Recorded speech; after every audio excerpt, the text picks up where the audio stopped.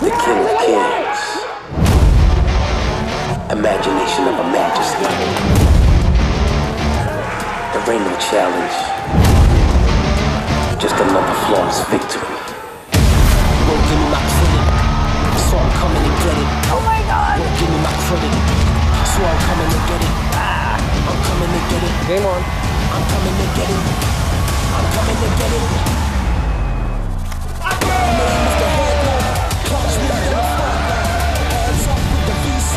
Victory's gonna be mine. Hard yours, that was my time. Hit different like a fine wine. Hands up with the V-sign. Victory's gonna be mine. Stamets takes the win here in Barcelona. Jason Mercier, he went with his instinct, he made the call. There's the professional level, and there's the Ivy League. Sebastian Pauli coming to terms with what he has just achieved.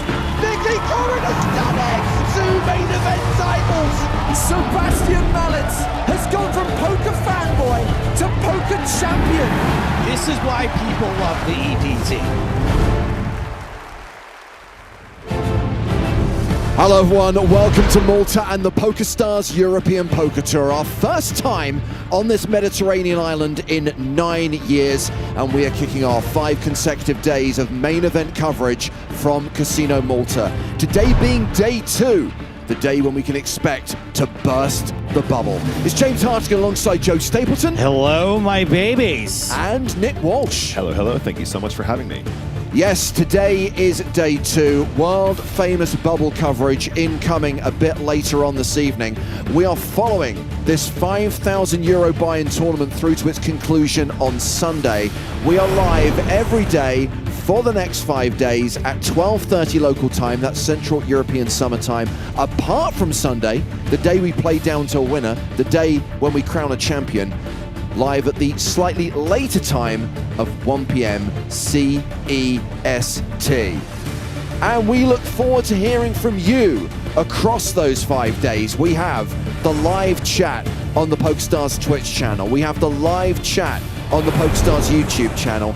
And of course, you can stay across everything happening here in Malta on X, Facebook, and Instagram. This is the penultimate stop of EPT 2025. We will be in Prague in December and then roll on EPT 2026. So registration is just closing, guys. We don't know the confirmed number of entries just yet. It looks like it's going to be around 900 players. It looks like around 350 players returning for day 2. And these are the biggest stacks. The chip leader is a former EPT finalist, Lin Junwei. And second in chips is a former EPT runner-up, Jason Wheeler. Joe bumped into Jason just before the start of play today. He said, I want to give you guys something to talk about because it's been a long time since I've made a deep run in one of these things. A deep run is one way to do it. Also, sometimes he just has to open his mouth. And we've got a great lineup at our first featured table today. Another former champion, Dominic Panker, who won the PCA in 2014. Olashemian has had a lot of success on the EPT in main events and in high rollers and super high rollers. And we've got one of our own, Fintan Hand, PokerStars ambassador, a member of Team Pro, one of 3 Irish players on the main stage, the other 2 being Gareth McMahon and Jamie Flynn. Going to start the action today with the blinds at 1,000 to 1,500 with a 1,500 big blind ante. Should highlight this will be our first feature table.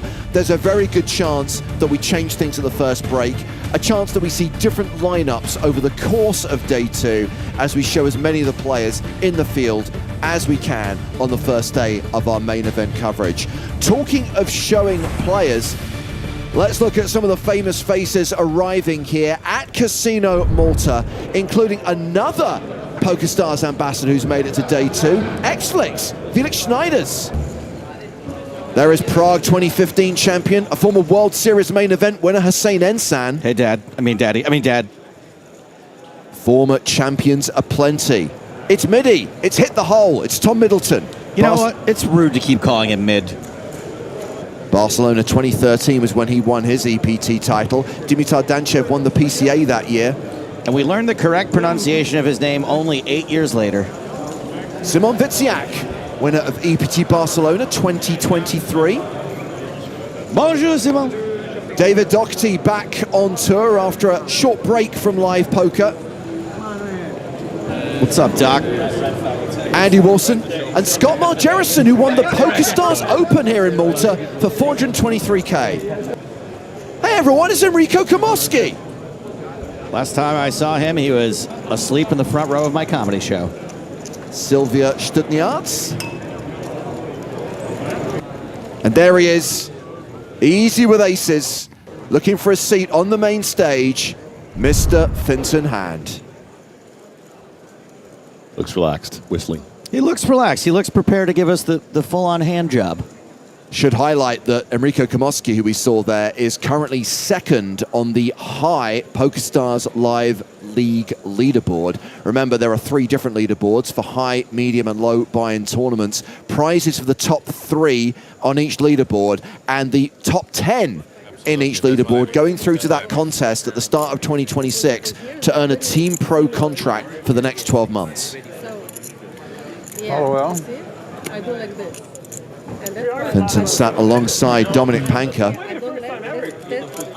That's why the... Panka had a phenomenal couple of years on the tour. After winning the PCA in 2014, he won the High Roller in Deauville a matter of weeks later. Also made the final table of EPT Barcelona that year. Fintan's rocking the EPT Barcelona merch there, looking good. We do love the light blue PokerStars hoodie. Yeah. Wait, the Malta and the Barcelona merch are the same color? That's not Barcelona merch. That's just that's the new That's style everything. PokerStars hoodie. Okay, Yeah. got it. I didn't look at the table. I'm just... Anything you wear in Barcelona can be Barcelona merch. Oddvar Brendo, one of 2 Norwegian players on our first feature table, the other being Espen Mjømo. Call it, I Brendo. just got tagged in something saying I was on a feature table and I came down and each person's been a surprise. Let's hear from Fintan. We spoke to him before he came into the room and asked him how it feels to be back here in Malta. I like your glasses. It's quite weird to be back. I lived here my entire life without kids, and now I'm back here with my 2 kids, and it's very surreal walking around the place. It's just like it was before, except for I don't have all the freedoms. We're in day 2, but you've got a pretty brutal table. How are you feeling about it? I'll be honest, I didn't notice the table until right now, but there's 3 Irish people on a feature table. That's probably got to be one of the first times ever, so it's pretty cool. And in general, how are you feeling about being back at EPT, another event? I mean, this EPT in particular feels like the home leg for me almost. Just behind the Irish Open, it'd be the one I would like to win the most, so very special. Hopefully I can run it up, but I've got 20 big, so not too many high expectations. Good luck tonight, thank you. Of course, Fintan, famously a resident of this island for many years, never had any internet problems ever. Not ever, not once. Anyone doesn't want to be in it if you don't. I know Ole sometimes doesn't like the photos. It's a lot better since then. I know you don't sometimes like the They've photos. laid new If anyone cable wants to down be in under it, the turn ocean. around. I'm just going to take it with a film camera. Hold on. Jamie Flynn, one of the other Irish players on the main If you stage. want a small, it's just one photo. 38k, 25 big blinds. Come on. Got to be Come pretty on. excited about that One new photo, Tron movie. One photo, 1, 2. Oh no. Oh no. All right, 1, 2. Ole, come on. You can look. Thank you so much. Bless the rest of the table for helping Fintan with his social content. I wasn't paying attention. He's so charming. How could you not? I'm shouting at everyone now. So as ever, with registration closing at the start of day 2, it does mean that play tends to get underway a little bit later than advertised. Hopefully not too much longer until we can get cards in the air. Scrapbooks together. There's a look at Ole. Like all my digital photos I Poker take. powerhouse for many years now. 38 Yeah. big blinds. And Mr. Shemian is a player who we've been watching at the online tables the last few weeks. Wizzo made a fair few W-Coop final tables. Did indeed.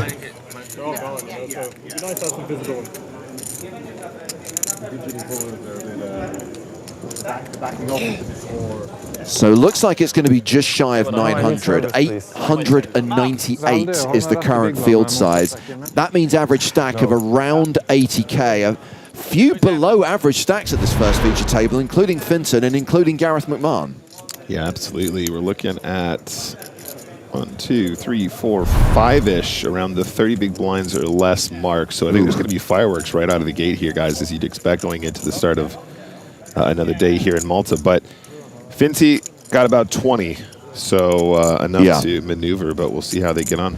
Well, here is a player who's just bought in. Not sure if this is his first bullet or his second, but Clemens Reuter is currently #1 on the High Live League leaderboard. He has taken what was the empty seat at our 7-handed feature table. We are now 8-handed and almost ready to get things started. 5 levels to play today, the first being level number 11. Chances are level 14, penultimate level of the day, is when we'll get close to hand-for-hand play. Level 15 is normally when we see the bubble burst. That's on the other side of tonight's 1-hour dinner break. If Finton makes it, it will be hand-for-hand play. I actually posted a video of him at the feature table as we were preparing to get underway today, and I put FT as in featuring, and then Finty. Nice. FT Finty. He was drinking in the pub when I met him. So here we go. Confirmation blinds on 1,000, 1,500 with a 1,500 big blind ante. Hand number 1 of day 2 of the EPT Malta main event.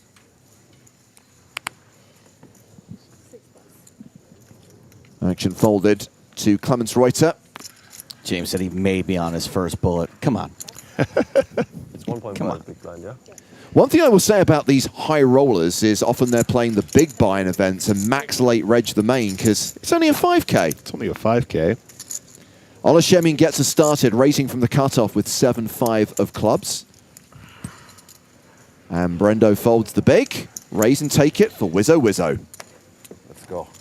Shows the bluff. Did he show the big card or the little one? No, for 7 deuce, I'm too old. There are no small cards, only small players. 20, but... I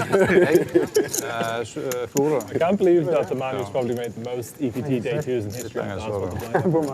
Again? I cannot believe you had to ask the blind level when you probably made like 100 day 2s for EPT. No, I believe he doesn't know it. It's not the case. And thank you to Statric for confirming that Clemens Reuter did indeed fire his first bullet on day 1B. Bro, when I play and has bought in again at the start of the day. EPT main events, single re-entry, so you can only fire a maximum of 2 bullets. Thanks, Statric. And that's kind of it. Gareth McMahon here with ace-7 suited. So that was 2 years ago? And that is a raise to 3K. Yep, I'd say this is pretty standard.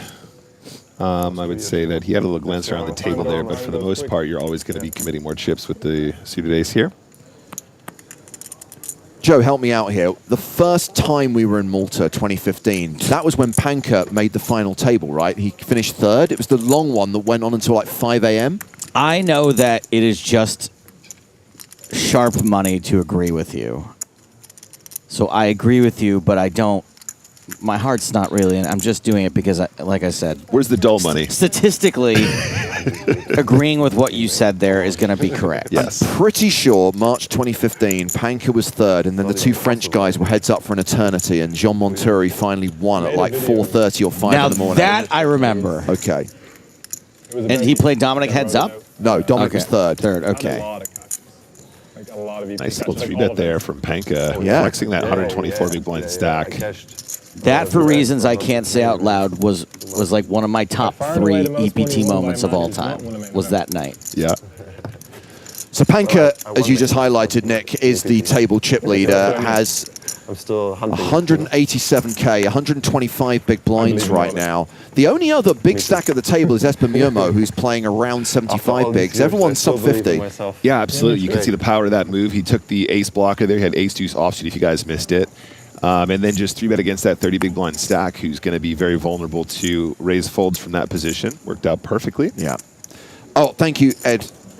Our YouTube mod, Ed Kilworth, highlighting that it was Valentin Messina who was heads up against Jean Monturi. And yes, that heads up went on forever. Forever. Basically, if Dominic Panka is at a final table, you know it's going to go the distance. Yeah, His right. heads-up battle against Mike McDonald went on till 6 a.m., and then he was at a final table that went on near enough that long. And we have got top pair here for Finton. He defended his big blind to Jamie Flynn's open. Finton pairing his 8. Flynn still with 5s. Action's been checked to him.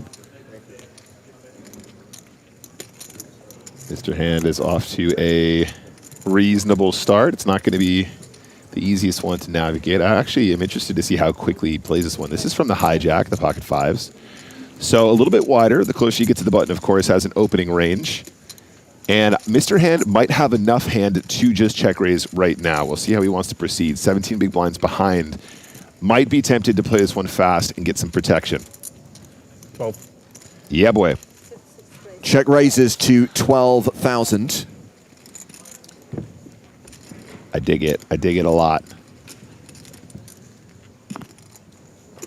And Nice. Jamie Flynn will throw away the 5s. And Finton chipping up there to just shy of 40K. So Finton hovering around the 25 big blind mark. Just 5 minutes into this first level. 90-minute levels we're playing now. 60-minute clock on day 1. As soon as you hit day 2 of an EPT main, we go to 90-minute levels. We like to call them the Lily White luxury levels. Highly luxurious levels indeed. Finton off to a nice start here.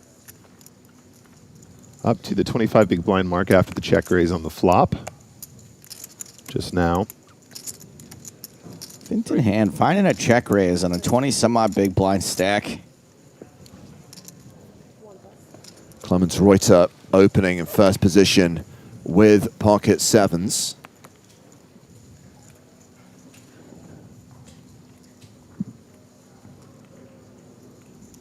What you got? Oddvar Brendo in the cutoff. Clearly has a decision here. 9. Please tell me that Brendo is about to take a flip. Well, I'm expecting him to have a huge hand here, guys. He's 3-betting off of a 17 big blind stack. Okay, very reasonable, very, very cool, and it looks so strong, right? This is why the 3-bet off of this shallower stack, I think, can be a very effective maneuver against a player like Reuter. But is he going to go for it? Does he believe in the short stack 3-bet, or is he just going to run this hand? I would be terrified. So Reuter throws away the 7s. Brendo still the shortest stack at the table, but has chipped up a little bit. This is one of those guys where it seems like somehow his parents knew what he was going to look like as an adult when they named him Oddvar. Oddvarously, Joe. Joey Tuffy asking about the field size, waiting for final confirmation. We think it's going to be 898 total entries. We think right now around 330 players remain, but we'll get that information up on the screen once it is locked and announced by the tournament staff. Probably on the side of the other side of the first break, we expect Toby Stone, the tournament director, to confirm the prize pool as well and confirm the payouts. And it is today, day 2, when we can expect to make the money. World famous bubble coverage a bit later on today. Understandable.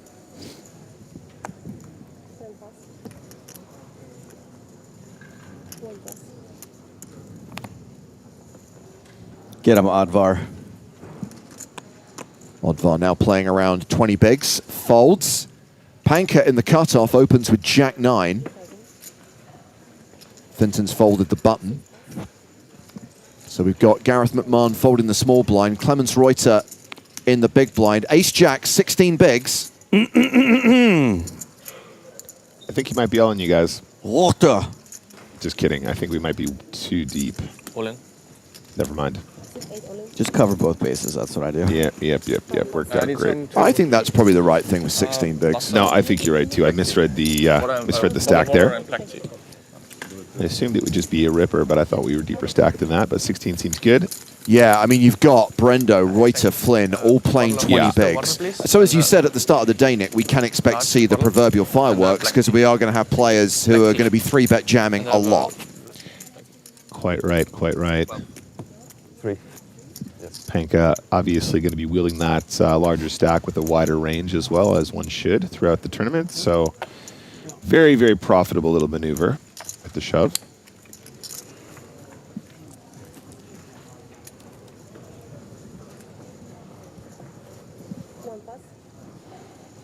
Haven't seen anything from Espen Miermo yet.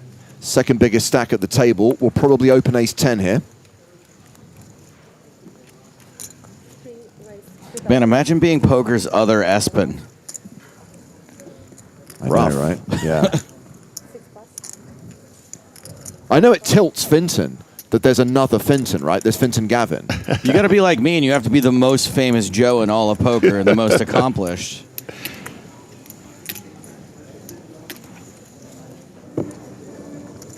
You don't think Ola Shemian came all the way to Malta to not call with suited cards in the big blind?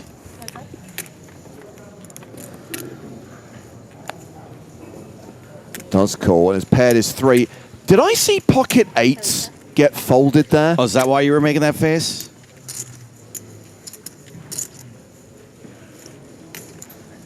Shoulda, woulda, coulda. Action goes check, check. Shemian still with the advantage here, having paired his 3 on the flop. This is a funny one because Ole probably thinking the tray is going to be good a lot of the time. Obviously now there's 2 flush draws available. His opponent probably pretty confident betting most of the club flush draws on the flop some of the time as well. So I think we see a lot of betting here, but also we're allowed to do this with a lot of bluffs as well, right? This is more of our board in the big blind that is +1. Ace-10 just saves a few chips. I don't mind that. And yes, pocket 8s would have flopped top set here, but come on, look at that board. Look how many bad river cards there would have been. I think it's a great fold. I think it's an inspired fold.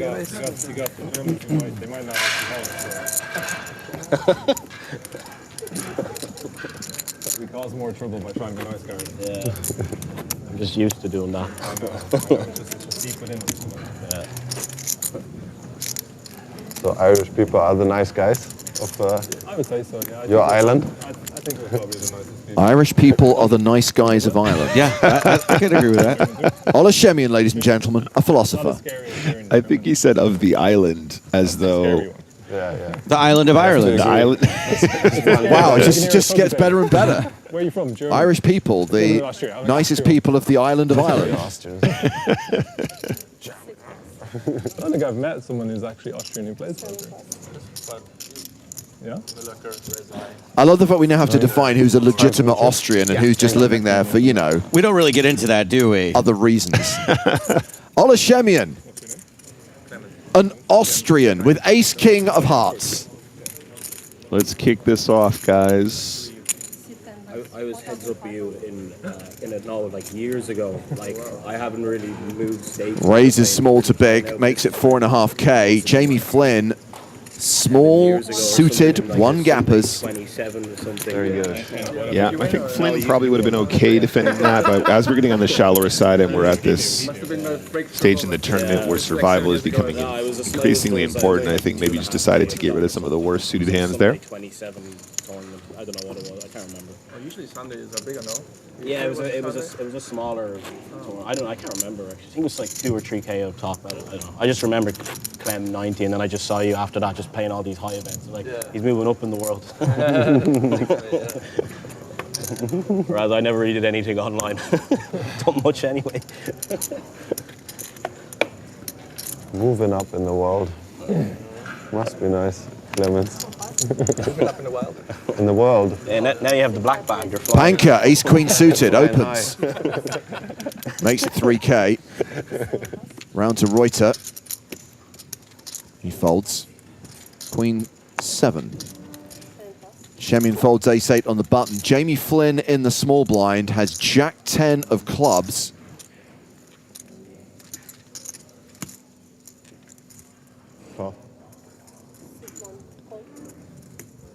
Just decides to flat. Irmo actually has a pretty nice spot to continue now as well with a speculative 6-4 of clubs. Yeah, not as nice as it normally would be. Those other clubs out there. True. So I'm still very confused as to what sorts of hands and on what stack sizes you can flat with in the small blind. Jack 10 suited, totally fine. We can play this. I think this is approved, yeah. Great. It's approved on the flop as well. Yeah, but we've got the nut flush draw for Panker. And Nut.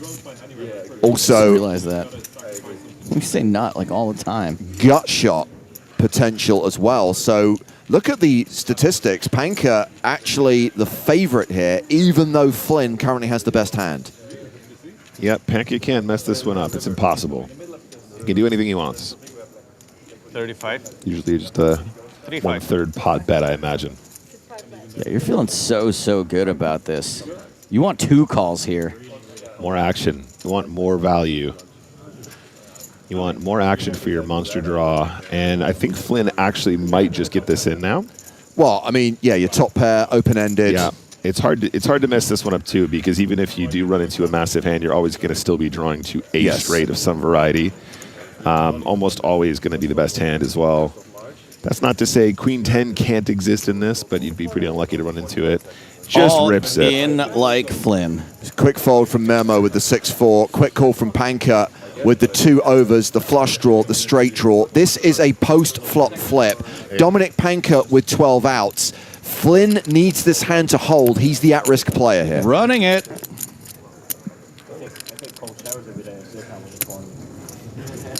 Showers doesn't work as well, I have to say. Yeah. You have to dive in. Flynn looking to fade. You can't dive until here. Aces, 10s, and diamonds. Yeah, in Vienna we have really cold water too. You can't go under it. It's a diamond on the turn, and it's all over. Jamie Flynn drawing dead and KO'd in the first 15 minutes of day 2 of the EPT Malta main event.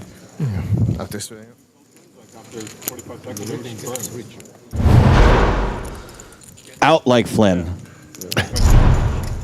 Perfect. Where's my global poker award? Can somebody clip that? I do. When you come out, you feel good. But I don't think it's good. It's not like super Flynn. cold. I go in the river. The one I go to is in a gym. It's like 2 degrees. And in in April, May, when the scoop is usually, it's not too cold anymore. It's still quite cold. Did you win some W coops? Since I do it, I win every. Not this one, but all the other ones since like 5 years. You played a lot this series, right? Yeah. I feel like I saw you a lot. Yeah. I might go find that river. The lucky river. What's your name on Stars? Gar 115. I'm a Gary? Gar 115. I don't play that much on the stars. You'd probably have me tagged as fish. 5 and 6 plus. Pocket 8s here for Gareth McMahon. It's pretty annoying to have a person this youthful looking playing the week I turned 39. 8 and 10 plus. Add 10 to that number. The Snowmans have opened. 3K is the bet. You started playing PLO recently? Yeah. Dabbling. Dabbling. Yeah, I came across you in one of those little small ones because I always play the mid-stakes PLO. Yeah. And I seen you playing. I was like, that's not like I Finton. won a tournament. Yeah, nice. Nice little $55 or $27 buy-in for about 800. Online. Daily? So he was Yeah, dabbling I've in never played Dublin. before, so it's a very fun game, though. Yeah. I love PLO. I'm not good enough at Hold'em to be concentrating on another game, so I've never ventured, but it seems like a lot of fun. Great for cash games, PLO, in my opinion. Oh, yeah. Started venturing Wonderful for cash long time games. ago. Yeah. I'm still venturing. You play all the mixed games or just PLO? I don't think I've ever had a losing Basically PLO all cash the game mixed session. games, But I'm How many do you reckon you played? Prague, the last time I ran real hot. You'd been there for 48 hours. One time. It doesn't matter. It doesn't matter how I played. You won a PLO trophy? I said how many have you played? Oh, how many? Oh, no, I gave I thought you it said to how the- have I won it. played. I 3 or got the 4? most money. All right. Yeah. Yeah, I feel like I've always had pretty good PLO sessions. Matters. Tywin asks, is Mateos here? Yes. In fact, yesterday, Joe and I walked into the room and he smiled at us. We got to say Buenos Dias, Adrian. Buenos dias, Adrian. He's a nice boy. Shemian opening here from the cutoff with King 10. Brendo playing fewer than 20 bigs, gets it in with Ace Jack suited. Brendo has got what plants crave. It's what plants crave. Also, can I highlight a bad lookalike for Brendo is Brando in Apocalypse Now. You're a big blind, though. I was more Sold. blind, Agreed. Let's take a look around the room at some other faces in contention on day 2 of the main event. Kenny Hallett, a member of Team Pro, 2-time World Series of Poker finalist. Jason Wheeler, one of the big stacks starting the day, came second in Prague back in 2017. They could be cousins, right? Kenny and Jason? I think so. No offense to either one. Jamil Wakil was a finalist in Monte Carlo early this year, involved in a very controversial hand at the FT. Class act. Lin Zhongwei, start of day chip leader, finalist from Barcelona 2024. Also at that final table in 2024 was Rania Nesreddin. Back-to-back FTs on the EPT for Rania. Man, I got a "you up" text from Rania at like 1:30 in the morning last night. Wow. I mean, it didn't That's say "you up." It said, "Are you guys out?" And if, as evidenced by the fact that I had my 39th birthday this week, I'd been in bed for about 3 hours already at 1 o'clock in the morning. Yeah. Did manage to have a small night out after the players' party with Rania earlier this week. So that's a dream come true for me. Beating Ole Shemian on an EPT feature table, winning a pot. It's a dream of many. Mom, record that. Record that. I do love that Finton still is. I'll print it out and I'll make him sign it.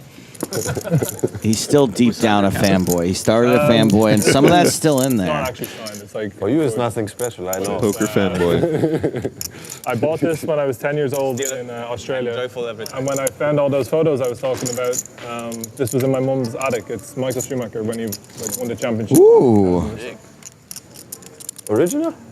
Original, yeah. But it's not actually signed, it's embroidered. But I bought it after he won the... Like, I have a red one and a yellow one. But he didn't wear it?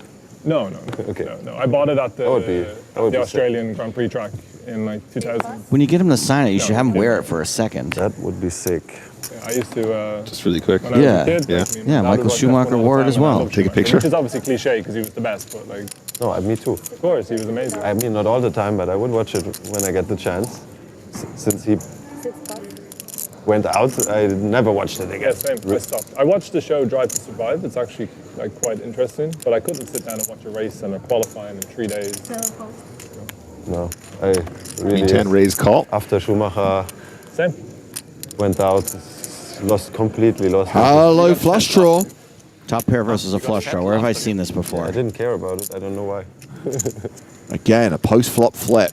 Panker with the slight advantage right now with the pair of tens. I just saw this. And Panker was involved in the hand. Schumacher won a lot. It felt more competitive. I guess for me it was, as a Was I kid, watching it's, like, PCA super highlights? impressive to see this. And then when Schumacher went out, I was already, I don't know how old. Is this I a didn't replay? really care about cars anymore. Jeg kun spilt satellitter til main event, og så spilte jeg main event 2 ganger. Ja. En på mandag og en i... Marm with around 25 bigs behind, facing the C-bet of 5,500. Sorry, Gareth, but you never get here in this spot. He just calls, though. He's not going to shove. Yeah. This is brick ship it to Panka. Well, that ace of clubs on the turn does give Panker the huge statistical advantage. Pretty much a 7-3 favorite now. Yeah, I think we're actually supposed to have another barrel here now. Our opponents will have worse tens that they call with. They will have equity that we would still like to potentially get value from or potentially just protect from outright if they decide to fold. I'd be surprised if we don't see another barrel here from Panka. I don't know if that's a good sign for her. Is that 10? Yeah. Pretty much exactly half. Yeah, this is a very nice sizing as well. God, it feels so bad to call and miss this. I think she has chips now. Met her breakfast. She had chips the first time. What do you do, Nick? I think I probably end up folding the turn. You fold, right? Without, if you had like a straight draw or something to go with it, or well, there's an interesting opportunity to potentially like check raise the turn. You could like check shove potentially once in a while because you know that Pank is probably going to be barreling the ace as a bluff quite frequently, but I don't know. I think probably at this stage in the tournament we fold. Yeah. Yeah, sick about it either way. Yeah, right. Sad story, but there you are.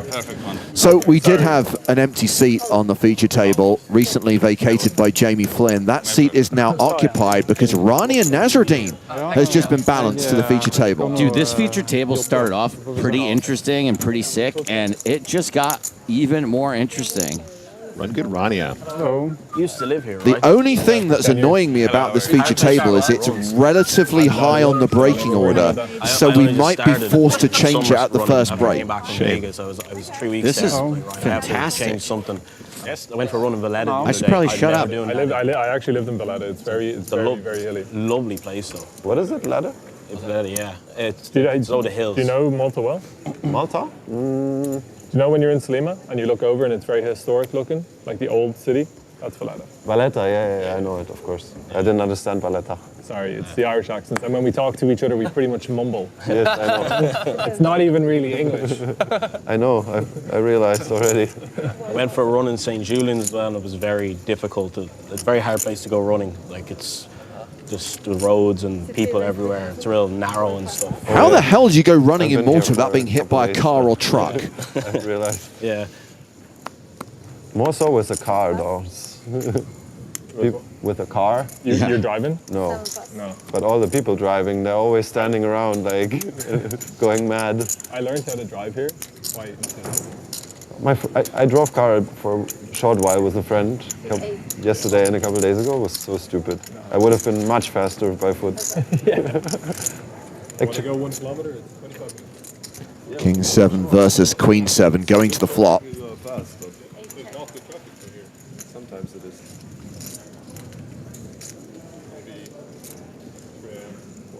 In the morning it's usually like sometimes kind of not today. I mean, it was midday already though. It was so Waiter checks to Miamo, who is going to continue with what is the best hand, King High. The infrastructure here is so worse. So everything is even more. I lived here during lockdown and it was nice. Yeah, of course. I lived in Valletta. And Reuter folds. A couple of eliminations to tell you about. Stefan Sebastian Ianita, runner-up to Thomas Eichen in Barcelona a month ago, has just been KO'd. And Jean Monturi, the inaugural EPT Malta champ, also KO'd. Around 300 players remaining. A reminder, the field will be confirmed probably after the first break. We think the number is just shy of 900. 898 is what we are predicting right now. Here's a shot of Run Good Rania. Why have we muted her? What's she talking about? Something controversial? It's a flip with Rania. How far is Medina from here? That's why her hair is so big, because it's full of secrets. Kilometer-wise, but because of the traffic, it'll take you a little bit. Yeah. 25 minutes, I think, the other day. Yeah. That's all right. It's really beautiful. I don't think you can live Little there, Mean though. Girls reference for you guys. There you go. That'll wake you up in the morning. Mean Girls or Mean Girls the musical? It was almost definitely in both, even though I've never seen the musical, because that's such a famous one. Like it's very protected for locals. Like I don't think you can just like a non-Maltese. Yeah, I don't think so. I could be wrong. But there wouldn't be much problem. How do the Irish feel about sourdough? They're into it. Shebang. Come on. Oh, this might be a close one. How much is it, Joe? 35K? 30? Hey, you got a little chamois and thinking about it. That's a win. I think it's too much, probably. 23 bigs? Later. Yeah. Fair. Could have called. A6 suited. Oh, pipped. Thank God. I think I'm really bad and I just snap call with A6 suited and then regret it most of the time. I mean, it's getting close for real, but Deny equity that's against. just maybe a smidge too much. Like, I don't even think about it. If I raise, you're And as soon as I put the chips in, I go, oh, wait a second. How much was that for? Take a flop against you. Remember that hand you played where you thought you tanked for a long time? And the objective reporting was it took Joe 2 seconds to make the call. And that was your idea of a tank. And you're like, no, they've got it wrong. I took at least 60 seconds over that decision. 2 seconds. Then we went back and watched it, and it was maybe 3 seconds.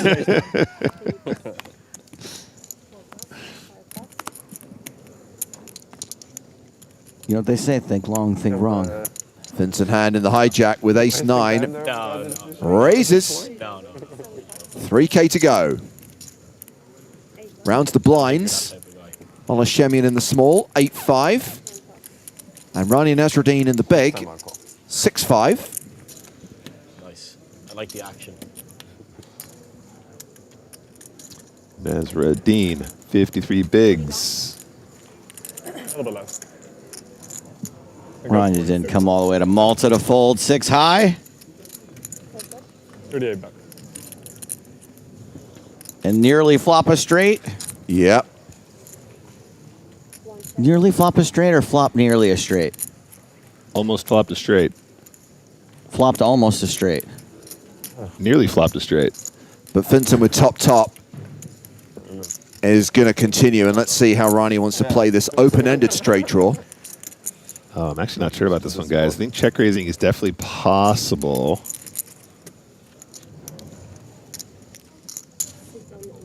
That is a raise. Yeah.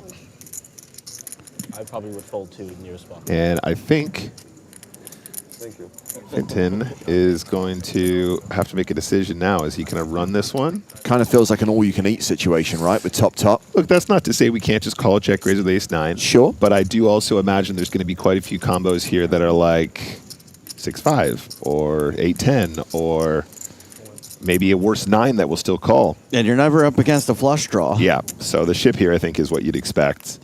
And this is probably one of the worst outcomes for Rania. Well, she's called, feeling priced in. And Finton is going to need to fade 8s and 3s, which are the cards that would give Rania Nasruddin a straight here. You sure? He's a beast.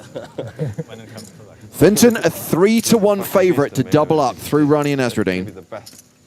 If he fades, I got a line for it. Okay, that's good for Finton. 2 pair, but same outs for Rania. 8s and 3s still give her the straight. And talk to the hand. Full house. Full house for Finton hand. He gets the double up. And he is now playing 84.5K. He now has 56 big blinds as Rania drops down to around 25 big blinds. They kind of split places there. Yeah. We were getting KO'd one. What do you guys think about that? Talk to the hand. Do you think that could catch on? I think that's a thing, Joe. I like that a lot. Okay. Talk to the hand because the straight ain't coming. Oh. Oh, I like that. Yeah. Winner with very close to an EPT winner many times. Maybe it's talk to the hand because the dealer ain't listening. Something like that. You can expand on that one. The first time I met, Unlucky that Rania I would just think decided to run it. Okay. How big of a field was it? Where did you come in Monaco? Not big. No. It's an old EPT, was it? I was here in Malta. Nice hand, Mr. Finty. But maybe I'm Did you not nearly win the Monaco main event too? maximum 5th. That's higher than 6th. Yeah, maximum I said 5th. More likely 6th. I kind of feel that making the final table of an EPT is coming close to winning. Oh, I was only 5th. I mean, that's not really I actually think that if I made a final table anywhere, no one would be like, Stapes almost won. I'd be like one of those, it's like one of the people in the bounty tournaments that somehow gets to the end with no bounty. Sure, like, but if you're Ola Shemian, it's a different case. Have a chance to win. Yes, Yeah. yes. Speaking of people that almost won an EPT, Ronnie has been there at least twice. Well, back-to-back EPTs, Monte Carlo and Barcelona last year. Exactly. Was it only last year? Yeah. Okay, we have Shemian's button open, flattered by Espen Mjømo in the big blind. And Mjømo has paired his 7. Does Mr. Shemian want to bet 9-7 tray with the King of Hearts and the 6 of Spades? I say yes. Yeah, I would maybe, possibly. I probably bet this one. I think there's a lot 4.5. a lot of tripling off we can do with a combo like this. So I think just start with the bet, see how we proceed from there. Having flopped second pair, you'd imagine that Mjømo will peel 1. Nope, don't do it. I don't like what I'm feeling for the turn here. Monsieur Shemian. Just the call on the flop. King on the turn does give Shemian the advantage. Near enough a 9-1 favorite now. What did I tell you? Sure, but I think calling when you're ahead and folding when you're behind is optimal poker. So if Shemian fires again here and Mjømo folds, he looks like a genius. What's optimal is folding when you're not going to be ahead. Does Ale bet 12K on the turn, or does he have to go bigger to make it geometric, quote unquote? Is it like 15? 14.5. Oh, of course he did. He's got to do me like that, doesn't he? Oh. Sneaky 0.5 throwing off the predictions. I think you played it perfect, Espen.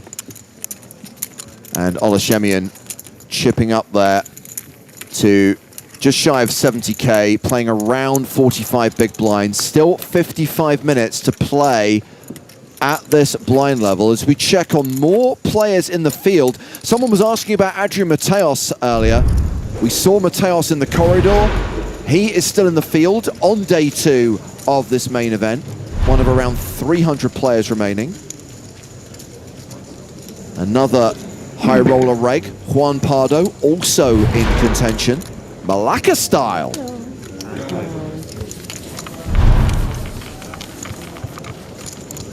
There is Alexander Raymond, who finaled the last PCA we ran in the Bahamas in 2023. Also for me. Orpin Kisakoglu. Another high roller reg. And here's a hashtag fun fact. Monica Harabak, who got married in August to Roman Harabak. Congratulations to them both. That's Haemonia. That is Haemonia.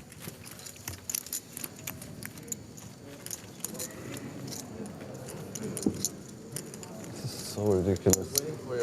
Yeah. Still hasn't game. I ordered 15 minutes ago. It's not coming. How can you help me somehow? Where do I pay? I'll just take away that plate, I'll just high rollers. No Sorry. AP treatment. You don't play that many high rollers. You don't have a black wristband. I do not. Okay. Oh, you said Wow. you placed it. No. Shaming someone. Oh, right. $18. He's been Ole. It's where my mind. Yeah, I ordered 15 minutes ago and I'm asking for it 35 minutes. I don't. Bottle of sparkling water and double espresso. Yes. So request. Sorry.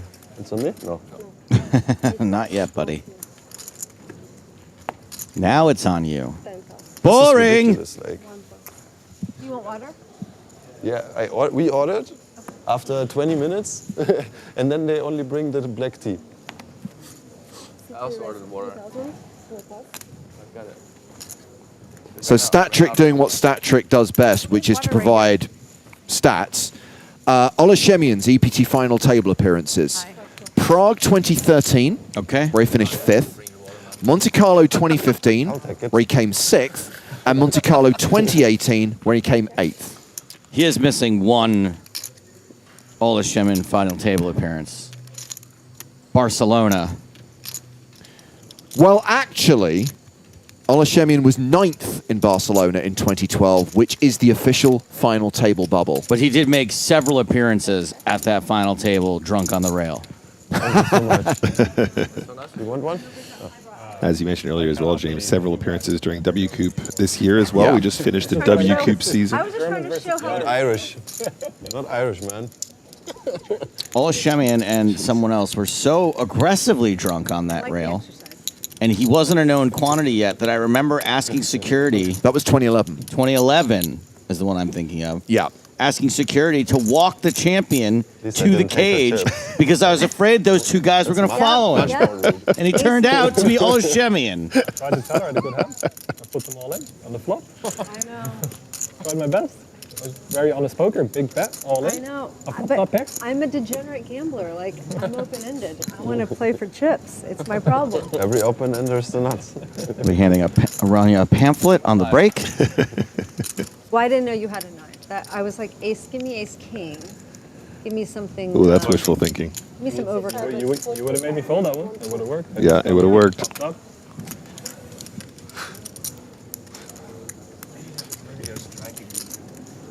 Maybe the service is striking. Yeah. I got my service now. I'm good.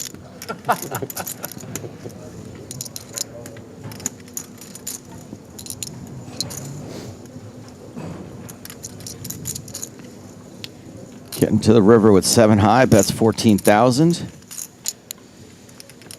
Not the easiest call to make with third pair. You're going to have to be up exactly this sort of hand. A 5-6, a 7-5. There's not a lot of other bluffs out there, is there, Nick? Yeah, and Mirmo gets him. Nice call. Does call. Nice. Nice call. Just reviewing the action there. Fold. Raise. Yeah, it was check on the flop, check on the turn. Attempt from Panker to steal it on the river. Called by Mirmo with the 8. Up to 82 big blinds. Panker still table chip leader with 135 big blinds. Hello, Girl Power on YouTube. Good morning. So happy to see PokerStars is back. Is today the first day of streaming? Yes, it is. 5 consecutive days of main event coverage from EPT Malta, all the way through until Sunday. Join us every day at 12:30 Central European Summer Time, 1 p.m. on Sunday. Wow, why isn't there a screen name called Guy Power? Thank you for your question.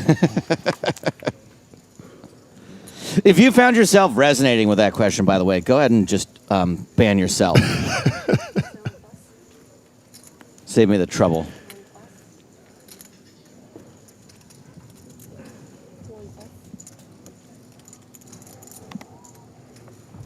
Action here forwarded to the button. Oddvar Brendo not going to play, so it's Panker in the small. Finton in the big. 7-4 of spades. Panker raising. Yeah, let's not forget as well, Finton recently got a big double off of Rania with the ace-9, pocket queens. Or as I like to call them, Girl Power. There will be a 3-bet here. Have some of that, Dominic Panker. In your face, my friend. See, Finton is not the kind of person who would say that out loud, but I guarantee you that's what's going through his head right now. Definitely thinking it. He's thinking, I'm going to stick it in your eye, you piece of... He's thinking, yeah, more like Dominic Stanka. Blind on blind violence, the best. I was looking at his bet. Kind of saw a picture. And the 3-bet gets through. 2 pictures? 2 pictures? I have 2 pictures. Yeah, no, that's fair. That's fair. Thank you, I appreciate it. No worries. Very honest poker. I like to see that. Only saw one. I didn't see. They're about the same, so. I didn't know what it was. Just a picture. Paint. That's what I always say. Or were they masculine? Queen. My girls. My ladies. Today you wouldn't know. What? Today it could be either. It could be either. We've got Andrew watching on YouTube. He says, work 12 hours, got to get up super early. Am I still going to watch the entire stream? You know it. Andrew, at this point, we just want to check that you're not doing any job that is really important. You know, like if you're performing open heart surgery tomorrow, we'd rather you switch off the stream and get some rest. Or maybe if you're an air traffic controller in Burbank, California. You big fan of New York City? You sound like you're Russian. No, not really. Where are you from? Norway. Norway. Okay. So, you have a New York So City, close. Brooklyn shirt on. Well, that's... Just fact checking here. Yeah, I actually didn't know, but yeah. Didn't know what you put on today? Did your Well. wife dress you? Or husband? Wow. Sick burn. I dressed myself, but... She likes to go after the after The clothes. clothes of the I have a Norwegians, huh? question. Was that guy Norwegian? Yes, too? yes. He was. He was also Russian. I remember very clearly. We had a guy showed up with a Balmain shirt and a Balmain jacket, and he was new to the table. And I said, well, do you have Balmain shoes to match your, you know, and the whole table was. She was picking him apart, like it was crazy. No. I was not. It was the Balmain event. No offense to the Norwegians. He just sat down at the table and then she like this. No. The guy didn't know what happened. So Rania opening here with Jack 10 of clubs. Mirmo 3-betting with Ace 5 of clubs. I'm pretty sure my nightstand is called a Mirmo from IKEA. Yeah. I have the Brendo. No one's ever said it, so now I'm like... Maybe... You can stack a Mirmo on a Brendo, by the way. They're interchangeable. Maybe you just didn't care about him too much because you only played against him and just looked to that side. Rania calling, does not want to see crunchy cards on the flop. I do that, like... 7-8-4 rather, does give her the gut shot. Ace 5 still ahead right now. Yeah, those Jacks and 10s still live. Mirmo with a bad straight draw. Not the worst, but not a great one. I feel like some people say it to make you feel comfortable too. I don't think he's doing that. No, I don't. I honestly don't think he does that. It wouldn't I be a think good look on there is TV people either. do that. I think. Really? Is that a trick from the Ole playbook? No, I don't do that. Continuation bet of Last two 8,000. Irish people in it on TV. I don't think it'd be a good look if I was looking at his cards and say anything. Oh, it wasn't I offending. don't think Ronnie is folding yet. And it's also not the worst thing to do, like to pretend you have seen his cards but didn't.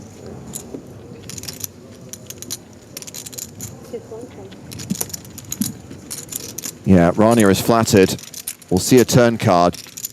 Just the 3 of clubs. Mirmo now better than a 3-1 favorite. Double gutted. A double belly buster.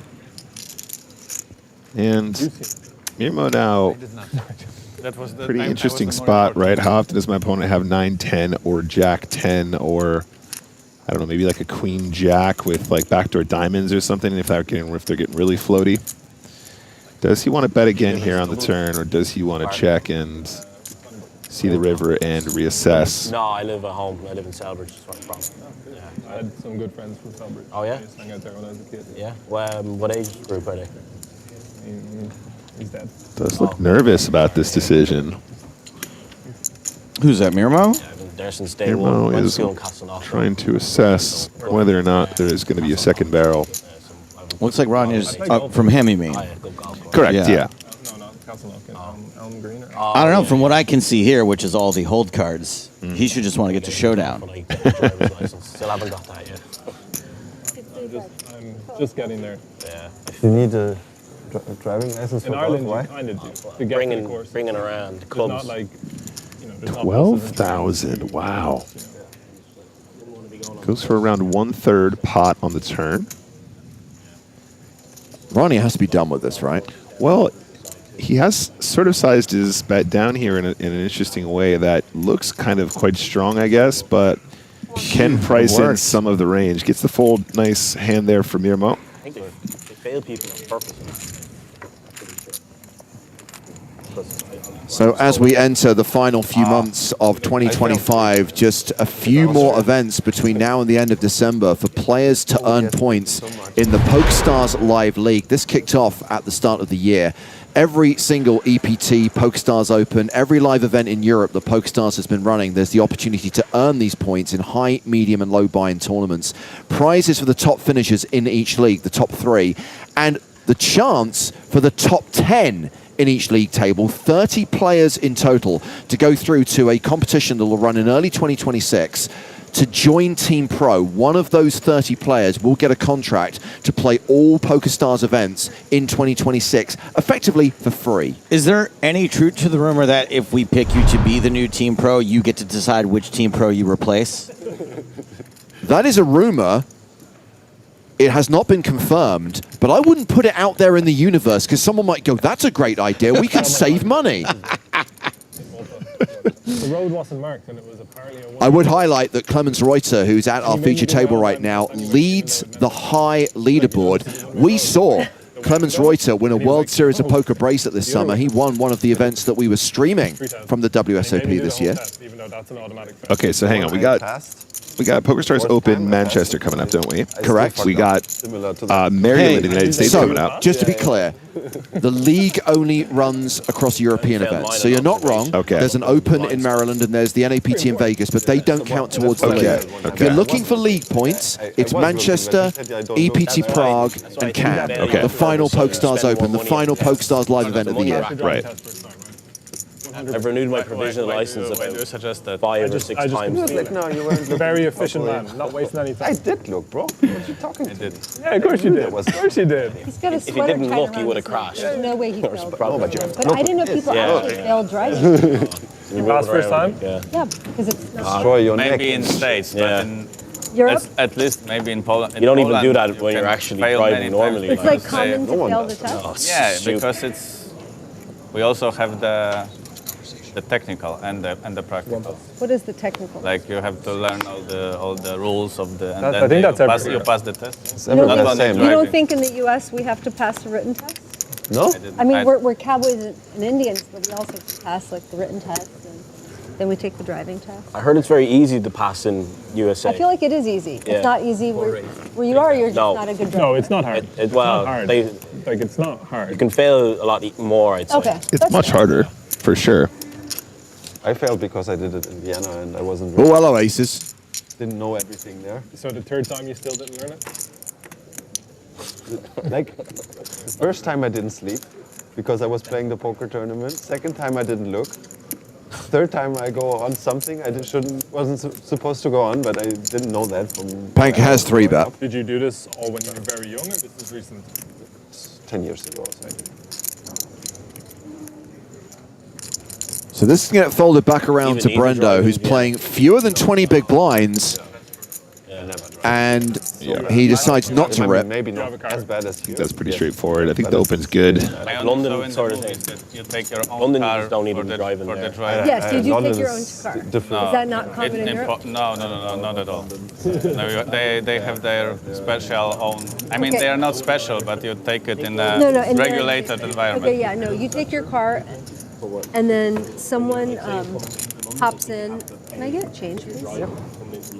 And then also the test, they have such a weird, sorry, but sometimes they ask about such a weird rules that no one ever uses or like no one are confusing. So you kind of have to memorize everything to pass.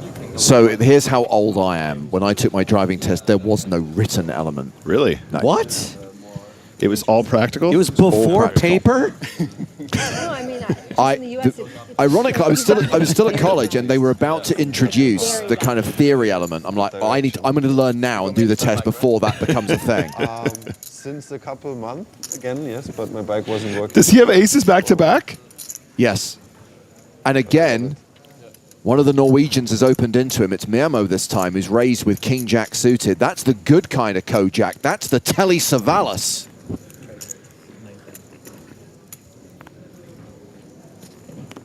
Panker 3-bets to 9K. Now, Mirmo is a much bigger stack. Mirmo is second in chips at the table, 93 bigs behind.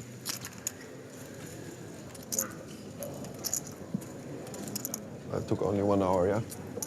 It wasn't even the... It wasn't even long. No, it wasn't the waitress. It was staff. PokerStars staff.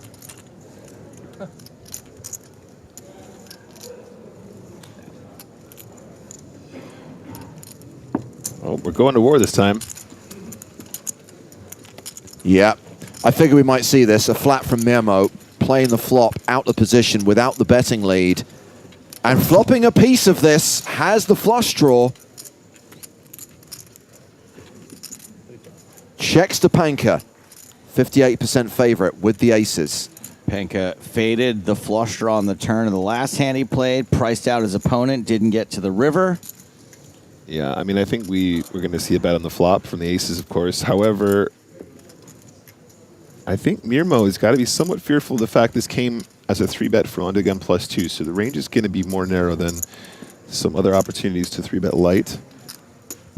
What's the size on the flop, though, Joe? 22K in the pot. Go. 11.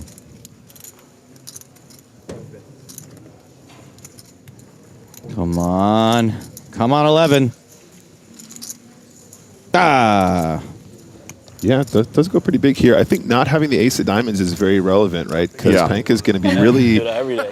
€2. really concerned about the nut flush draw, which is going to be in the range here a fair amount. Yeah, Ace they're X good. of Ace nice, diamonds. They were like a sixth of the price of the Evian. I say a fair amount, probably not tons, but you know that's going to be Best, part of the best thing equation you on the do size buy up here. We bought 18 bottles. Mirmo calls the 14K. 50K in the middle, and there's a diamond on the turn, and Mirmo has a lock on this. Panker drawing dead now. Monaco with the EPT, there's a 330 bottle of, what is it, Evian. It's like €6 or something. Like this size. It's just a joke, like. The prices here are kind of reasonable, right? Yeah, yeah. Food and drink is good here, like price-wise. Especially for an I thought island. it was like, more expensive. Like drinks is so cheap, like even cheaper than in Vienna and Berlin. Oh, yeah. When I moved here, it was like cheaper than like Eastern Europe and stuff, like back in the day. Like it used to be so cheap for alcohol. It was like $150 for a beer when I moved here. So it actually seems very expensive to the locals now. I don't get it. When they have to import everything, I don't get it. They have local beer. Just But Chisk is more expensive than other one. I went to this it's like a it bar wasn't like that on when the I lived street, here. but you like Check, on the check. pedestrians walkway. You order from there. Yeah. And the Okay, Chisk the is board 3 just got and the other straight one is here. 2. I don't understand. Like, what is this?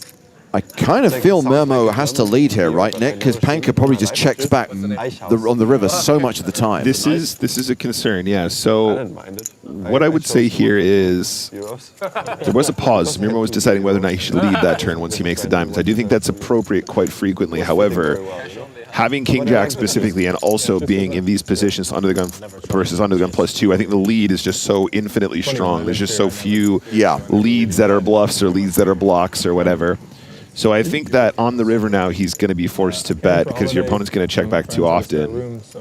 All poker players. I think probably we're going to want to size up quite a lot here, though, with the King Jack of Diamonds. Because if we're getting paid, they have an overpair or they've got a hand like Ace-10 or something, right? Never left, no. No, yeah. I Sets are probably fairly confident about betting. Okay. Flop and turn, I guess. Into a pot of 50,000. 22 too? The river bet from Mirmo is 72K. Over bet. Very big. 2012 to 2021. I guess the question we have here that we can see he's got King Jack of Diamonds, guys, but what's the bluff hand that he does this with? Ace Queen with the Ace of Diamonds? That's how soft I am. Maybe? You can swim in the water here all year round.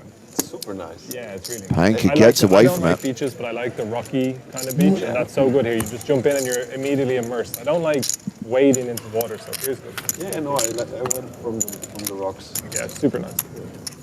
Also looks really clean. I don't know, because there's so many boats everywhere, I don't know. But it does look clean. It looks clean. Yeah, There's I no agree. rubbish and shit. Yeah. And not too many big boats. We had a bad lookalike, by the There's way, one big yacht. for Espen Mirmo, courtesy of PokerStars Strag, Damian Lewis. No, maybe in Valletta it's different, but That is good. From this angle where you can't see his face, sure. with the yacht. Yeah, there's some.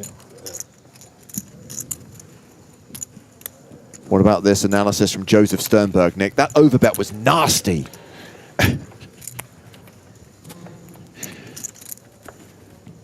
I like that. I like when players get creative with the sizings there for sure. I like it when they get nasty. I like it when they get nasty. I need them more than you. Brendo with King Jack. 3. Raises to 3,000.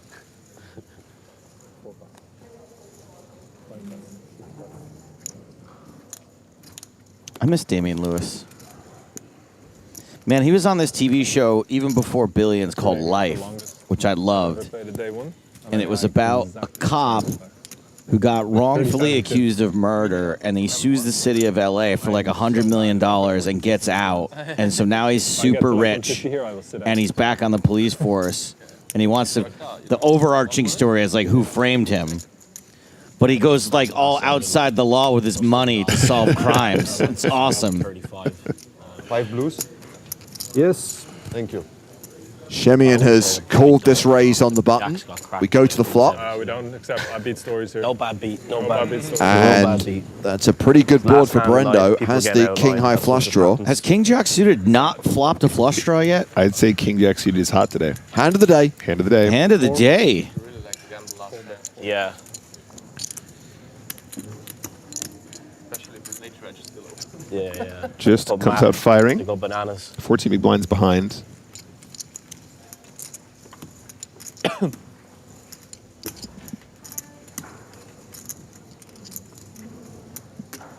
Does Ole float with the ace-10 here? Does he recognize the strength of that bet on the flop? Does get away, nice. Was drawn pretty thin there.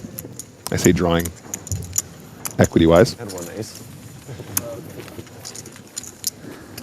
Step away from the feature table for just a moment. Check on some more players in the field here on day 2 of the EPT main event. There is our most recent European Poker Tour winner, Thomas Eichen, the champion from Barcelona last month. The French Finted hand. Anton Bergstrom, a 2-time EPT winner, won EPT Online in 2020 and 2021. What If God is his screen name. Martin Susor is a 2-time EPT runner-up. Second to Jasper van Putten in Prague in 2016. Second to Simon Brandstrom in Barcelona in 2019. And Ben Heath, a super high roller at Reg, who came third in the Malta super high roller for 310,000 euros.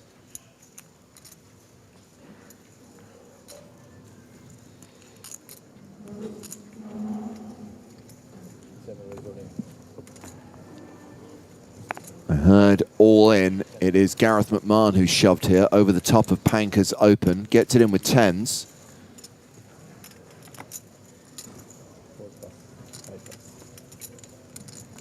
And Panker folds the ace-9. Button's right.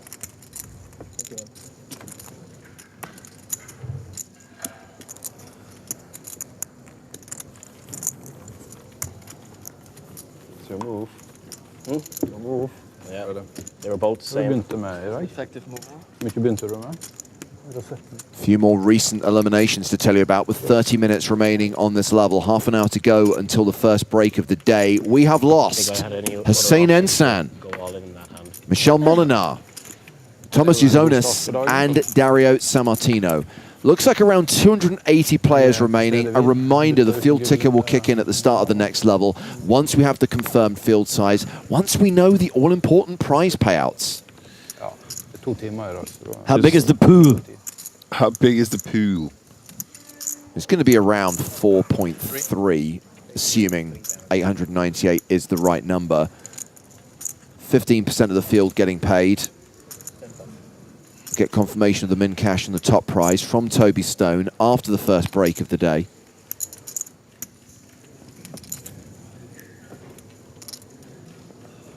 Oh my God. James and Nick, can you give a shout out to my mate Panda, whose son passed this week?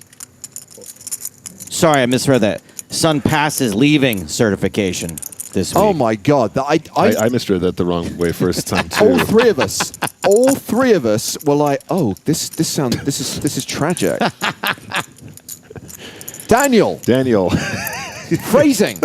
Wait, is this Daniel Day-Lewis, who is writing about his son, director of an enemy?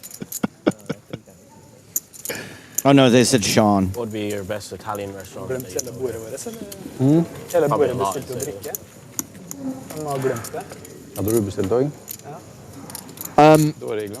So Daniel, you want us to shout out your friend Panda, whose son passed his leaving. Yeah, no, I'm just trying to get my head around this idea of what he wants us to do. It's like 4 people removed. I think Panda is the subject of the shout out. Okay, but he wants us to mention Panda on the stream. We're congratulating Panda about his son. No, we're not doing that. I'm not mentioning Panda. I'm not going to say Panda. No. Cheers. No. He said you can only contact him on Twitter, Instagram, WhatsApp. It's like not. He wasn't like, hey, just let me give you my WhatsApp. Like, Sorry. Know what kind of friends you guys I'm sorry. We don't have our phones right now. I can't put my number in his phone. Oh, fair. I can give it to you if you want. You can try to Are remember. you all both? Thanks for the translation, QB for Trolls, who tells us that the Norwegians are talking about ordered drinks not arriving. I have never come across a poker player complain about anything ever. Yeah. And I have never known that any of our stops on an island to have slower than average service. Oh, I did? Captive audience. People in the poker tournament. All at the same table? Yeah. Really? Yeah. You sure? Yeah, sure. The only ones left. Okay. Malta does seem to Wasn't operate on many island time like most of the other islands we go to, Like but 6. I find the Maltese people to be very charming. That would be fun for poker Yeah, first. I've They had got a lot of personality. I've had extremely slow service, but they've always been very nice Yeah. while they're doing it. Oh, they do? Yeah, poker news. Yeah, you can- story you can checks go out from field last trip. night, Yeah, right? she was awesome. She I kept mean, apologizing for how long everything was taking. So fun. It's like and going up she was so there. charming you didn't really mind, but it was a long dinner. I mean, Had a 3-bet from Brendo here with King Queen. Mermo, the original opener, with Ace-4 suited. Oddvar has electrolytes. That's right. It's what plants crave. It's what the body craves. I need to survive longer. Adults are tough.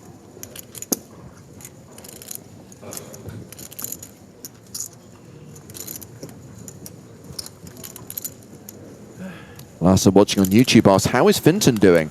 He seems pretty chipper. Seems okay. In good spirits. Chipper, is that a poker pun? Keeping the conversation going. 60 big blinds, I'd say that's chipper. He's a little chipper.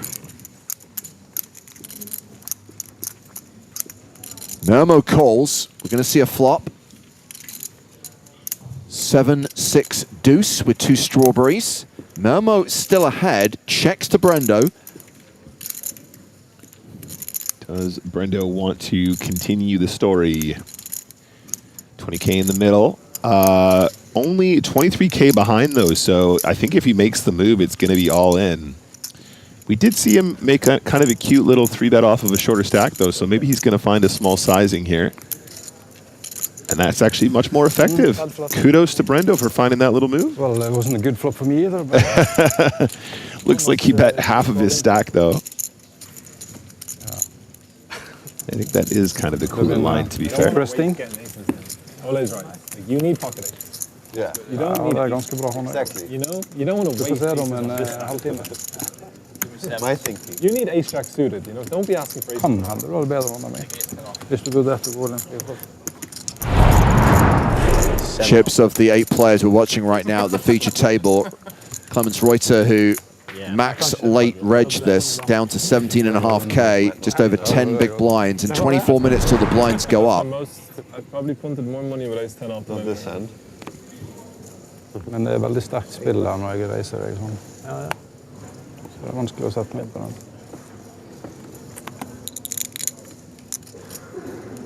Ronnie Nasruddin with Queen 10. Ooh. Tight for Rania. She's only got 15 bigs, to be fair. Oh, right. Sure. Panker on the button. Opens with King 7. Så kan ikke syne heller. James, what was your favorite of the 3 dishes we ordered last night? The ravioli, the lobster pasta, or the seafood fricassee pasta? Lobster pasta. You like the lobster the best? The ravioli was a very close second, though, as we see the shove from Gareth McMahon, and Panker folds. I think I was I think the ravioli edged out the lobster pasta, but it was like pretty similar for me. 52-48 maybe? Yeah. 23 bigs. Not that the mixed pasta was bad either. It wasn't a bad dish. I want to Yeah. make it clear, but if I'm ranking them, it would be lobster, ravioli, and then the mixed seafood. Now I can do a bit of 3-betting now. I hope. Maybe 3-bet fold once so you can rip it again. And now I'm really hungry, and we still have 23 minutes till the break. If you saw beef tagliata on a menu, Nick, what would you assume that is? Beef tagliatelle pasta situation, but it's not, is it? No, it's not. And I really cocked up the order by thinking it was. Thanks for the invite, by the way, guys. This is the Oh. first time I've ever been at the feature table, and it's less bright. You were probably at the slot machine thing, which I didn't know was going on. I did pop in on that, but I just wanted to see somebody dressed up as a chicken, a big inflatable chicken. Also Prague. I love that game. I don't. What little rocket ship? Chicken Blast. Chicken Blast, yeah. It's a good one. Prague's so bright. It's the same algorithm as every other game, and you've got 3 bonuses and animations that lie to you. But I think the asteroids are actually So much. based on real tracked celestial bodies. Yeah, you keep telling yourself so that, buddy. it's true randomization with the way that they fall. I'm wearing my Casino Tears t-shirt today. I've never lost in this shirt, so I have to poke around a little bit tonight after the stream. Yeah. Is that what you're saying? Yeah. Okay, well. Got a button raise from Finton with Queen Jack. Clemens Reuter all in with Ace Queen. Finton priced in, dominated, but had to make the call. Reuter at risk, but way ahead. I actually just feel really lucky. Yeah. Really? I have a bad feeling. Oh, yeah, me. Oh, Bad feeling. Reuter has a bad feeling. Finton's feeling really lucky. Finton might have the best attitude of any poker player in the game. Oh, when I first saw the hand. Yeah. I mean, ace queen is good for you. Tell me you had a jack. Not when you win it in the end. Oh my god. I hope you had a jack and I did. Oh, that's so much better. I'm not even. I don't need a jack. You need 9-10 flop. I'm gonna make it flush. I think flush. You gotta love Finton. I had didn't fold any hearts anyway. Don't worry, that's no good to me. I need this. Hearts. I had You're doing diamonds. hearts. Okay. Spades ain't gonna win. Damn it, it's gonna flop before It hard. would need to be a very special I think my flop hand for would spades be to win. a jack 9 suited. 10 high straight on the board. I was going to win that one. Would be good TV though. I think there's ace on the flop actually. 10 high straight on the board. You deserve a How? How? I told you I didn't need it. It's really bad for you now, huh? Said not. Club. 10 high straight on the board. Come on. What did I tell you? Reuter drawing to a chop. I'm going to the slot machines right now, boys. I'm already talking to the stars. Oh, no. No, God, no. Oh, that's the worst. 5% chance. It comes in on the river. It's a chop pot. You know what they say. Everyone loves a chop pot, especially Clemens Reuter. Okay, maybe I should stay out of the casino. Do you know what? You guys, I wanted to, once again, the universe smites me and Finton hand. Can you see? I'd be careful. It's James Hardigan's intellectual property, and he will charge you if you sing it. He's got a copyrighted. Do not 50 charge euros, royalties as long as you get the lyrics right. No. It does. You can sing it here and then show I it. sang it like 6 times last year, and James sent me an invoice for 200 euros. No way. Sorry, 200 pounds. No way. Yeah. Oh, I couldn't believe it, especially like while I work with PokerStars. No, I didn't pay it. He's trying to bring me to the small claims court. I'm his lawyer, actually. Are you? His barrister. What a liar. Luckily, Ranya's stepping in. Now his lies are privileged. but it was a joke from him, right? Like, You never know. Is Shemian literally buying the story? He bought it. Hook, line, and sinker. Oh my word! How the hell did Finton convince Shemian that this is a thing? Well, we created a monster because remember how bad we lied to Finton like his first month or two on the team? Oh yeah, we were already cruel to Finton. And since then, he's just become the master troller. Like, I believe so many of his lies since then. He told me that his dad eats potatoes every day. It had me going for like an hour.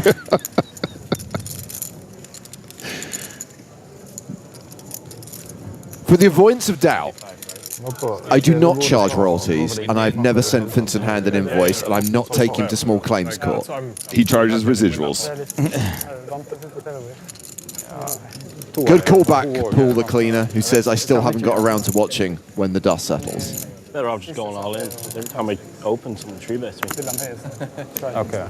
We really should make that movie one day. Who was the guy who did the artwork? Did the kind of like Zuggler? Photoshop of the poster? It was amazing. He used to do all kinds of Photoshops. I think it was P. Zuggler. Probably a king 4 off or something. You called your hand, though. And that was I know, I felt it. I knew I didn't need the jack. that was it's easy for you to call the hand. Sorry? Nothing. Okay. That was a wild run. That was a TV run out.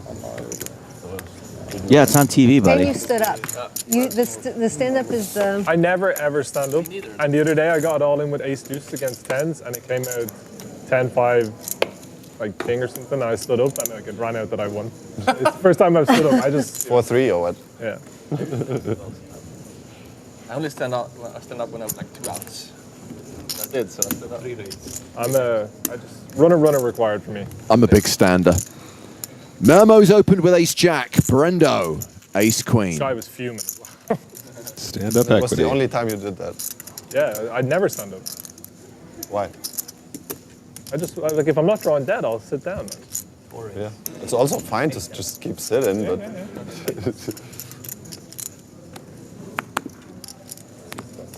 it's kind of a natural thing to stand up already, right? No, not for me. 2 outs, I think it's fine. These two have gone to war a little bit here. Ace queen. Loves to 3-bet your open. He's going to 3-bet Mirmo's open. I'm actually really annoyed that I didn't save that picture. Norwegians tip dumping. That fake Every poster single for the time. fake movie. Like, he loves my big blind, and you love his open. It's like, Like puff, puff, give. Did you send it somewhere? Was it like on WhatsApp or something? If it was anywhere, it would be in my photos turn. work folder, but I'm pretty sure it isn't. Surely you shared it with somebody, though, on email or something. I doubt Oh, it. sure. Thank you.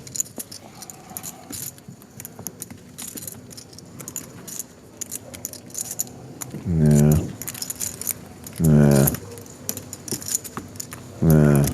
Du vet vel, når jeg gjør det andre gangen, så er det ikke leit da. Litt andre posisjon. Ja, det er det også. Annoying.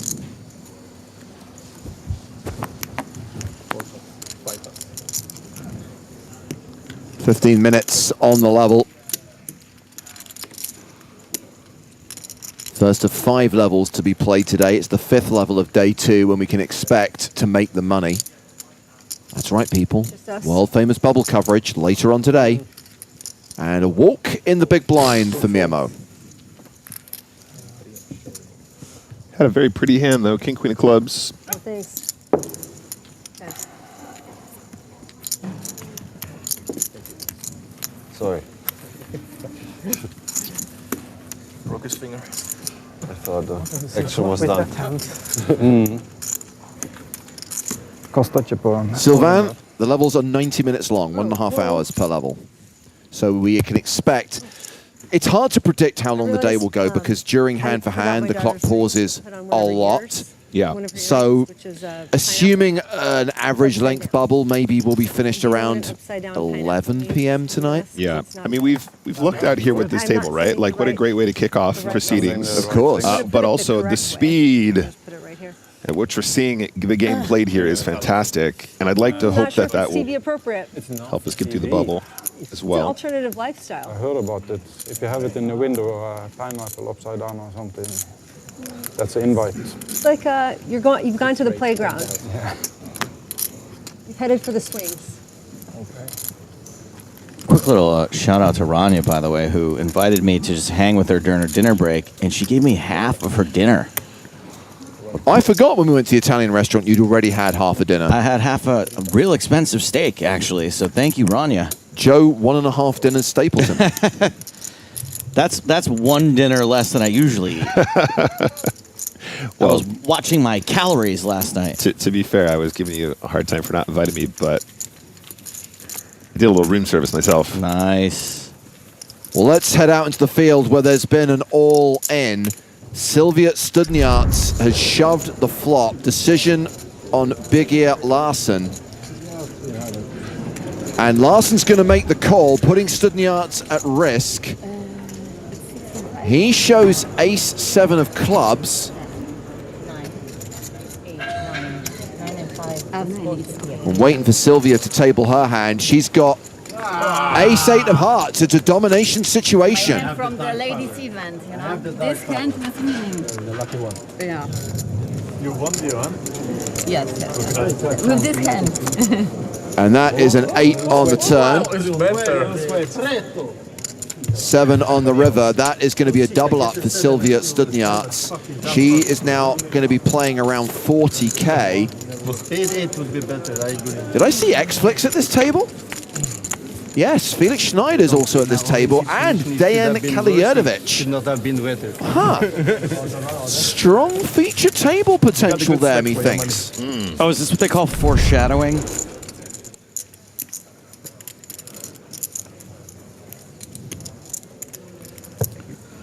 Most men in America have their foreshadowing removed at birth. Back at the feature table. Define most. It was an early position open from Gareth McMahon, defended by Dominic Panker in the big blind. King, Queen, Jack on the flop. Top pair for Panker. McMahon with less than 1% equity. It's not really fair to make fun of the dealers who are really great and our friends and colleagues on the tour, but I do love every once in a while a nice sloppy floppy.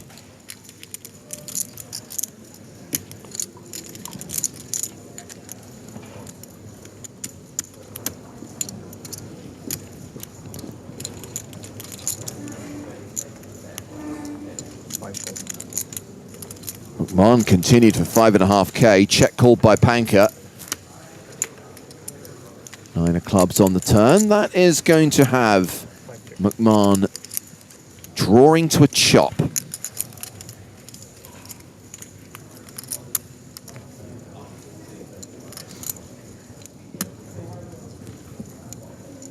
It was nice doing the Chop Hot song, not in 3 different locations. Okay. Creative.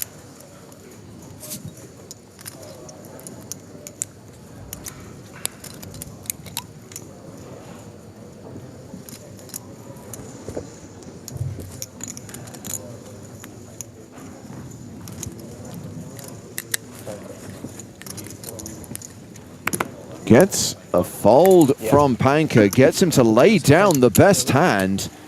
And Gareth McMahon is going to chip up to around 35 big blinds. We've got 2 legitimate shorties at the table, by the way. Rani and Ezradine playing 13 big blinds. Clemens Reuter playing 10. Both those players in the danger zone. Danger zone! And the blind's going up in 10 minutes' time. That's when we hit the first break of the day. Break of the day!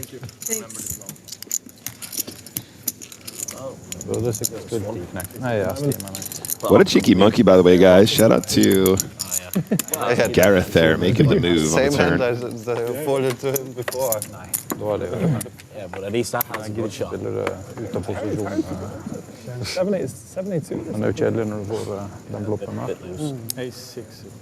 Og det er action. I guess not, but he said no. 7 plus. Sorry? I thought. I don't know. Took my shot. Well, yeah. Doesn't matter. You didn't have it. You would have won. If in the first try. That was a very dicey moment. I don't want to do that again. Sometimes you just have to fight for a few chips there. Got a bluff through on TV. It's nice as well. Are you bluffing about bluff? Show the people you're not winning only by shoving in, yeah? No, I swear I had a bluff. Look, 8-6. No, I believe you. Proud of that one, even though it was no equity. Ooh, 2 similar hands. We got a Limpy and Sardo suited. Come on. About time for you to show. See it. That you can also win like that. Yeah. I don't want to show anymore. No. I think it's bad luck showing cards or something. I don't know. And you can see it on the thing anyway. Probably won't. I didn't need to see your cards. Panker calls. Cards. Ace 4 versus Ace 5, going to the flop. Ooh, I was going to say domination rotation, but actually I'm just going to say post-flop flip alert.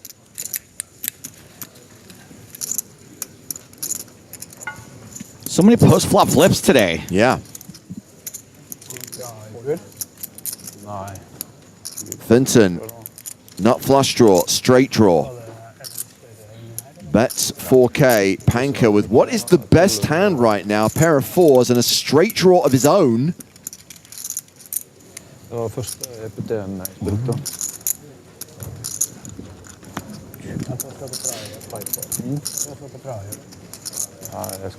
Post flop can't stop. Says this is not an exit.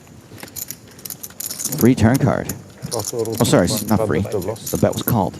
The bet was indeed called, but that 8 of spades on the turn means that Panker is now a 68% favorite. Bad lookalike. Panka and SNL's Colin Jost. Do you know what? There's something there. I'm going to allow it. Philip the Razor. Meanwhile, the board bricks out for Finton. Panker with the advantage.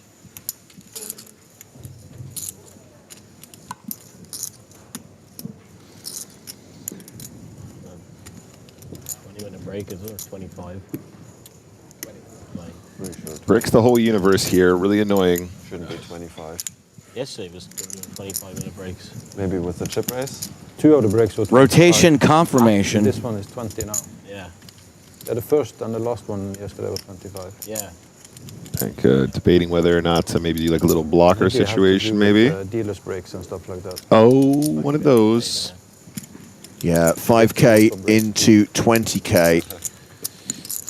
This is a traditionally blockerish kind of sizing. Quarter pot on the river feels good. Yeah, if they do chip race or something else is going on, maybe 25, but usually it's 20, maybe 15. I would argue Finton actually has not an unreasonable hand to bluff with if he did want to do it, but Decides just to call. Heroes with ace high and is wrong. Panka wins the pot. I'll take my jack Yep, 8. just decided he had enough showdown, but... And obviously we're loving this lineup on the main stage right now, but as we highlighted, this table is relatively high on the breaking order. There's a very strong chance it will not last the duration of the next level. So we are going to have a new feature table after the break, and it's a doozy. We have got Scott Margerison, who just won the PokerStars Open here in Malta. We've got Jason Wheeler, who's among the chip leaders and is a former EPT runner-up. And we've got Adrian Mateos, just one of the best poker players in the world. So far, 2 fantastic feature tables here in Malta. We're only just starting. Especially with an ace. It's new. Obviously, 898 as a number is a little smaller than what we would have liked for the overall field, but I think that word of mouth is going to be good here. I think players are in good mood. I think they're having a nice time. I think this is a nice venue. I think Malta has changed a lot since we've been here last, all for the better. So you're saying if we were to return? Yeah. Well, Shemian is open with King Jack. Rania flatting with the Grafton, 10-9 suited. And now, Dominic Panka, table chip leader, on the button with Ace King. Let's elevate this show. That is a 3-bet from Panka in position. Panka making it 12K. Ooh, the Snowmans for Gareth McMahon. So much action behind still. Yeah. Decides to let it go. We already know folding 8s was a mistake once today. Oh, Rania. Yeah, we saw the original Razor fold. Shemian gets out of the way, but Rania... Oh, guys, James, I feel like she probably knew that this was a bit wide to go in with at this very shallow stack depth, and I think now she's probably just going to want to try and gamble it, but it was perhaps just the mistake to be in the pot in the first place when you had so few big blinds behind from this far out of position, but yeah, here we go. Rania gets it in with live cards. 10-9, not doing too badly against Ace King, but as things stand, she is at risk and behind. Yes, I mean, this is probably one of the better outcomes, right? You're going to assume Panka's got you beat here in some fashion, but this is a fair fight. This is a fairly good case scenario. Yeah. I'm feeling the clubs. Getting it against 10-8 very often. Vincent's feeling it. Vincent's feeling the clubs. Make it crunchy, dealer. You mean the Grafton? Not too crunchy, though. This is the Grafton. Isn't a panko crust pretty crunchy? In your soul, like in general, or just, okay. No, and in this That's hand. fine. Sort of in the best case scenario. Yes, it's not bad. Not best case, but... Oh. Okay, well, that's... Pairs for both players. Pair of aces beating a pair of 10s, though. Club. Yeah. Rania looking for a 10 or a 9 or running clubs. Run good, Rania. Okay. Takes away the club draw. 2 10s, 3 9s in the deck. Nice hand. 5 Turn cards around. she can hit. I have to turn around, okay. All right, putting my purse on. I would have a really hard time not looking. I'm not falling for this stuff. Maximize your equity. Bye, guys. No 10, no 9. Rania Nasruddin eliminated. More chips for Dominic Panka. I saw David Williams countering another guy standing up, and I'm like, this is a pro move. Button move. Sorry, Rania. Unlucky, Rania. We head into the last 2 minutes of the level. Main event. Break incoming, and a reminder, we're going to have a new feature table headlined by a former EPT champion, Adrian Mateos, That's bad etiquette. an EPT runner-up, Jason Wheeler. Scott Margerison is an EPT finalist, Barcelona 2022. Agro Santos. And another elimination to tell you about. We just saw Sylvia Studniart's double up, but she has just been KO'd. But congratulations to Sylvia, belated congratulations for winning the women's event here in Malta. I was going to say, what is this tournament? Hate women? 2 in a row being eliminated? What?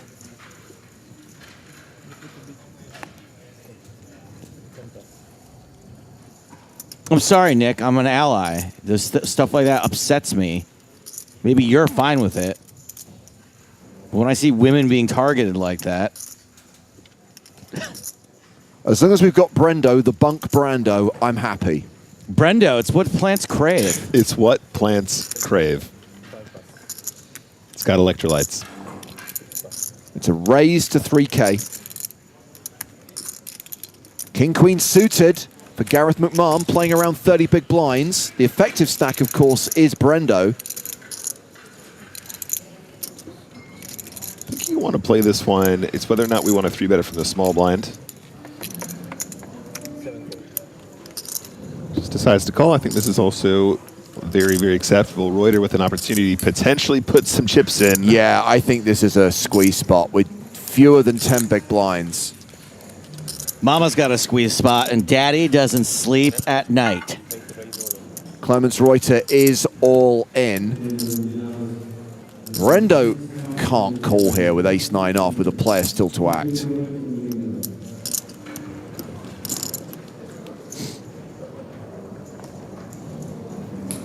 Makes my life Wow. fold. Brendo decides to reshove, gets rid of McMahon, and we are off to the races. Ace-9 flipping against deuces. Should have went all in. Nah, king queen serves. Ah, yeah. Should have went all in. You should. Not the way I expect this hand to play out. No, but in the end, Might be the perfect spot for you now. great spot for Reuter now. Additional dead money in Because the if I middle. 3-bet, you fold and Help me. yeah.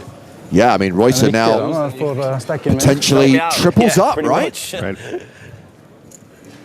If only he can fade 5 overcards. Spades on the top.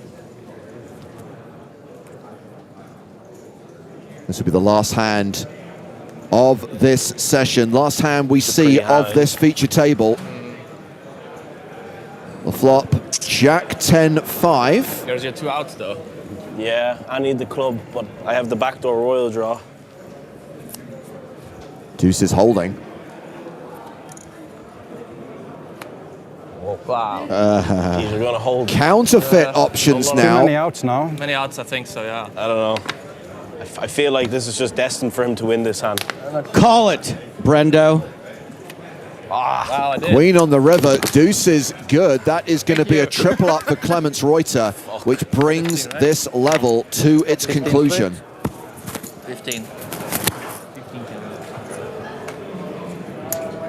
And a reminder that we are going to have a new feature table on the other side of the break. Blinds are going to be going up to 1K, 2K. So things just got a little bit shallower. Not good news for Brendo, who's playing 15 bigs. Reuter now hovering around 17 bigs. Panka very comfortable with more than 200K, more than 100 big blinds. But yes, we'll send those players back into the field. That table will break soon. New feature table, Adrian Mateos, Scott Margerison, Jason Wheeler among the players we will be watching on the other side of the break. Still 4 levels to play today on day 2 of the Malta main event here on the PokerStars European Poker Tour.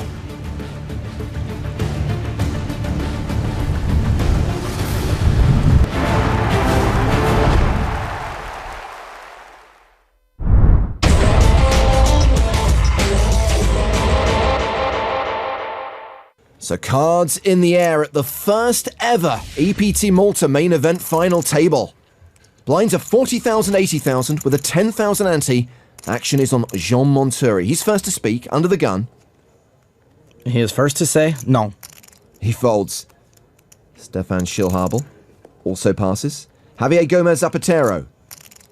Home is error. I don't get it. He's out. Valentin Messina is on the button. He's not going to play. Round to Hussein Ensan, an EPT 11 Barcelona finalist. Queen 10 in the small blind. I go all in. And he shoves. Hussein in the membrane. I call. And Dominic Panker calls, and he has Ensan dominated. Okay, all in players shows. Good luck, my friend. Youngest guy at the table versus the oldest. This is the same way it'd go down in the streets, man. Ensan looking for a 10. There's a 10, but a king as well. Well, the good news is that Ensan doesn't have to go runner, and at his age, I would not recommend it. He's got 2 outs. And now he has no outs. He's drawing dead. I wish you first place. Thank you very much. I hope I don't disappoint. Thank you very much. Good luck. Good luck, man. Good luck. On the first hand, we lose our first player. Hussein Ensan out in 6th. Stefan, viel Glück, mein Freund, ne? Hau rein. And he wishes the last remaining German good luck.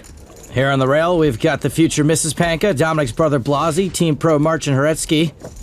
Hey Hussein, let me know if you're in the market for a new son. I wish you were my real dad. Panka now up to the better part of 2.5 million.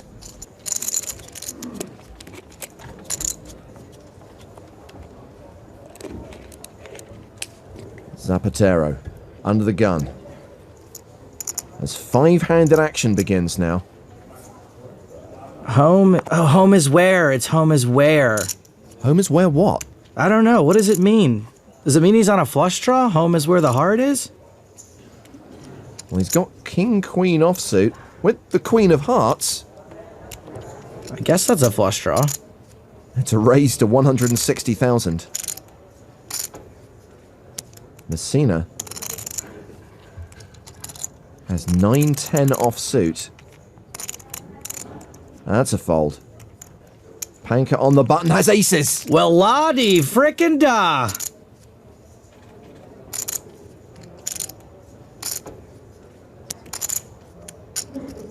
Looks like Panka is re-raising. It's a 3-bet to 375,000. And this 3-bet's gonna get about as much respect as Rodney Dangerfield on the set of Schindler's List. The blinds have folded. Zapatero counting out the call. The yellow chips are worth 25,000 each. The blues are worth 5,000. The green and blacks you see at the right of the screen, they're worth 100k. They also look delicious. Heads up to the flop. No help for Zapatero. And I think this might go check, bet, fold a lot. Zapatero does check to the man with the pre-flop betting lead. Dominic Panka, a 96% favourite to win this hand with aces. And he is going to continue. That is 310,000, about a third of the pot. Trying to make it small to keep Zapatero around. Not sure it's going to work, though. Gets a fold. Check, bet, fold, just like I said. Spooky. I think I'm magic. Panka goes 2 for 2, up to nearly 3 million now, to the delight of his brother. Hello, my name is Błażej Pańka and I'm Dominic's brother, older one, but not the oldest, but the little older one. I came today in the morning in a flight from Gdańsk in Poland. Dominic is playing the final table, so we decided that, yeah, we have to go there and see it live. Not first time I've seen him playing. I saw him playing the PCA. I was sitting by the computer all night. You know, I was like, whoa. It was crazy. Did you see the way his brother's face almost came off? They are cyborgs. Blinds are up to 50,000, 100,000 with a 10,000 ante. Action folded to Valentin Messina on the button with King 2 of hearts. Hey, Messina, where's Loggins, huh? Where's Loggins? It's a raise to 225,000. Ace 10 for Panka in the small blind. And Dominic calls.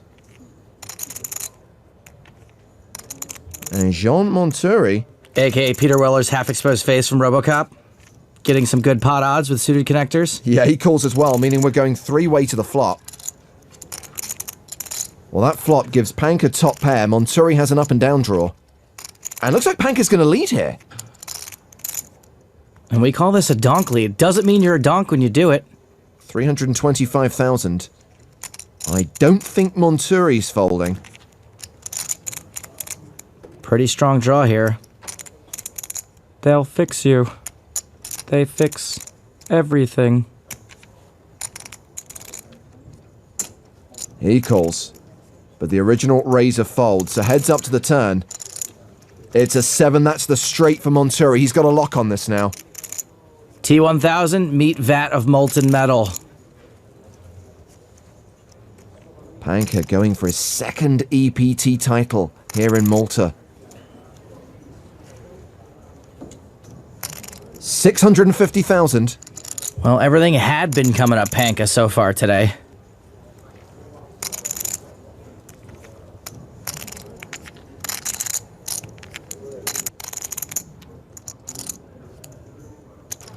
Monturi obviously considering a raise. And obviously executing a raise. Near enough 1.6 million. Monturi's got the stone nuts here, but there are lots of hands that he could be semi-bluffing with, and Dominic is beating almost all of them. Oh wow, looks like Monturi will get a call.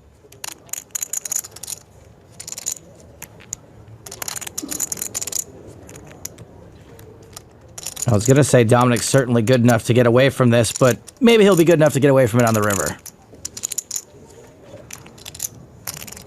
Panka calls. We have a 4.5 million chip pot. And the 5 of clubs on the river. And kind of like T2 being shown before the watershed, that card's going to be a bit of an action killer. Panka checks. Monturi, maybe fearing the flush, checks behind. Action killed.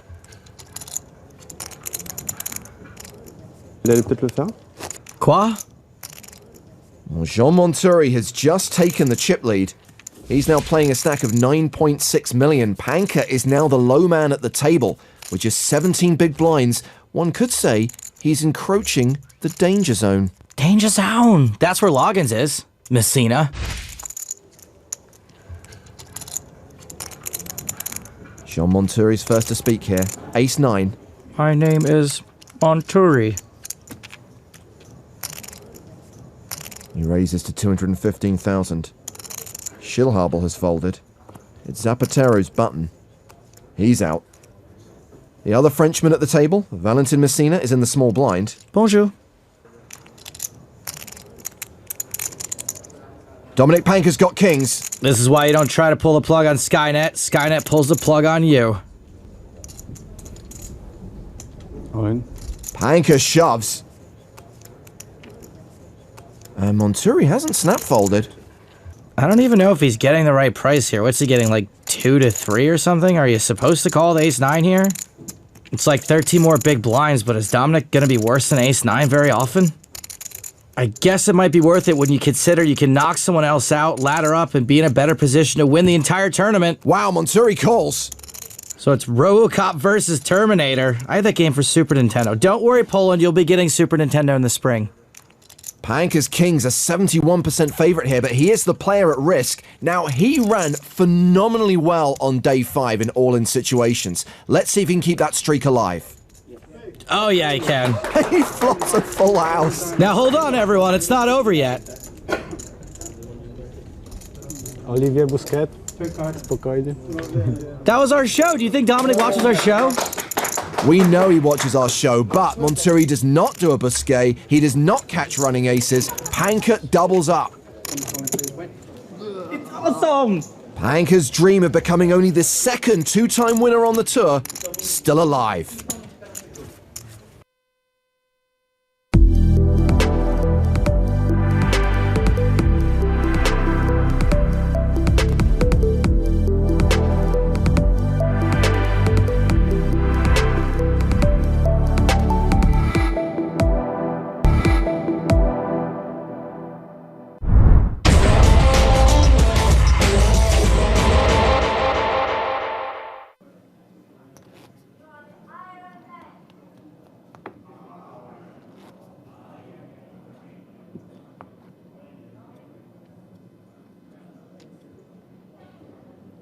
Action starts with Simon.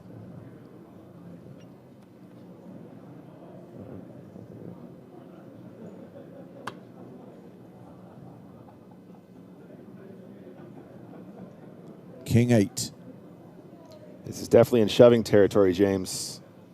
Getting real shallow. Decides just a call.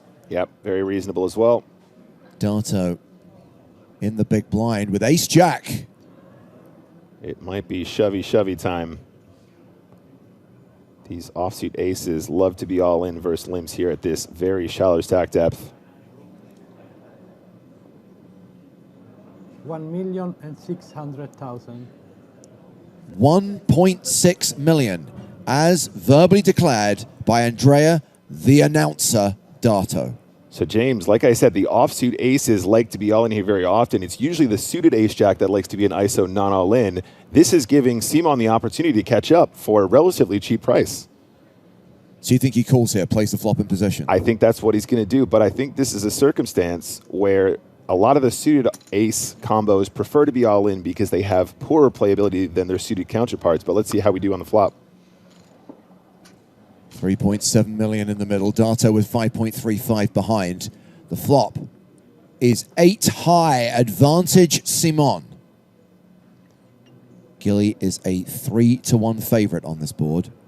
SPR looking really low now. Kind of awkwardly stacked, James.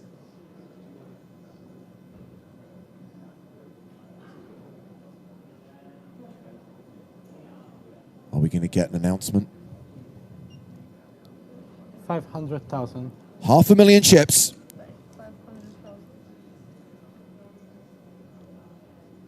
Min bet.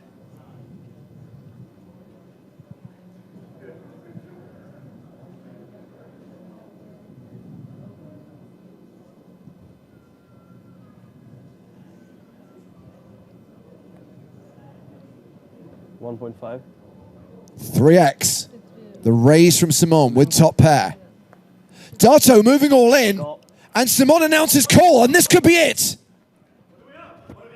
Simon, huge favorite with 2 cards to come. 76% of the way to $1 million US.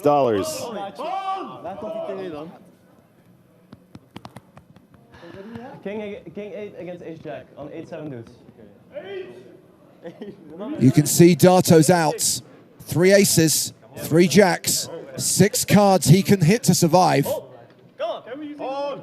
Can we see the...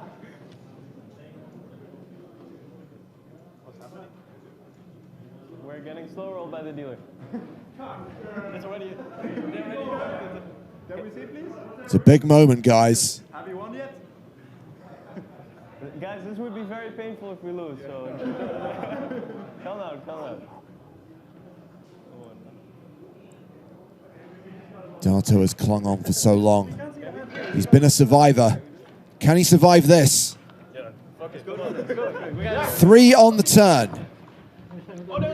Gilles Simon is now 1 card away from winning the first ever EPT Cyprus main event.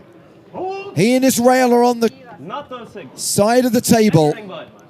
Andrea Dato joined by his friends and family as well, waiting for this river card to be dealt. If it is not an ace or a jack, this tournament is over.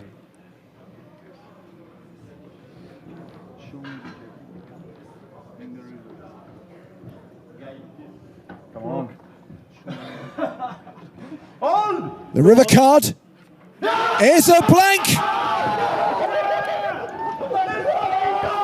The beer goes flying as Gilles Simon wins the EPT Cyprus main event for $1,042,000.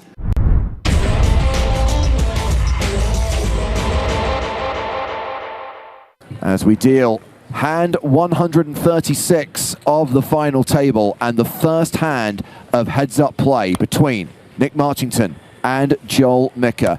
And it will be Marchington first to act on the button in the small blind. He completes.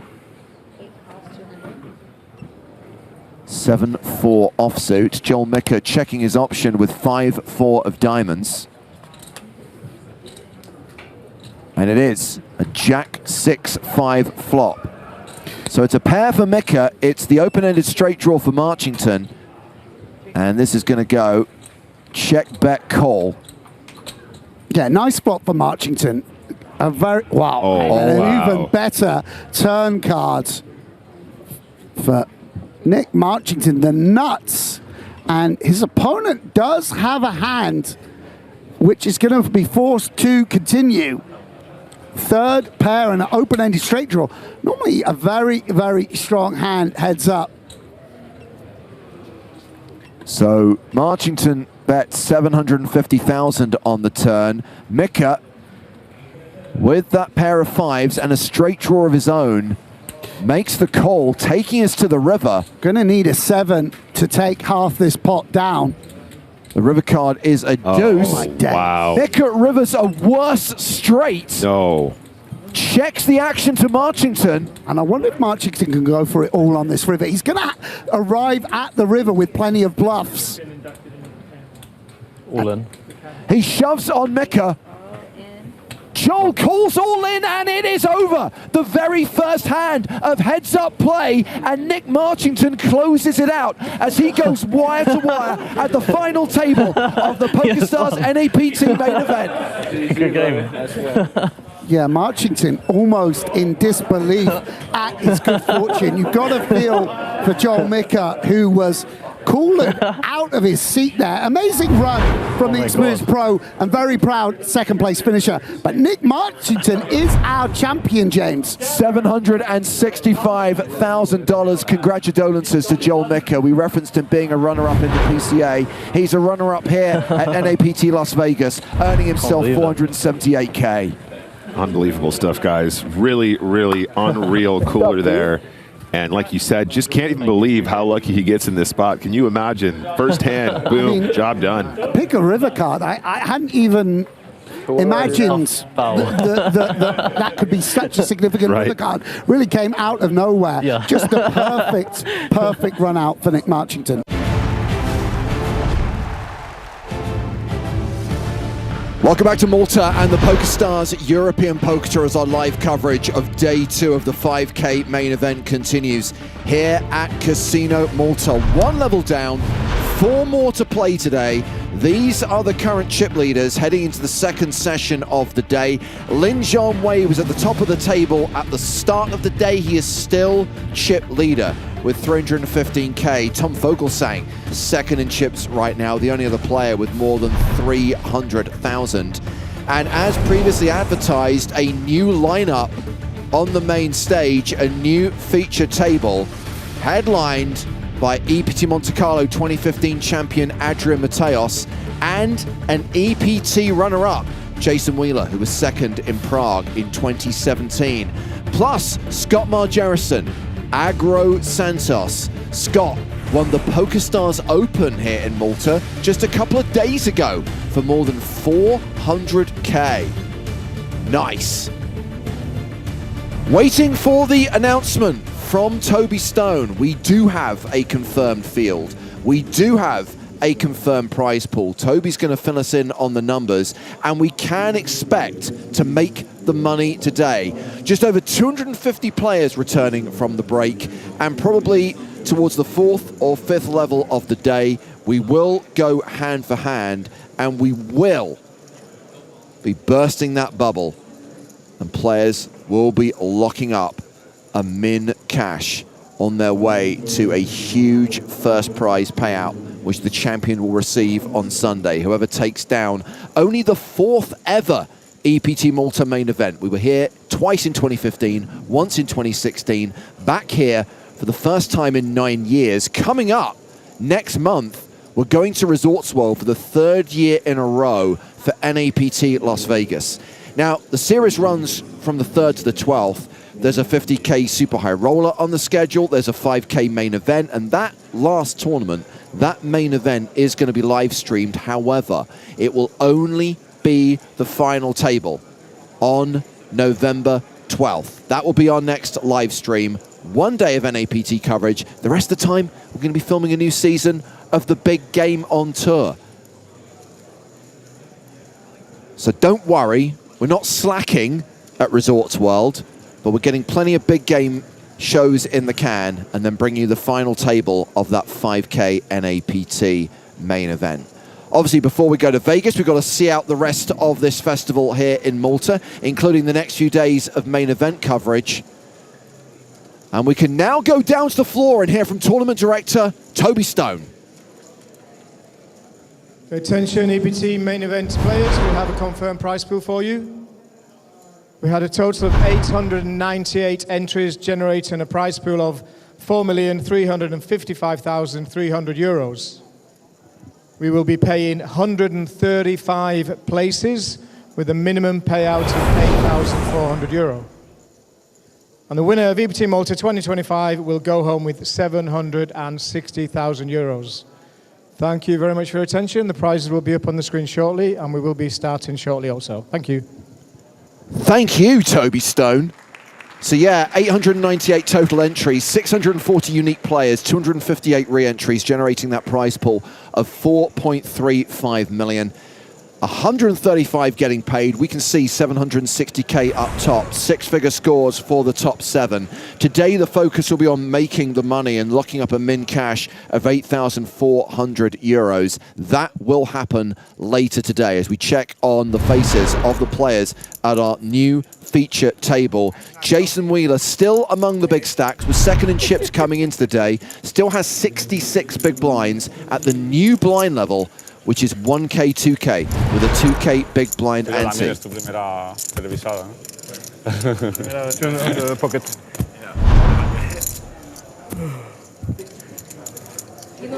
A big yawn from Scott Margerison. Has already played a lot of poker here in Malta, cutting through a huge field to win that PokerStars Open. Always looking fresh-faced. Still looking as young as the day he won his EPT trophy, Adrian Mateos. Well, we are going to attempt to go live via satellite to French Canada. We are going to say, bonjour, Griffin Bencher. Griffin, can you hear me? I can hear you, James. Bonjour, all the way from Montreal. Very, very happy to be here and very excited about this feature table. My God, some heavy hitters. I know, and I know that no one is more excited than you to see Adrian Mateos at a feature table. You have been a fanboy of this guy for more than a decade now. Yeah, absolutely. And not to mention, I mean, well, you guys have mentioned, but Scott Margerison, who's one of my better friends in poker, coming off that incredible victory. You know, I did happen to look at his Hendon mob, though. He is still 100,000 behind me in his scores. So I mentioned that to him. Yeah. So he has some work to do. Griffin, are you aware of what narcissism is? I'll look it up after my shift. So, first hand of this level, first hand of this new feature table, and we have Jason Wheeler in the small blind with 8-4 of diamonds. And looks like he is raising small to big, makes it 7K. And we have one of the Salamancas. This is David Salamanca.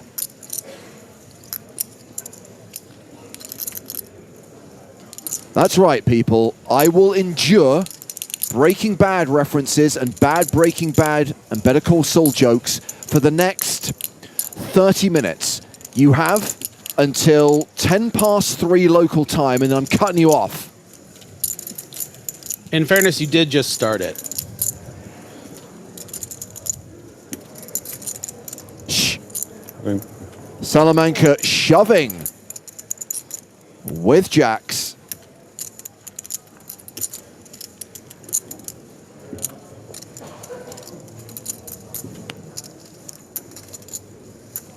Jason Wheeler folding the 8-4. So Griffin, before play started today, found myself entering the restrooms the same time as Jason Wheeler, wished him luck, and he was very keen to, quote, give us something to talk about. He feels like it's been a while since he made a deep run in an EPT main event. Great to have him on the feature table, and of course, would be great to see him make a deep run and maybe improve on that second place finish from Prague. Yeah, you know, I've known Jason for a long time, and he's a really interesting guy. He's very, he can be very bombastic on his, his Instagram, and there's an authenticity to him, and he wears everything on his sleeve. He takes everything very, almost personal. I feel like at the table, even there, raising the 8-4 suited and the guy shoving on him, it's like, don't you know this is the tournament I'm supposed to win? How dare you? So I think it creates an interesting dynamic on the table.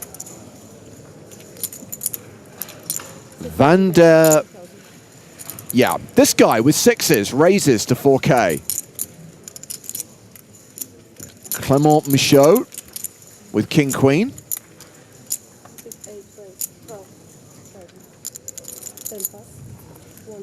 It is a 3-bet, 212K.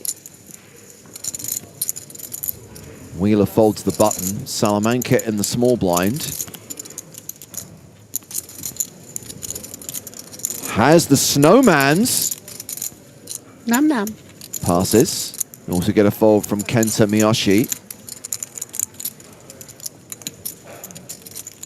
So back on the original razor. Bit tricky here with sixes, playing, you know, about 40, 45 effective. I think you can justify a call here. It's probably just deep enough. But you are under the gun +1, under the gun +2. It could get kind of murky if you're against a tough opponent that's prepared to represent, you know, those big pairs. I wouldn't fault Van der Swallow to either fold or call. Does let it go. Folds the sixes.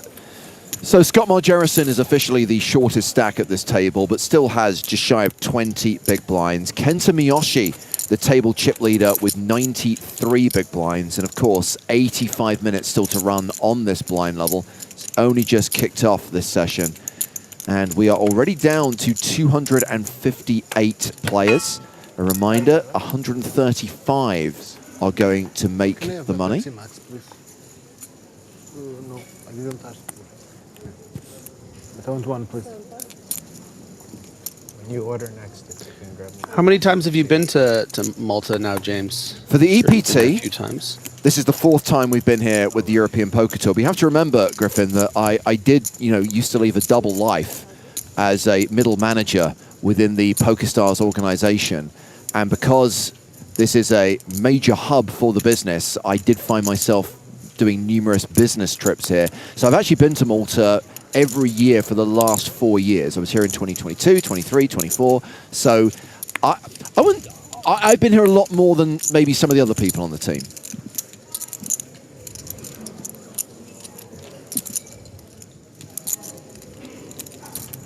In fact, this exact venue, which is new for the EPT, by the way, Casino Malta, inside the Intercontinental. I stayed here in the summer of 2023 when we ran the Malta Summer Festival, played the staff event, and made the final table. Of course you did. Mateos's raise has been re-raised by David Salamanca. Quick fold from Adrian.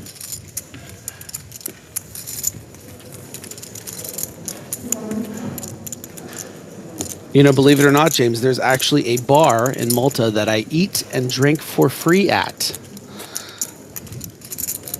Okay, there's got to be a story behind that. What did you do there to earn this privilege? So, in qualifying for the World Series of Poker main event in 2016, I was living in Malta at the time, working for the GPL, and I was playing a satellite. My internet went down, so I went to the local pub called Beluda Bar and asked if I could use the Wi-Fi. And when I did, I asked Brian, the guy who owns the bar, I said, hey, listen, I'll give you 1% of my profit in this Sunday session. Wow. And lo and behold, I I got my seat for the main event. And then afterwards, I went up to him and I said, hey, listen, I can give you $100 for this 1%, or you can have 1% of my World Series main event. He had no idea what any of this meant, of course. You've got to let it ride. You've got to take the 1% of your action, right? My friend Max, so Brian asked my friend Max, he's like, what should I do? He's like, you should take the 1%. And fast forward to the summer, I make the final table. He flies out with his wife to Vegas in November, and I give him $12,500 in cash. That's so cool. Yeah, he was a bit teary-eyed. It was like the first time he'd ever been to Vegas, and now he said you eat and drink for free every time you're at my bar. So that's my biggest regret about not coming out, is just having not being able to run up that bar tab.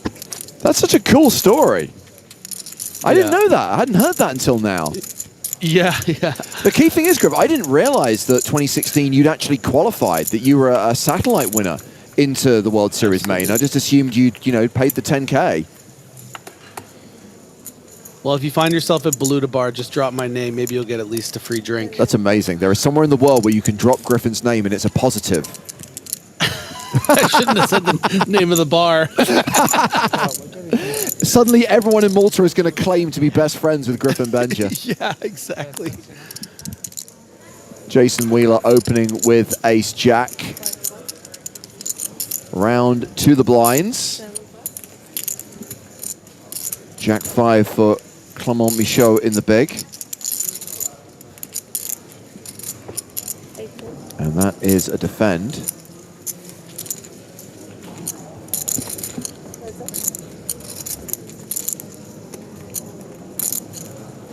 Queen 7-3. Ace high still ahead.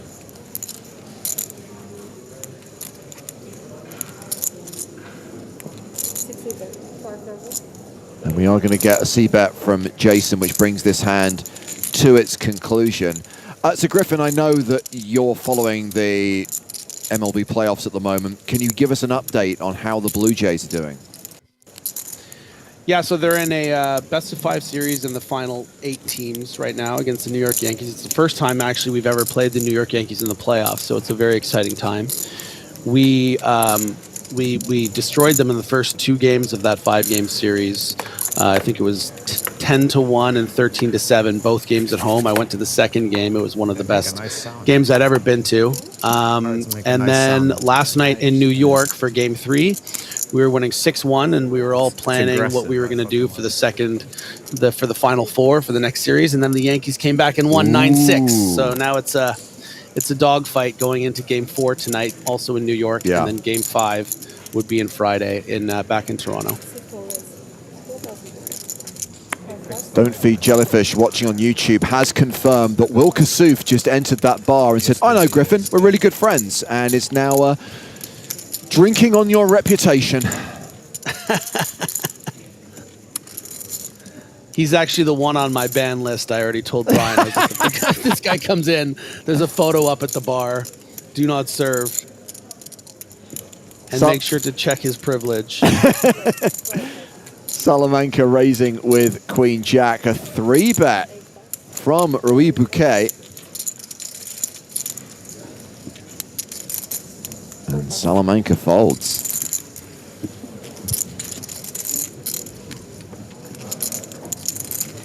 Love to Gamble asks, are we going to make the money today? Yes. Thank you for your question. 252 remaining, 135 getting paid. And here we have a 57 big blind stack for Rui. The flower. Flower power. Mm-hmm.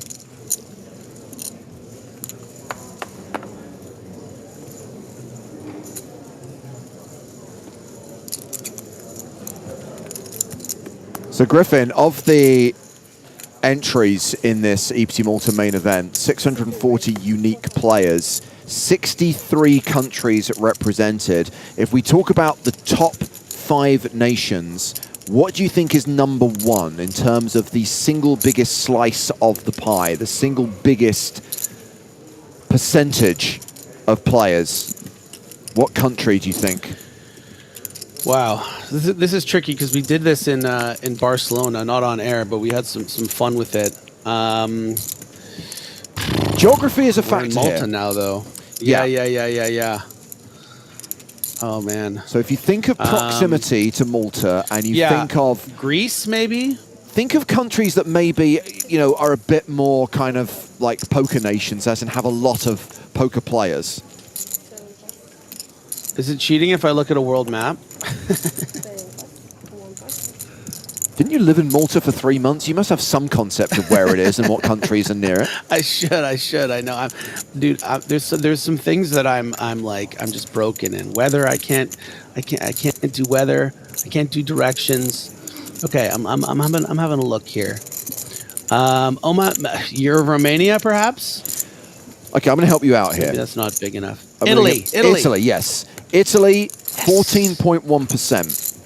And then, nice.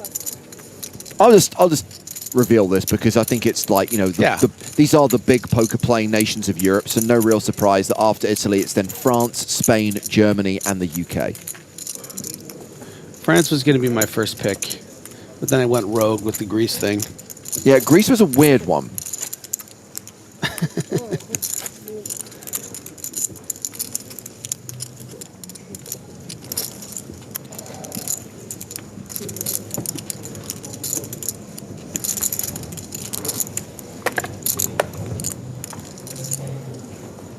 So we did see quite a lot of action, quite a lot of drama at our first feature table. No huge hands yet with this new lineup coming to the main stage. Fewer short stacks, by the way. Yes, Scott Margerison is playing 16 bigs, but Salamanca, who's the second shortest stack, has more than 40.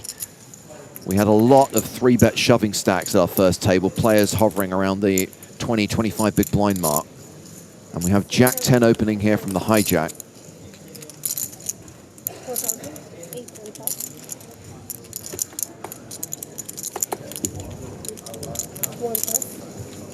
Pretty tough table, as you can see, for Vander Swallow to be opening this from the hijack. But as we are nearing the bubble, as he has, you know, one of the bigger stacks at the table, he's going to be raising pretty liberally. You see, he had to get through Scott Margerison, Adrian Mateos, Jason Wheeler.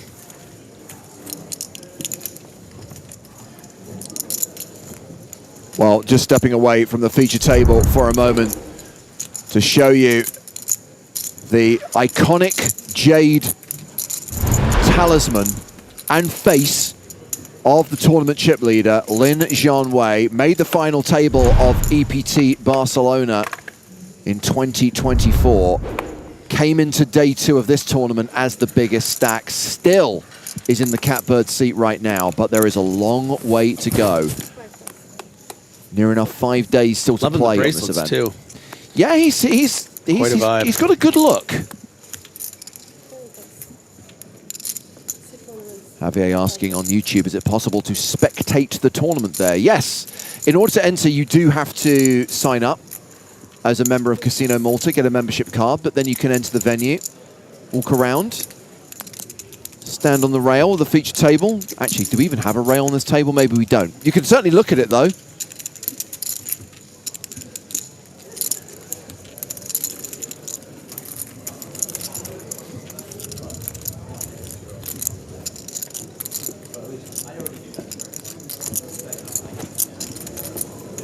That last hand was raise and take it for Adrian Mateos. He opened on the button, got Wheeler and Salamanca to fold the blinds. Confirmed, no rail. But it is possible to walk around the venue and check out the action in the EPT main event. Sick Individual says, Mateos has got it all. Good-looking bloke as well. Agreed. Hammersmith's finest. Adrian Mateos. Swoon. He's an absolute dream.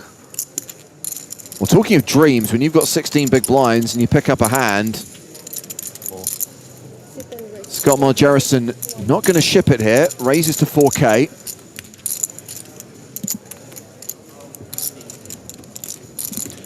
Yeah, certainly an argument to shove those 16 big blinds. But as we are creeping towards the money, playing maybe a bit conservatively, wants to see how the action unfolds. I don't mind this flat from Wheeler at all. Probably one of the worst hands he will defend the button with is the suited King 9. I think you'll see some folds from King 8, King 7 probably suited.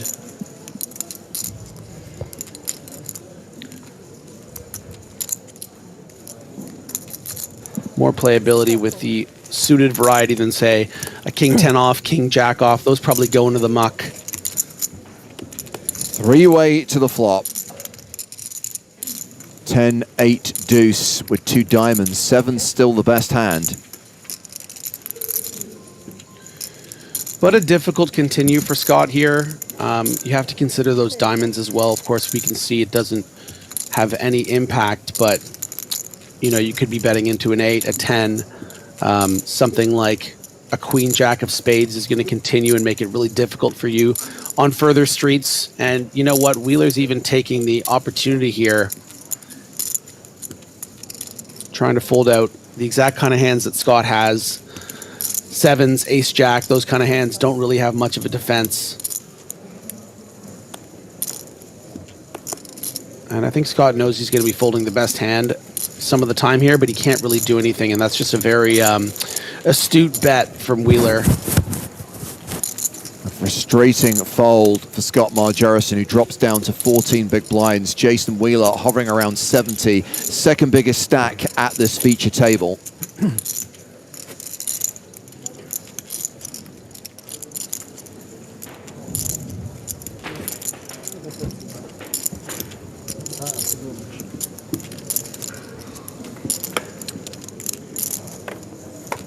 We are at 250 players now from the 898 who started.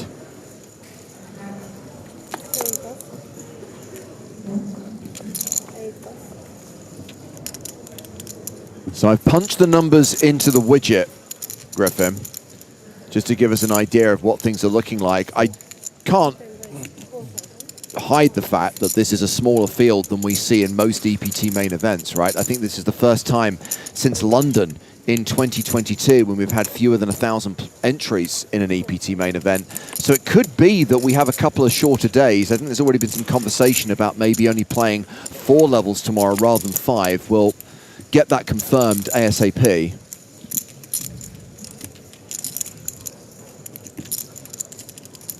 Well, you just let me know if you guys choose to, you know, maybe start a little later because of the time difference for me. You just let me know. Yeah, we'll make it all about you, Griffin. Don't worry. Oh, that's the narcissism. Like, okay, I'm starting to get it. Ace high, still the best hand.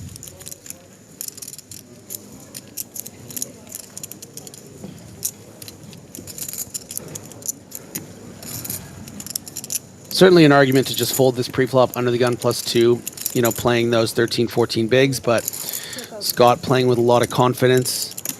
This is like, this kind of feels like one of those Insta reels where the same person is playing both characters.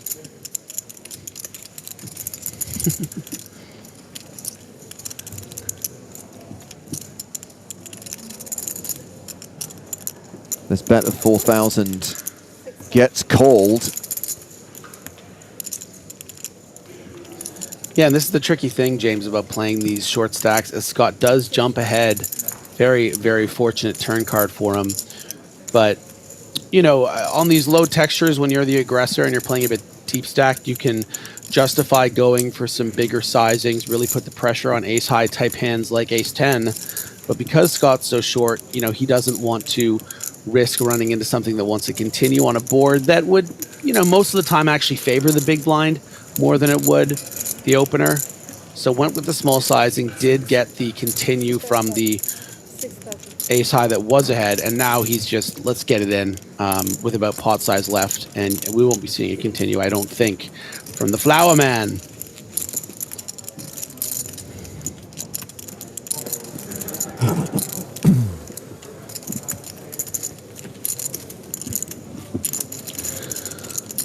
Scott not here to min cash. Of course, reminder, just coming off that over 400,000 euro win in the PokerStars Open. Pretty incredible accomplishment. And another spade for him. I was actually there on the rail when he won a little hyper turbo spade back in Barcelona.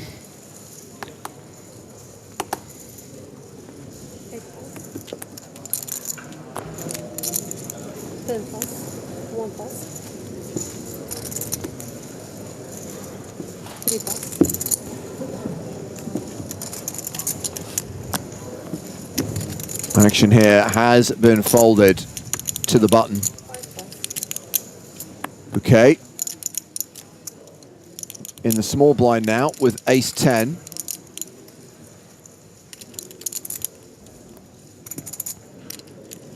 Kazcap says no one mentioning the Elton John lookalike. I literally have no idea which player you're referring to because I don't see anyone who looks anything like Elton John at this table.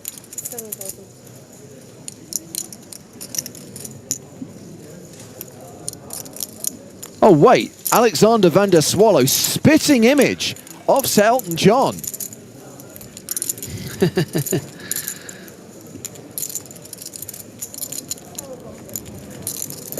Rocket Man.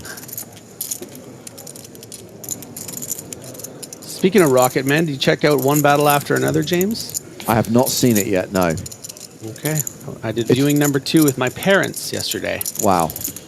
I hear nothing but good things, which worries me slightly, and I don't want it to get put on too high a pedestal so that I can't help but be disappointed, but it is obviously going to be a priority.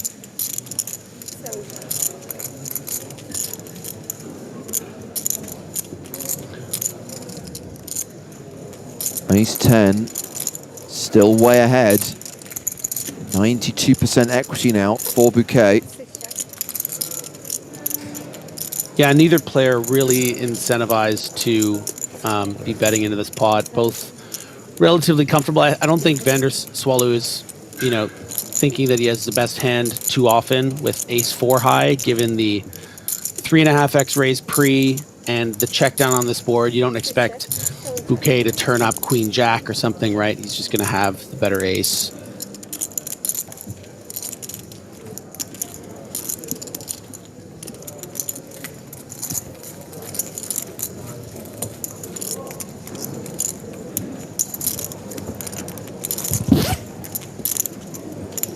Oh yeah, you open up.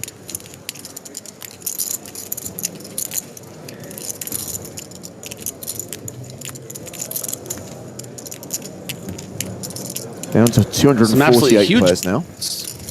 Huge buzz for that new Safdie movie that Marty Supreme yesterday. Twitter was ablaze. I don't know if you saw that. Joe was mentioning it this morning. I had a good chat with David Lappin at the Welcome Drinks about the P.T. Anderson movie, about how it stands a very good chance of success at the Oscars, not just based on its critical reception, but also because it's full of people who should have won an award earlier. Anderson himself, Leonardo DiCaprio, and also it is subject matter that might appeal to the Academy voters this year. But let's talk about this hand here. Mateos opening with kings, Jason Wheeler with sixes.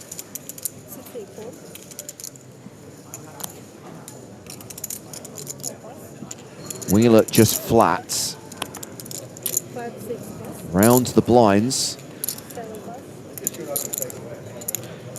We show it with queen, deuce of hearts. Yeah, let's see 3.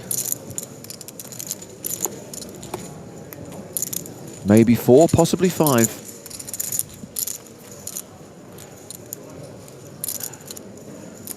Well, Michaud has flopped the flush draw. Tail still ahead with kings. Action's been checked to him. He checks. Yeah, and this check I think is actually going to make Adrian Mateos more money. I think,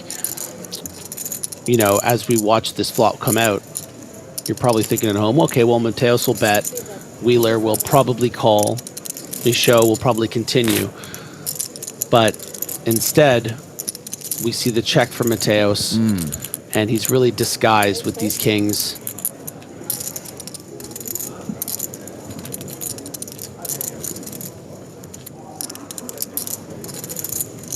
And is there a version of this spot where, wants to play it as a raise?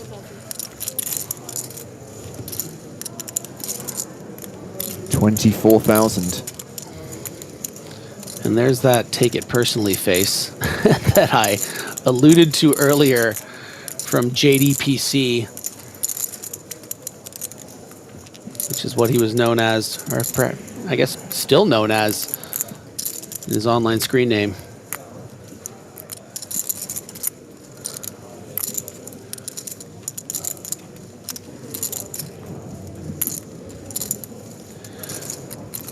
You're really jailed here with a hand like sixes, and he knows it, and it's just, I don't think it's someone who likes to be locked up in a hand. So Jason gonna take a moment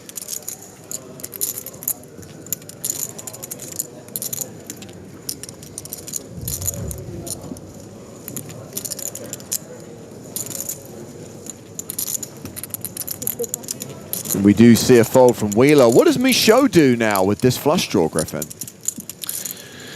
I mean, I think the inherent problem with, you know, thinking about continuing there is, you know, if you're up against ace jack of hearts, you're, you know, screwed. You're really swimming upstream, right? So you're also out of position again in now an inflated pot against perhaps literally the best tournament player in the world that probably isn't going to even pay you off if you make your flush. So I think that it's wise just to let it go. But I think that's a great example. I mean, like I said, I think, you know, a lot of us would have just continuation bet there, trying to get value, hoping you know, hold against the queen deuce of hearts. Instead, he finds a way to get a couple bets in, clear out the equity, and simply increase his stacks. So, you know, it's always such a treat, and I always appreciate how we make sure to get him on the feature tables as much as we can, because not only is he just so much fun to watch, but, you know, there's something to learn watching Adrian Mateos play poker. Opening here with the Grafton, 10-9 suited, makes it 4K. We've not seen table chip leader Kenta Miyoshi play a hand yet. This one is no exception. This has been folded to Scott Margerison in the big blind. Scott with king 5.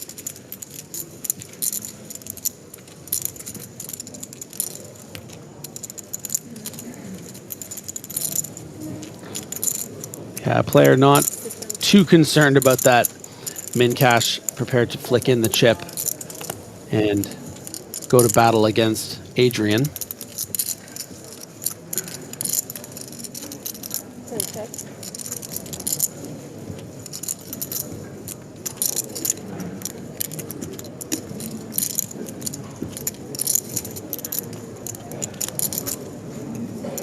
That is a pretty good flop.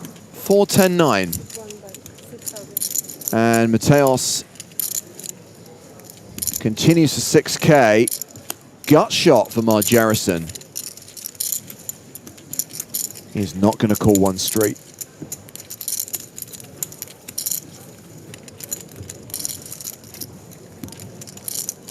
Quick update from one of the outer tables. And it concerns our friend Felix Schneider's X-Flix.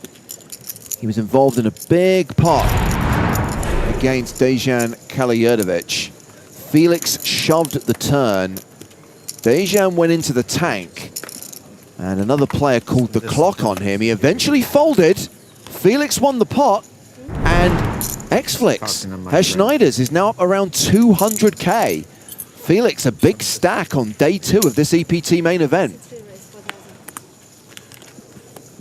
Now, James, I know you played, you know, more poker perhaps in the last few years than you did in the last 10 or so. Yeah, but absolutely. how many times do you think you've called the clock on someone? Never. If you had to guess. I've never done it. Never? Never. Okay. I'm not saying I wouldn't, by the way. I've just never been in a situation where I felt anyone has taken too long over a decision. Yeah. I've definitely been in hands where I've been staring at the clock and mentally thinking to myself, when it hits that number, I think they've had enough time, but I've never had to do it. And as Ed confirmed on YouTube, the shot clock and the time bank cards come into play tomorrow. Once the bubble has burst, once we kick off day 3 of an EPT main event, that's when the shot clock comes into play. People think that the shot clock would help speed things up on the bubble. Those people would be wrong. Yeah, I don't really call clocks on people either, but if they take too long, I just start screaming at them on ESPN.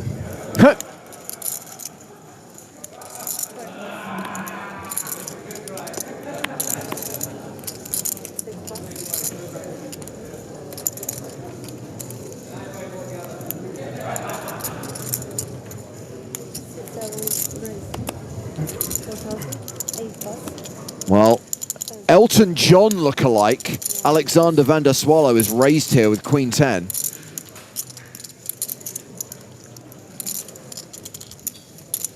Jack 10 for Jason Wheeler. Domination situation. And it is a 10 high flop, which is not good news for Jason.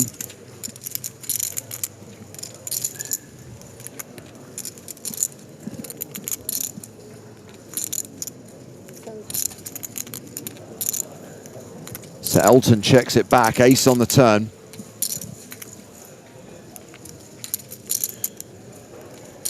Yeah, an action and a turn card that is going to save Wheeler money. Had this gone bet on the flop and perhaps here's something like a deuce on the turn, Van der Swallow probably could have got a big second bullet, but goes with the check line and now is going to come out betting. Yeah, and JB observing, wow, he is the spitting image of Elton John. He has everything, the jawline, the stubble, the slick back hair. Every single iconic attribute of the great man himself.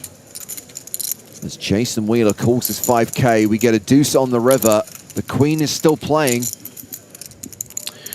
Yeah, but it will go check here. Van der Swallo's never gonna really want to get value from queen 10, concerned about an ace 3 or something like that. So, you know, Jason loses the minimum.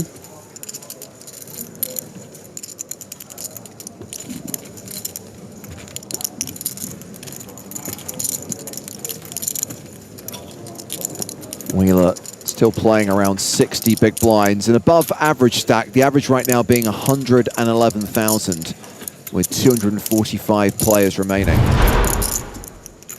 And 53 bigs for the best Elton John lookalike we've ever seen, ever.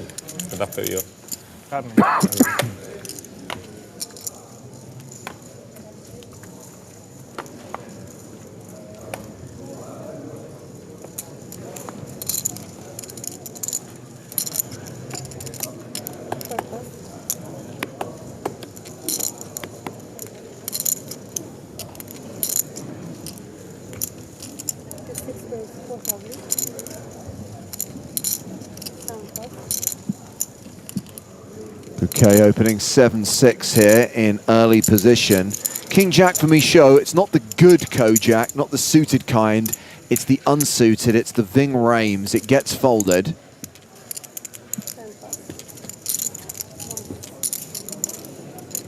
Round 2, Jason Wheeler with queen 10 of clubs in the small blind.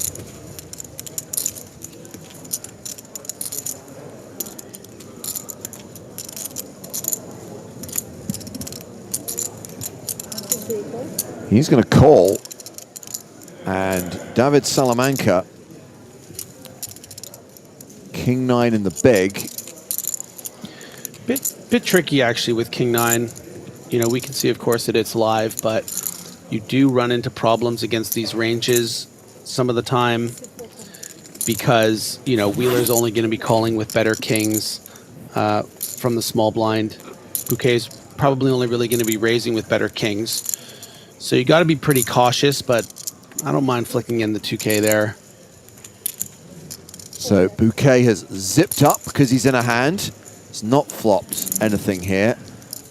Wheeler with the best draw, the open-ender. A pair of 9s here for Salamanca, who actually is ahead right now. Not statistically, but does have the best hand.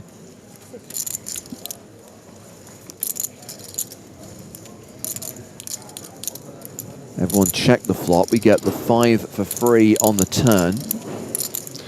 Actually, a very interesting card because it is pretty much the only card in the deck that would have Bouquet develop any interest in continuing here because it has now created that double gutter. Any 4 or 8 would give him a straight. Of course, we know the 8 would be very bad news given Wheeler's hand.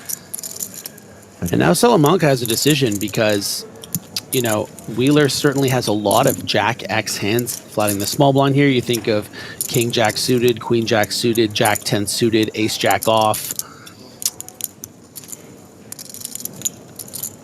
You still have the chip leader behind to be concerned about, but after that check, you would have to imagine probably won't be interested. So good fold there. Even if, you know, you are folding the best hand, there's just too many variables here. And Bouquet's now sitting there thinking, well, I was done with this. Now I can make a straight 2 ways. If I miss, what card can I bluff on? I could see Bouquet just letting this go for this pot size bet, despite the fact that he has, you know, found a way to be interested in the river. And wouldn't an 8 be disastrous if he elected to call? But fun for us. Fun, fun, fun. Disastrous fun.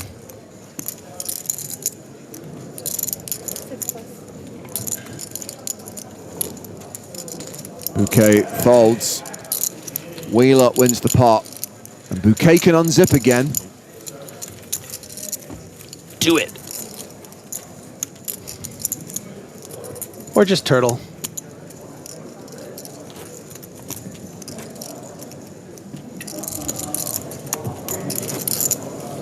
Wheeling and dealing.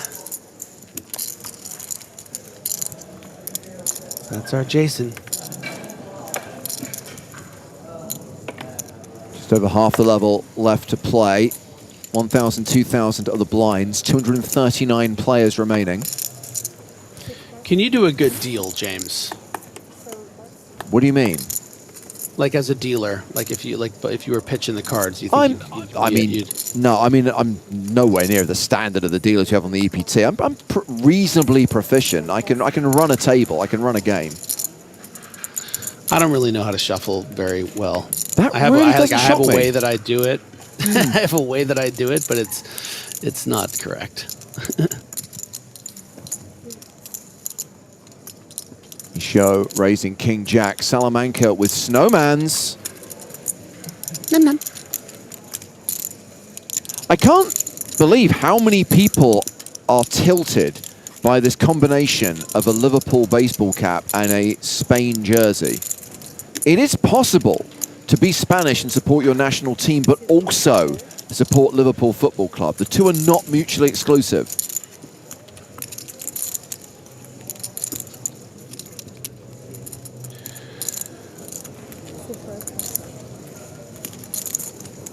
Salamanca calls, so we go heads up to the flop. King, Queen, 6. 8's out flop big time. 2 spades on the board as well as top pair.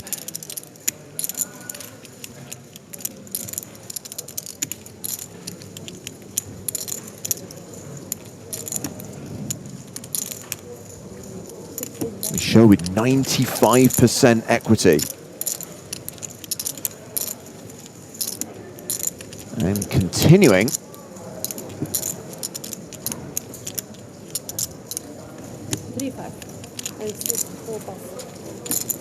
The C-bet was 3,500, gets a fold from Salamanca.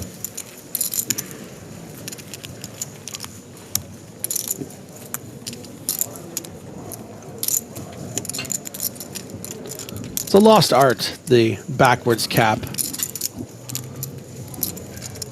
I would happily see it remain lost.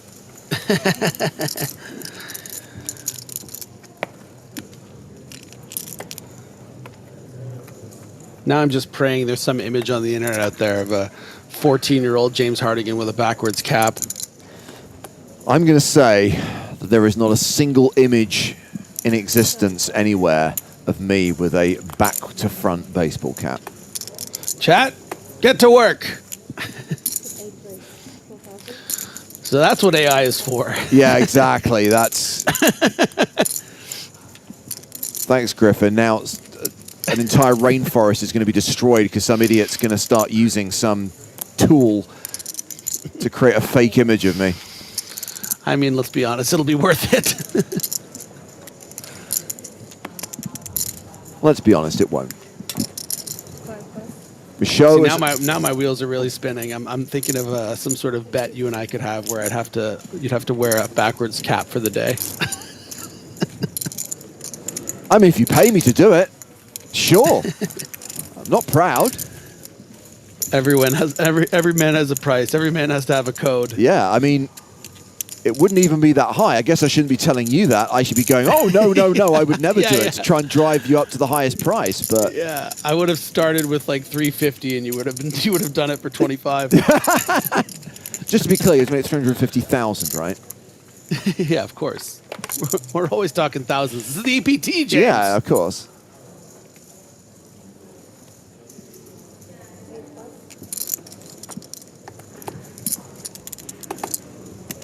Scott Margerison, still the shortest stack at the table. Starts the hand with 16 bigs, opens to 4,000 with King Queen.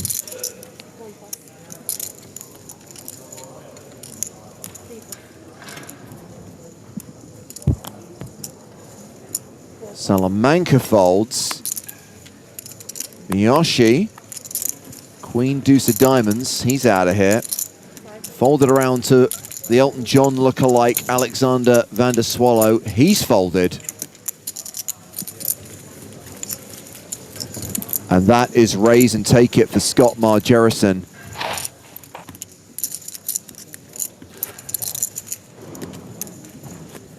And we are going to go to one of the outer tables and check on the chip leader, Lin Zhan Wei, in a hand against Marius Stanciu. A bet on the LJ turn Dub. from Zhan Wei. That is an all-in. That is a call. Stanciu with kings. Deuces for Lin Zhan Wei, who's flopped a set. Deuces, crack, kings, and that is going to see Marius Stanciu eliminated as Lin Zhan Wei extends his chip lead on the second level of day 2 of the EPT Malta main event as we welcome the return of Joe Stapleton. You know the Zhan Wei, we like it.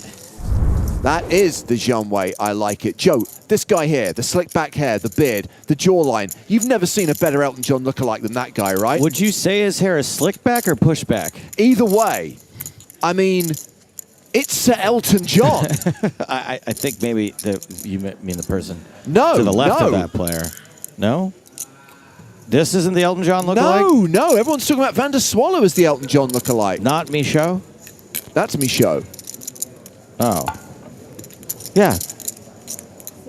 Van der Swallow, yeah, he's still standing.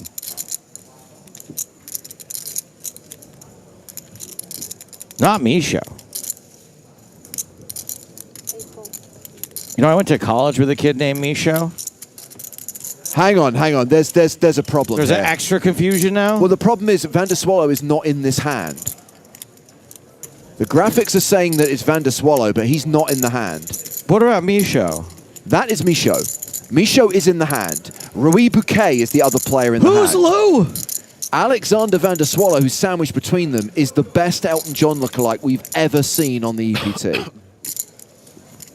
Not him. No, that's because he looks a little like Elton John. No, everyone was talking about Van der Swallow. The skinny guy with the pushback hair. Yes.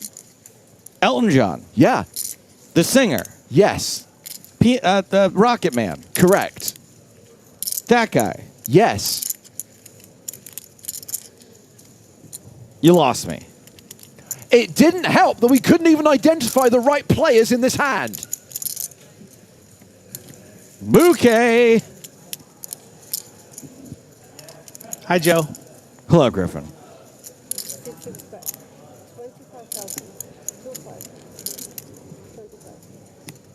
I totally put Bouquet on top 2. Good job.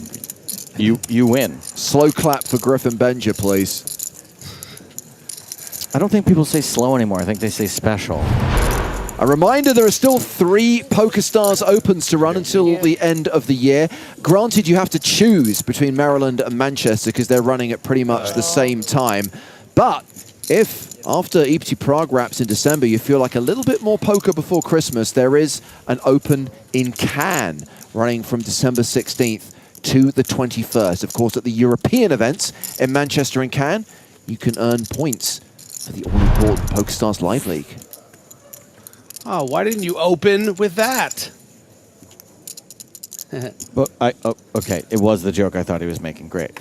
You can choose which event you want to go to by your favorite ambassadors. Like I'll be in Maryland, for example, as will some of the other U.S. PokerStars ambassadors. So everyone's now going to Manchester. That was an excellent advert for that event, Joe. Well done. You came back from break for that, huh? Great. Will you be doing funnies in Maryland? Like a literal stand-up show? It was discussed. I have not heard anything about it for a while, so I'm hoping it went away, honestly. I like it when you do the funnies. I do too, but it's a lot of work and a lot of pressure. And so that's the Elton John lookalike. Would you say that air is pushback or slickback, Griffin?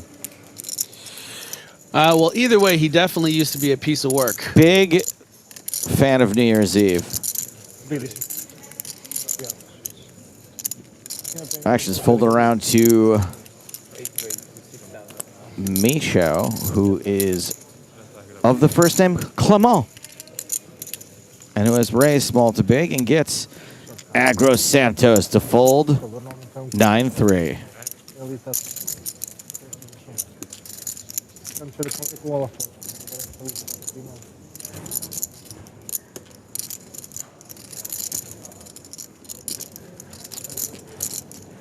Snapsy asks, how the heck do the pros choose between them? I'm assuming you're meaning those PokerStars events. Manchester is going to be the only one between Manchester and Maryland that has leaderboard points, so that would matter to a lot of the pros who are trying to take down that live leaderboard. Otherwise, it's just a matter of what's going to have less overhead goes into the equation, which is going to have softer players. Like, for example, I think there'll probably be easier players in Maryland than there would be in Manchester. What do you think, Griffin? Do you think the field would be tougher in Manchester or Maryland? Manchester. Yeah. Salamanca opening. Those Americans, they're out of practice. Yeah, they play a lot of live, but there's a lot of wrecks in America. yeah. Salamanca has opened ace tray of clubs. Gets her raising Adrian Mateus' big blind, who's got 8-6 of clubs. Good luck, Salamanca. You're going to end up like El Camantador in this hand. Dead too soon. Both players with a flush draw. Mateus certainly does not want to see a club. Yeah, and this is going to be troublesome for Adrian. You know, obviously, not just for the obvious reasons of having a worse flush draw, but just against Salamanca's stack size is just going to have to play for stacks for 30 big blinds if the club comes. You know, that won't always be the case. You know, were they playing both 70, 80 big blinds effective?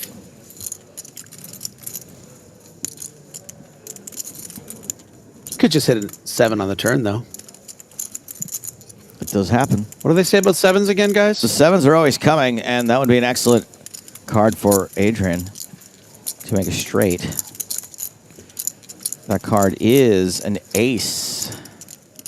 Top pair for Salamanca. Very few ways for him to lose this hand now, and they're all a 7, aren't they? Right? Just a 7? Yeah, and it actually, it gives Mateos a potential way out based on the sizing. If we assume Salamanca comes with a bet here.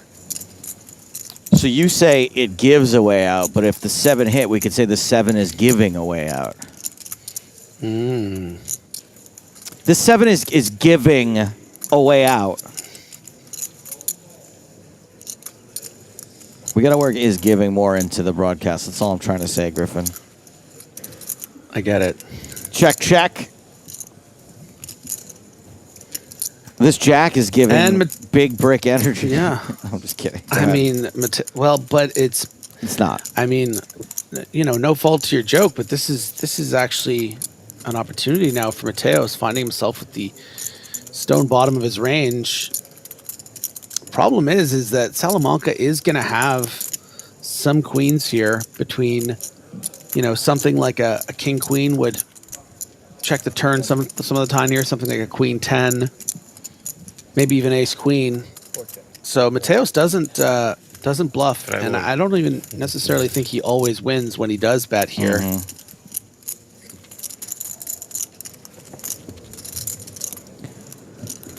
No bet, though. Mateos took the coward's way out. Salamanca gets to show it down for nothing.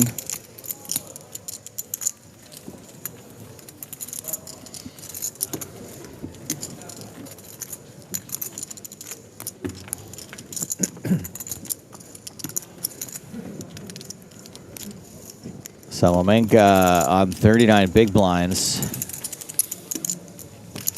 This table a little less lively than the last one we had personality-wise, but no offense to that table. You can understand why. A little bit more killer instinct at this table with the likes of Adrian Mateos, Jason Wheeler, Scott Margerison.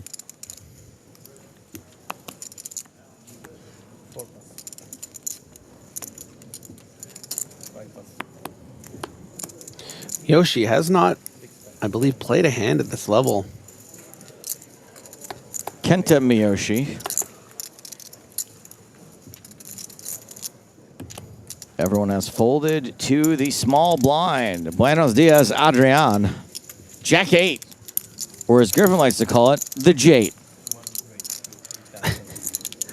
Jack Frost. Jack Frost. 10-8 for Jason Wheeler.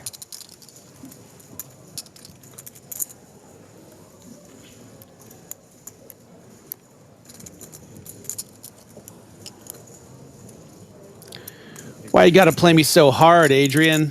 These 4Xs. We're both big stacks.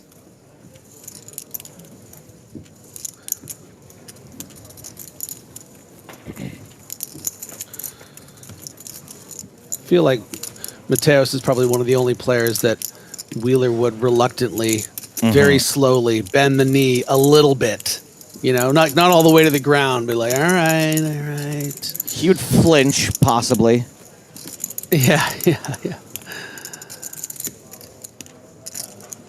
think he would certainly admit to Adrian possibly being someone he should stay away from.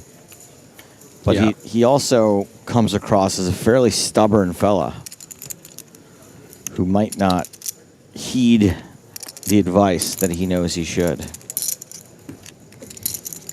And that's why we love mid-feature tables. He's ready to go to battle. Yep.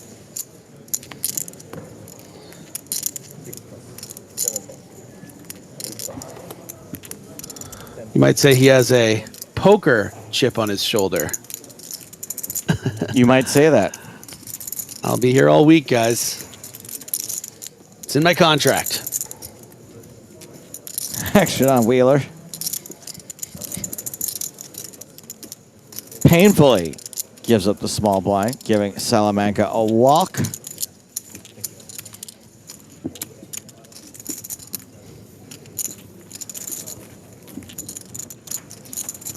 Let us have a look at some outer table action.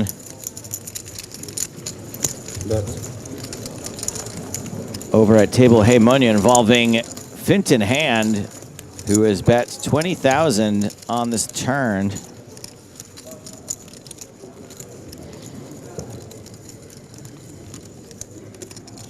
Playing against Joao Tomas.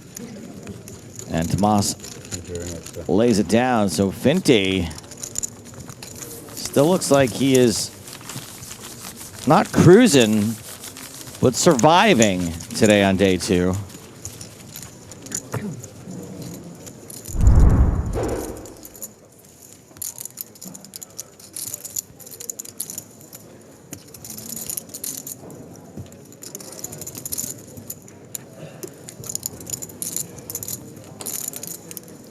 Back up on the stage, Jason Wheeler. What happened here? Oh, he hadn't acted yet. It was Swallow open from early position with Queen Jack. Wheeler's going to play in position with 76 trombones. That could be a really messed up trombone.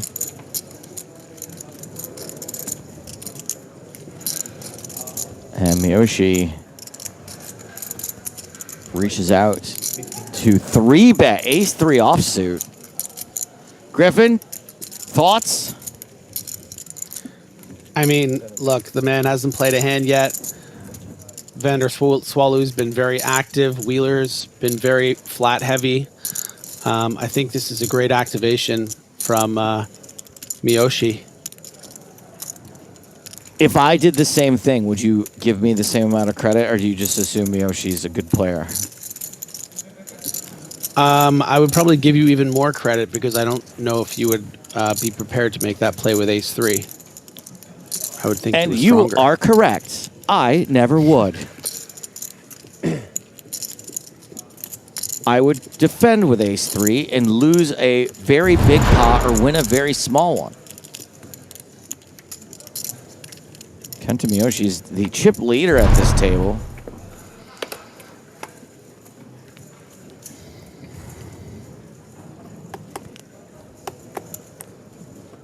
Griffin, if someone comes to your table with a big stack and then doesn't play any hands, do you refer to them as a Nepo baby? Why? Well, because they just arrived with all of the money and then don't really have to do anything. Right.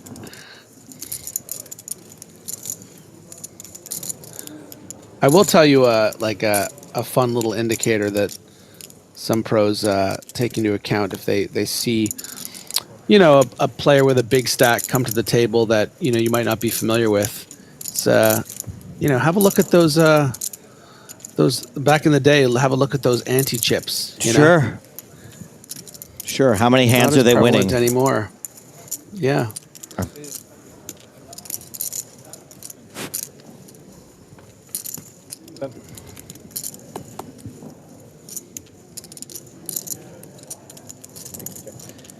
Ace 9 for the flop for Bouquet and Mateos, pair for each of them. Don't those odds seem wrong?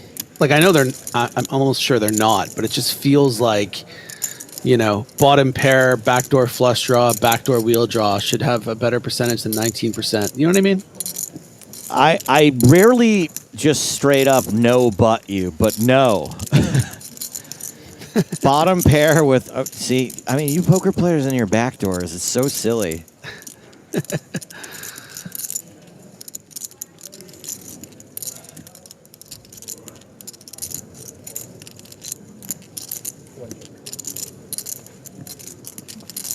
Check, check. And none of the backdoors come a knocking. Okay, is going to win this at Showdown.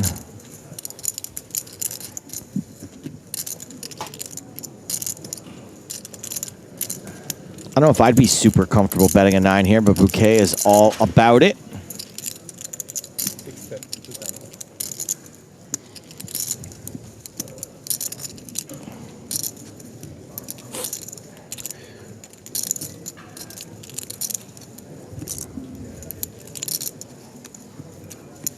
Yeah, interesting block bet here.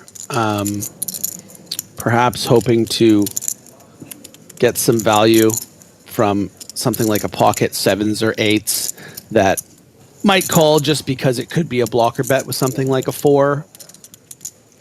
And it even gets value from that 5-4, just that incredible price. And that's the max, I think. I don't think Bouquet makes any more money if he bets a larger size. So pretty cool. Good for him. Yeah, very impressive. And man, Mateos, I guess, is one of those players who's good enough to pay there, right? Like, yeah, I mean, sometimes you're just given such an incredible price, and you just want to see it. Even it happens to even the best of them.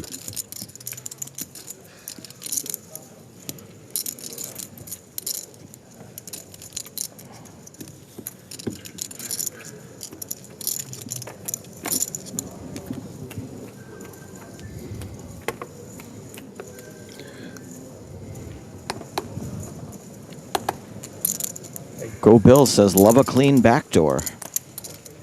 Yeah, I guess when your opponent doesn't go runner on you, that's nice. Rarely happens. Pocket 8's the Snowmen's for Adrian Mateos Diaz. Num num. Pretty good.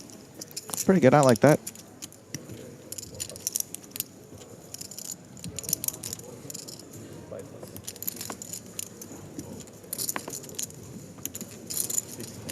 On to the big blind, who is Elton John. Now I get it. I see it. I see it. You know what my favorite Elton John song is, Griffin? Rocket Man. It's not Rocket Man.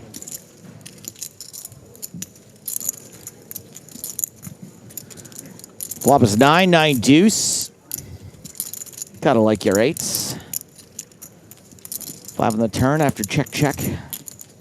Still gotta like your 8s.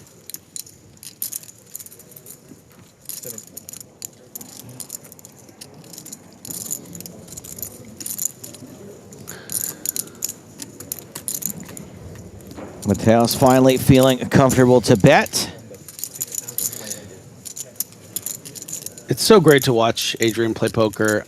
If you're not paying close attention to this hand, you might think this is just, normal proceedings. There's not much money in the pot, but it's a pretty unconventional, check back, I think, to a lot of players. You think you get the 9-9 deuce flop, you're going to bet, you're going to take it down, but he finds a check instead, not wanting to find himself maybe against a player that might be prepared to start check raising and putting him in uncomfortable situations, allowing a turn card to come, creating more sort of definition in the hand, more comfortability, and then you really start going for value, and does get value from that ace queen high, and will be going for more on this river.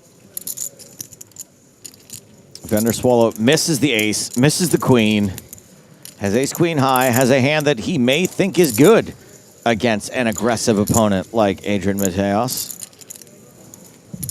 Yeah, I guess just the question becomes, do I think Adrian Mateos is balanced with this flop check? Is he ever going to find checks with king jack off or king queen, ace 8 that turns it into a bluff on the, you know what I mean? It's just, it kind of feels like some sort of strange value line that I think is going to be difficult to pinpoint where his range really is with this line, but it doesn't feel like ace queen should be good because a lot of the bluffing type hands are going to be finding bets on the flop, right?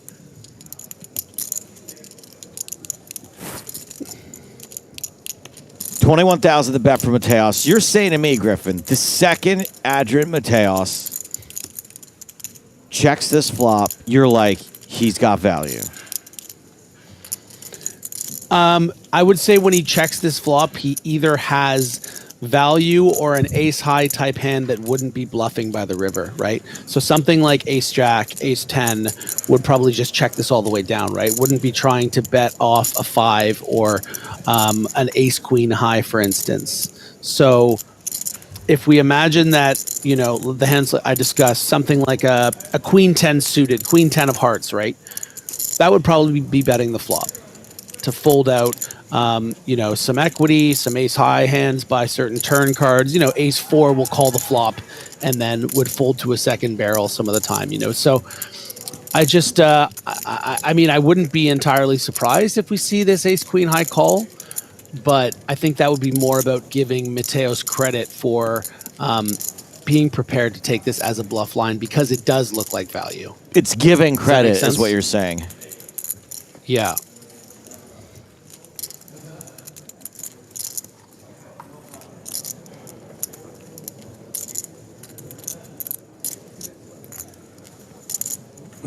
I mean, it's got to be somewhat tempting to win this pot. 21,000 bet on the river here to pick off a bluff. And as you said, well, he didn't come to the same determination that you did, Griff, which is that the bluffs, that range that ace queen is beating that would bet this river is pretty thin. And as we can see, pocket eights don't fall into it.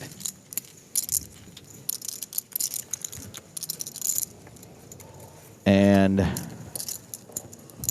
Adrian Mateos, the second biggest stack of this table now.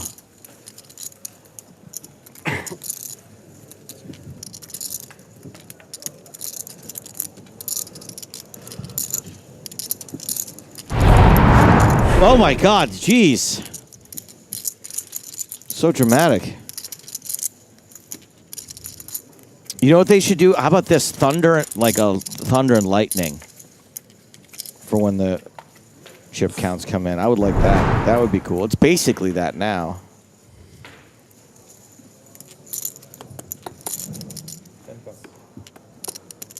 Jerison out. Mateos, he should not be allowed to get hands like pocket kings because he's too good. And it's unfair. Wholly unreasonable. Wholly unreasonable. Why are you saying it like that? Wholly? Yeah, you're saying it weird. You're saying I'm saying it weird. What do you mean? Vander swallowed back in action. 10-9 of diamonds. How about you, Micho? Ace deuce. Just 2,000 a call. Micho's got an overcard. You spike an ace on the desk. You want a nice little pot here.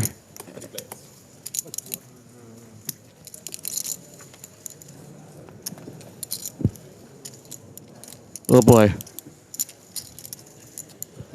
We have got something for everybody. Overpair for Mateos. Gut shot in the overcard for Micho. And a diamond draw for Vander Swallow.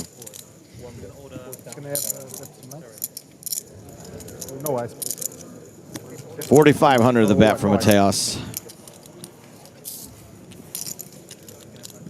Thank you.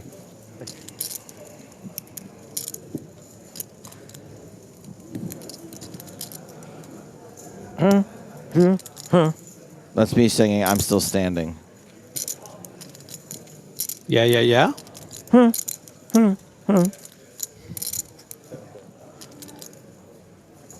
My good friend Sam Rhodes, very funny London-based comedian, does a bit about Elton John and seeing him live. I don't know how he doesn't really sing any of the songs anymore. He just kind of does it. He just does the noises. So I actually discovered something yesterday as we get to the turn card here. King of Spades, more equity in the form of a straight draw for Vander Swallow, but the top set. Set of kings, so fun, so good. Anyways, I have a little anecdote that has everything to do with you, which I'll save for the after this hand, Joe. But you can just be excited about that. All right, I am excited. Mateos gets to bet again, this time with supreme confidence. 15,000.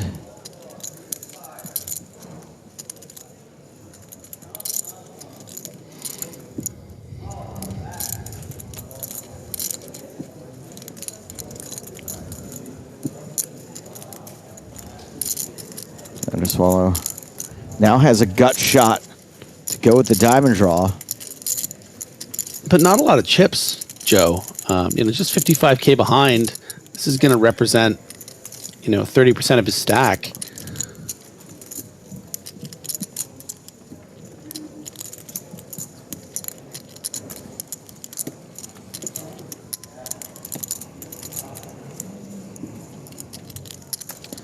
A lot of carnage being asked for in chat. People looking for the 3 of diamonds, the king of diamonds.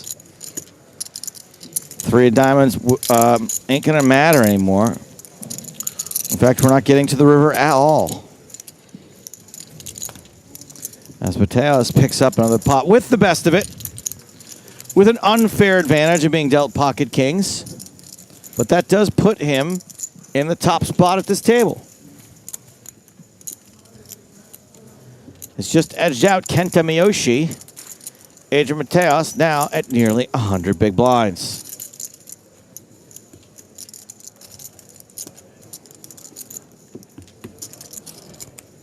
So my little Joe anecdote. Yes, please. Yeah, go on. One of my go-to, T-shirts just fits well. Is the United States of for your comedy tour, right? You've seen me wear it a couple times. So sweet. And I've found that close to half a dozen people have asked me about the shirt. My girlfriend's father did. My mom did yesterday. Just random people like in my hockey room. Your landlords asked about my shirt? Yeah, but I was curious because it happened so frequently that people have asked me about it. I finally asked my mom. I was just like, I have to wonder why do you ask about this shirt, because so many people ask me about it. And then she said, because it's when you see the Stapes thing, you think it might be like a typo. She's like, what is Stapes? You know, isn't it supposed to be United States? And then I have to explain who Stapes is. So, yeah, that explains it. I mean, if only we had had that sort of interest while we were actually doing the tour.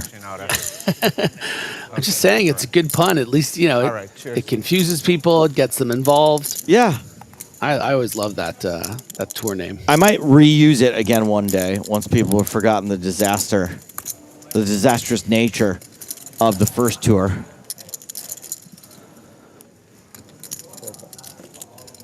Salamanca tried to make it happen with pocket fives, got slapped in the kisser by Micho.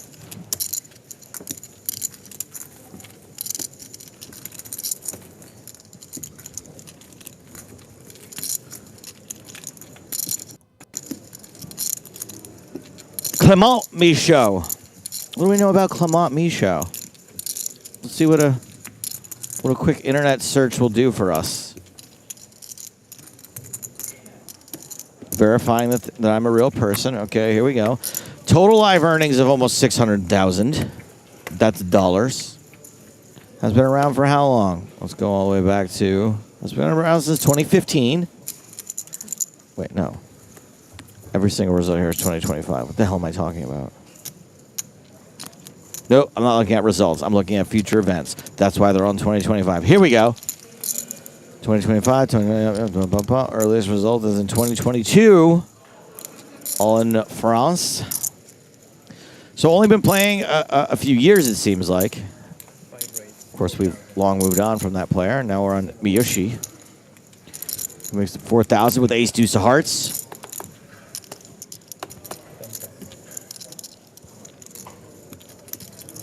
Gets another ace deuce to fold. Not going to get 54. Car 54, where are you?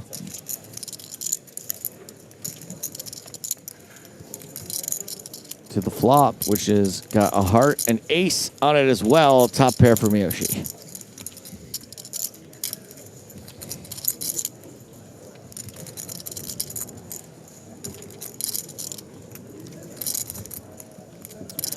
Mateos checks. I'm going to assume this is going to go check, bet, fold quite a bit. There's the bet from Yoshi. Mateos folds fast.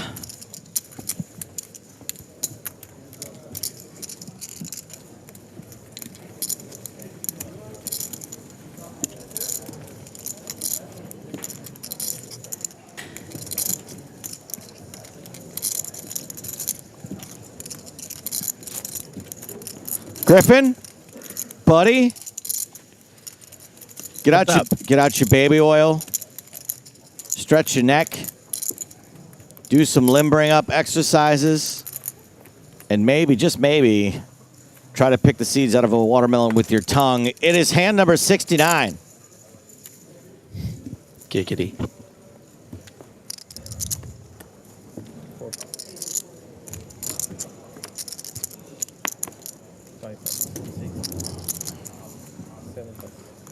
Action's folding around to Michaud. King 6 suited. This is a Griffin Bender approved raise when it's folded to you in the cutoff, isn't it? Is it not? You're goddamn right. The kicks. That was a Breaking Bad reference because Salamanca's on the table. Nice. You should just say nothing and ring a bell. Well, you know what it was that James said that he was only going to allow Breaking Bad references for the next 30 minutes, and he said that about an hour and 20 minutes ago. But he's not here, so and I'm hoping he's not listening, and I can just get away with it. Yeah, I think he's. I think you're safe. Nice. You won't tell him, right? No, of course not. Because I get in trouble too. We got to stick together. Here, can you do one before the level's over? Do one what? A Breaking Bad joke? Yeah. I'll try. Okay.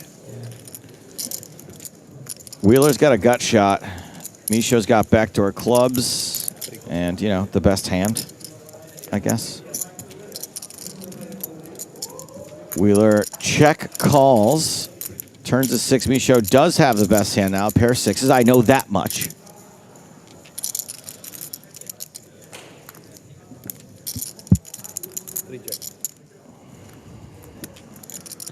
Wheeler checks. Michaud with the bottomest of pairs. Doesn't want to seem too excited for a check back, but probably wants to check back. Yeah, I mean, it's interesting, right? Because Michaud was pure bluffing on the flop, hoping to turn some equity or perhaps pop off a king. But when you hit the 6, yeah, you can be ahead of something like Jack 5 suited or, you know, Ace Jack, King Jack.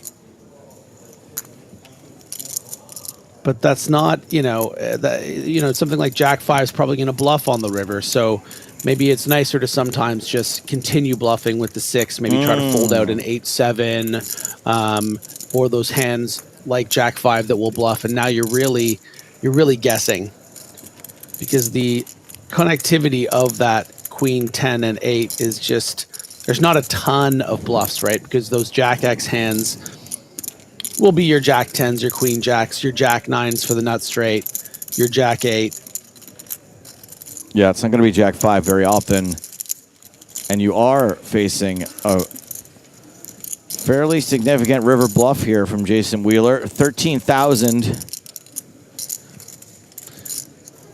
And the 6 isn't actually a complete brick when it comes to Wheeler's range, right? I mean, that does fill in 9-7 as well. Yeah. Which would be a call on the flop. Wheeler playing a really strong level here. Okay, gentlemen, just to inform you, when you come back from your break, go straight to table 24. We're gonna bring Well, looks like we're going to lose this table as the feature after the next break, which was coming up in just under 10 minutes.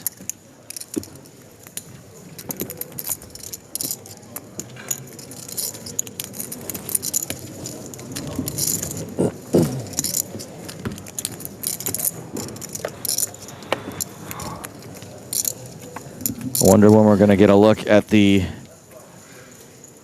next feature table. Not for a little while, I think. Got to figure out who it is, probably. Then we got to get a camera crew over there. The whole thing takes about, I don't know, 7 minutes.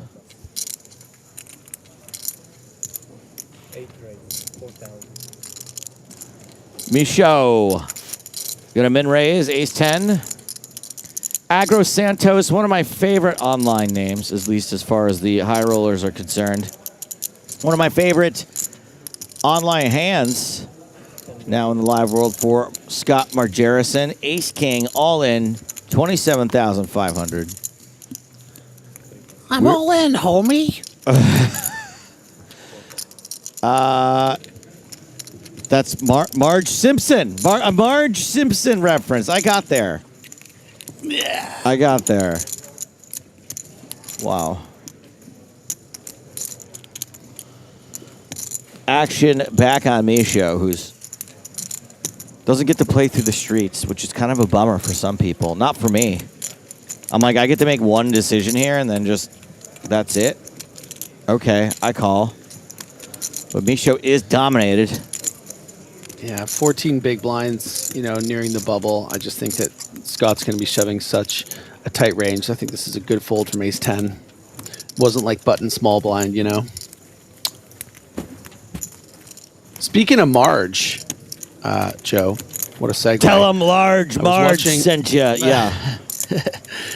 My dad's been on a big Woody Allen movie binge. He found them on they're like free on YouTube or something, and I got him a premium YouTube subscription. He's been finding these Woody Allen movies. Anyways, I watched Hannah and Her Sisters with him the other night. Yeah. And there's a very small side character that would show up every once in a while, and he kept being like, "That's the voice of Marge Simpson." Like he was trying to really Julie ingratiate himself into my he's just like, do you hear the voice? Like he's probably watched no Simpsons in his life, but he's trying to be like, you watched Simpsons when you were a kid. He's trying to the voice of Marge. Just trying to engage you. Yeah.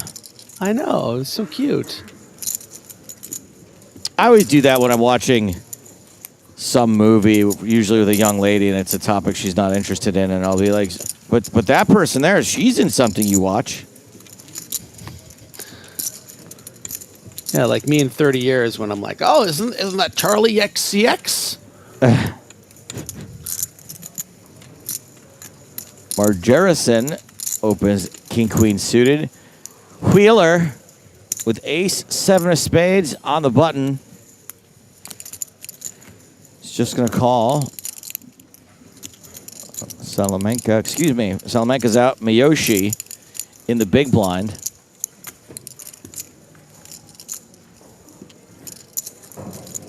That might have been your Salamanca moment. I don't want to rush greatness. You know, we got 6 minutes or so.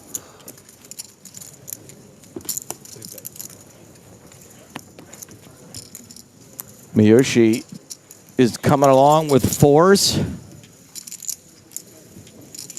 King 10-5, spade, top pair for Majerison. Nut flush draw for Wheeler.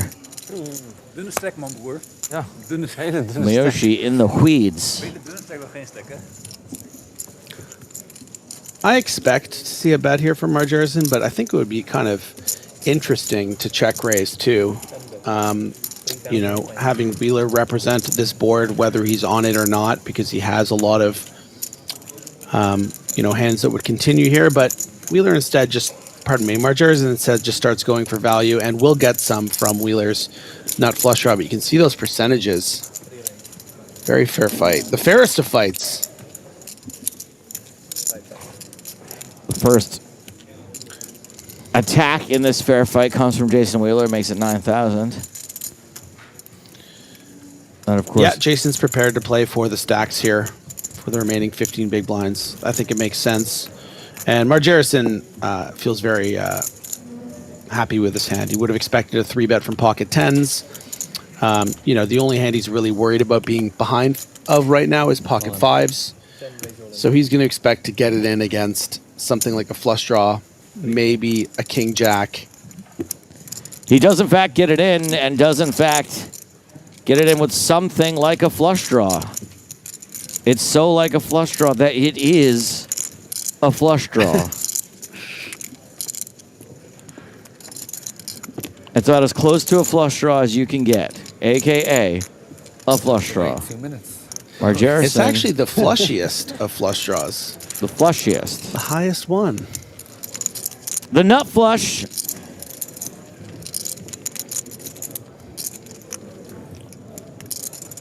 Maybe see the turn.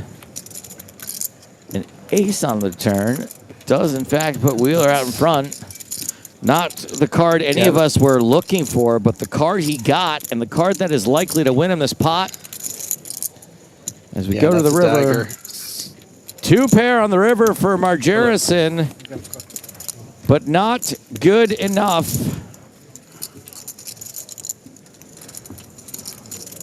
That is a flush for Jason Wheeler. As we say adios to Agro Santos. You won a lot of money this week. Still about 120,000 behind me on Hendon Mob. I can't believe it's not butter. It's Margerison. Did that get a little ta out of you right there, Griffin? That got a ta. I'll take a ta on that because it was not good.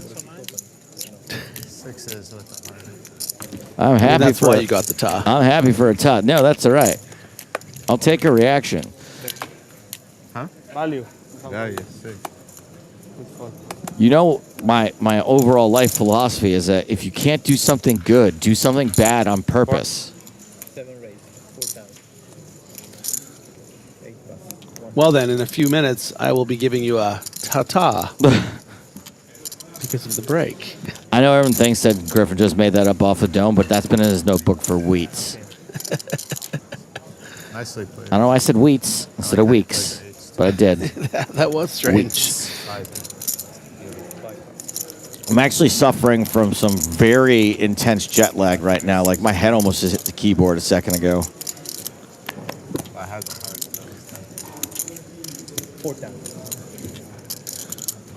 But you're still with us, Joe. I Almost am. failing. It's like your brand. People don't tune in for my perfect commentary.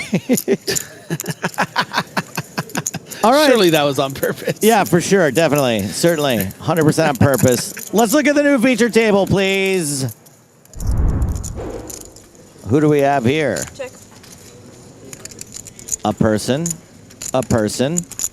All right, I'm just going to read word for word what's written here. Shot of the new feature table after the break, including Felix Schneiders and Riccardo Trevisani, who our Italian team tell us is a very famous TV football commentator and journalist in Italy. But they didn't tell me which of those people was Riccardo Trevisani. So I'm just going to, thank you for your comment. By the way, when I throw the team under the bus here, I realize that they make me look good far more often than they make me look bad. And it's kind of a dumb thing for me to call everybody out, but I can't do it because I'm really insecure. And it's plain funny.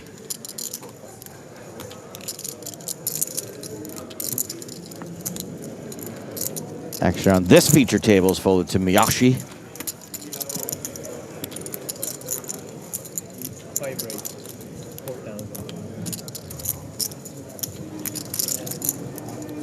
Pocket tens for Larry Buquet. Oh, it's not Larry, it's Rui. Rui Buquet. You will Rui the day that you attack this small blind.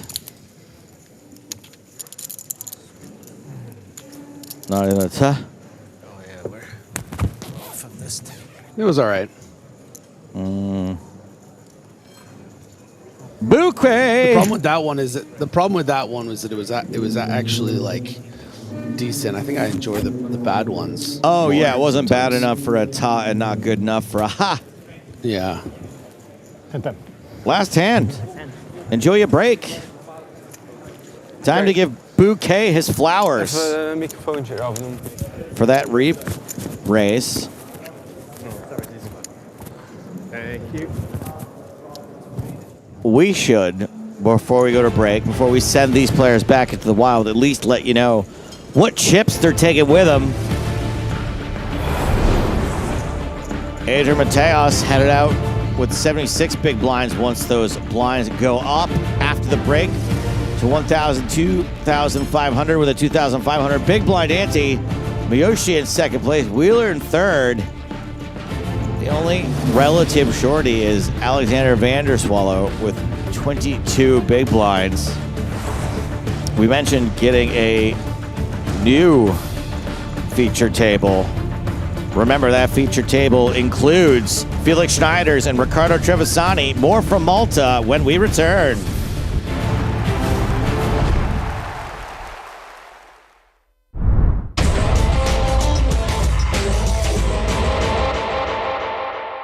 Yeah, and these three competitors are going to be over the moon to be three-handed and playing for this kind of money, but the differences between third and second, and then ultimately second and first, are absolutely massive. I mean, the difference between first and second is more than first place. Yeah. And before anyone asks, even though they were on a break for the last 20 minutes, no deal discussions have taken place. No one has floated the idea of chopping the prize pool. We get Van Luke opening on the button with Jack 10 suited.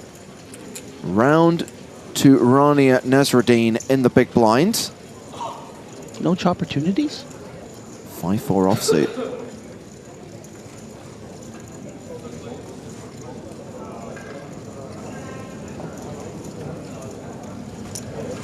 Maria, from where we left off last night, would you have expected these to be the final three? I feel like two of the three, it certainly looked like it was trending that way, of course, for Angelov and Nasruddin. And Van Luke, definitely hung in there, picked his spots, got super lucky with those running jacks. So fate has it that he's meant to be here. Yeah, and he has flop top pair here against second pair. Nasruddin checks to him.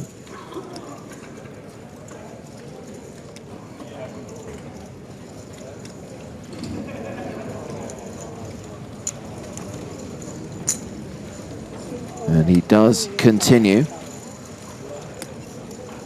He bets 1.5 into a pot of just over 2.5. Yeah, this is just a spot where she's going to take one off and see what develops. Of course, having that 5 is nice. Can turn some straight possibilities or 2 pair. Absolutely. She now has a 4-1 advantage over Van Luke. Checks a second time.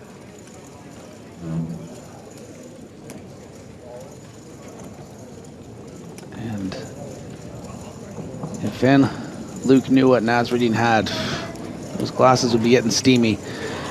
This is a brutal spot for him now. Fires a second barrel. I'm all in. Wow. She Oh my goodness. Wow. check shoves. He snap calls. What a Whew. Please hold. Please hold. Please hold. 5 for a hold for the pigeon. Van Luke has 8 outs. Jacks, 10s, and King for 3s. ace. No jack, no 10, no 3. No jack, no 10, no 3. No jack, no 10, no 3. No jack, no 10, no 3. No jack, no 10, no 3. No jack, no 10, no 3. Those are his outs. If he doesn't hit a jack, 10 or 3, he's out. It's the 10! Oh my goodness. Okay. She's still got 900k. It was a virtual all-in, and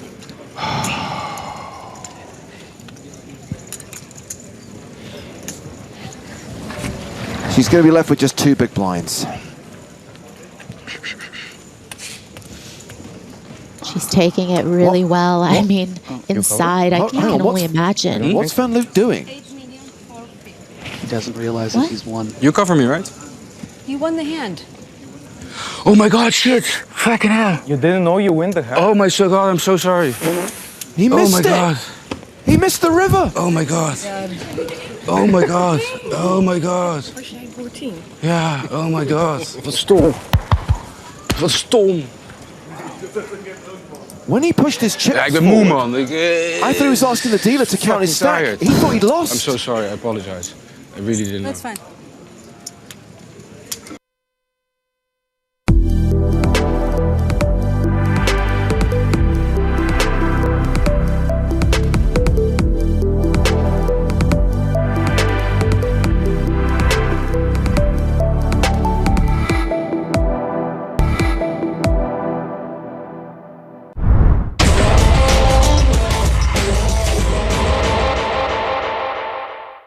Line still 5,100. Action on Monturi. Ace, king of clubs. Well, that's a pretty looking hand.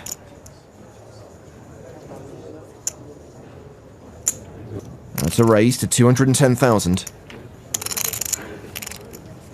Round to Messina in the small blind. He folds. Dominic Panker's in the big blind. And he's got ace queen. Oh, Dominic, man, that's not going to be good for business.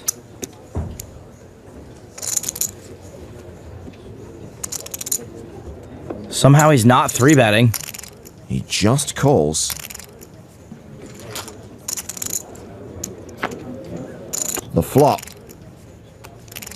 is queen high. Panker outflops Monturi. It was Dominic's birthday yesterday. Happy birthday. Monturi continues for 325,000. Have a good day. The Frenchman does have a gut shot.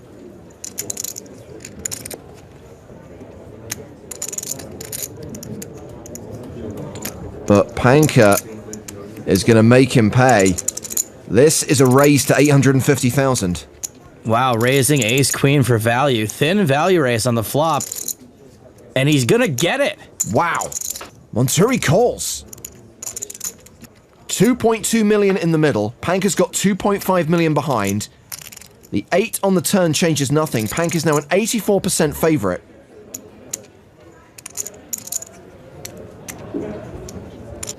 Fine. And he sticks the rest in. He thinks he's almost always going to have the best hand here, and he wants Monturi to pay to see the 5th card. Monturi folds. Panka back up to the better part of 5 million. Birthday boy, let's hope he gets some birthday checks.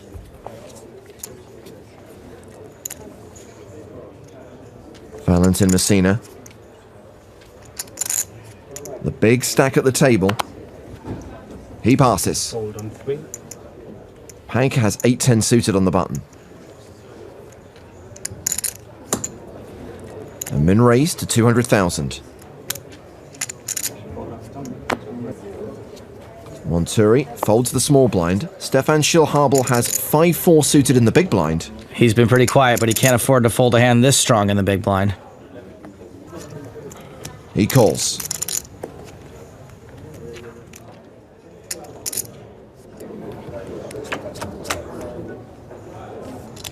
Well, that's a flush draw for Panka. Schilhabel has paired his 5.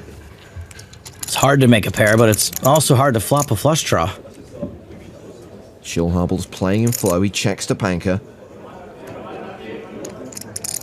And Dominic continues for 225,000. Betting on the come. Remember they used to say that? Yeah, that was a thing. Seems like a just call spot for Schilhabel if you got lots of chips. Here, I'm not so sure. Well, this is a check raise to 605,000. Turns it into a bluff. Seems okay to me. Unfortunately, he's not getting a flush draw to fold.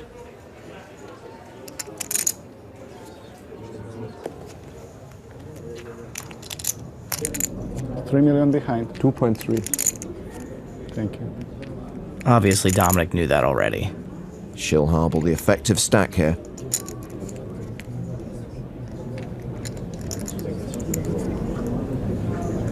So Panka calls the raise. 1.7 million in the middle. Schilhabel better have the nuts to bet the turn and river without the nuts. It's a 7, so both players now have straight draws. Schilhabel, a 61% favorite.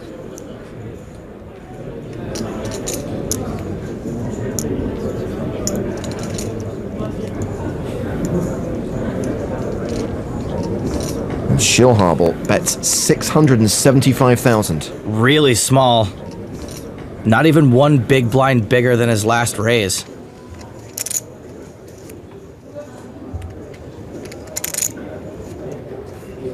Panka shoves on him. All in.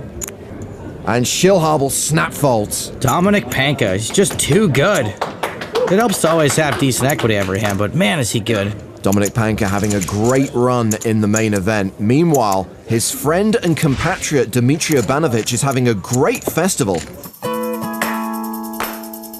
69 events here in Malta, and 4 of them have been won by the same player. It's the first time it's ever happened on the EPT. It's a new record. His earnings in this festival total nearly 730,000 euros. It's an amazing achievement. When I won a sword here in a 5K turbo, it was like, oh my god. It was unbelievable, like 5 minutes of feelings I never had before. Started from day 2 10K, played for 1 hour, busted in a flip, and then jumped straight to 200, crazy pineapple. It was like 55 players. I won it. I think I'm in a good form right now, so my game is good. And like when you run good, you believe you're playing good, and it helps. I'm very happy that he was the one to win 4 tournaments on the one EPT stops. I think he's an amazing player, and it's incredible.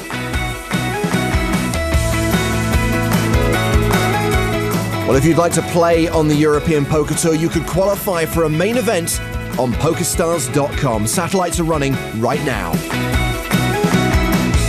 4 events in 1 stop, more like Dmitry Domanovic. Don't be alarmed, nothing has happened to Tobias Rankemeyer. That's Dimitri's friend Marcin Vidorovsky, and they are railing Dominic Panka. Well, we're going to sweat with Dominic. Blinds are up to 61.20 with a 20k ante. Action's been folded to Panka. He's in the small blind with 7 deuce of hearts. Great. Do-over? Now, there's no 7 deuce rule in play, but this is how important every pot is at this stage of the tournament. You still have to play 7 deuce small versus big. Panka completes. John Monturi's option in the big blind. It helps, by the way, if you're Dominic Panka and you think you have a post-flop edge. So Monturi checks. Nice flop, Dominic Panka, 2 pair. Cool. And I say, let's just bet it. Monturi, he's going to call pretty wide.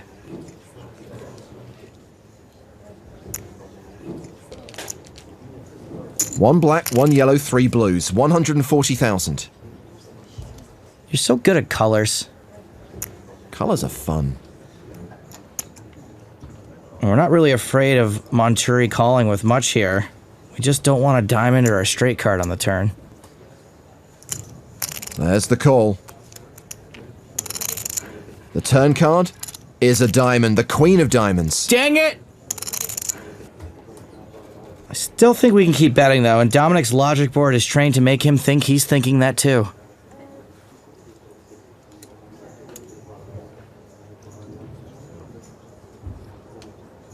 I think he may have powered down.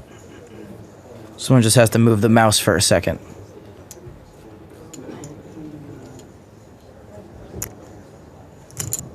$350,000 into a pot of 600,000.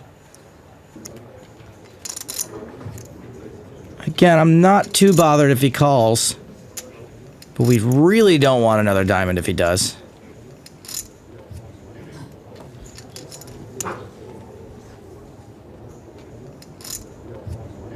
He's got the call in his hand.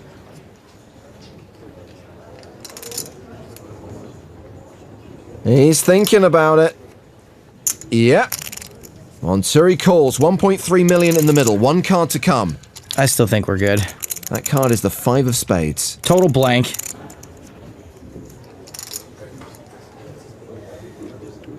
Panka gonna bet a 3rd time. Looks like it. Take it on down to Valueville. 550,000.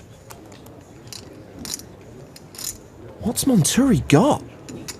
I don't know. I think I'm happy for this chieftain to think about it all he wants. As long as he's not thinking about raising a flush, I like our hand. If he just calls, we're golden. If he raises, we're boned. It's a call. Monturi tables queen 5 runner for a better 2 pair. That was horrible. And he has retaken the chip lead.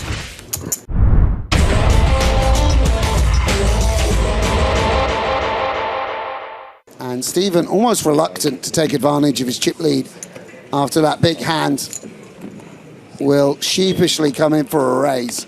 And Rani is all in with ace-3 from the small blind. And look at this, Andrew Hume's woken up with ace-8 in the big blind.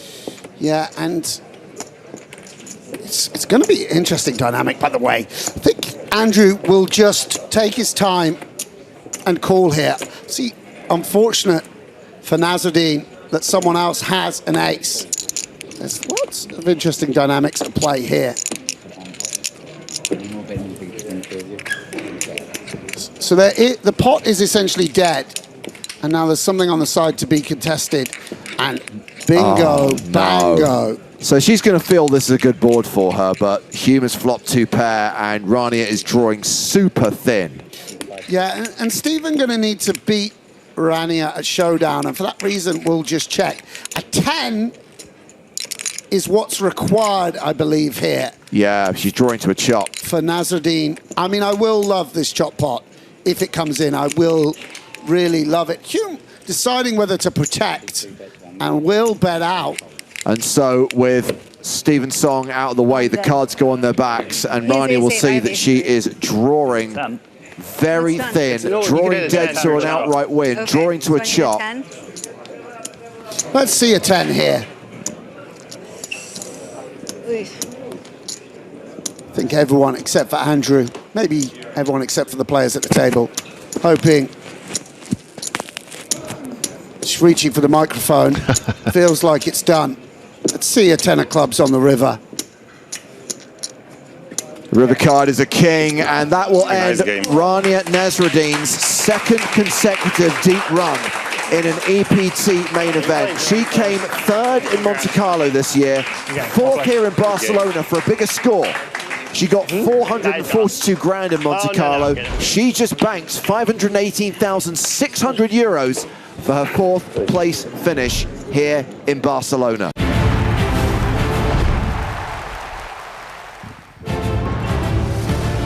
Welcome back to Malta and the 2025 season of the PokerStars European Poker Tour. Day 2 of the main event continues here at Casino Malta as we bring you the 3rd level of the day and our 3rd feature table of the day. As we check on the chip leaders right now, notice that start of day big stack Lin Zhangwei has dropped down to 4th place, but is still among the top 5. And this is the lineup at our new feature table. Hey everyone, it's Enrico Komarski. Plus, we are gonna grund with Felix. X-Flix himself, Felix Schneiders, is gonna be on the main stage as we kick off level 13 with the blinds at 1,000, 2,500 with a 2.5K big blind ante. It's James Hartigan alongside Nick Walsh. Hello, hello. Thank you for having me. And still joining us from Canada, live via satellite, is Griffin Benja. Hello, Griffin.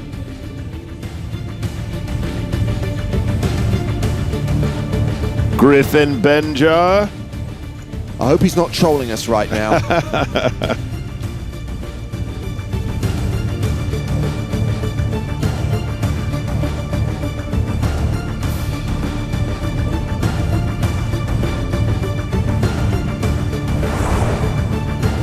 Huge money up top for the winner. 135 players getting paid, 210 coming back from break. Our new featured tablists receiving their microphones right now. Werden wir sonst 10 Minuten recorden, weil das ist die Spanne mit der Pause, 20 Minuten und halbe Stunde Delay, 10 Minuten werden wir rekorden, solltest du wieder an den Outer-Table gehen. Wenn da nichts passiert, gehen wir einfach wieder live drauf und nehmen deine 10 Minuten in die Highlights. Do you want this also? Or? Yep. One or two? One, could be two. Two max. 2.5.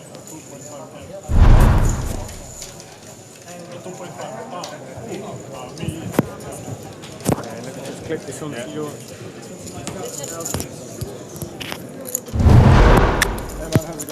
There is a player who was the first ever Coupe winner from Montenegro and has claimed many titles since then. There's Felix. X-Flix himself. Team Grund. Team, for sure. And maybe me. He's famous in Italy.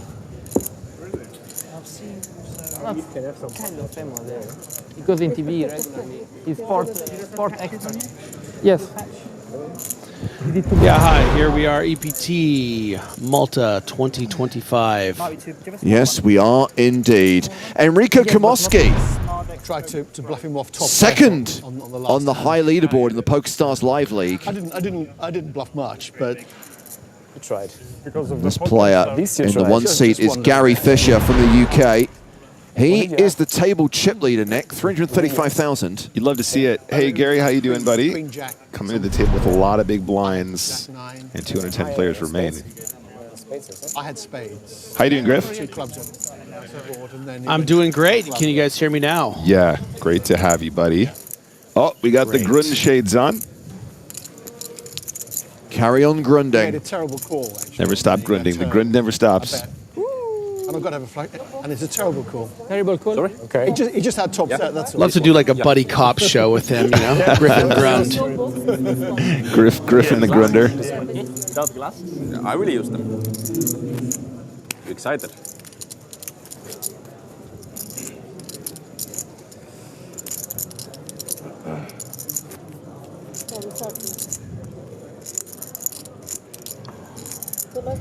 Thank you.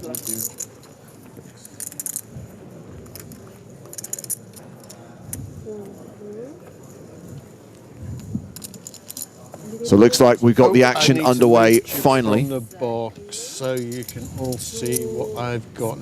Clock is So it running. go there, does it? Cards are being pitched. Blinds are now 1,000, 2,500 with a 2.5K big blind ante. So James, I was watching some of the last level. Does appear we're off to a great start here in Malta. We've had a lot of good characters, a lot of good table interaction, relatively speedy pace of play, which hopefully bodes well for that bubble coverage. Oh, don't worry, Nick. It'll slow down to a snail's pace. It will. As we get close to the money. But let's see what Mr. Schneiders is going to do with the 7-6 of hearts here.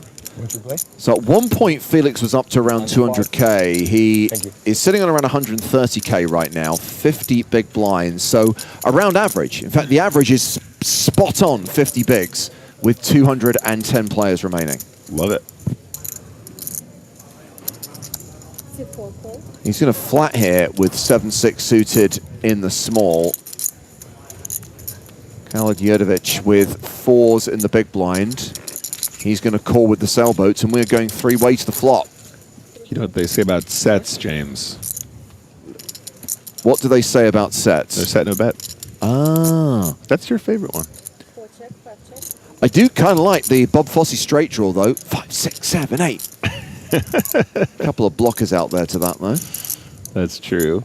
That set on the turn would be very spicy for all players involved. I say. Top pair here. Give us some spice. Is that spicy enough for you, Griffin? Yeah, I meant more the spicy 4 on the turn as Nick suggested. But in this case, I think Khalad will get out of there. Khaladly.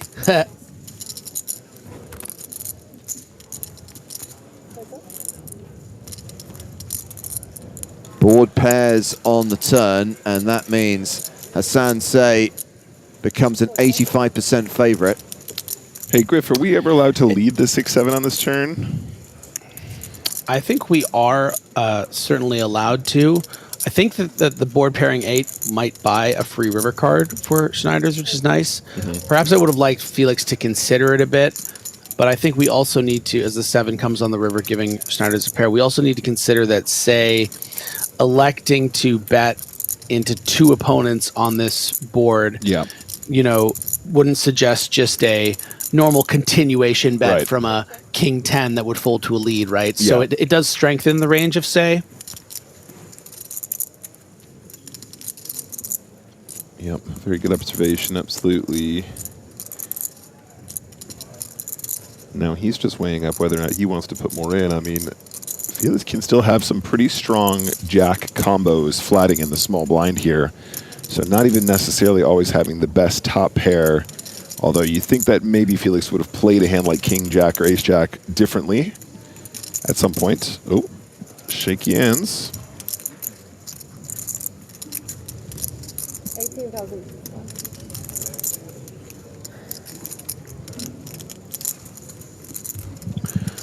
Yeah, and I don't really expect Felix to see this as a bluff line, as we discussed on the flop.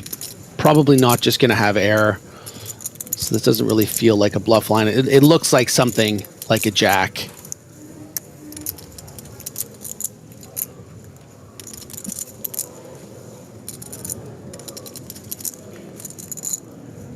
I'm with you, Griff. I think that it can be very easy to level yourself into a call here because it just feels like when it goes check on the turn and then you have a 7, you know, can I bluff catch? I really want to bluff catch and be right, but I think he's made a good decision to let it go there. Fuck. Where do we grund? We grund on tour. And Felix seems to always be on tour. Like he's finding live events across Europe, around the world, to always be playing poker and always be streaming. Yep. Depends. Forever grunding. I don't have my phone, so I'm bored. When he doesn't touch the trophy, it's called. I will be crazy. Bro, you don't get stimuli from the game? No, I need my phone normally. Now I'm so bored. Enrico Komoski is bored, ladies and gentlemen. It's official. He's allowed to say that. He wins enough. Maybe in final table, yeah. But now it's 8+. I hope I have that problem. 20-something bored without his phone. I Shocker. know. Riccardo Trevisani with King Queen is going to raise here to 5.5K. I like the threads. Trevisani's looking kind of cool. I'm a fan of this hand. Ace 10 of strawberries.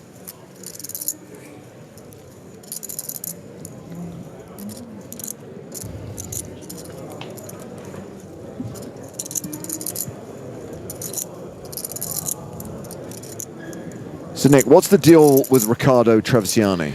I believe he is a celebrated and well-known football commentator, as in soccer commentator. Huh. If I'm not mistaken. Is he like the Gary Lineker of Italy?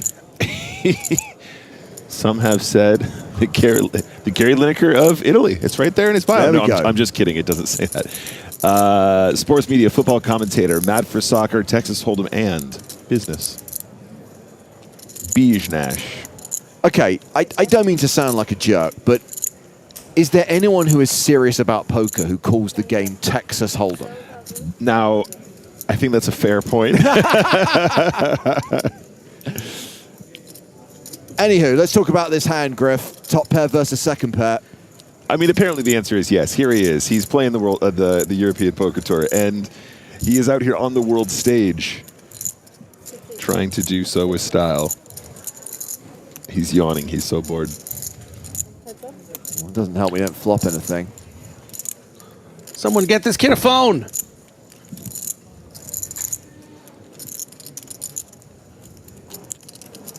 So Trevisani now just 11%, checks, slows down, continued flop for 7.5K, opportunity for Longmouth fan to take over the betting now. David, yeah.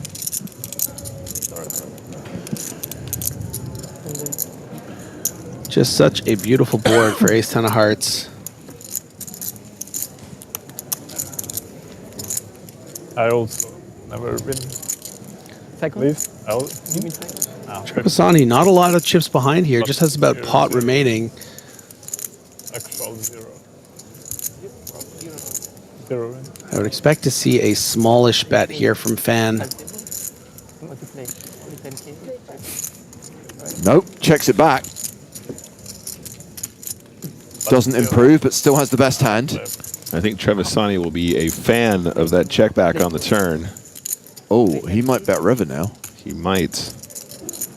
I Don't play the ball. don't know if we should. I don't play. Zero bomb. Yep. Nothing really to gain with a bet here. Yeah.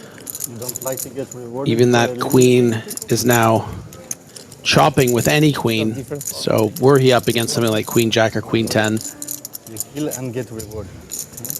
Now don't you dare miss this riverbed fan.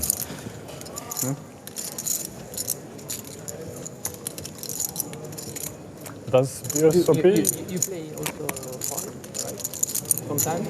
Sometimes. So 35,000 in the middle, 25,000 is the bet. Random name. I mean, that's most of your chips. I'm random names, but everybody knows my true name.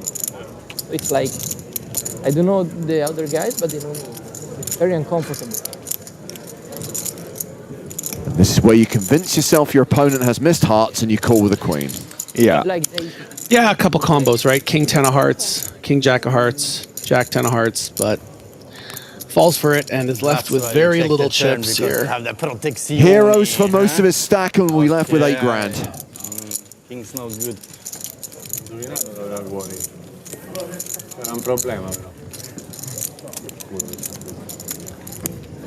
And that's going to see Longmouth fan now playing more than 70 big blinds, more than 180K, but not as many chips as this guy. This is the current tournament chip leader, David Vinjegamorthi from Norway. He has around 400K. 206 players remaining. A reminder that 135 will make the money. We can expect the bubble to burst during the evening session. This is the third level of the day. 2 more to play after this. Level 14, dinner break, level 15. And normally, level 15 is when we go hand for hand. That's when we burst the bubble. Right. I'll show you later. How much is that? Trevigiani now all in with 7-6. It's a small shove. Ace-8 off, though, with all those players stacked behind. Like, just, nah. Nah. Just not worth it, yeah.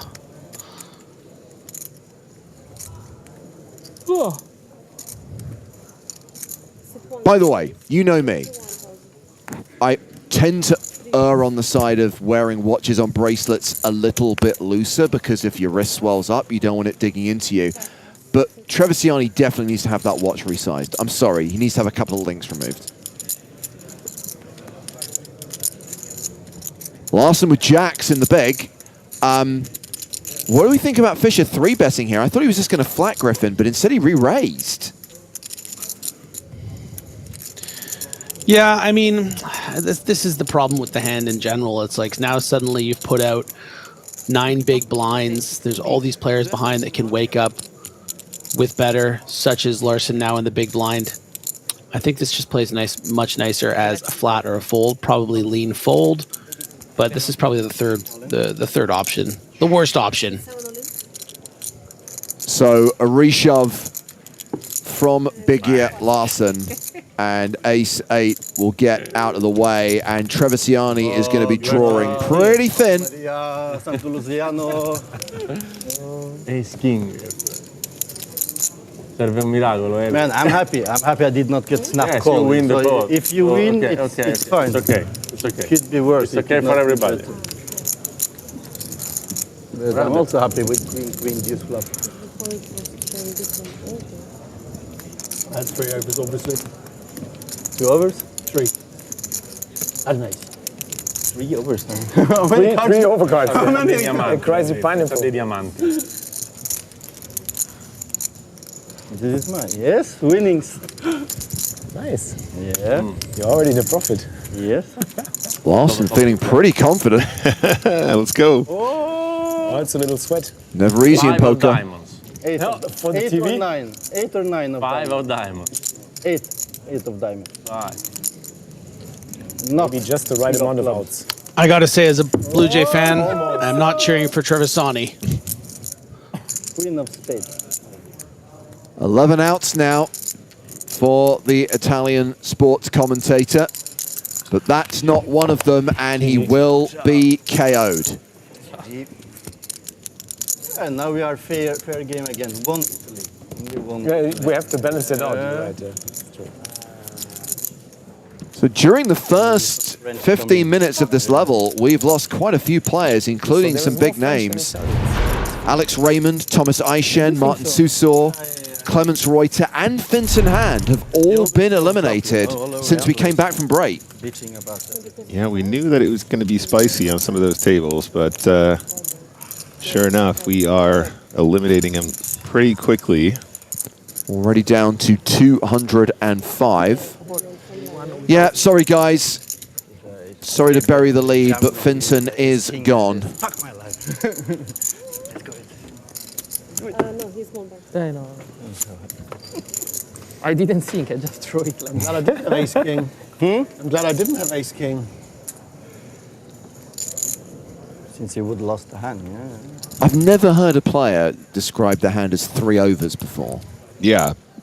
It took me a while to work out what he meant by that.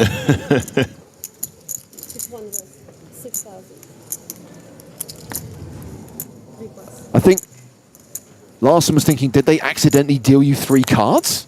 And you didn't say anything? 3 overs. Nope, stands. Kladiovic with ace-8.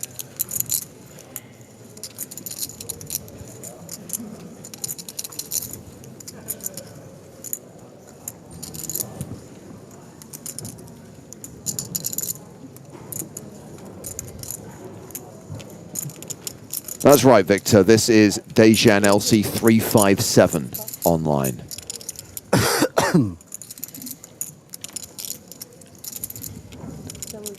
He is 3-bet to 17K. Action's going to come back around to Gary Fischer. You again. He's not going to like the response to this one. You just said your names to each other. You could use your names. You. No, you.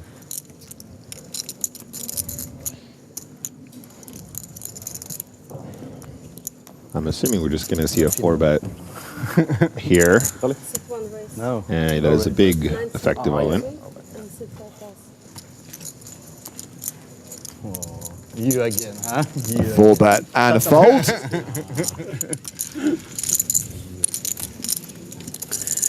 And he makes the chips back after the stumble with the ace-8 off because someone else decided to play ace-8. It's the dead man's curse. Yeah, I'm going to say the memo is do not play ace-8. Who will come in? So we should all take away from today's session. I think it should be French, for sure.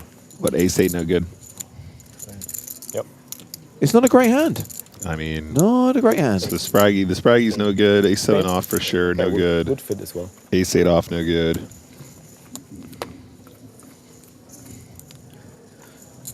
You want to bet? Ace-9 you might take for a walk, you know. Ace-10, maybe a coffee. 100? Now, King-Queen suited, I'm a fan. Oh, let me tell you. Married with kids. This is a raise to At least 5,000. And we're round to the button. Larson folds. Hassan Say in the small blind. Queen 8 of hearts folds. Gary Fisher in the big blind. Passes as well.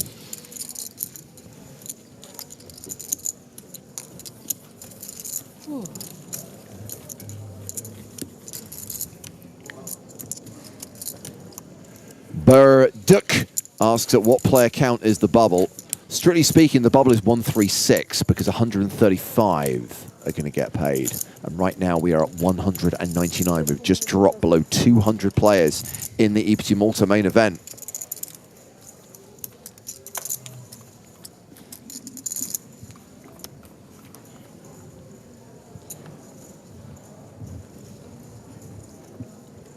Grund for Felix. No Grund.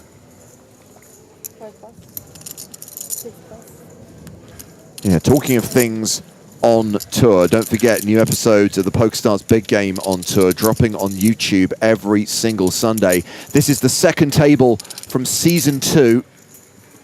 Watch Loose Cannon Luke Moy take on Lex Veldhouse, Alan Keating, Jason Kuhn, Wolfgang Poker, and comedian Morgan J. It's the bigger game, playing at the original Big Game stakes, 200, 400, minimum buy-in of 100K. Alan Keating in the game for 500K. That's right, $500,000. 2 episodes available right now, episodes 6 and 7. I don't want to put you on the spot here, James, but do you have an all-time favorite loose cannon? I'll be honest with you, Nick. My knowledge of the Big Game is not as extensive as Joe's. I didn't work on the original 2 seasons of the TV show from like 2010, 2011. Yep.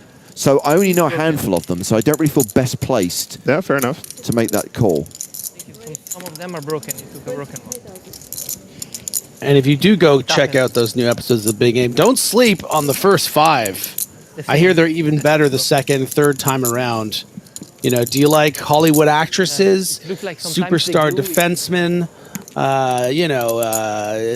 gaming and poker talents? I'm going to say, I'm going to go out on a limb here, Griffin. Well, I'm going to hope. Let's say I'm going to hope that anyone watching this stream will have already watched those 5 shows when they drop back in the spring. World-class CSGO legends. I can't be more precise than that. 1.6. As we see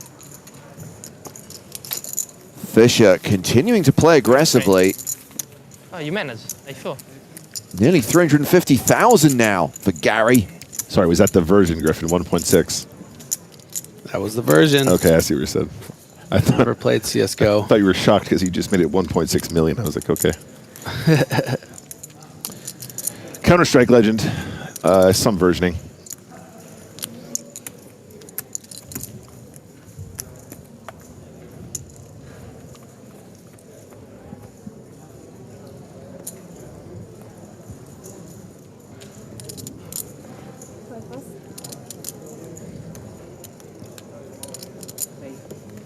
Enrico opening here to 5K. Does he have a legitimate hand or is he just bored?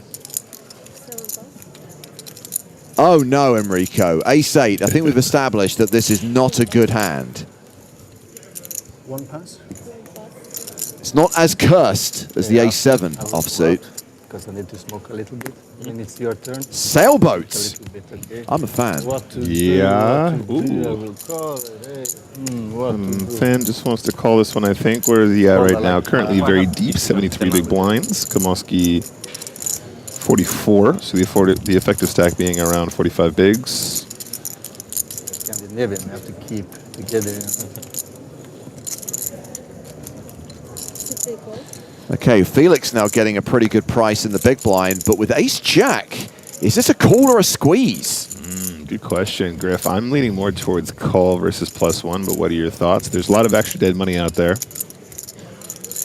I think you can really go either way. I mean, Kamoski is certainly going to raise a little wider than most, especially because he's made it very clear that he's a little bored. So I think I like this as a squeeze. I mean, it really, it does sound like a joke, but it's kind of true. I mean, at this stage, you don't feel like you need to ever play for stacks or worry about getting, re-raised. I think this is just really great awareness from Schneiders. It's sort of somewhere between a value raise and a bluff because you're not prepared to play for everything.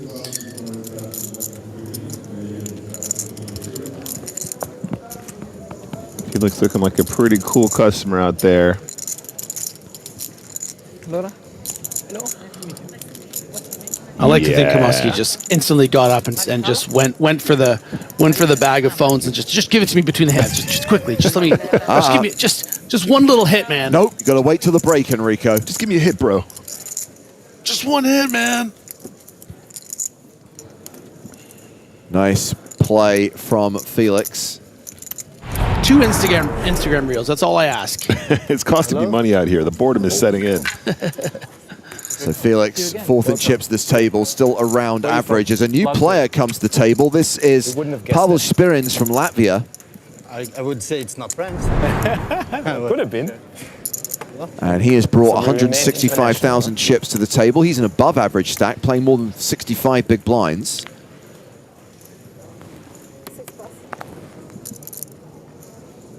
It also makes sense. 40% of the European population, so max.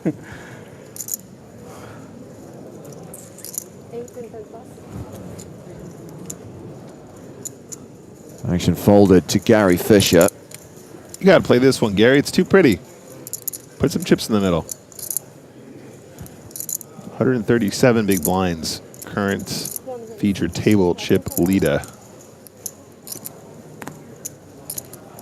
Made it 6,500. Oh, what's Fan doing with King 3? He can 3-bet this. That's a thing. Yeah, going to be a little loose to call. I think fold is obviously the most standard, but I don't mind 3-bet here. Fisher's been very, very active. I think you can make some judgments about the type of player Fisher is. Maybe not someone who will 4-bet light too often. Yeah, I think folding is what you're going to do most of the time, though, of course. First bullet. Let's start there. Koldjurdovic, not bounty, right? King 6 in the Second bag. bullet's always better than second. Yeah, he's got about 25 bigs here, guys. So not super duper short. It is the shortest on this table. Like $1 million and down again. You made like a big punt or something. Sorry. Worth noting the sizing selection here for Fisher, and it might have been a reason that dissuaded the button from finding the 3-bet there. Oh, yeah. Kind of throws you off a little bit when you're seeing a 2.7x as opposed to a standard min raise. Yeah. And also that I think that's what led to the hesitation from Khalad here in the big blind to even defend the King 6, but does and outflops significantly. 1 hour, like 2 levels, 1 hour. It's 1 level. Koldjurdovic playing in flow, checks to Fisher, who continues with bottom pair.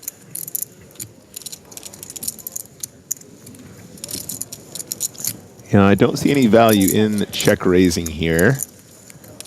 And we definitely can't fold yet, so I guess we just got to call.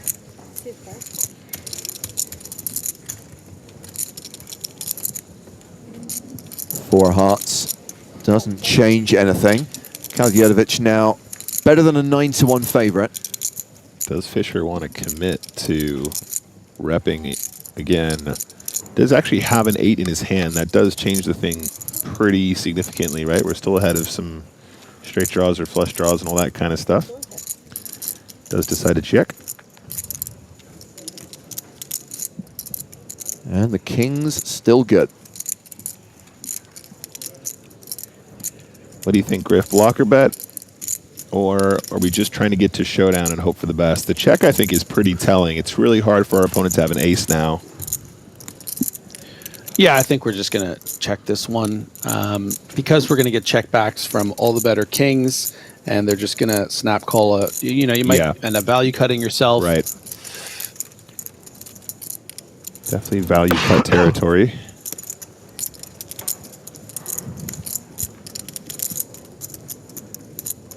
Looks like he wants to do a little blocker, though. 4,000 into 27,500.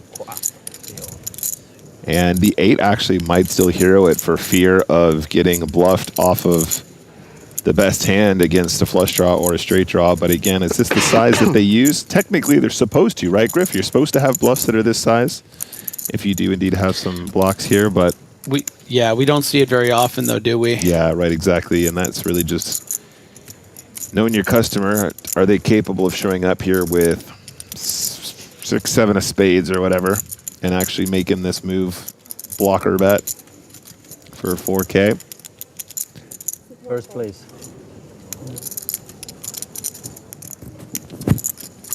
Does get paid. Wow. Yeah, and there is the argument for that, you know, small blocker value bet. I suggested that maybe it wouldn't be worth it, but if your opponent is going to call with an 8 when you make it that small, it's definitely the move. And now Dejan playing around 35 big blinds, which is still the shortest stack at the table. Not short stack. There are no short stacks at this table. Down to 194 players now. Got it. Thank you.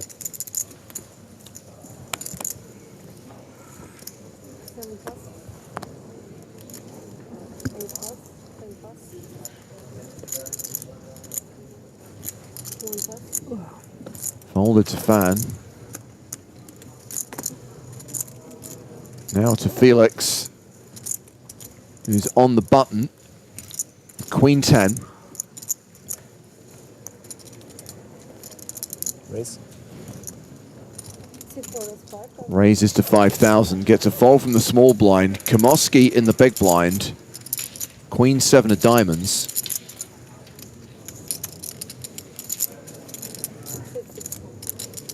Kamoski calls.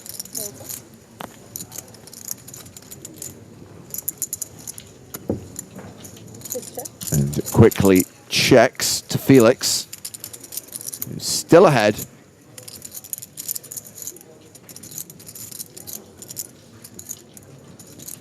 I think we're fine just to go ahead and continue here.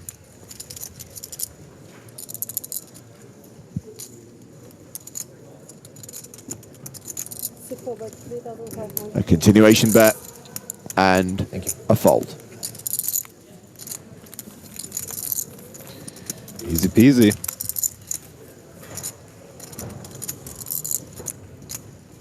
Felix bang on average right now with just shy of 55 big blinds. Confusing, like you see, like you're looking to go along. Like this, like the triangle. Man, learn me. Could you put the blues in front? I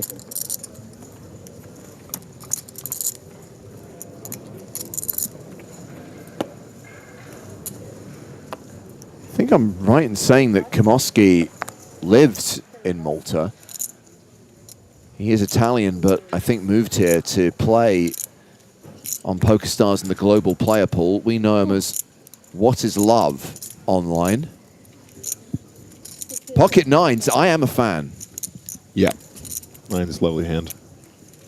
So raise to 5K.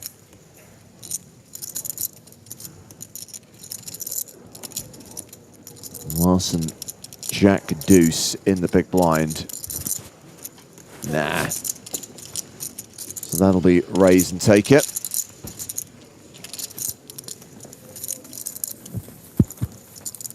Yeah, Kamosky won the high roller in Paris, the 25K, for close to $500,000 just last year. So no stranger to the highest of stakes events that we have here on the tour. Yeah, there was one of the high roller events during W Coop where it was heads up between Kamosky and Olashemian, who was our first feature table today. So Kamosky certainly claimed at least one trophy during the World Championship of Online Poker last month. Did he not already have a second place this series? Sorry, in Malta as well? I feel like he There are hands I'm thinking about. 5 years seconded later. another one earlier this week, but I might be wrong. You do the research, Nick. I've got this. I'll do the research. I'll be honest with you, I do find it very difficult to keep track of all of the final tables of all the events being played here. There is a lot on the schedule at EPT Malta. One level at least. Maybe this one and the next one. We don't know yet. Depends on how crazy. Kamosky button raising here with ace It's 5. interesting enough then. If we're boring, they just throw us out. Okay. Get the fuck out of here. Language, Timothy. It's fun then. We came a little late to the party, but you're very welcome. Larson also has ace 5. Is this going to come down to who plays this more aggressively, Griffin? Yeah, I mean, I think if Larson does find a 3-bet here, as he lets it go, it's going to be up to Kamosky to find a 4-bet or fold. There's no continuing with, you know. So instead, we have Hassan Say in the big blind defending Queen 9, and we will go heads up to the flop. Thank you to StatTrick for confirming that Kamosky came second in the 25K one-day high roller yesterday. Here in Malta? Yes. Nice. Oh, okay. Nice. Usually it's 5. I was making it up. Until the bubble bursts. Now, James, I know you were, you know, lamenting Felix's language there, but after 10 p.m., are we allowed to say whatever the hell we want? It pops on day 2. It's only 5 p.m., Griffin. The bubble usually pops on day 2. Okay, sorry, I'm just, you know, it's all, I'm all turned around here. I'm in a different time zone. Beginning of day 3. Really? Because it was such a big field, but I don't know how it's like here. Still quite a long way off.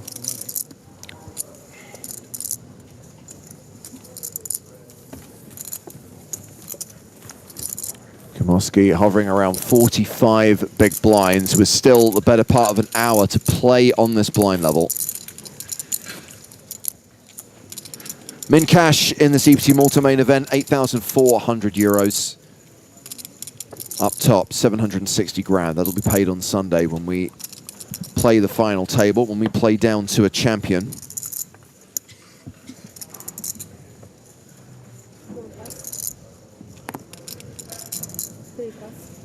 Look at Tom trying to help out Griffin. Just add 6 to your time, Griffin. It will be easier once you hit 1 p.m.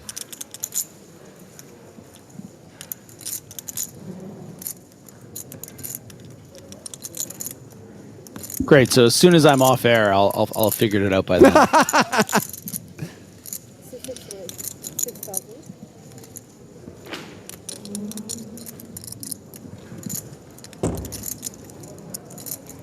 Relentless Enrico. I need to go to the toilet. I give this to you. Or You are allowed to go to the toilet. We are not going to penalize you for going to the toilet. Man after my own heart. Just came back from break. Has been playing for 35 minutes. Already needs to go. That I relate to. Normal. Penalize. How are you going? Going to the toilet.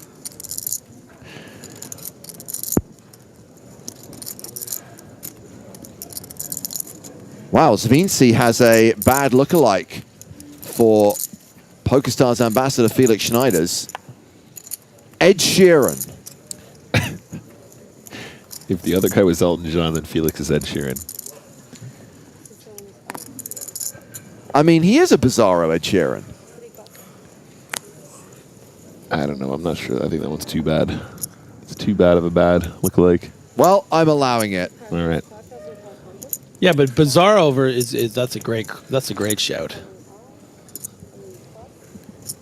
Nick probably doesn't really even know what that means. It's a Superman thing. It's for us nerds. I know who Bizarro is. No. Just yes, exactly. We're all nerds here. Come on.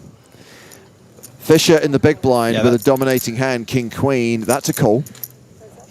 That was kind of messed up, Nick. Sorry. That's all right. I miss you, Griff. Okay, top pair versus a gut shot.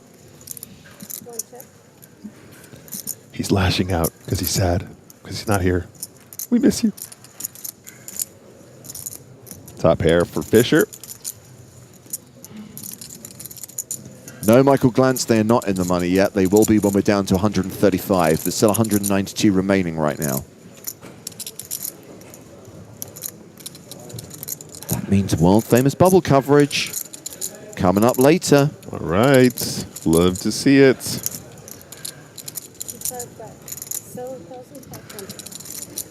Or as I like to call it, the stone bubble.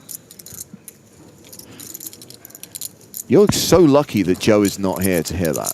Oh, they're still in the same hand. Oh, wow. You know how he feels about plagiarism, Griffin.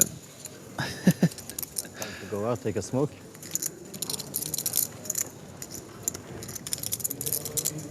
An homage is one thing, but that was just plain theft.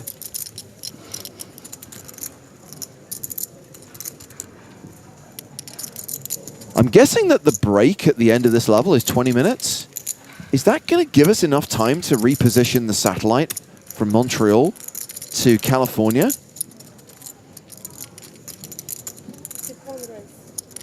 We might have to engage the thrusters on it to make sure it can clear enough space. It's currently geosynchronous, but we needed to do some minor adjustments to re-angle the signals.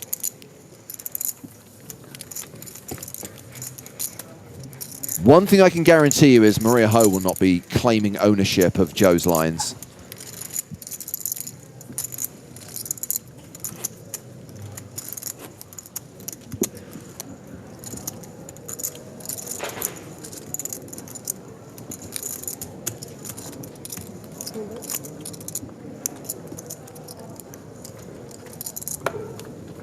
If there is trouble and we can't get her in here in time, I do a wicked Maria Ho impression. I can see how long I can last before people figure it out. Felix. Serious question, Griffin. Do you do any believable impressions? Like, is there anyone who you can mimic convincingly? He does a really good robot. Everyone knows that. I do, well, yeah, I do an amazing robot. That's not really an impression, though, is it? That's I mean, that's a bit, but it's not an impersonation. Thank you for reminding me. I have now been reactivated. Great. Existence acknowledged. Thanks for that, Nick. I return to the question that I asked before Walsh decided to completely derail everything. Yeah, I do a wicked Bane. Which one you want? Okay, Bane is not a real person, Griffin. Is there any... You think darkness is your ally. Very old. Like 5 years ago. But you merely adopted the dark. Broken. I was born in it. I just realized that Griffin... Molded by it. Griffin actually thinks that Bane is real, doesn't he? I forget that... By the time Griffin I has saw a hard the light, problem. I was already a man. A very hard And by problem then it was just separating blinding. fiction and reality. Okay, so here's a challenge for you, set by John Delano. How about Bane as a robot, Griffin? Oh my gosh. Oh gosh. You know what? I'm not even gonna try because I learned something when I was a kid. You don't cross the streams, okay? Yeah. Whoa. Sorry. except the one Sorry, can someone write down the exact time and date? Griffin Ben just showing restraint on the live stream and refusing to just try and workshop something live on air? He was just scared. That was a tall order. You know what, actually? They wouldn't have saved New York if they didn't cross the streams, so let's give it a shot. He's going to do it. I was born in it. Gosh. You think darkness is your ally? I was wondering what would break first. Easy money. Your spirit I take it. or your body? I've got to give you credit for that, Griff. I've got to give you credit. Claps in the, can we get Well some done. claps in here, please? Thank you. Buckler Jed says, Batman was my favorite documentary, too.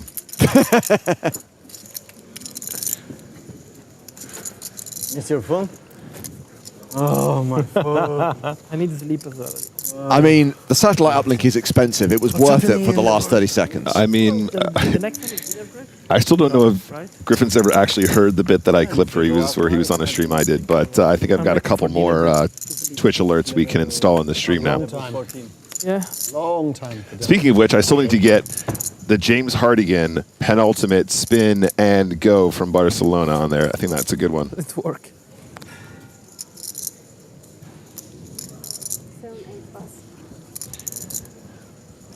Anything to hear more of James's Bruce Buffer era. Just hearing that in the distance was special. Love to channel my inner game show host as we see Spirins opening here with the Snowmans. And it's the first hand we've seen him play since he got moved to the feature table. And he's just got the big blind to get through. Khalid Yurdovic with 5-4 of spades. Calls.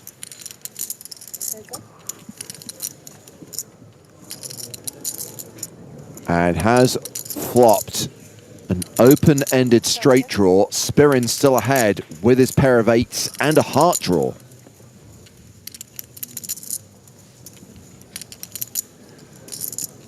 Not the worst start. 77% equity for the Ochos. Do we have any confirmation as any relation to Khaled Dussault?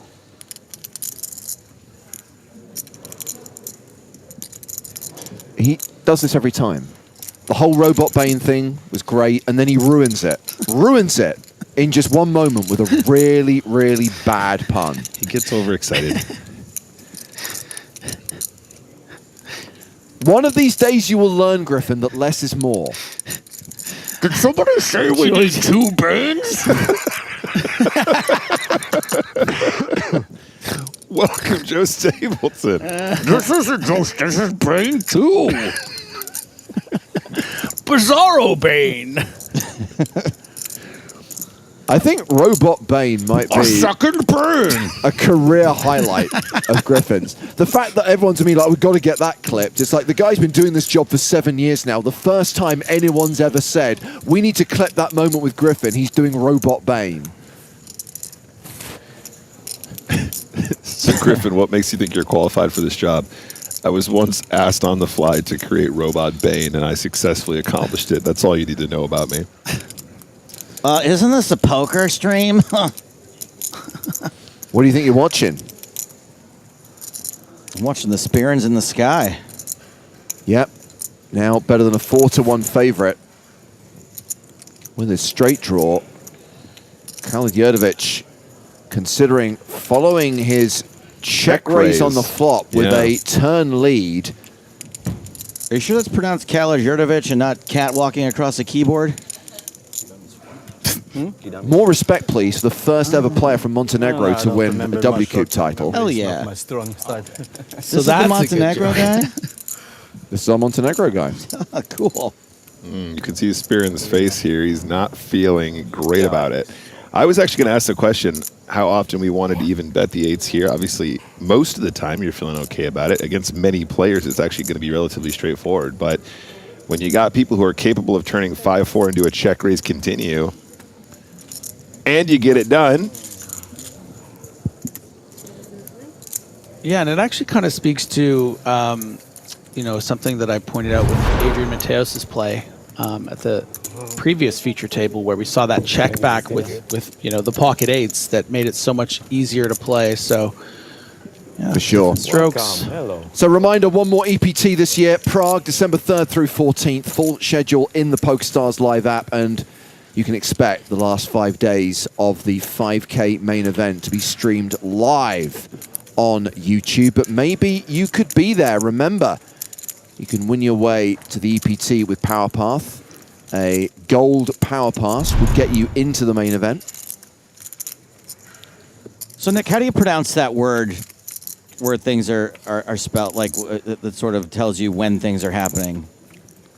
SCHED. How do you spell that? How do you pronounce that? What? Schedule. Schedule. Or Okay. schedule. Schedule. So how do you pronounce the place where people learn things? How's that? How do you say that one? Where you school? School. Are we going to literally do a bit about the inconsistency of the English language? Because this is going to be a long broadcast. So if we went to a building where you learned how to put things onto a calendar, what would you call that? The schedule school? Schedule school. Not schedule school. Oh, I see. I couldn't do it. I was going to see if James could do schedule school. Schedule school. Schedule school. Schedule school. How about we go through words that end GH? That's a fun one. There's only 5 OUGH sounds. Pocket nines for, hey, this guy, he's a fan. He is a fan. I'm a fan of fan, too. He's just going to call with pocket nines after the open from Fisher.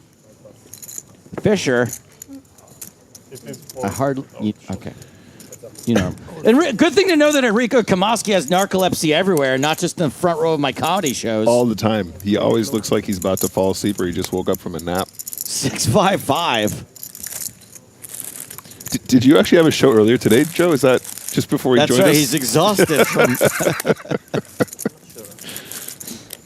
He is totally exhausted from having to listen to my jokes. We should start that inside joke. Every time we see him, we'll be like, hey, Enrico, did you just come from Joe's comedy show? You're so tired. You look like you must have seen Joe's comedy. You must have. Oh, I thought you must have just come from his show. Fisher checks. Fan. Firing.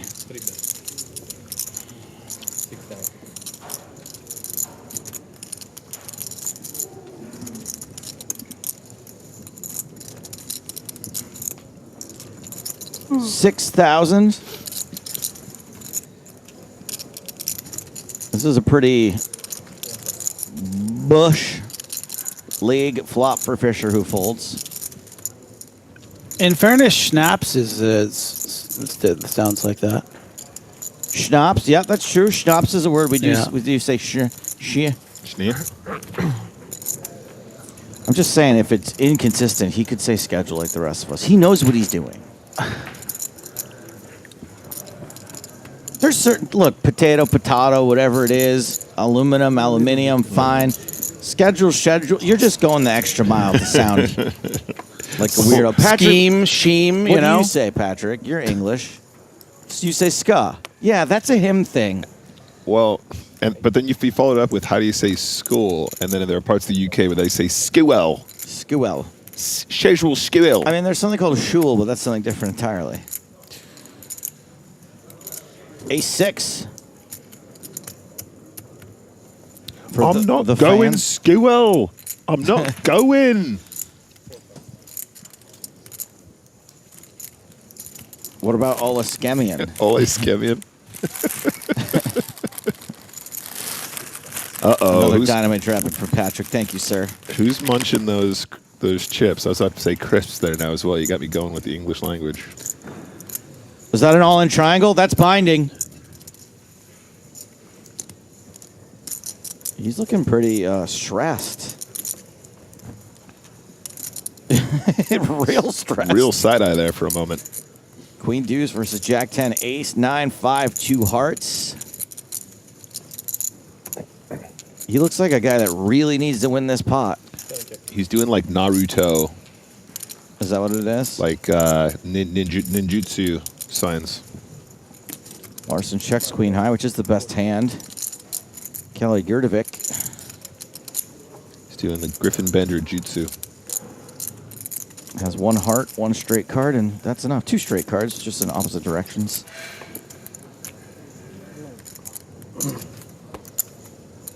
Speaking of Ola Skemian, he's trying to be Ola Scummian right now on an Ola Scum run.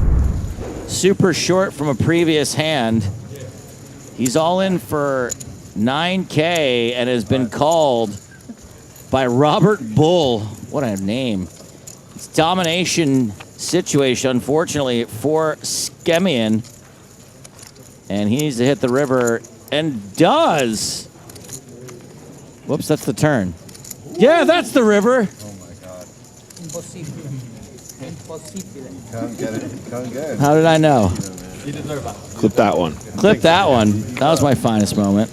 Clip it. Very honorable. It's hard to count between 4 and 5. Anyway, that was a 3-outer. Shemian shum running. It is what it is. It is what it is. At least triple up.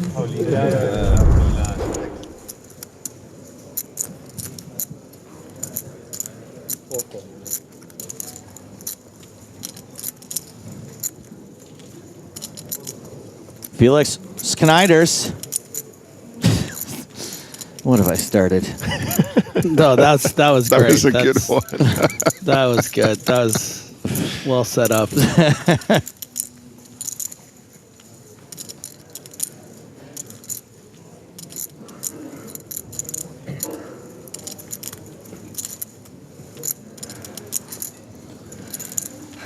Action is on Kelly Erdovic right now, though, with Ace-Jack off.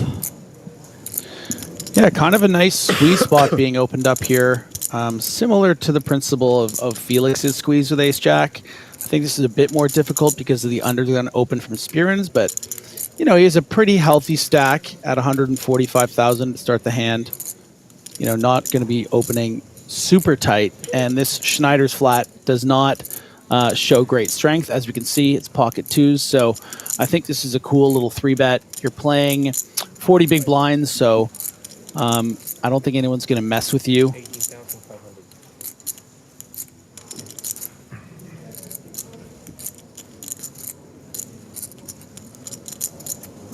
And the Italian taking pause. The Malta local, pardon me. Oh. Aces is a pretty good hand. What in the world is going on? One of my favorites. Kamoski suddenly awake ski. I think this is a top 3 hand. He's like, I wasn't planning on being awake right now. If I get it in here, I can just nap for the rest of the level, maybe. Yeah. This is significant Hollywood, but it's actually pretty convincing. This is a level of Hollywood I think is fine. You know, I'm not a fan of actors, to be honest. Really? Yeah.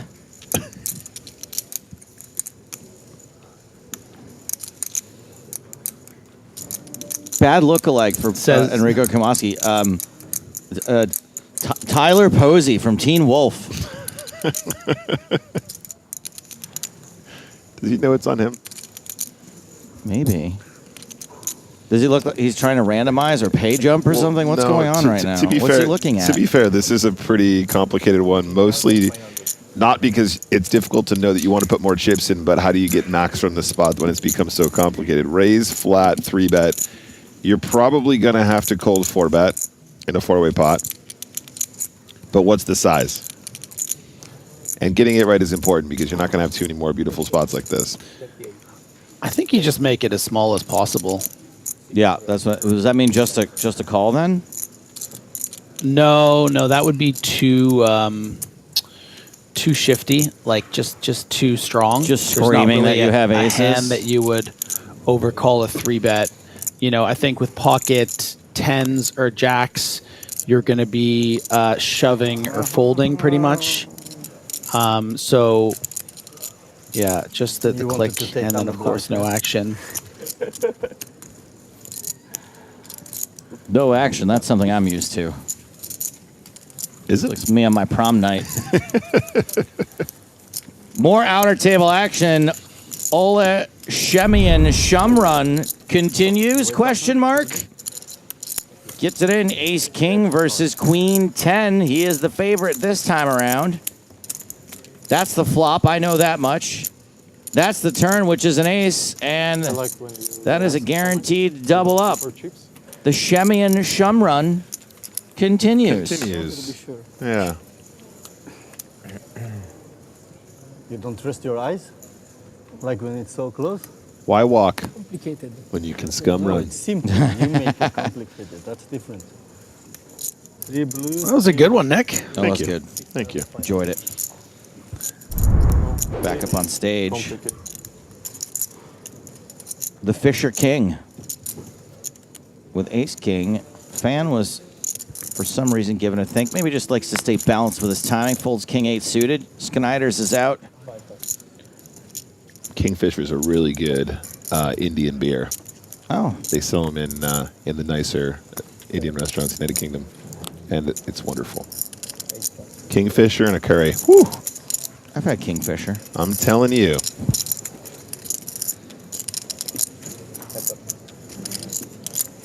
It's like Kamoski, now that he's awake, is like, well, let's play one more. 6-5 suited from the cutoff. Ooh, that's a good start. Never mind. Gets out flopped by Fisher. Does catch a dangerous little piece.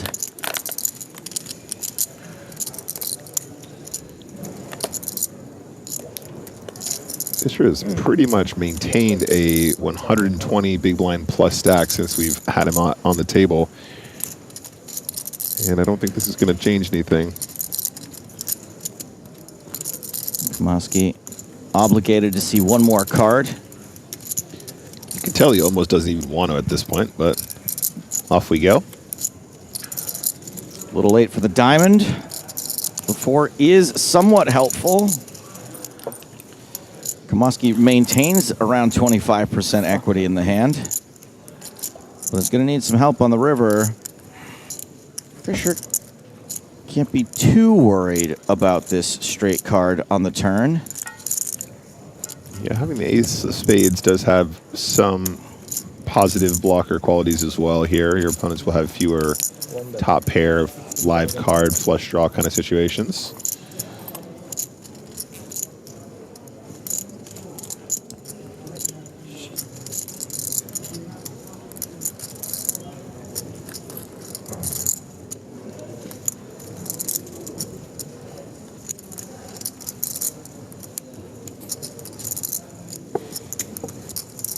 Enrico.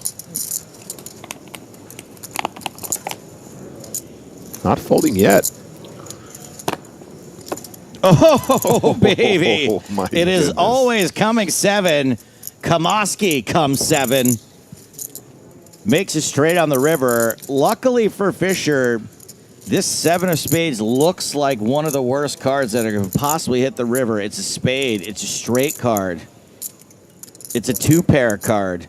You don't expect your opponent to have tons of hands like this in the cutoff, I don't think, but Fisher checks. Will he be able to fold river? I feel so bad when I check and face a bet here, Griffin. Is there any avoiding this? I mean, I think in this spot, you really need to have the presence of mind, as you mentioned, that, you know, this is just the worst card in the deck. You know, you're not going to ever really get value bets from worse. You know, ace jack, I think, is just going to check back here. So when you are facing a bet, you have to think about, okay, what hands would find themselves at this river and turn it into a bluff? Yeah. I mean, there's really not, I don't want to say any, but I mean, it doesn't really make any sense. Either your opponent has spades here, or they have something like what Kamoski has, or already had pocket 8s or pocket 5s with this flat at the cutoff. So I would expect to see Fisher, you know, decode this and fold, but you never know. You know, players sometimes just get married to something. They just want to see it. And I think the thing that Kamoski's thinking about is, if my opponent does have ace king, and now the board has come out like this, I don't want to get too greedy, and that's why we see the just that 20K fired out, being like, come on, just flick it in there. You know you want to see it. Oh, God. Yeah, I'm with you here, Joe, but I think what Griffin says is so true. There are spots where you go, well, you could have had this straight draw. Oh, you could have had, what if you had this? But I think in this situation, when both the spade and the straight card comes in, there's a lot less of that, like, oh, what if he has that other thing? Because You just so much convince got yourself, there. though, when you check and they bet because you check. Yeah, I know the feeling you're describing, though. Fisher does pay it off. So well played by Pedro Kamoski. What year is it?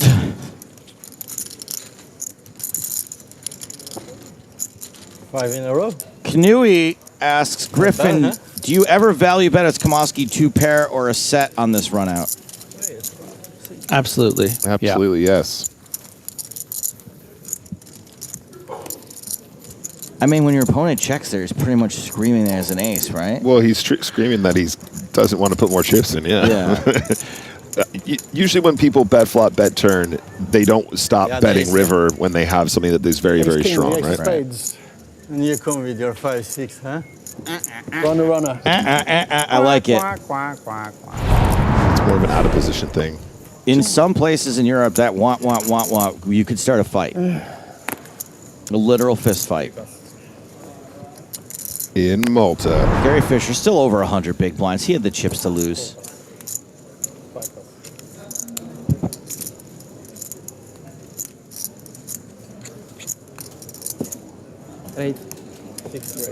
Kamoski riding the wave, playing the rush.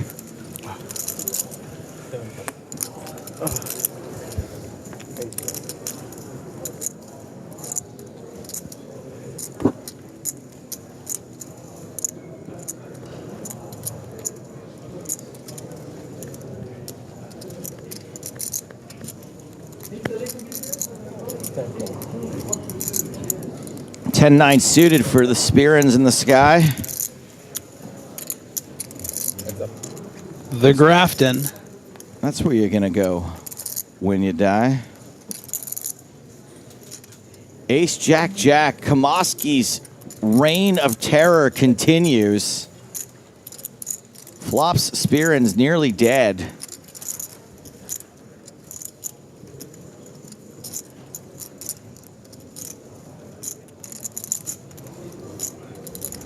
It's funny that the Grafton is now getting smashed by Kamoski, considering Sam Grafton slow rolled Pedro Kamoski with quads. Or was it the other way around? I think I got it right the first time. Yeah, just decides to fire there. I think that is definitely going to be what you want to do. When you have that much of the board, you do feel like you're probably not going to get a ton of action. But when they have an ace, when they have a flush draw, when they have a straight draw, flush draw combo, you're going to feel really good about the fact you started building that pot earlier in the hand.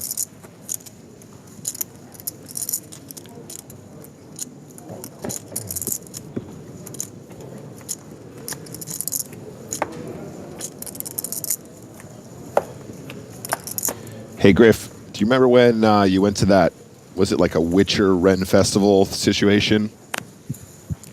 Of course. Was that just before Prague last year?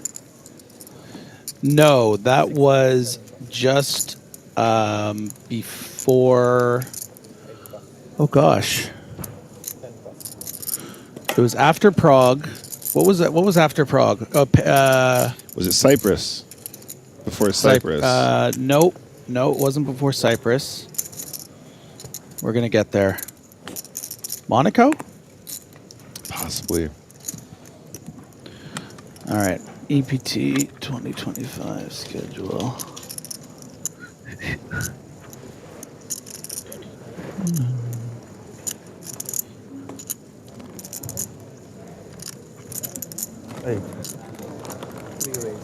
Fan has had enough.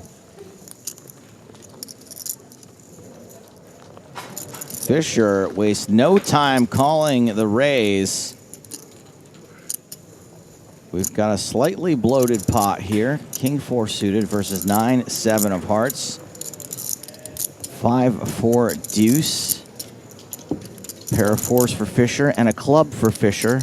Checks it demonstratively.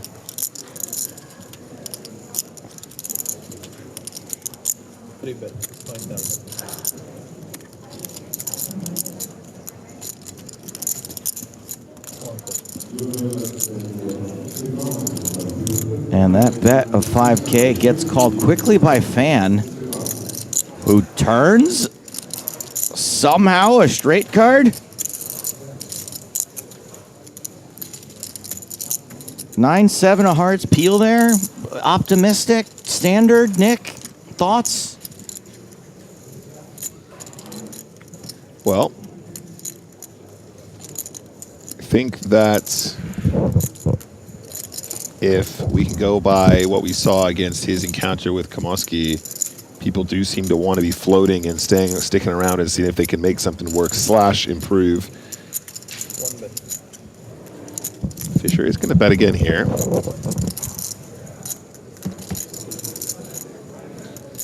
And now we suddenly have a lot more equity, and if we were going to stick around on the flop, I don't know if perhaps we want to give up on the turn. Betting 12,500 into a pot of 28,500 as well. If we imagine that there's a lot of big blinds behind, there's a lot of implied value, I think we might see fans stick around again, but I don't know.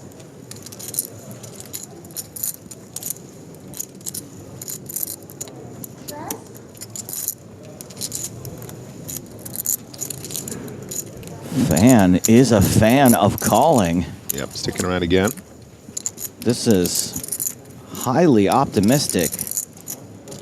Let's see. Although he is drawing to the number 8, which is a lucky number in some cultures. Some of them have red flags with stars on them. Doesn't hit it. Does, in fact, hit the 9, though, and that's good enough.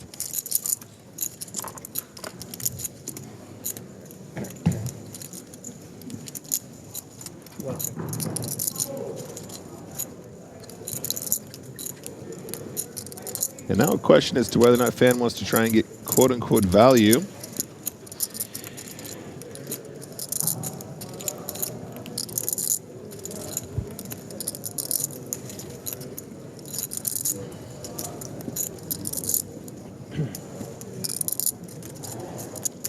Fisher once again in a position to have to possibly check call the river when his opponent has gotten there. Yeah, hasn't been a great level for Fisher. We were talking about that unorthodox use of the ace-8, calling that all in, pardon me, re-raising over top of that all in earlier. We saw the hand with the ace-king. We saw the payoff with the 10-8 on the ace-king-8 by the river. Now, once again, finding himself with the second best hand. And the trend has not been good for him. Pretty much called every single time and has always been shown the goods. Once again, facing a value-y type sizing, 35% of the pot.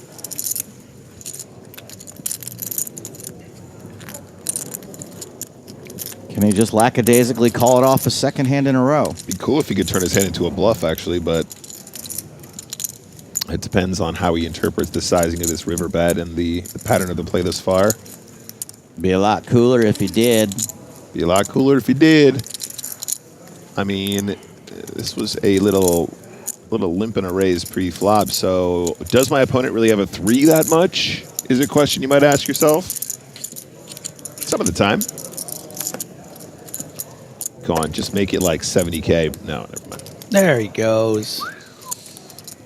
Does fold the worst of it. It's hard to make good decisions that don't make you money. That's tough. So true, Joe. So true.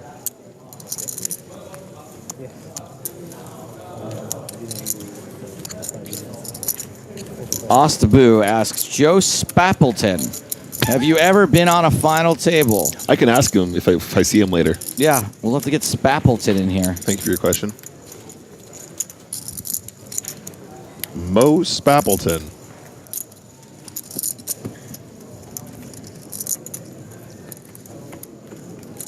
There's a Shappleton joke in there. I just don't have it.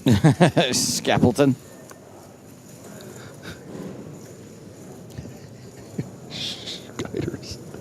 I was one elimination away from being the national champion of Omaha for the country of Japan. That's true. Kamoski with aces again. What is going on? This dude sleeps all day, wakes up for one level. He's just, give me all the cards now.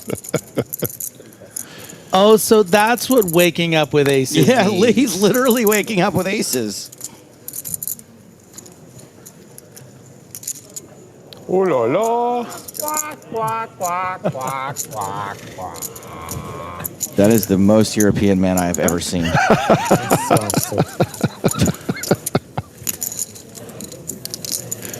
had like blackjack aces. The 9 deuce. He's like the third Roxbury brother.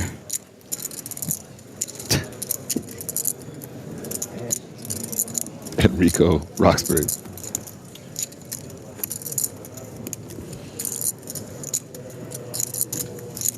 Swiss York with a great point. It's not Kamoski, it's Kamashi. Back to back. The Kamashi schedule. The Kamashi schedule. I've sent you. Shumrunning. I've sent you a schedule, Kamashi. Would you please schedule your show? About that movie? No, you can't, Griffin. You can't ask a question. What in the world? Kings is happening? Wouldn't you be falling out of your chair laughing right now? What in the world? Sorry, Griffin. I do want to hear your question, but it's the definition of let the cards come to you. See, that's the problem, Joe. You're trying too hard to get aces. Want it too bad. You want it too much. The universe doesn't work that way.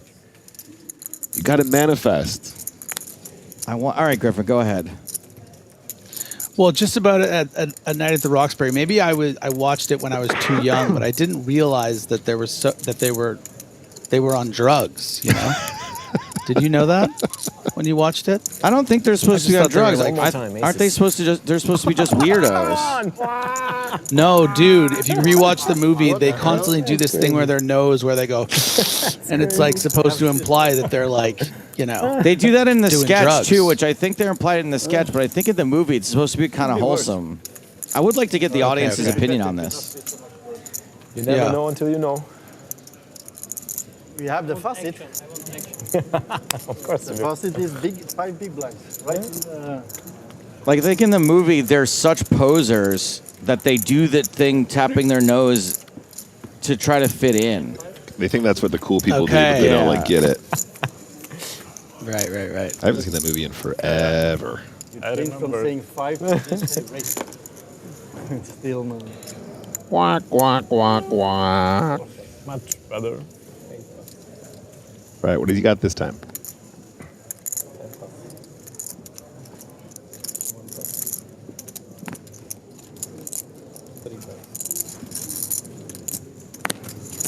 All right, hold on. I mean, he's in the big blind. Race. Felix, don't do it. Waits for Pedro to fold. Excuse me, Enrico. Oh, seen that look before. Just ace-3. Just ace-3 against a button raise. Still going to 3-bet anyway, just to assert dominance. Because there's no way you can do it that many times, so it's got to be real. It's got to be real. The 7th hand in a row. The 7th 3-bet's got to be the real one. Is he really going to do it too?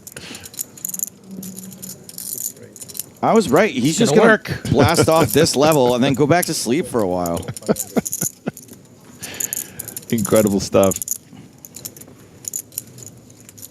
Felix doesn't really have enough hand to continue conventionally, but is he going to put his foot down live on the stream? Is he going to do it for the grund? Is he going to do it for all the grunders at home? To show. He's pissed because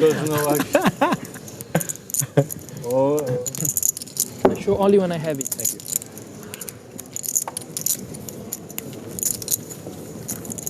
Make 45. This is the mind game part. I can't win this one. Me as well. Because this is the one where you should be light probably, but I'm not good in that. No, me neither. That's why I just play straightforward and fold.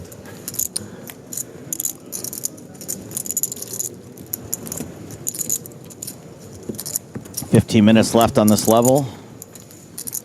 Down to 177 players. Has there been a prize pool announcement yet? Prize pool? There has. There has. I missed it? Yeah. What are we playing? Paying 8 places? 15? Many more. 750,000 schmeckles for first. 27 places. Okay, it keeps going up. 71 places. 135 places. So we're about 43 from the money. And we're going to hit that money at some point today. 760 G's up top.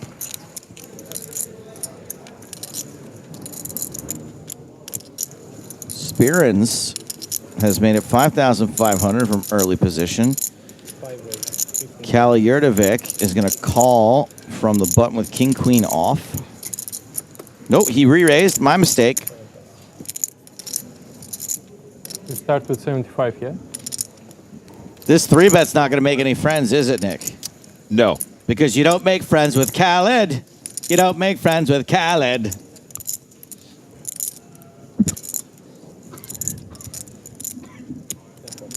I can't die after that joke. That can't be my last joke. That's all. And that was the last time we heard from Joe Stapleton. That can't be my last joke. DJ Khaled.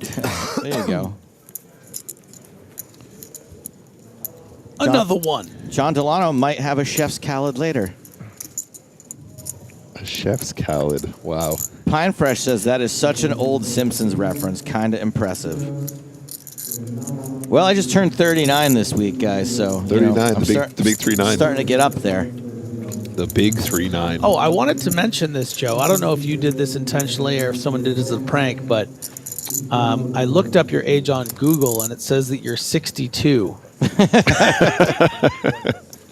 I'm not. This isn't a joke. I'm not doing a bit. This is a real thing. Did you know about this, Joe? So there was a character actor named obviously. Joe Stapleton who died a few years ago, who would be 62 now. So you faked your death. A lot of stuff about us on the internet is sort of crossed over, information-wise. So it'll have, like, a lot of times poker commentator and then his picture or my. It's the thing that pops up with your face and says that you're 62. It's great. I mean, hopefully it will be true one day. Oh boy, 10-6 deuce. Both players catching their kicker. I was wondering. Larson way out in front. You should go smaller.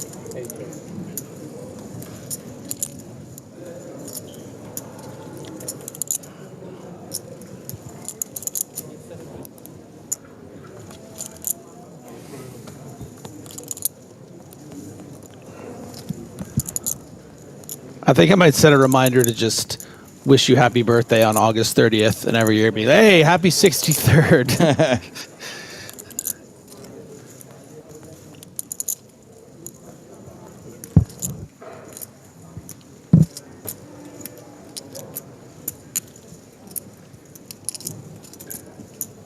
We've gotten to the turn on this board. That's 6 still good.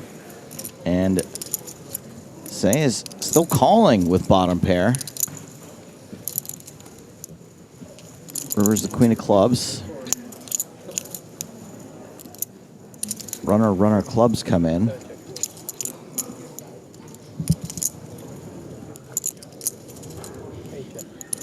Two checks, just trying to get to showdown. Ship it, ship. Come.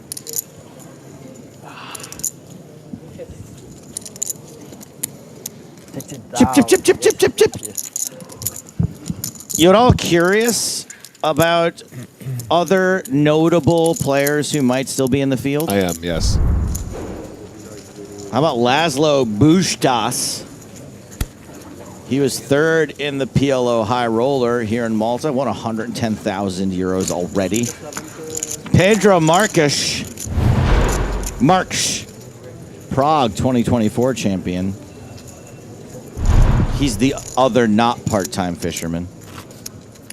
And Alexei Boyka was the champ here 2016 Malta.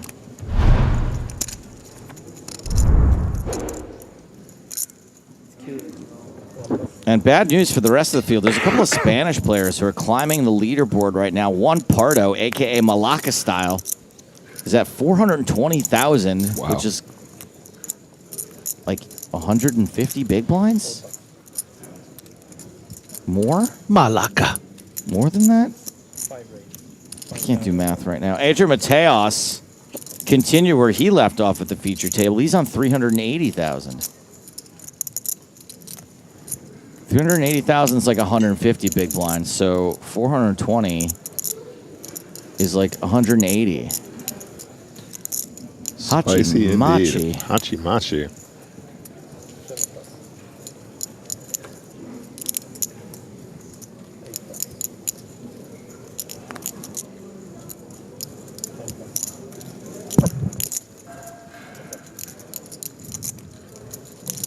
Are we seeing a flop here, gang? Queen Jack versus fives. Fair fight. Queen Jack 9.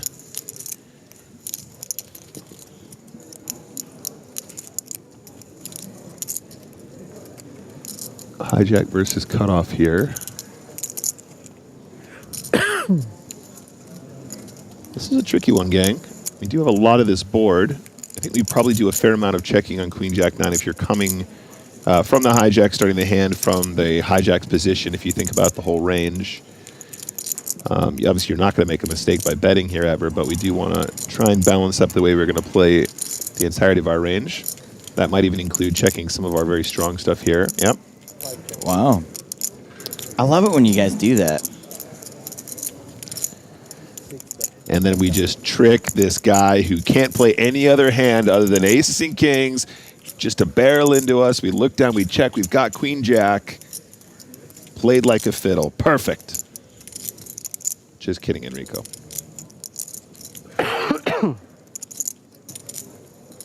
Lady Nomok says 5 on the turn. Brutal. Yeah, great call here, Nick. Is this particular texture, I think, is actually going to favor that cutoff flat. So Kamoski, is going to take the bait some of the time when he's actually missed to really put pressure, I think, also on future streets from some of those check calls like an ace-jack, ace-10, king-jack. So let's see if Kamoski decides to go for sort of a sophisticated 3-street bluff targeting that portion of the range. Yep. And, if you imagine Kamoski's got those smaller pocket pairs in his range here, we can see fives as one of those. We are supposed to have some of the bottom of our range become these triple barrel bluffs, right? So we'll see. He has been very patient thus far in his decision-making times. Seems to stare into the ether and find the moves. Yeah, there it is. Now, obviously, Queen Jack is feeling really good about their hand, but they're going to be concerned about King 10. That's still definitely a thing here. It's pretty unlucky if you do run into it, though, so we're not going to want to give up.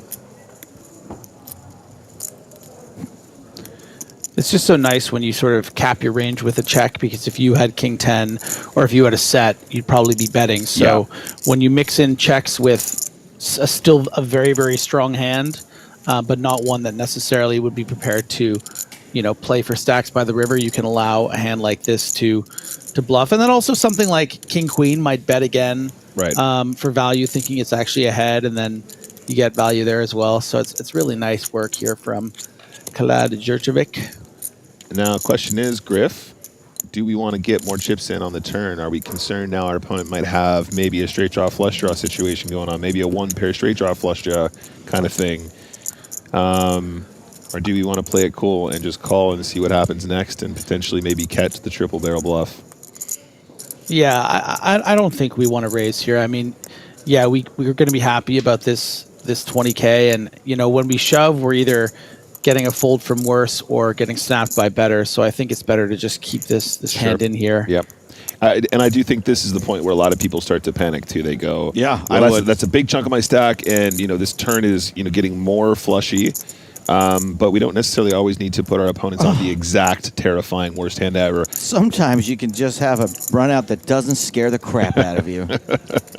I can sense and by the way, Joe's too, visceral reaction. It's not just the better value and the pocket pairs that are turning into bluffs, and then those other hands that are slightly less value that would have folded to a shove. It's also ace 10, Like there are some bluffs that do miss by this river that actually have are still on this texture that just aren't a made hand yet that might bluff the river. Griffin, if you could fall for it though. If you could feel the audience palpably losing your attention, it's because Maria Ho is now in chat and she's distracting everyone. Maria. Oh, she tends to do By that. saying stuff like, "Hi guys." Hey, Maria. So everyone just tuned out of Griffin's actually good analysis. Oh my God, a girl in the chat. Everybody a grill. Be cool. A grill. A grill in the chat. A grill.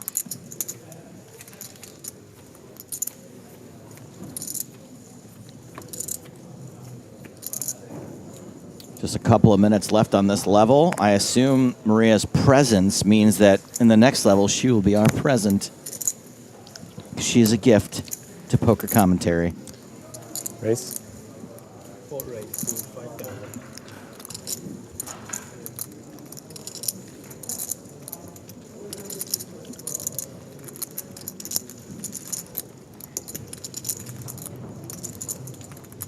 Oh, aces, not Kamoski.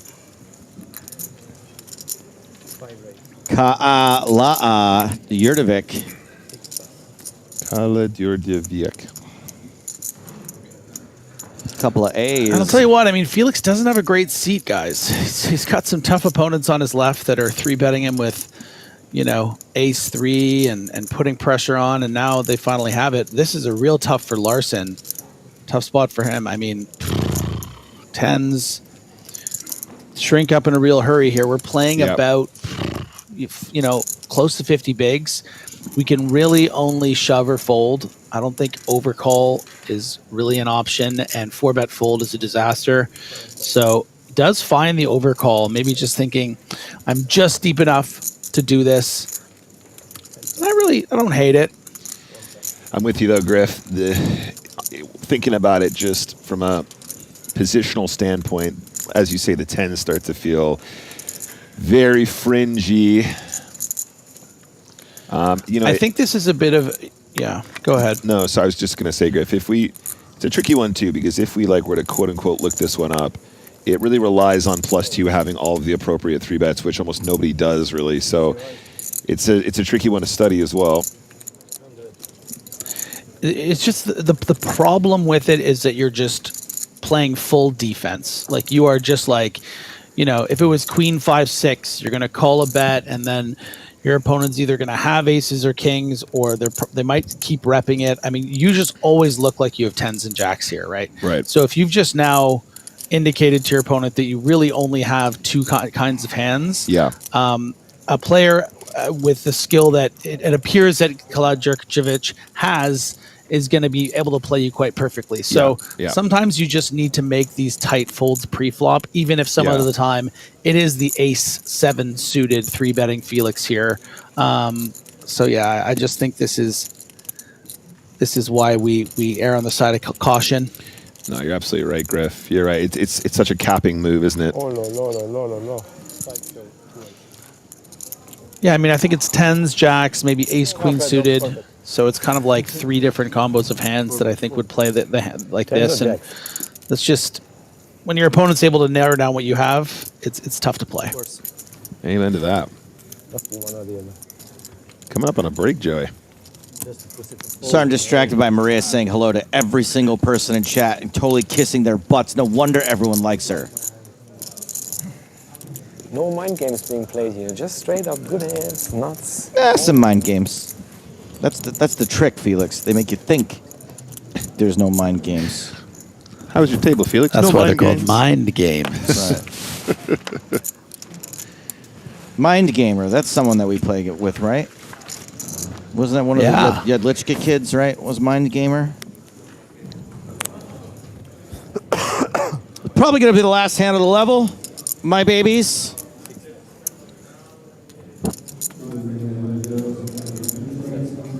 As we get round to say that guy hasn't played a single hand. Oh, look who gets the ladies. Pocket queens for the Spearins in the sky. Spearins of the horse. This really stinks that you finally get a big hand and nobody's going to even be there to watch. It's like when you do your best dive after your mom stopped looking at you at the pool. Brutal. That's it. Raise and take it. That's it. So we're still here? Still here, I think, is an accurate question. And as far as I know, yes, you are still here. After the break, we're coming back with some more of Gary Fisher of the Fan of Longmouth, the not-so-sleepy Enrico Kamoski, Felix Schneider's getting his lunch eaten at every turn, and the most European man in the world, all returning to this feature table. Gary Fisher still out in front. Hassan Say, the shortest stack. Makes sense, didn't play a single hand the last level. We are going to take a break here at EPT Malta as the bubble approaches. More from the Island Nation after this.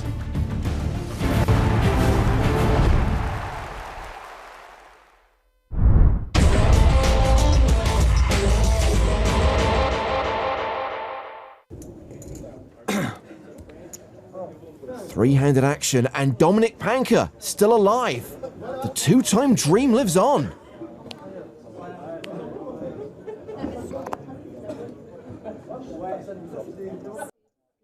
So blind on blind, Messina v Panker. A7 for Valentin.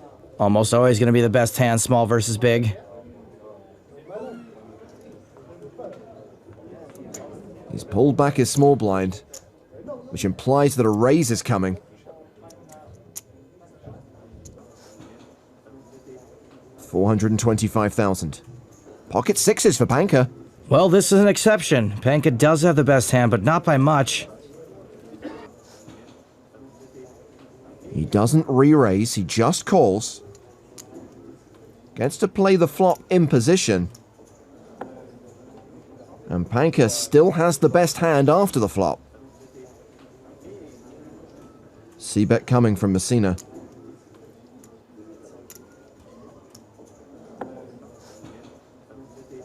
$450,000. So for Dominic Panker, you have pocket sixes, only one overcard hits, and it's an 8. You're not folding. You're not folding unless you have a live tell akin to an Oreo cookie being torn open.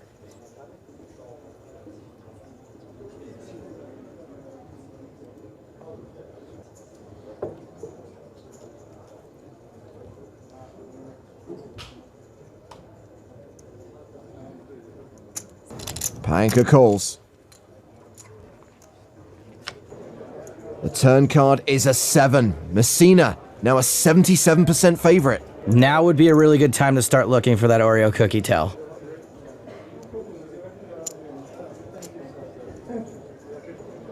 He bets again, 800,000.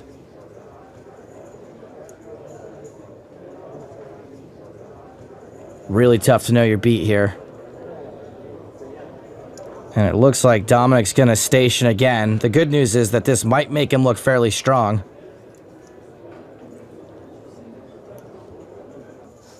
He calls, and we now have a pot of 3.4 million. The river card is the deuce of spades. It pairs the board, it puts a potential flush out there. Yeah, no one can really be too in love with their hand anymore. Messina checks, and Panker checks behind. Dominic got himself a free river, but a lot of good it does him when he gets pipped. Those are annoying pots to lose. Annoying like a dog who can recognize you're not human and just never stops barking. Messina up to 14.7 million, the commanding chip leader. Monturi second on the leaderboard with 6.8 million. Panker brings up the rear with 5.35 million. Still 33 big blinds, though. Messina with 9-4 suited on the button. Fun fact, 1994 was the year Valentin Messina had his first kiss. I don't know, I'm just making that up. I never would have guessed. Well, he raises his button, makes it 325,000. Panker's got 10s in the small blind. And Dominic's going to be 3-betting here more often than a hypochondriac checks WebMD.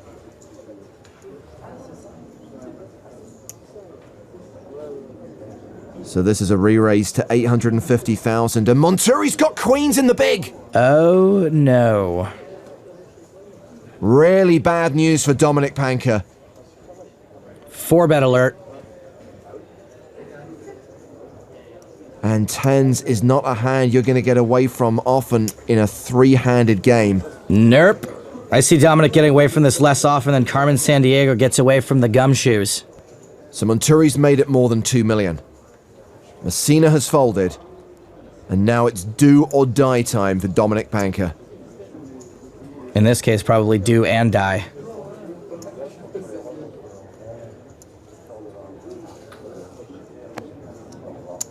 Oh, wow! He folds! How did he do that? He's genuinely either not human or has got a live telemonturia the size of the T1 million. An incredible laydown.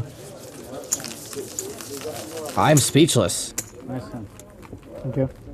I haven't been this impressed since my friend figured out how to walk his cat. That's easier than folding tens there. Blinds are up. 100,000, 200,000 with a 30,000 ante. 7 deuce for Messina. Now you don't have to raise every button.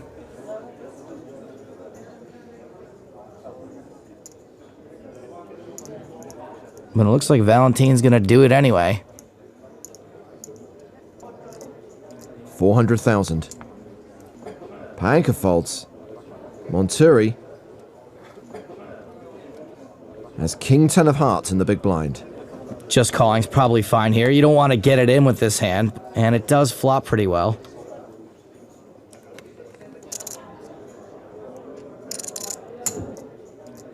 He calls.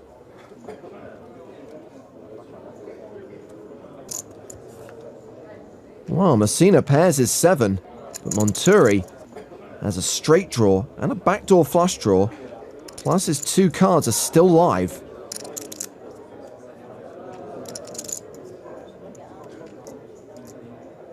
Messina continues, 450,000. Betting with the best hand, and there's not a whole lot of reason to think it isn't. Until he gets called, that is. Monturi, with better than decent equity, calls. The turn card is a jack. That's the straight for Monturi. Wow, nice turn, Robo.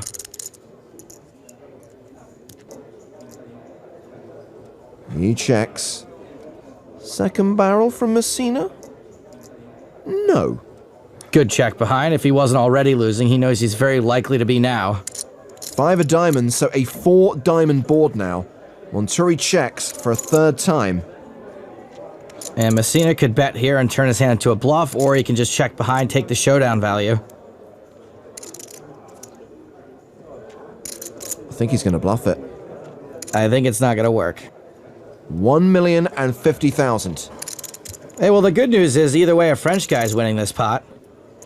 Fabrice Soulier will be happy about that. I really don't see how Monturi can fold here. You're losing to diamonds, possibly, but if he's got 2 diamonds, then, as the French say, c'est la vie.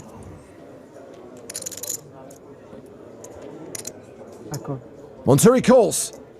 7's no good, and that was a huge swing, like the kind King Kong would have to play on.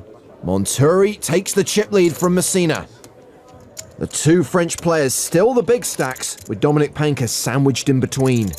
And it seems Fabrice Soulier does have a preference about which French player wins this. I'm sweating my friend. I'm rating my friend Valentin. He's here. I just moved to Malta. He's been in Malta quite a while. It's one of my dreams, you know, having a big piece in one of these events of a guy, a friend, more, and drinking beers and sweating the guy and making money at the same time. It's cool. I like that. I like that too. I want his job. Can we get beer at least? Okay, fine. Jeez, no beer. Monturi on the button.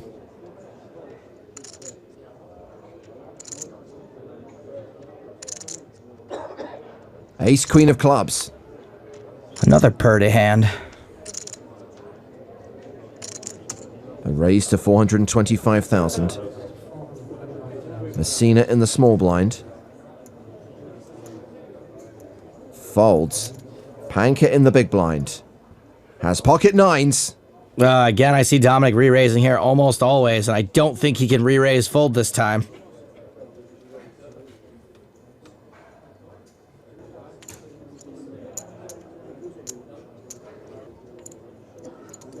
I think there's a really good shot. We see it all go in here.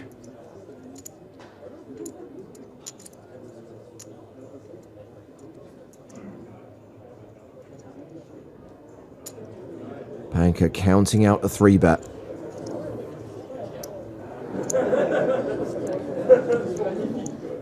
Each of those green and black chips worth more than 3 starting stacks. 1,050,000.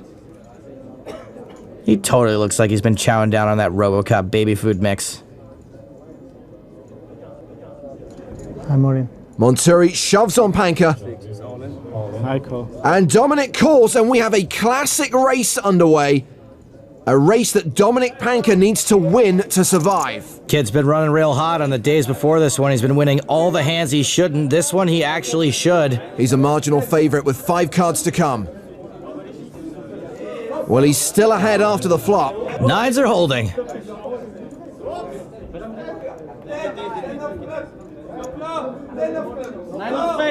Six cards Dominic has to fade. More now. Oof, 10 cards to fade now.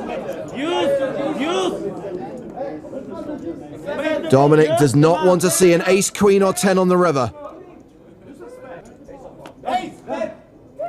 It's a 10. Dominic Panker eliminated in third.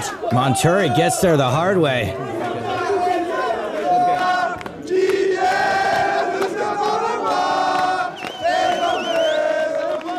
The two French players are going heads up as Dominic Panker celebrates another deep run in an EPT main event.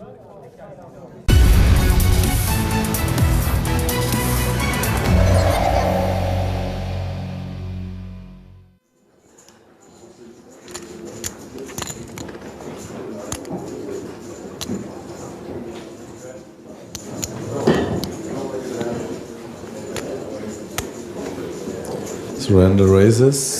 Surrender Sunar opening with Ace Jack, raises to 6,000. More.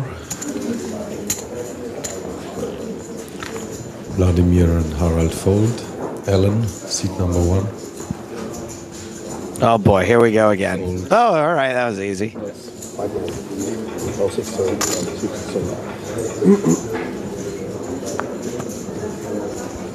Do you happen to remember, Joe, what Julian's poker nickname was? I'm quiet because I'm thinking. I don't think I remember. Julian Yo-Yo Thu, because his stat goes up, it goes down, it goes up, it goes down. He likes to play a lot of hands. I don't think that would work as well these days. Sunar outflops him. 9,600. I mean, I guess you could call one time here, but seems like you can just fold.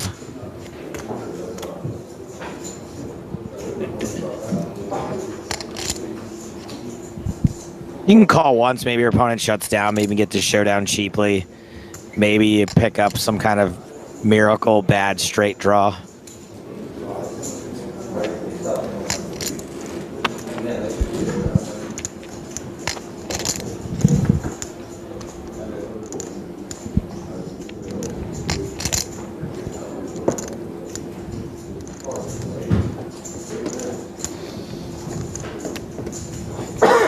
Looks like he's thinking about raising. Julian raises.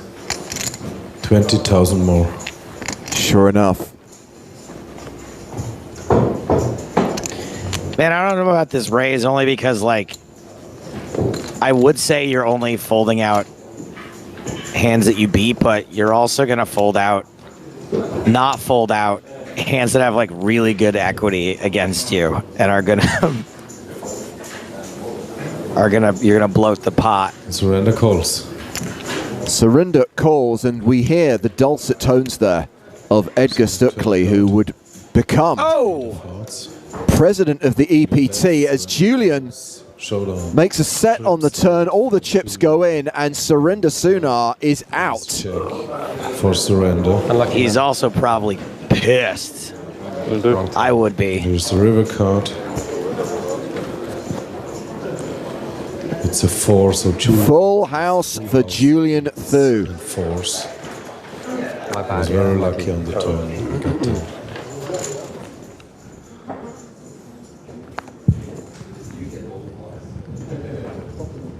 Raise.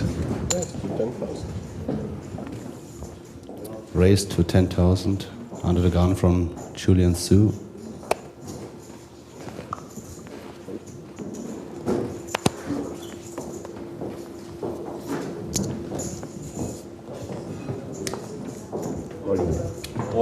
Mangus. We saw him in London and he did kind of spew, but here he's making a legitimate shove with kings. Spew? Theo. 70. Theo. Spew.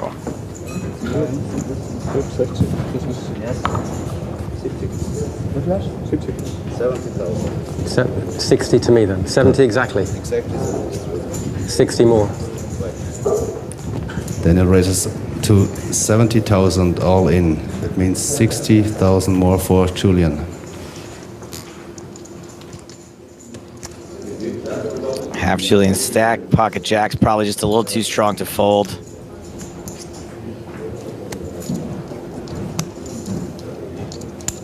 The raised was to what, 10,000, and this is for 70.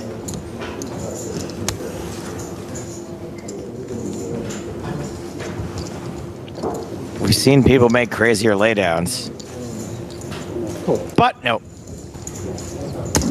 So Mangus, Julian 4-1 favorite to double up here through Julian Few. Daniel holds 2 kings.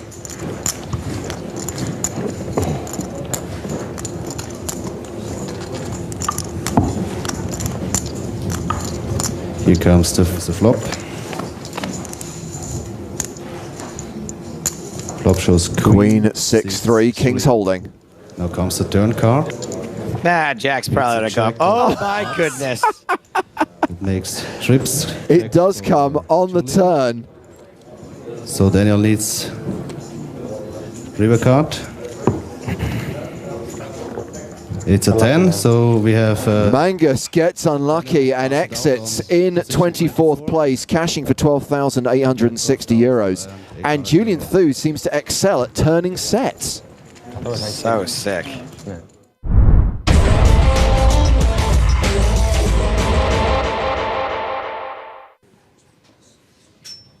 Vogelsang, ace-5.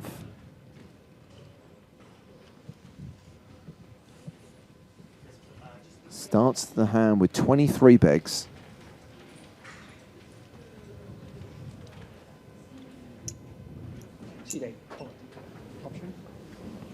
Completes. Patrick with ace-9. I mean, this is a problem. This is a domination situation in favor of the Finn. I think it's just a shove, guys. He's all in. Yep. Patrick shoves on Vogelsang. Is Christoph going to call it off here?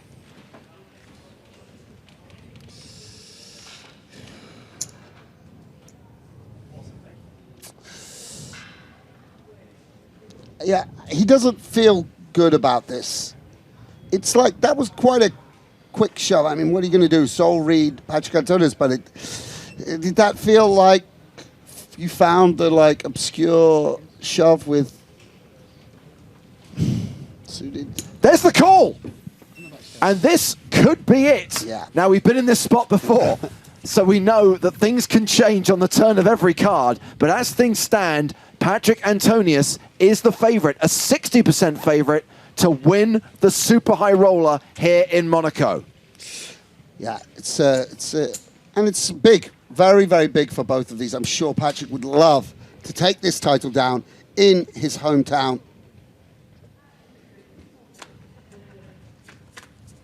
The flop. King, Queen, 4. Ace-9 is holding. There is a 26% chance of a chop. Right now, Christoph Vogelsang looking for a 5 to get that all-important double up. Yeah, even the club working for Antonius. Turn card is a queen. More chop opportunities now.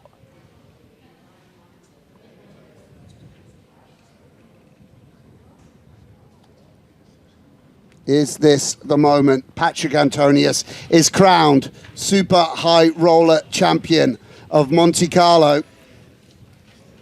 Time for the river card to be dealt. It's a 9. Torilla, the Finn, is the champion. Sai taputtaa. Patrick Antonius takes down the EPT 2024 Monte Carlo super high roller for nearly €2 million.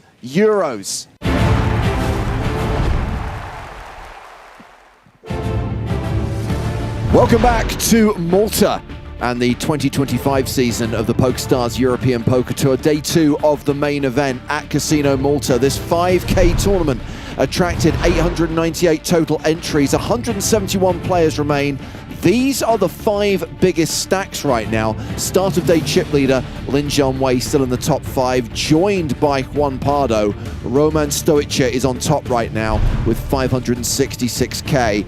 Average stack around 157k with 171 remaining, and the same lineup at our feature table for this level, the penultimate level of the day. Chances are there will be a feature table change during the dinner break for the last level of the day when we bring you world famous bubble coverage. And the best bit of news overall is that we have repositioned the satellite. It has drifted west from Montreal and is now positioned somewhere over Southern California, so we can say hello, Maria Ho. Hi. Yes, success. Maria, how are you?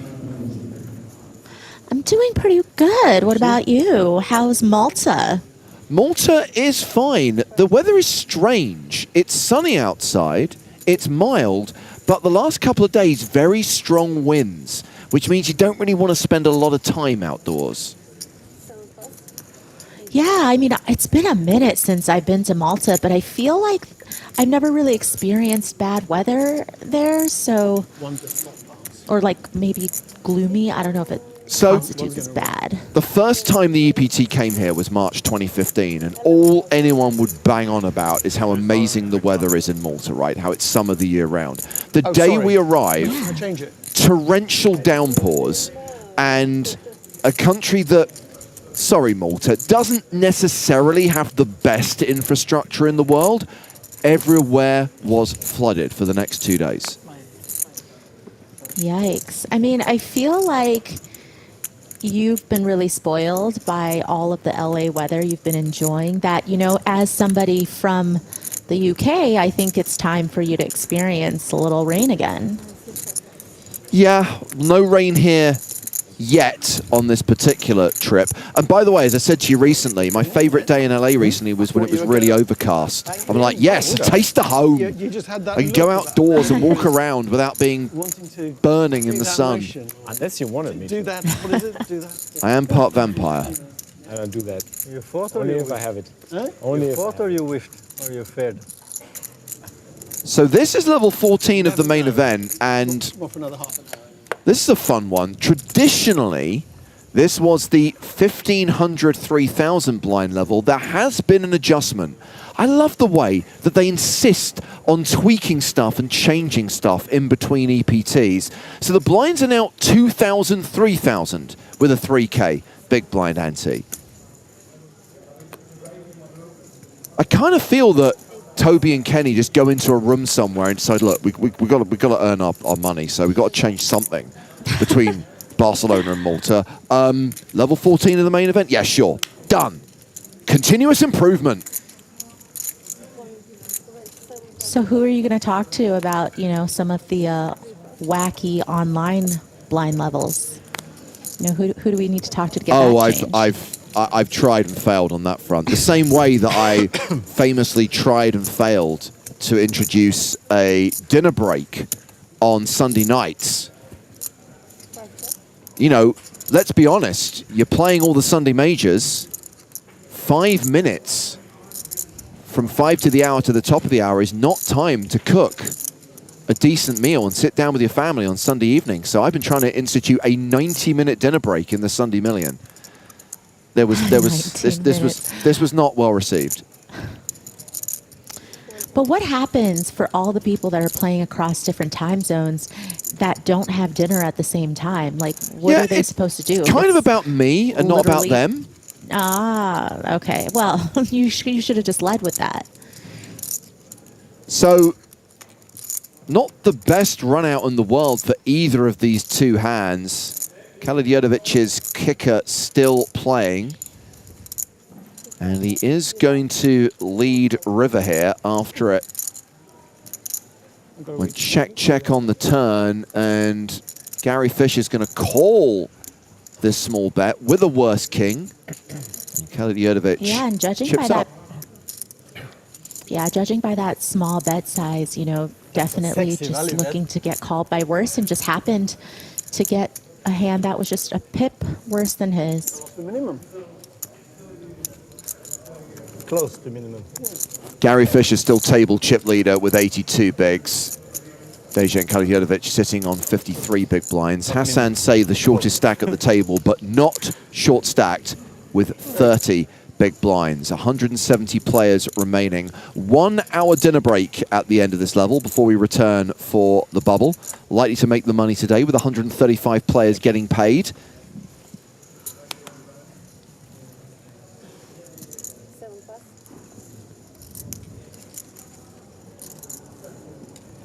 I say. That'll be a raise to 6,000. And clearly a decision for Pavel Spirins. That'll be it. Jacks. What's the effective stack here? Oh, sub 30 big blinds. I don't like to be too predictive, Maria, but 99% of the time this is all going in. Yeah, I would have to agree with you. I mean, when you have around sub 30, there's not really many places to go with a hand as strong as ace-king suited, especially when facing a 3-bet. You definitely want to see all 5. Yeah. So if the action is folded back around to Say, which it is, we would expect a 4-bet shove now with ace-king, and chances are Spirins will call and we'll be off to the races.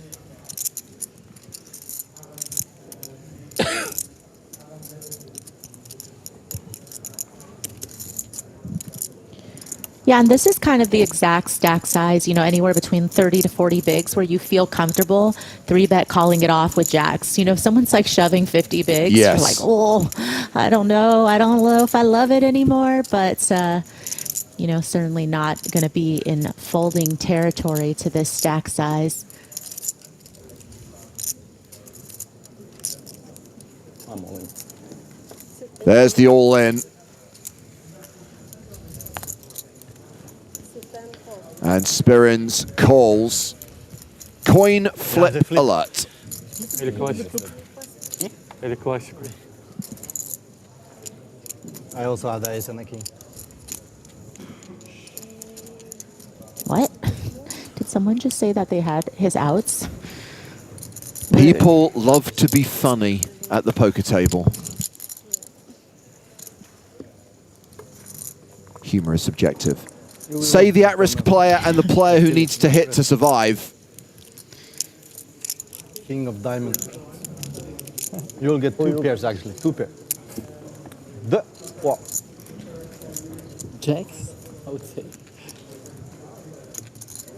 And that is as good as it gets for jacks. 10-10 deuce. Spirins now a 3-1 favorite to eliminate Hassan Say, who is looking for an ace or a king. 6 outs, 6 cards he can hit.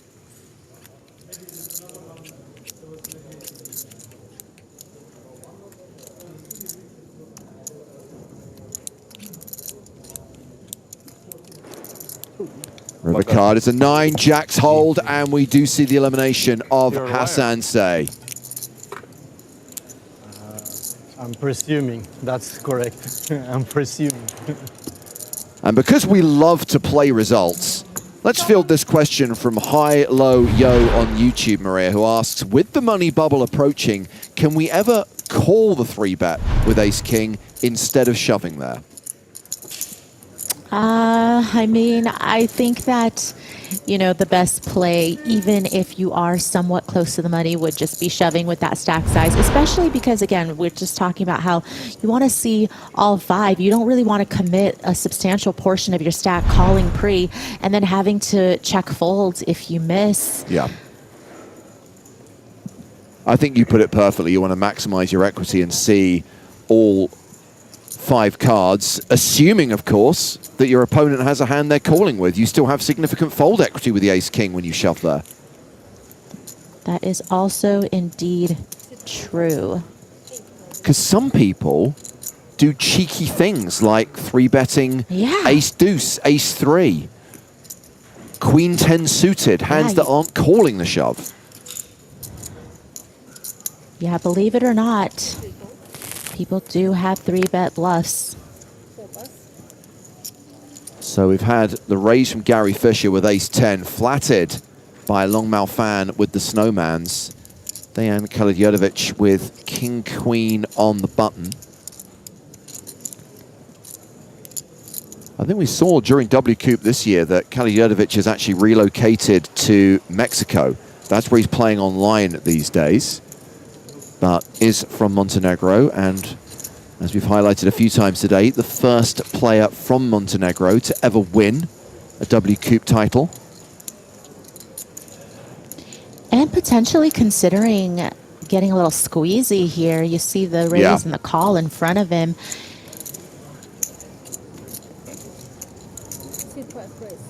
I like it. The 3-bet is 27,000. Kamoski has folded the small blind. Larson in the big also folds. Action back on the original raiser, Gary Fisher. Yeah, and you don't need to go too big here with your sizing as the 3-better in position. So, you know, you see he's going for a moderate sizing versus being out of position where you would probably go larger given the stack depths.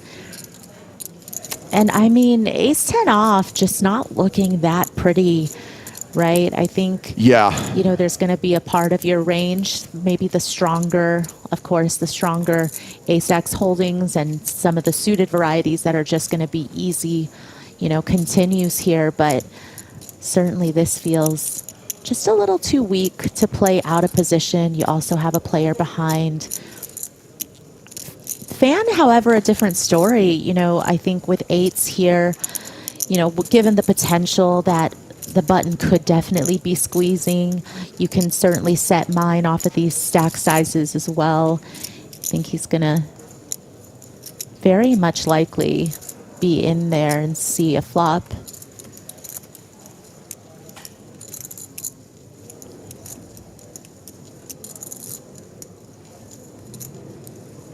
We highlighted also, you during... know, eights are very lucky in Chinese culture. Oh, okay. So. I was going to say, that's the kind of like non-GTO, non-mathematical analysis. The one observation I was making is we observed a few times during the first couple of levels how quickly play was proceeding, and now we are getting closer to the money, 30 off the money. In fact, we are seeing players taking a little bit more time over their decisions, justifiably so. As observation, not a complaint.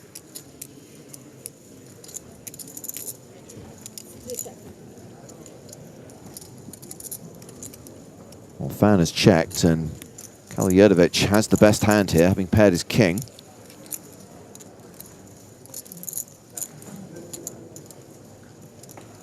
Yeah, he's got to be pretty happy with this flop. Of course, there are going to be some, you know, suited broadways that contain a jack that, you know, fan would have called pre with, but, you know, of course, you're still going to go for the C-bet here and happy to take the pot down. Not we, only him. Well, let's just step away from the feature table for a quick moment to show you the current tournament chip leader. That is Roman Stoica, currently playing 560K. Sat alongside Kenny Hallett. Well, he's got a lot of chips. One player who has no chips is Pedro Marques. Our champion from Prague 2024 has just been eliminated. Other players who've hit the rail recently include Andy Wilson, known online as Bowie Effect, Gareth McMahon, the Irish player who was at our first feature table, Roman Lewis, and David Kaufman, who you might remember was the runner-up to Barney Boatman in EPT Paris in 2024.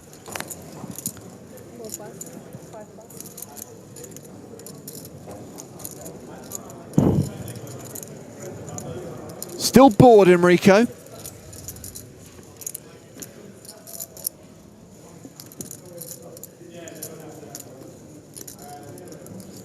So it's blind v blind. Larson in the small with king 4.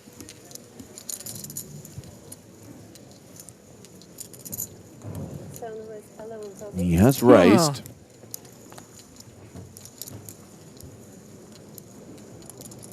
Spirins 10-9 off.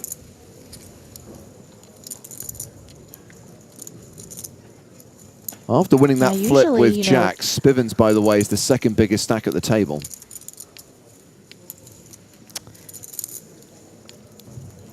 Yeah, usually you don't really know how to proceed with kind of these weaker holdings out of position against somebody who has a bigger stack than you, especially approaching the money bubble. Larson decides to get aggressive with it.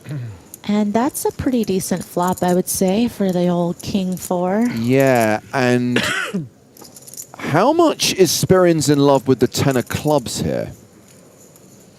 Yeah, I mean, it definitely enough to, I think, peel one. I would assume that Larson is probably just going to be betting here, and Spirins is going to follow it up with a call. I feel like, you know, Larson, of course, having the draw to the nut flush, but also this is kind of the board that he would likely connect with as the pre-flop aggressor as well. So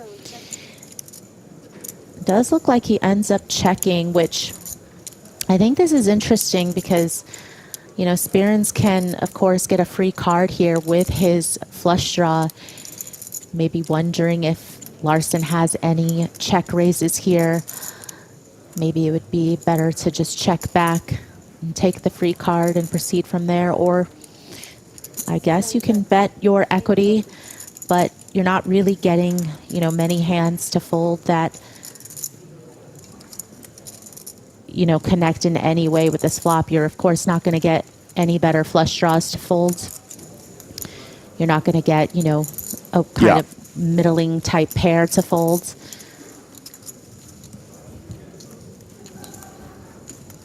So Larson checked, Spirins bets 8K into 25K. Larson calls. Oh, it's the 6 of clubs. It's flush over flush. Yeah, now that Larson decided to take this line on the flop of checking, you know, it almost feels like you can't really lead now on the turn because that just looks too strong. But then you're also hoping that this 4 flush doesn't kill your action, because if you put your opponent on, you know, maybe top pair on the flop or second pair on the flop, they might end up checking back sometimes with 4 clubs on the board. I mean, I think Larson's pretty lucky to find, to be in a position where his opponent actually has a flush, because, you know, Larson chose to lead here, and because of that, there's going to be, you know, some hands that are just a little too weak to call, and some hands that won't continue, but certainly the 10 of clubs definitely going to be in there. Leads for 18K, gets a call, 77,000 in the middle. 7 of diamonds completes the board.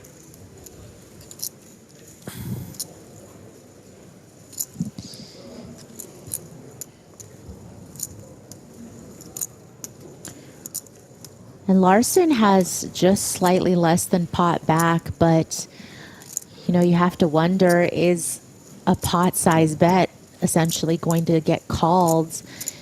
You know, you're really hoping here that your opponent has, you know, the second nut flush, or, you know, perhaps like third, fourth nut flush would definitely consider calling, of course, but, you know, any type of 1 pair hands likely not going to call for that sizing. So you do have to think about the whole range of hands your opponent has when they get to the river and how much they'd be willing to call. So yeah, it doesn't look like he's trying to go for his entire stack here, but significant. 42,000 is the bet. I assume that by now we've had the obvious bad lookalike for Birger Larsen. But if not, when it cuts back to him, I'm going to say it.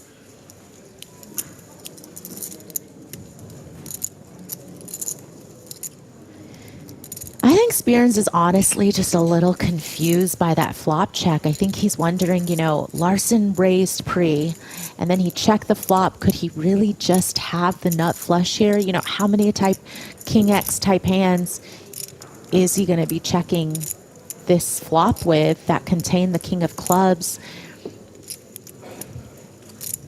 He does have a pretty strong flush here, so certainly worth the consideration.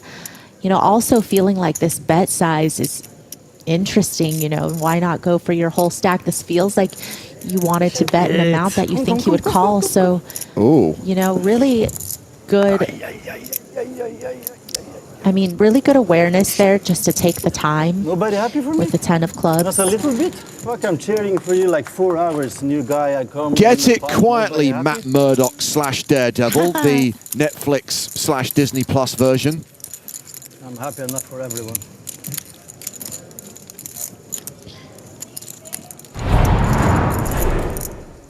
Larson moves up to 192k as Pavel Spirins drops down to 142k, hovering around the 45 big blind mark. Felix Schneider's the shortest stack at the table, but still playing a very comfortable 35 bigs.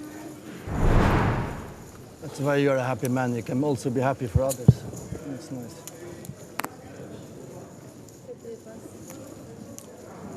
Can I be sad for him?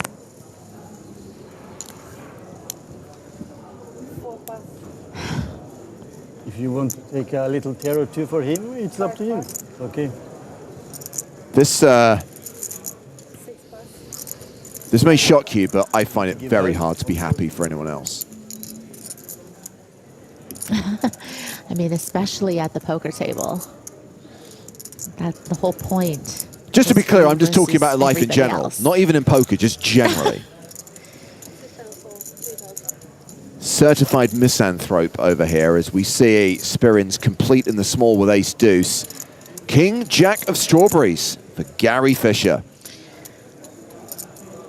I know someone you are happy for, though, James, and that would probably be Taylor Swift with her record-breaking release of The Life of a Showgirl. So here's the thing, Maria. I've listened to the album twice, and I don't love it. I don't love it. But are you a true Swiftie if you, like, can't just, you know, support it anyways? Yes, I think also expectation plays a huge factor. Knowing that she was teaming up with Max Martin once again, I was kind of expecting something a lot similar to 1989. I was expecting more of a pop album. Mm-hmm. But, you know, there's a couple of good tracks on there, and I'm willing to, you know, sometimes they're growers, right? He's getting dinner. But isn't it kind of true, the saying that, you know, when you're happy, you just don't make good music as when you're sad? Well, that was the cliche, right? When she seemed to be in a stable, steady, happy relationship with Travis Kelce, everyone's like, well, this is going to ruin her career because she needs the heartbreak. She needs these failed relationships to fuel her artistry. Latvia, I give you 12 odds for Latvia. So, you know, what'll it be? Love or artistry? If she never recorded another record, I think she'll be okay. I mean, I'll happily retire if I had billions in the bank.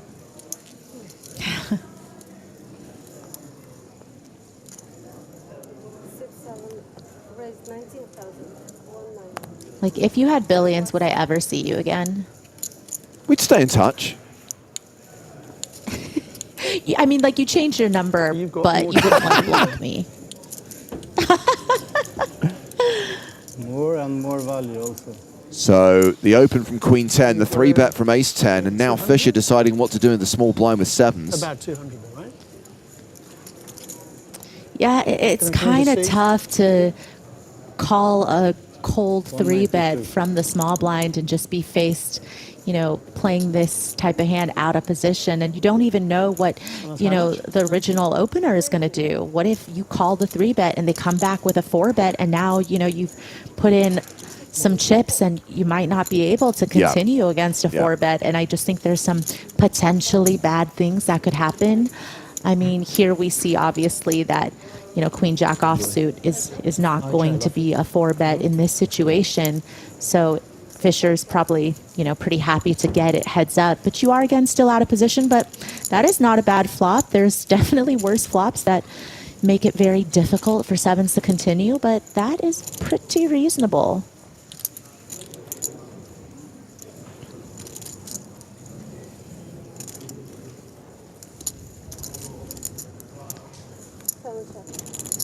Fair question, Elkanarts. Why did we suddenly start talking poker in the middle of a Taylor Swift conversation? That ace on the turn has obviously changed things in Larsson's favor.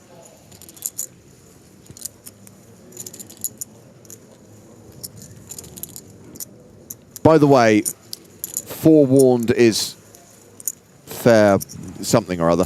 I do have a very strict rule. No one gets to talk dirty about Taylor Swift. It's an insta-ban. So just be aware. You either get to support my girl Taylor or you don't say anything. Yeah, the only person that could say her album is mediocre is James, everybody. No, I think that's fair, but it's you know the kind of stuff I'm talking about. Like, you know, Z-Cat makes a very fair point. I don't really like her songs, but I love that she's a girl boss and makes misogynists all red in the face. Perfect.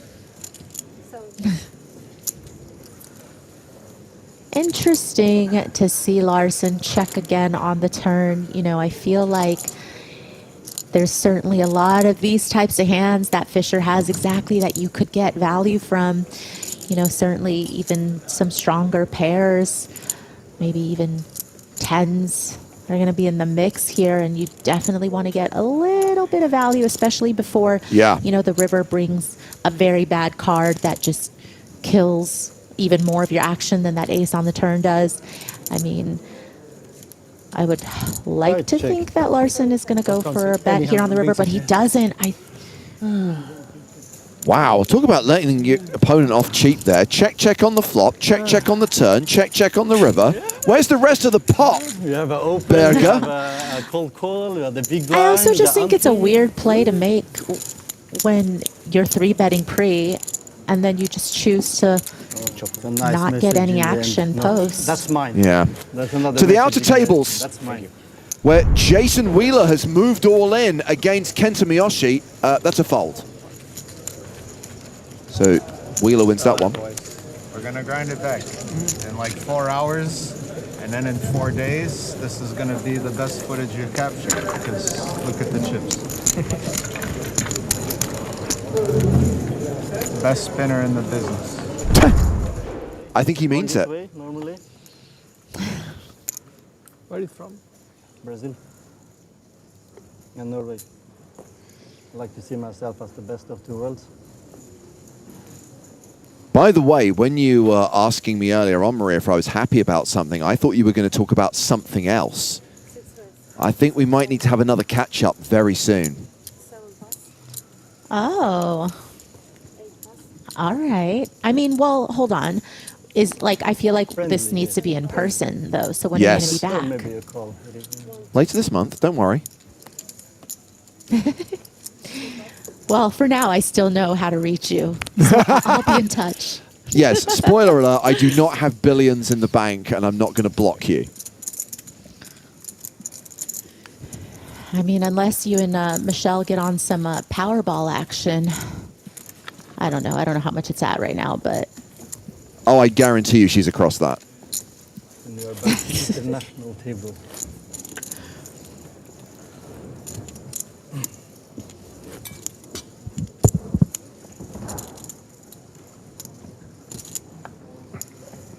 So are we still international? That's the question. Are we still international? I think. But yesterday one guy said he was from France, but was not from France. Don't know why people do that. Was from Andorra. But this looks like original France.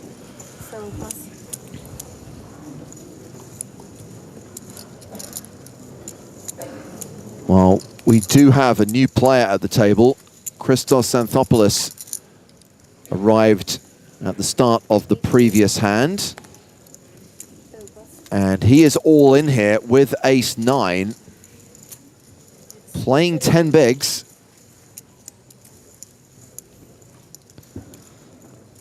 Gary Fisher folding king-10.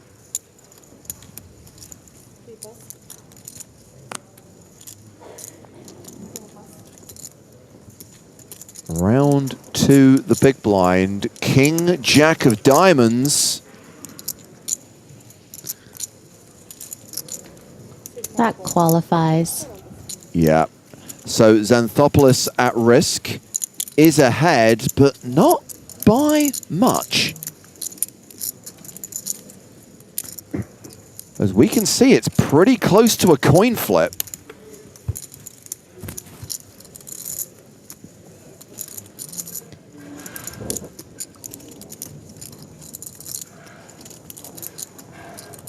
Bola says, I went to elementary school with Dejan. He is a hometown legend. Right now, he is behind. Not at risk, though. Xanthopoulos is the player who now wants this pair of 9s to hold. 6 on turn for like the 5 draw. Huh? 5 or 6.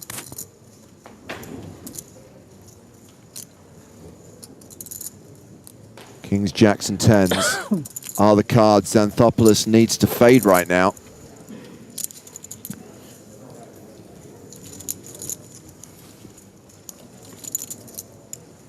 Deuce on the turn. Same 8 cards.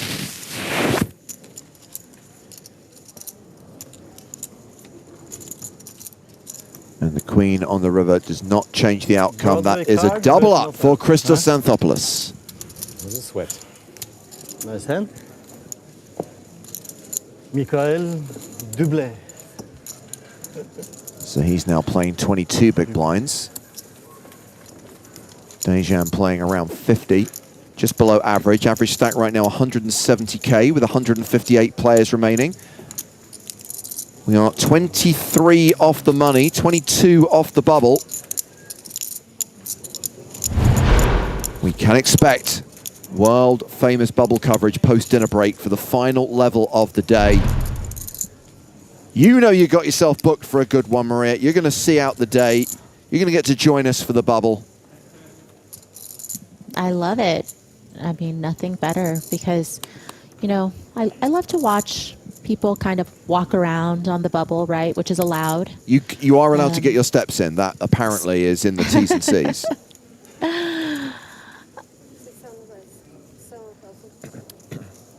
Larson opening with King Jack here. Raises to 7k.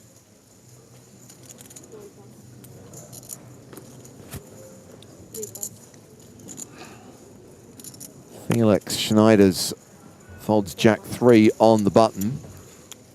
King Queen for Dejan Karađorđević.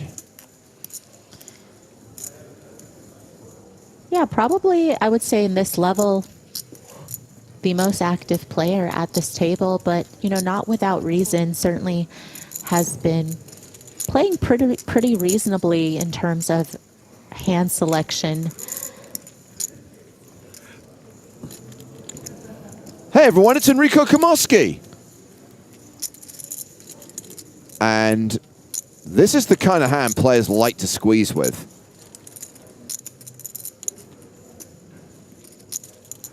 Maybe slightly worried about the strength of the under the gun open.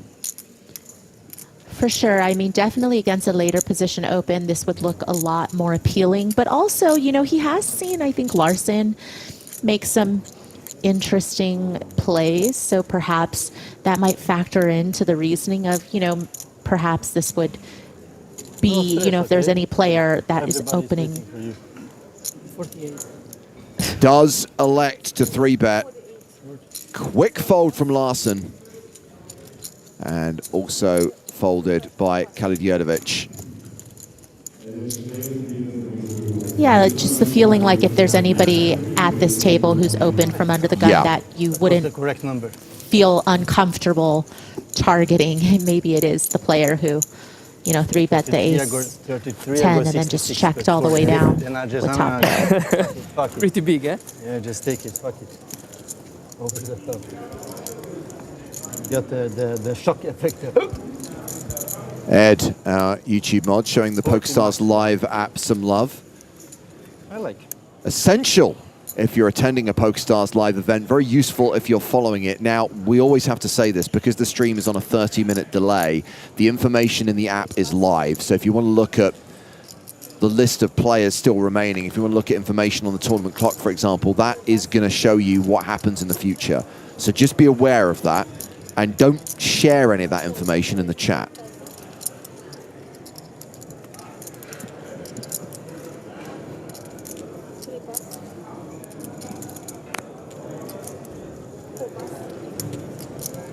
Ten out of diamonds for Gary Fisher, and he has raised.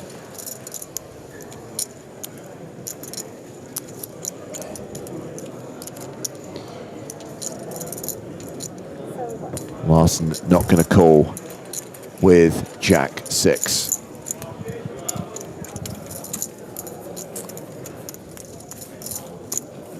You see, I was going to do a bad lookalike for Gary Fisher.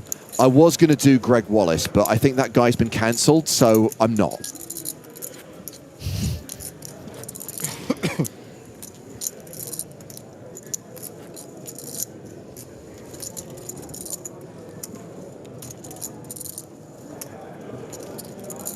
And another elimination to tell you about. There will be no 3-time EPT champion at this event, because 2-time winner Anton Bergstrom is out, winner of both EPT Onlines from 2020 and 2021.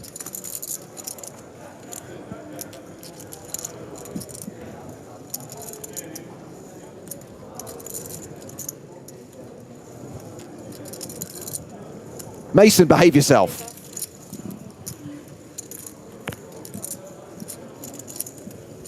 Action forwarded to X-Flex. Oh, aces. Well, those are worth waiting for. He's been pretty patient so far this level. Yeah, now would be a bad time to start playing back at Felix with ace-9 suited.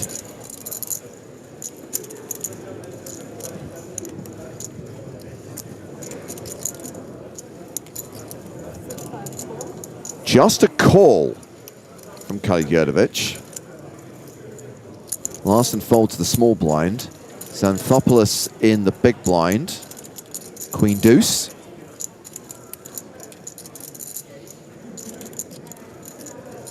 Folds as well.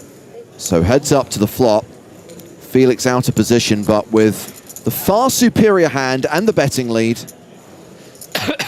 And, ooh, a pair of nines for Kaligurdovic, who might pay off at least one bet here. Ooh, look at this cheeky check from Felix. You naughty boy. Go out to smoke. You can think a little.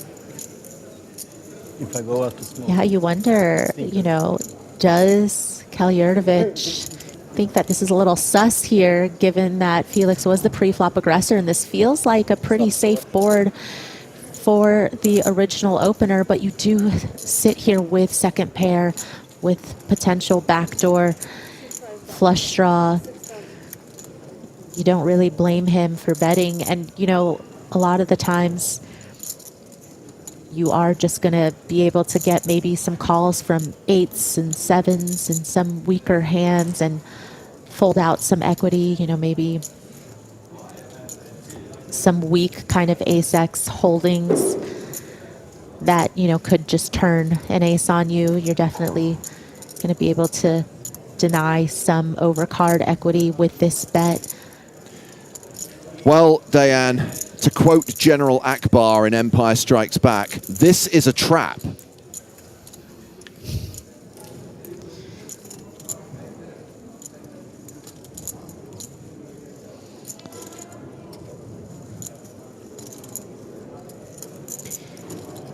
Yeah, you know, Felix had about 30 bigs to start with, and that's really just the type of stack size where you are really looking to set yourself up to get all of the chips in. at some point by the river. But whatever you do, of course, you're trying to maximize your value here. And Schneiders decides that he wants to go for the check raise, just build that pot here, leave himself with, you know, if called in this situation, it'll be around pot size on the turn. Raised to 21,000, called by Kalayurdovic. 7 of hearts on the turn. Oh, he's picked up the nut flush draw to go with second pair. He also has a gut shot. No, he doesn't. Like 28 entry? But he does have the flush draw. He definitely does have the flush draw. And you wonder, you know, what sizing Schneiders is going to choose. If your opponent has a hand like top pair here, you could potentially just go for it all before, you know, the river gets a little too dicey. Got bubble in the 25 yellow. It was same. Yeah, he got sad also, like fucked 4 buy-ins. Felix Schneiders all in on the turn. 67 into 62. Like if you get it, And this is that's the face of a man who's like, I bloody hate this, but I kind of have to call. Second place, unfortunately.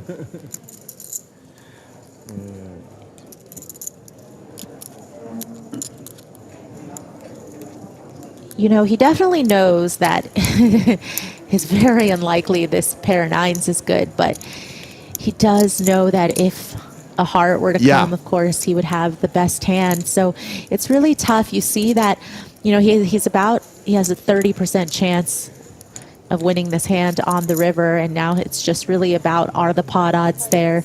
You know, what type of hands can Felix have? But he gets away from it.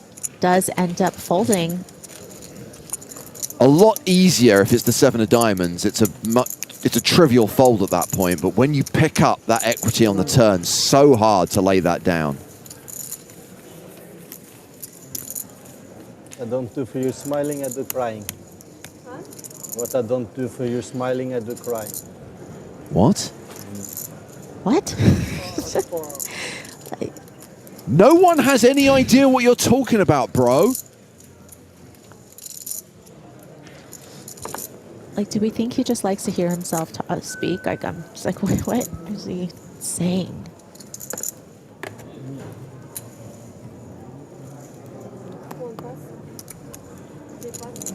I love the way that it was like he was asked to repeat himself, and after the second time, it's like, no, still nothing. We'll just move on.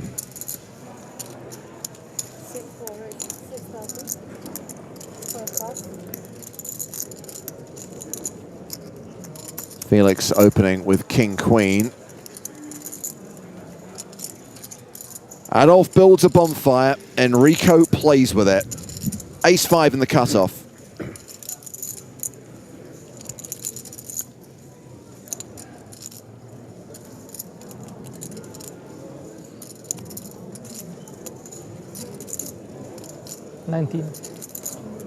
Nineteen.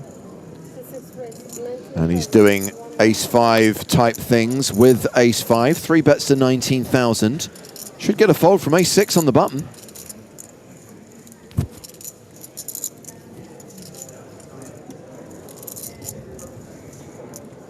Yeah, Enrico just really looking for some good spots to pick up some chips.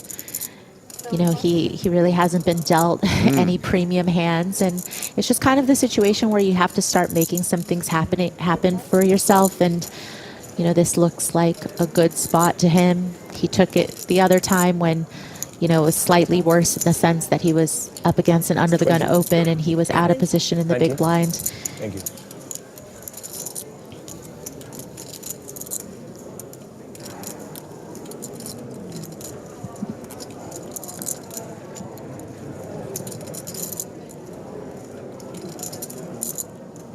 Well, Felix will be very aware that this is a player who is capable of 3-betting even lighter than Ace-5.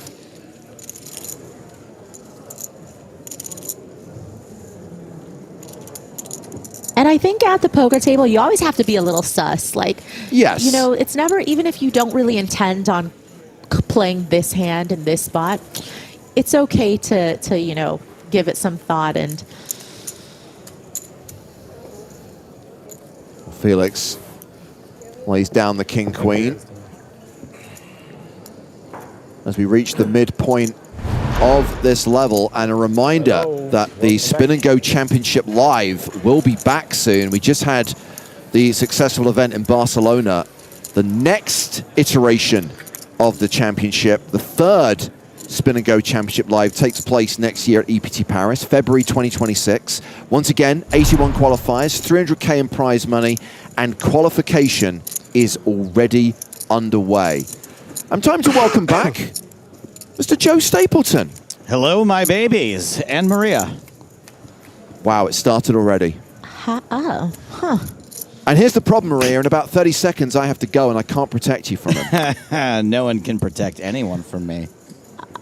I was going to say, he's going to need protection from me. Oh. You're trapped in here with me.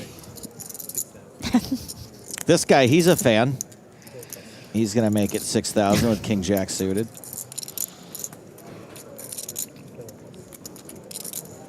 Maria, we're like brother and sister, right? Yeah, but you're definitely like the annoying. Yeah. Oh, yeah. Brother. Definitely. Sure. Yeah. Like you're not the protective older brother in this situation. I just want to clarify. No, okay. I'm the one that you're constantly ratting on. You're being like, Mom, are you going to stop him or what? Fisher defends with 5 tray. Wow. A gut shot. Yeah. I know that we are meant to defend our big blind wide, and I know that Gary Fisher has more than 70 bigs. 5-3 off just feels... I would fold this, but maybe this is the right play, Maria. You tell me. Yeah, I mean, it feels a little too wide, but I think we have seen from Fisher that he doesn't really like folding pre-flop if he deems that his hand has any playability or potential. And I do think that sometimes people watch these streams, right, and they see what they think is almost like 100% or near 100% defend from the big blind, but they're not really understanding the nuances of why in certain situations people might defend wider. You know, here it's very clear you're up against an under the gun open. It feels like 5-3 would be too wide. You know, it's not really one of those spots where, you know, there might be some other factors at play or some other considerations. You haven't seen Fan be out of line. Fan hasn't shown himself to be a particularly, you know, weak player or an easy player to outplay post. But when the ketchup effect comes, then it's nice. Fisher those check raise work. Is not a fan. I think the problem with Fan's hand is that he doesn't have any backdoor flush potential. Yeah. You know, I think perhaps if the Queen of Hearts was a Queen of Diamonds, that might change the playability a little bit. No, the but fan. here, this one actually might work. Would you say this fan is oscillating? Makes a fold. So is that what you did on your, hour break, Stapes? Just write a couple fan jokes? Yeah, I wrote 2 whole fan jokes. No, and you took a nap? Not this time, but I did it on my last break before this. Was already in play before the... Of course. And I finally figured out how to sleep. I almost cried. I was so happy. It was 11 players. No, it was like 22 big blinds, yeah? Like. Wait, is it that did you get the machine? Not the cranker, like the other machine. Yes, now I travel with 2 machines. And I hadn't really figured out, it wasn't working. I was actually making my sleep worse. What? Yeah, like I've only used it maybe, counting the last 2 nights. I only used it 2 nights before that. And yeah, it's a CPAP, John Delano. Yeah, I got a CPAP machine, all right? Look at me. I thought I was going to have lots of fun being single this year, and then 1 week later, doctor's like, here, you got to strap this mask to your face every night or you'll die. See if the ladies like that. Anyway. Sorry. But I just went up to take a nap, and I finally got the device on my face the right way and did everything right. I'm like, oh, this is how it's supposed to be, and I actually fell asleep, and I had tears of joy that maybe, I wake up, Maria, with heart palpitations and chest pains and gasping for air. So that can't be good. Yeah, I mean, when you told me the number of times during your sleep test that you stopped breathing or whatever, I was like, I don't think I've heard. I don't know that the number can go that high. It was 12 times per hour that I was having what they call an event. We've got King Queen versus King Queen. 0% equity, meaning these two fellas will chop this pot should they show it down.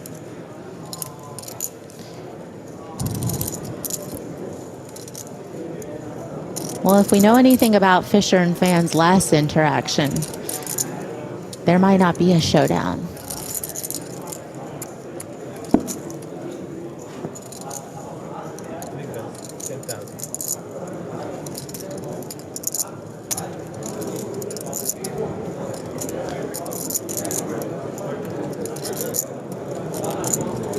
Fisher's considering a 10K bet from Fan.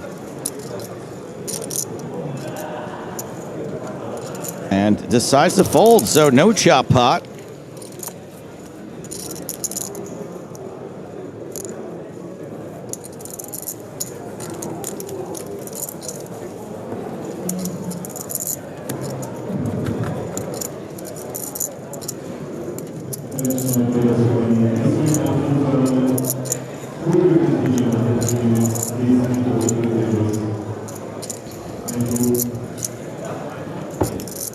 What are we down to? 149 players looking at paying 135. So we are closing in on the money. Won't happen during this level. Will likely happen after the dinner break.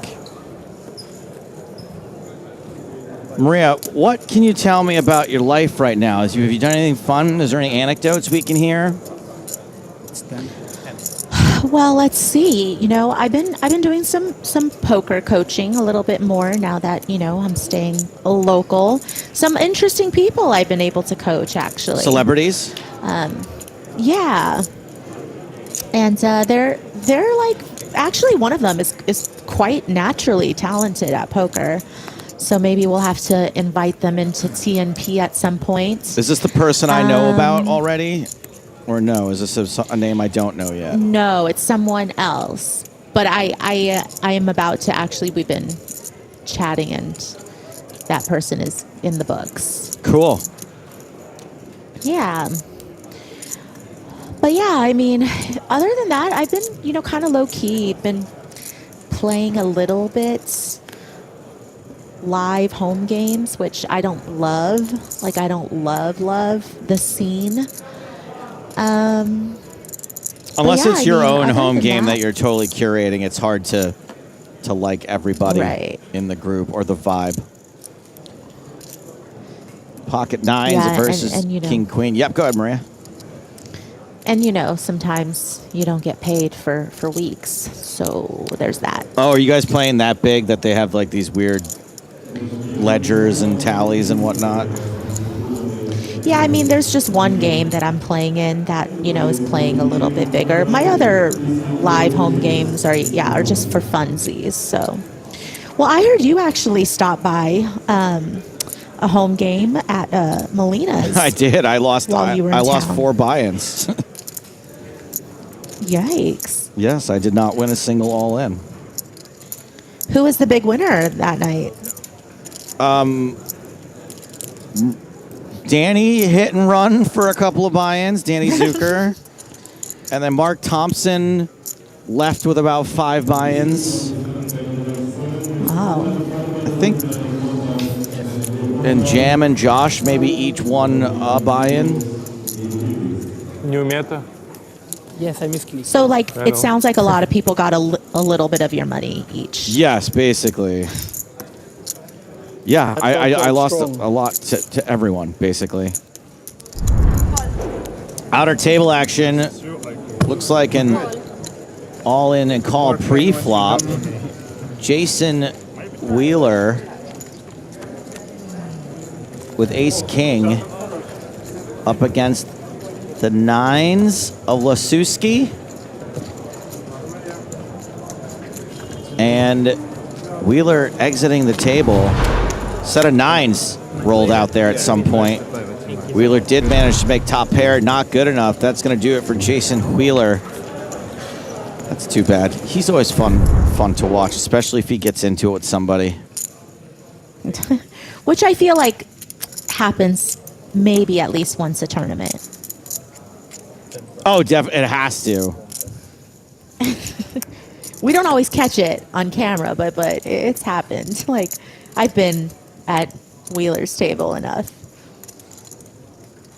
But usually, you know, he's right. It's more just like people will do, I mean, things that might upset some people, not everybody, but Wheeler's just, you know, he's just the type of person that's willing to speak up. He's a noticer. He notices those things. I can't remember the guy's name, the Italian guy that he got into it with a couple years ago in Monte Carlo.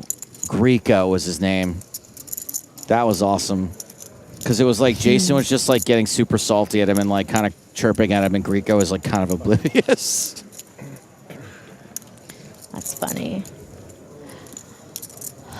Someone in Twitch chat asked, are there any big names left? Well, I think last we checked, Juan Pardo has a pretty big stack out there somewhere, and Adrian Mateos is in still. I'm Ben told Heath. there is a table out there that's basically a super high roller table.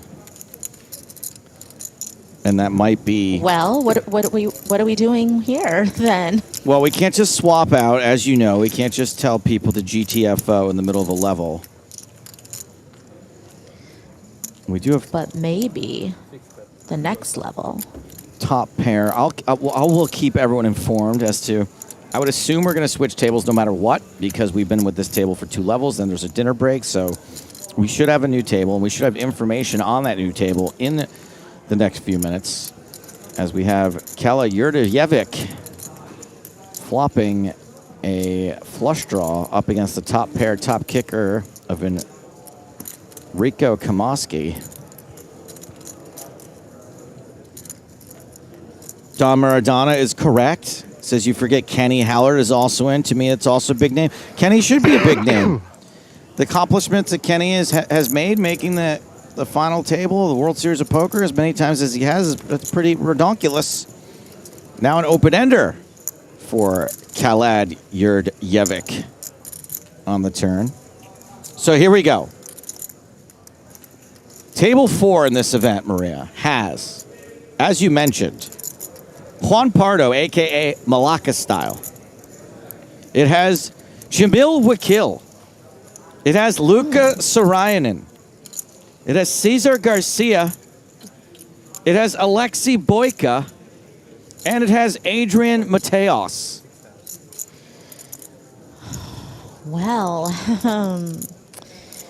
that could be quite exciting to watch, especially, you know, the money bubble. If the players that we think probably have big stacks, they will be pushing people around. Yeah, no, you're right about that.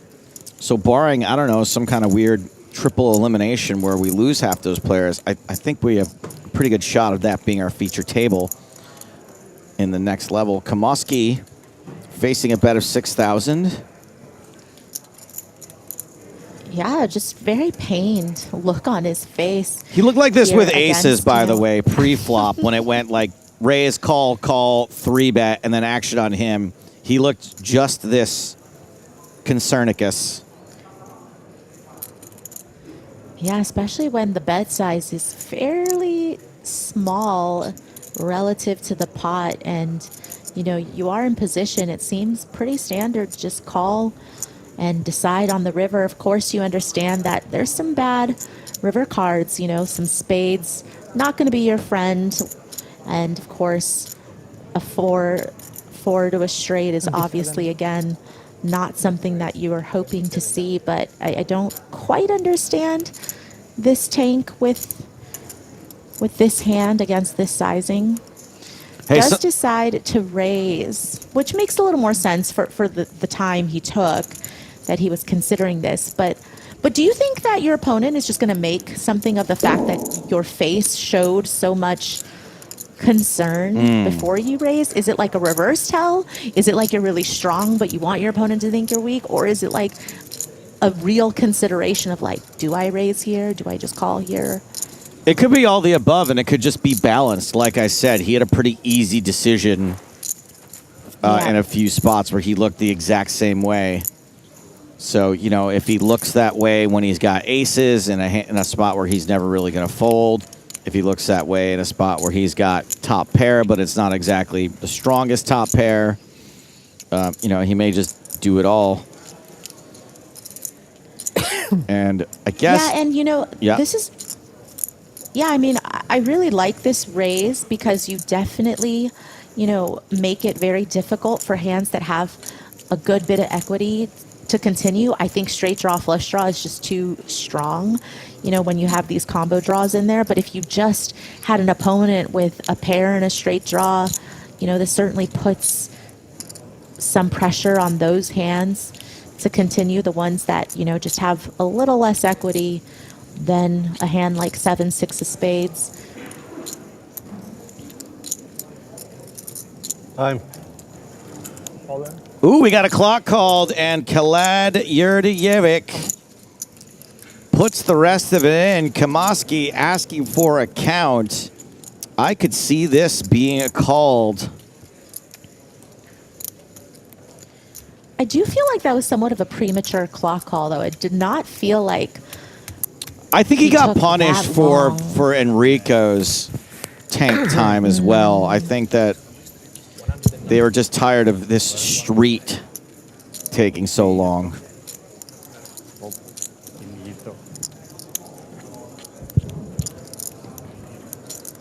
Yeah, and you hate to see when you take some time and then decide to raise a hand and then you get shoved on. You know, you hate to be in a situation where you're like, ooh, now I don't know what I really want to do. Should I just have called the turn 6K instead of electing to raise? Like, now what kind of predicament have I gotten myself into? But I mean, your raise on the turn signifies that you are trying to really deny some equity to some drawing hands, right? So it almost feels like if you think that perhaps Kaljerovic has some combo draws here in his range, some pair and some straight draws in his range, like perhaps you might just have to put it in. I mean, the hands that you're losing to, of course, can be some two-pair combos, but you do block a good amount of two-pair combos, having top pair here. Just one level up. You know, yeah. Sure. Yeah. Your opponent can have some sets as well. Maybe. Nice move It by just feels kinda Khaled. gross. They make break and then one level after the Gets break? Kamaski to fold the best of it. 5 levels per day, but maybe they play one more. Are we playing 5 levels today or 6? Makes a lot of sense that they have 2 levels after the break. They don't know yet. They don't know yet? Okay. Yeah, it will depend on the bubble. Like, how long will be bubble. Okay.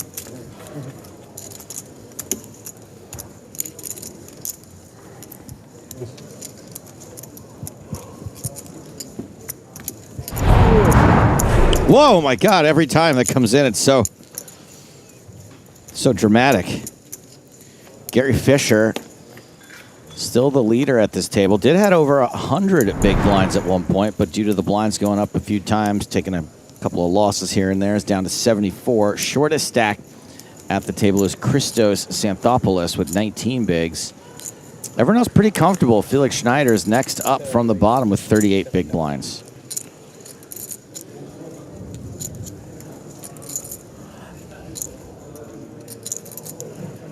Action on Berger Larson. Under the gun. Ace-4 diamonds does not want to play. We're getting near that bubble. People maybe don't want to mess around with their 67 big blind stack. Ace 4 of diamonds from early position. Oh, wait, Larson did raise. Who the heck was I looking at then? It was Xanthopoulos who folded. My bad. Fisher with pocket fives. He is apt to play hands. Oh, man. Guess who is a fan of Ace King? Long Mao fan. He's a fan of the long Mao. Doesn't care for the short Mao. Really enjoys the long Mao.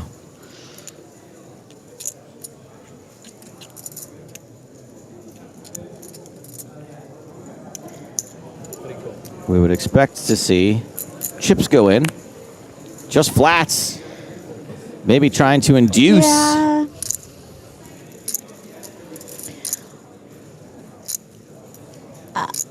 I think it's a little surprising to see the flats, especially with a caller in the middle. Just feels like such a nice spot with the dead money to 3-bet.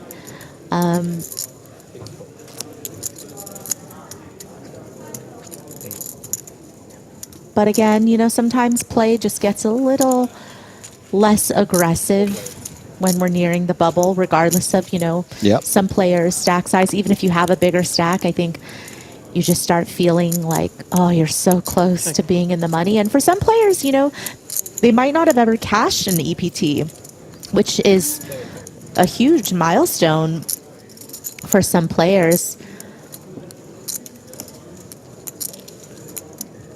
Kamasi flops best. Rechecks his hand. Does in fact see that there's a queen under there. Yeah, now you've just, you know, every single hand here has you beat when you're holding ace king, and I feel like baby, it's kind of nice to. Gary Interesting. Fisher Bet. firing 2 5s into 3 opponents. Luckily is only running into one better hand. Yeah, and I think this is just kind of a bit of a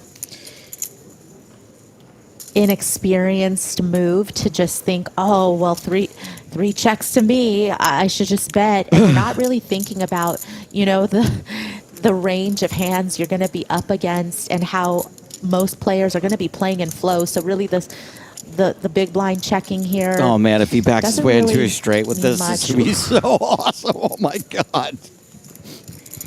Please. I mean, please just back your way into maybe that's a how he straight. got all his chips in the first place, you know, just betting against the field with hardly any equity and then going runner perfect. Kamaski out of position. Swiss York on YouTube writes in again to say, think of Joe Pesci. Kamashi. Same pronunciation. Hey, how do you pronounce this one? Yabanshi. I guess that was how you pronounce it. Thank you for your comment. Kamashi. It's not as fun to say. Kamashi. Kamashi bets 8,000. Fisher, here comes the raise. Let's go. 88,000. I mean, at this point, nothing would surprise me, but we do see just a little bit of a block bet here from Kamashi on the turn, leading into Fisher's aggression from the flop. And just, you know, again, I think trying to set the price here, also feeling like that 3 does connect with some of the big blinds range a little bit better. Uh-huh. Oh my gosh. I told you. You know why you were able to predict that, Stapes, is because No. Don't say it. Don't you dare say it. Don't you dare. No, I won't say it. You say it. You know what I'm going to say. You say it. Because I can predict what I maybe would have tried to do in that situation. Yes. Yes, exactly. Like you were like, if I took this line and I just bet into 4 people on the flop, what would I do against the small lead on the turn? Oh, I know. I can tell you right now that I, at a certain point in my life, definitely would have tried to bet 2 5s on that flop. And I would not have had the nerve to raise that big. I would have made it a much smaller raise, meaning that I would get called 100% of the time. Go to the break with ITM, huh? Then the dinner just tastes a little bit better. For sure. Oh, we're quite close now. I just realised how close we are. Yeah. You're 3 off the bubble. So close, but so far away. Laszlo Bushtas was eliminated in 141st. Oh. This is not a big hand. I think Felix Schneider's with 38 big blinds might be able to add another little EPT min cash to his resume. Yeah, I mean, I think he's definitely been maneuvering with his stack size quite well. He's a min crusher. No, I was following. Is that like a compliment? Not really. Take it as such? No, right, not really. I was actually comparing my stand-up comedy track record to my poker track record. In that, every once in a while I crush. Most of the time I do pretty good. But I almost never do bad. Like I almost never bust out in the first level. But I also don't win the tournament that often either. Do you get off to a really good start and then trail off towards the end? Yes. Exactly. And I think that stand-up comedy, much like poker, in that if you're not going bust in the first level sometimes, you're probably not being aggressive enough. Right. So you need to attack your sets more. Yeah, like I don't bomb enough. Like, cause I play it safe, I do just okay. So I'm like min cashing a lot. You know what I mean? Yeah. Yeah, you're right. Your style is a little risk averse for what you do. It's risk averse. That's right. It's a little safe. So, Khaled, yes. You're tight passive. Tight passive, yeah, sure. Tight weak, as they used to say back in the day. So I'm kind of your, not official, but sometimes poker coach. Are you going to need to get a stand-up coach to help fix these leaks that we're talking about? I've asked for some coaching here and there along the way, and I'm working on some stuff. Yeah, absolutely. We have Kamashi calling from the button. Xanthopoulos with pocket fours.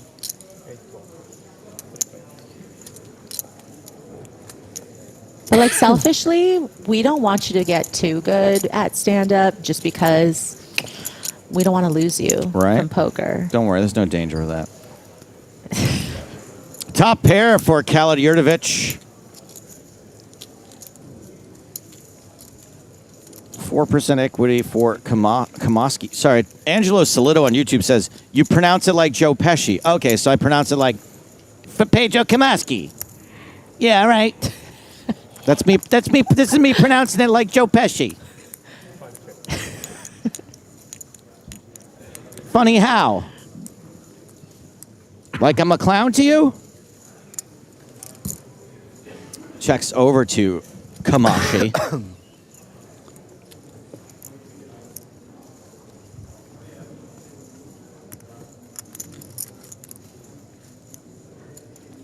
It's like Tom says, yeah, 2 Utes.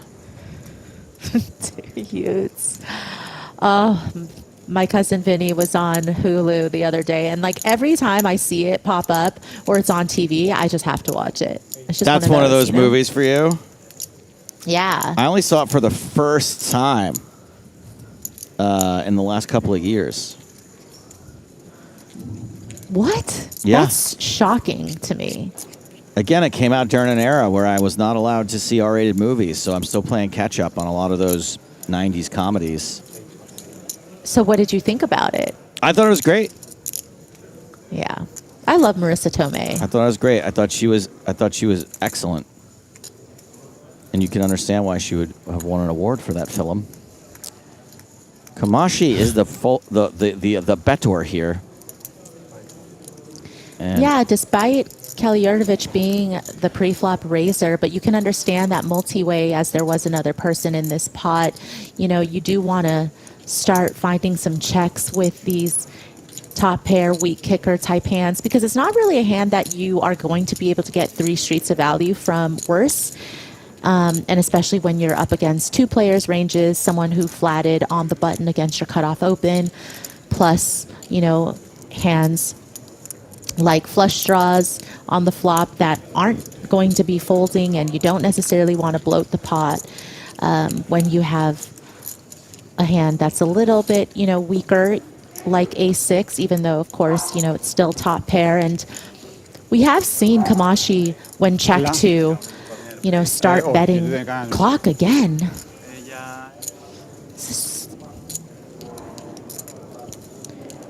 Who's calling the clock at this table? Like, I can't tell who it's coming from. Do you know, Stapes? I can't tell either.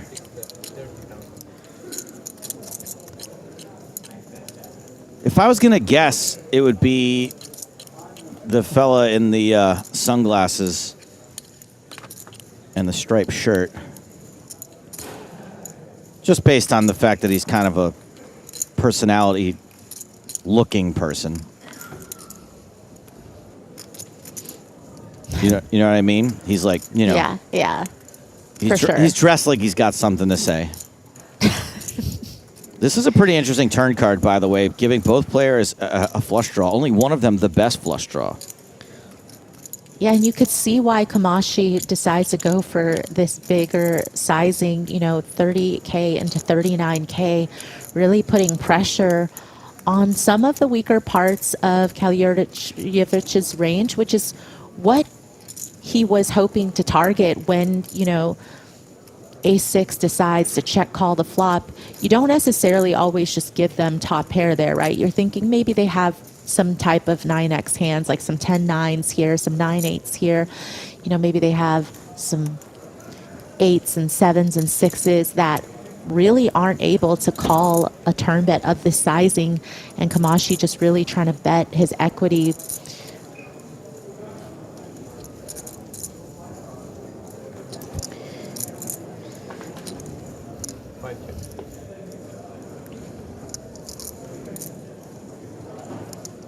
River's an ace that has trips for Dejan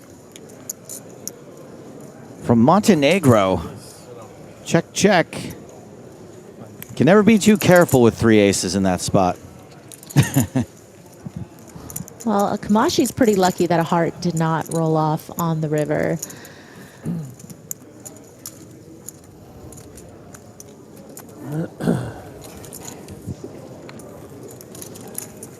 Just got harder and harder to fold. Yeah, I'm sticking with that guess as the clock caller.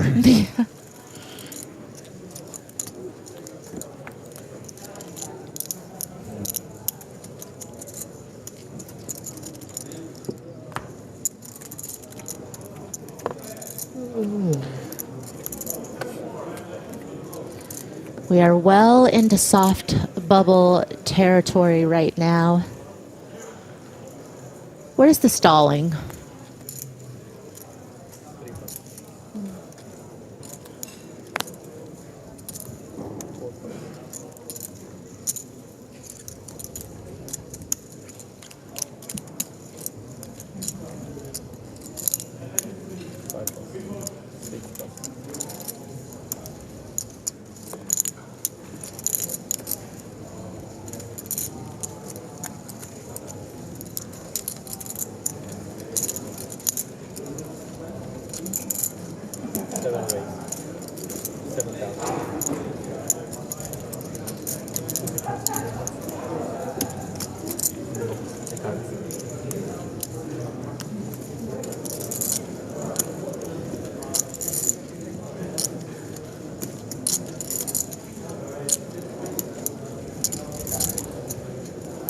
Larson has raised the button, Jack 9 suited. Xanthopoulos in the small blind with ace 5. Some various options available. 16. Yeah, definitely. 16 big blinds, so does have fold equity if he decides to shove. You know, is up against the button open. You know, certainly feels like chip EV-wise, this would be a good shove, but perhaps just when we're getting that close to the money, you want to pass up on these spots. Oh, and good thing boy. he does. Could have very easily gotten out of line against a button raise, chose not to, would have run into a premium hand for the Spearins in the sky.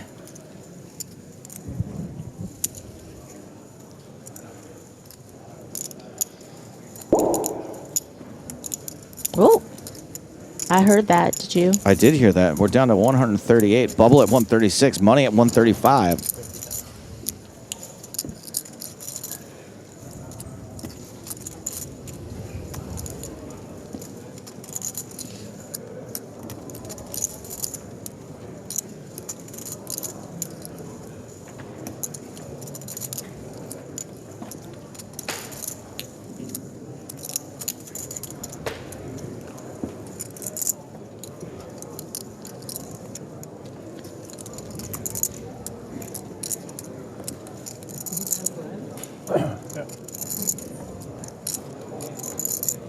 Yeah, Spearins decided to go for the larger sizing, being out of position.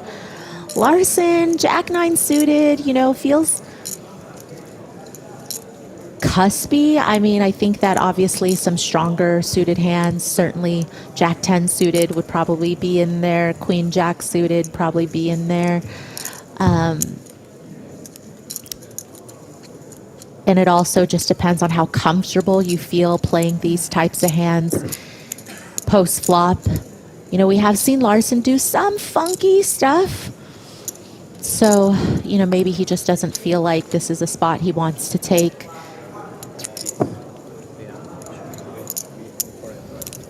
We do have some footage of that pop you may have just heard. This is Attila Iviksson, not Andras. Attila Iviksson. That was our 139th place finisher.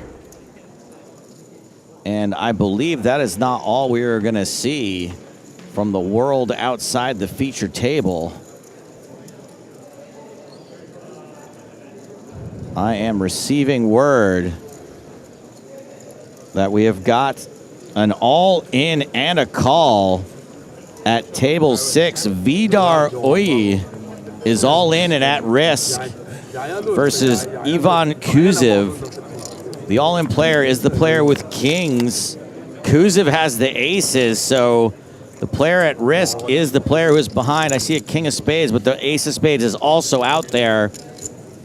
So a flush will not save Kuzev. Excuse me, Kuzev the winner. The river will not save Vidar Oye. That's him in the foreground, seat 2. And that brings us down to 137 players, which means we are 1 from the bubble, 2 from the money. That's an unfortunate cooler this close to the money.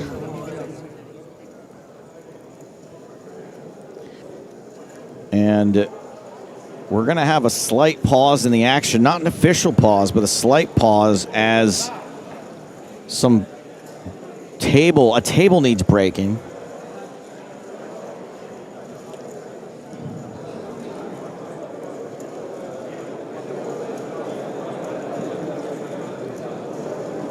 And it's always kind of awkward when this happens right before a break, because I think things are going to slow down even more. It's going to be even harder to get this under control, as people are probably already kind of stalling to make it to the dinner break, stalling to make it to the money bubble. I would be shocked if we had even one more elimination in the next 8 minutes to bring us to the actual bubble.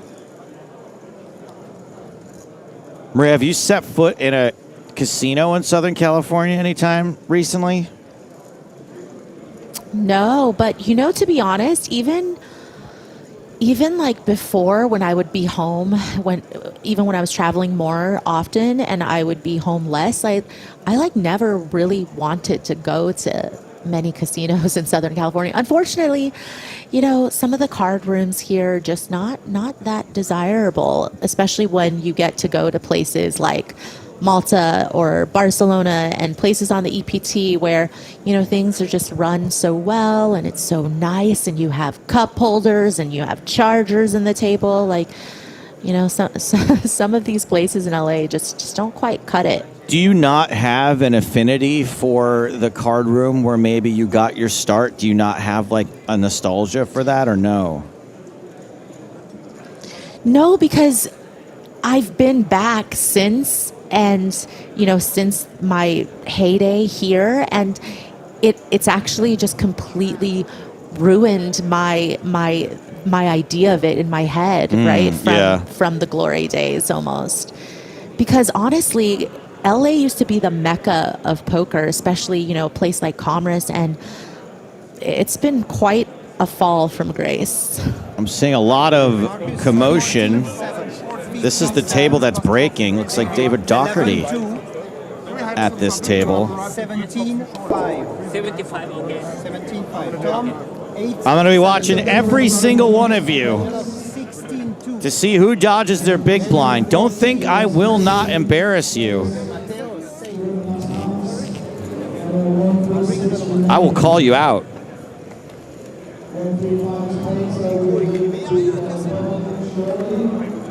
Everyone here needs a chaperone.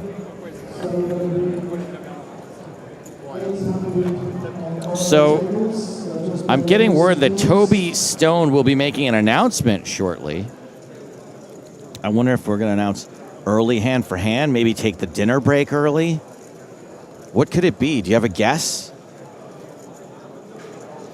I mean, it would make sense that they should just go to break, right? And then come back for what will likely be a prolonged level.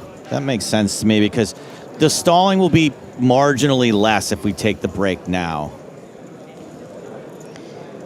Yeah, but all the short stacks are probably a little annoyed. They're like, I don't want to take a dinner break and then come back to this stack. I just want to know, am I going to make it or not? It's a good way to keep your calorie count low during dinner.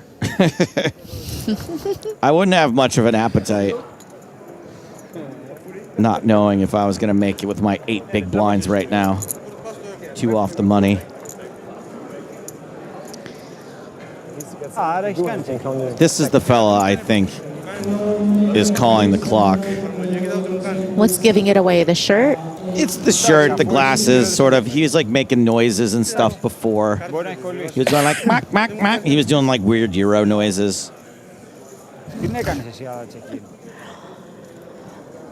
Chat, did everybody wish Stapes a happy belated birthday? Because wait, was there a stream on your birthday? No, right? There was no stream on my birthday, no. 8,000 is not what it used to be. Did you have a nice birthday? The birthday itself was fine. We had a players' party that day. People were very kind. But the week leading up to my birthday, and when I celebrated my birthday in LA, was maybe one of the best, definitely one of the best weeks of my life. Aww. Oh, I hope I make 6. Love that for you. Well, here comes Toby to wish me happy birthday. Okay, EPT players, can I have your attention, please? As you know, we have 136 remaining, so we are on the bubble. However, as there is just 8 minutes before the dinner break, we will be taking the dinner break early. So now there is a 60-minute break for the dinner.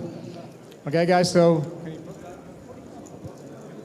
we're just taking the dinner break early because there's only 8 minutes left, rather than play 8 minutes, bubble, and go to dinner, okay?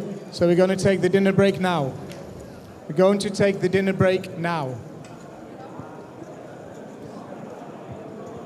Where's the round of applause for Toby and some brilliant leadership in taking the dinner break now?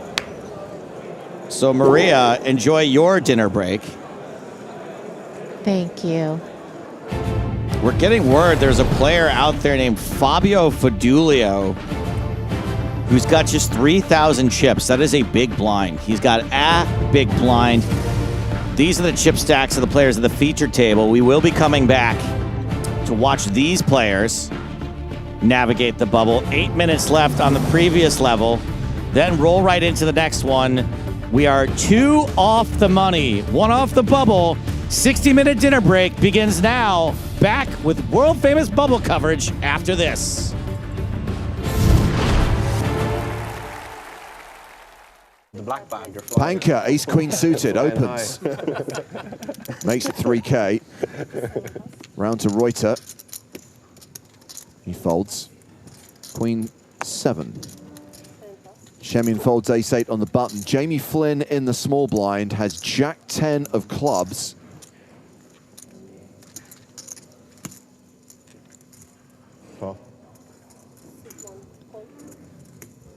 Just decides to flat. Irmo actually has a pretty nice spot to continue now as well with a speculative 6-4 of clubs. Yeah, not as nice as it normally would be. Those other clubs out there. True, true. So I'm still very confused as to what sorts of hands and on what stack sizes you can flat with in the small blind. Jack 10 suited, totally fine. We can play this. I think this is approved, yeah. Great. It's approved on the flop as well. Yeah, but we've got the nut flush draw for Panker. And nut. Also, I realize that. We say nut like all the time. Gut shot potential as well. So look at the statistics. Panker actually the favorite here, even though Flynn currently has the best hand. Yep, Panker can't mess this one up. It's impossible. He can do anything he wants. 35. Usually just a 35. 1/3 pot bet, I imagine. Yeah, you're feeling so good about this. You want 2 calls here. More action. You want more value. You want more action for your monster draw. And I think Flynn actually might just get this in now. Well, I mean, yeah, your top pair, open-ended. Yeah, it's hard to mess this one up too, because even if you do run into a massive hand, you're always going to still be drawing to ace straight of some variety. Almost always going to be the best hand as well. That's not to say Queen 10 can't exist in this, but you'd be pretty unlucky to run into it. Just all rips it. in like Flynn. Quick fold from Memo with the 6-4. Quick call from Panker with the 2 overs, the flush draw, the straight draw. This is a post-flop flip. Dominic Panker with 12 outs. Flynn needs this hand to hold. He's the at-risk player here. Running it.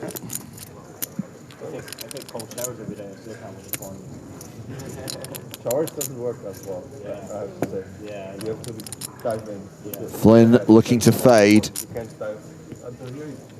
Aces, 10s, and diamonds. Yeah, in Vienna we have really cold water too. You can't go under it. It's a diamond on the turn, and it's all over. Jamie Flynn drawing dead and KO'd in the first 15 minutes of day 2 of the EPT Malta main event.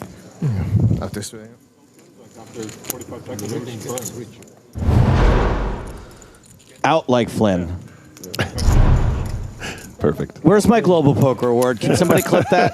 I do, when you come out, you feel good. But I don't think it's good.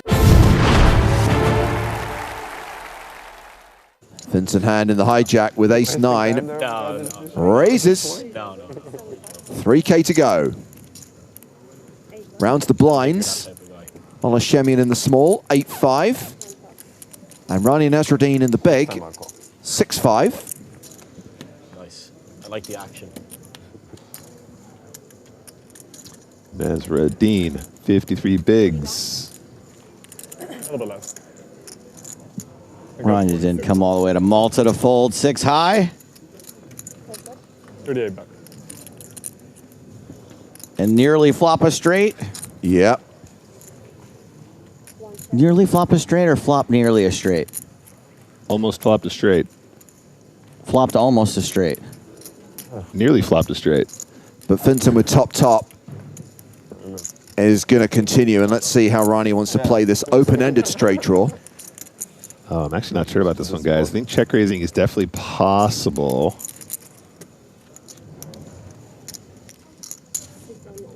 That is a raise.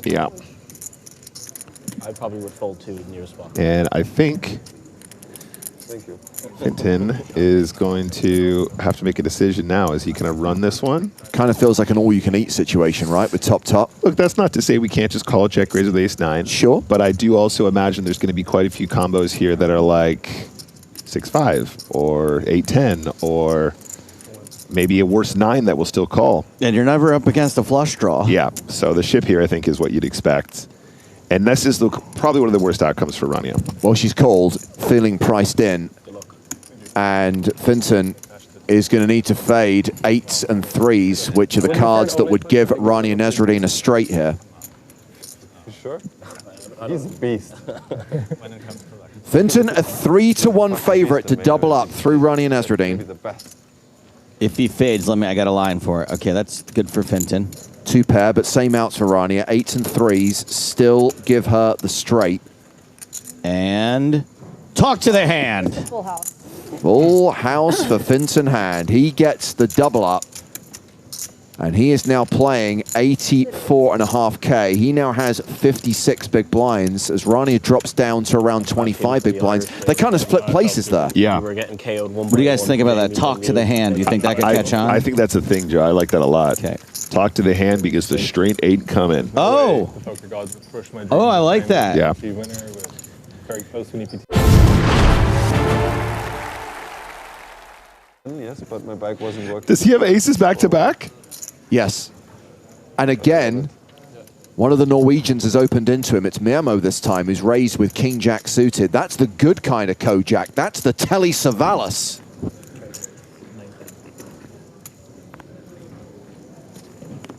Panka 3-bets to 9K. Now, Mirmo is a much bigger stack. Mirmo is second in chips at the table, 93 bigs behind.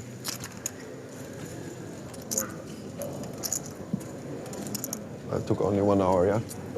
It wasn't even the... It wasn't even long. No, it wasn't the waitress. It was staff. PokerStars staff.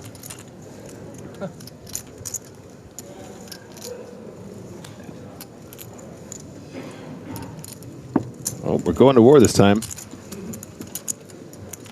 Yeah, I figure we might see this. A flat from Mirmo, playing the flop out of position without the betting lead.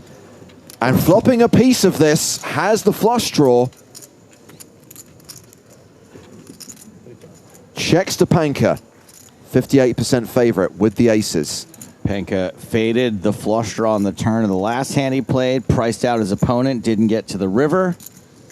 Yeah, I mean, I think we're going to see a bet on the flop from the aces, of course. However, I think Mirmo has got to be somewhat fearful of the fact this came as a 3-bet for under gun +2, so the range is going to be more narrow than some other opportunities to 3-bet light. What's the size on the flop, though, Joe? 22K in the pot. Go. 11.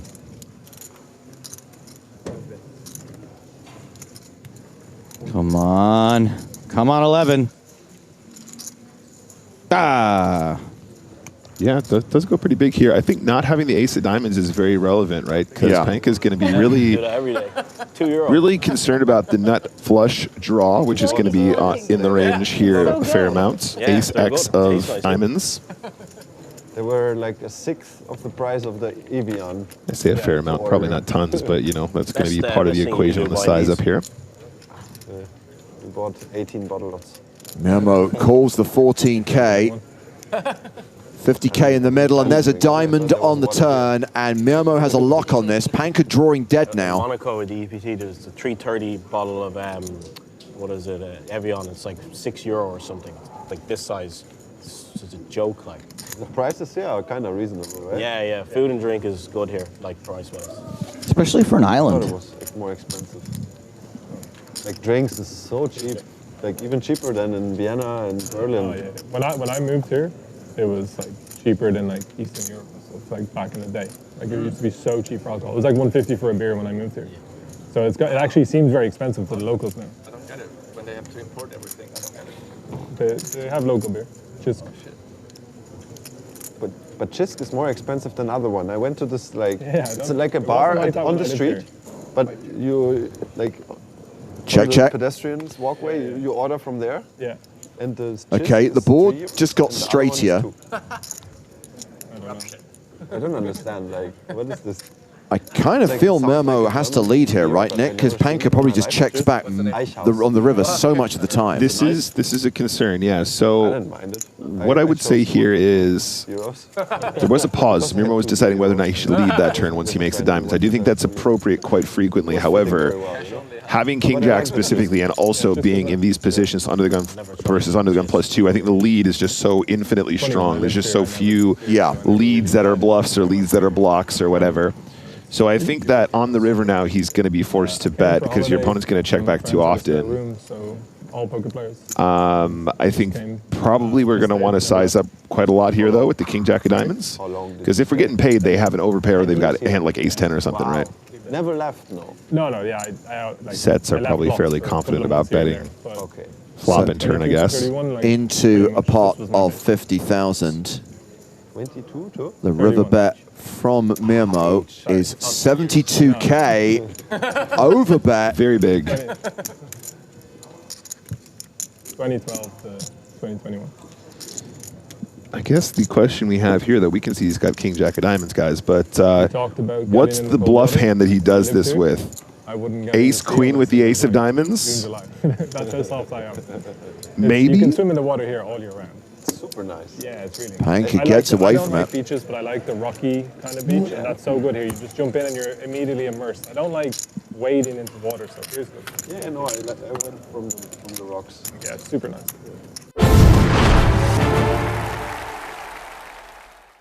Okay, well. Got a button raise from Finton with Queen Jack. Clemens Reuter all in with Ace Queen. Finton priced in, dominated, but had to make the call. Reuter at risk, but way ahead.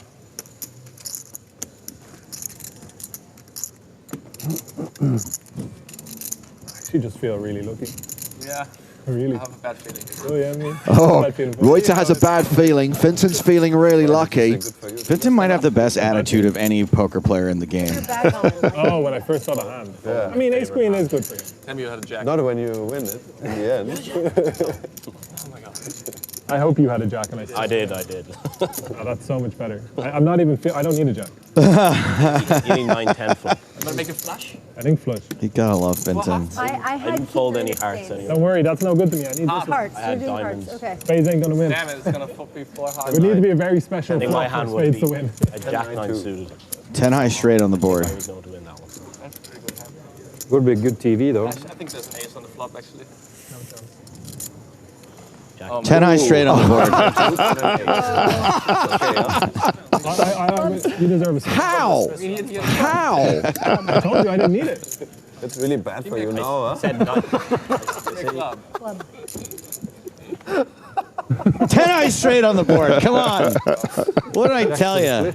Reuter drawing to a chop. I'm going to the slot machines right now, boys. I'm already talking to the stars. Oh, no. No, God, no. Oh, that's the worst. 5% chance. It comes in on the river. It's a chop pot. You know what they say. Everyone loves a chop pot, especially Clemens Reuter. Okay, maybe I should stay out of the casino.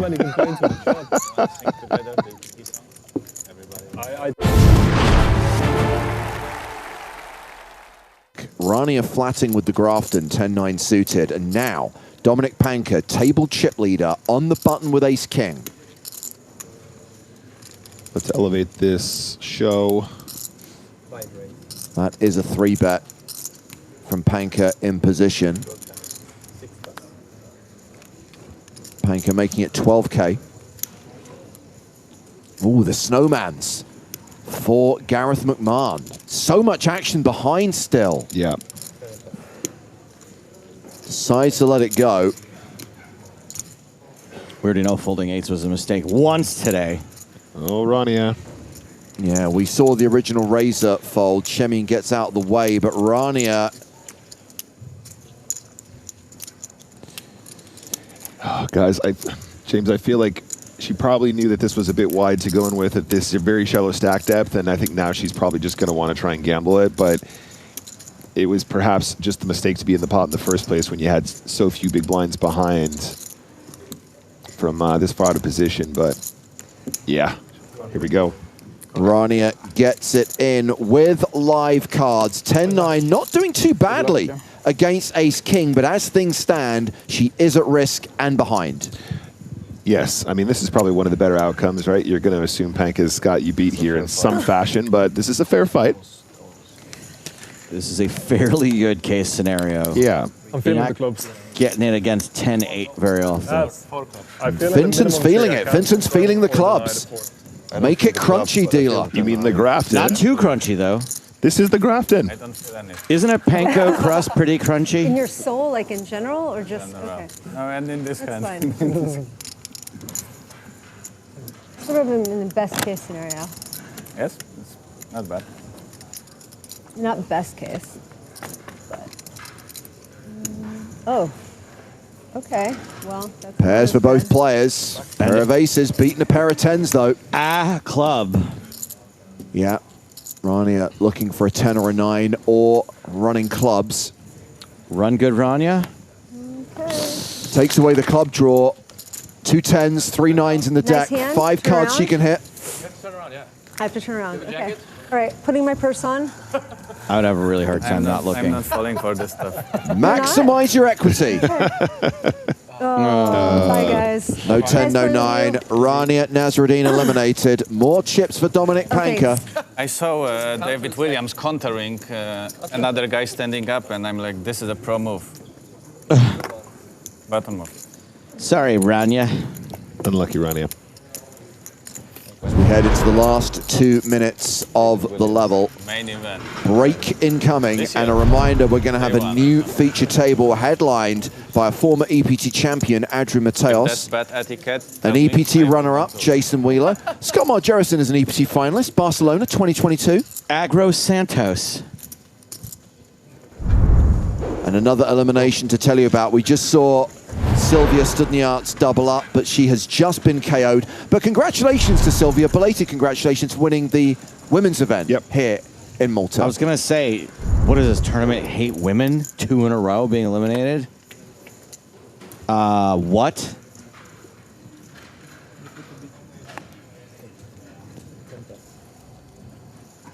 I'm sorry, Nick. I'm an ally. This stuff like that upsets me.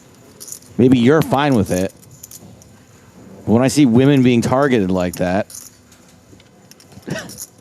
As long as we've got Brendo, the bunk Brando, I'm happy. Brendo, it's what plants crave. It's what plants crave. It's got electrolytes. It's a raise to 3K. King Queen suited for Gareth McMahon, playing around 30 big blinds. The effective stack, of course, is Brendo. I think you want to play this one. It's whether or not we want to 3-bet it from the small blind. Just decides to call. I think this is also very, very acceptable. Reuter with an opportunity to potentially put some chips in. Yeah, I think this is a squeeze spot with fewer than 10 big blinds. Mama's got a squeeze spot, and Daddy doesn't sleep at night. Clemens Reuter is all in. Brendo can't call here with ace-9 off with a player still to act.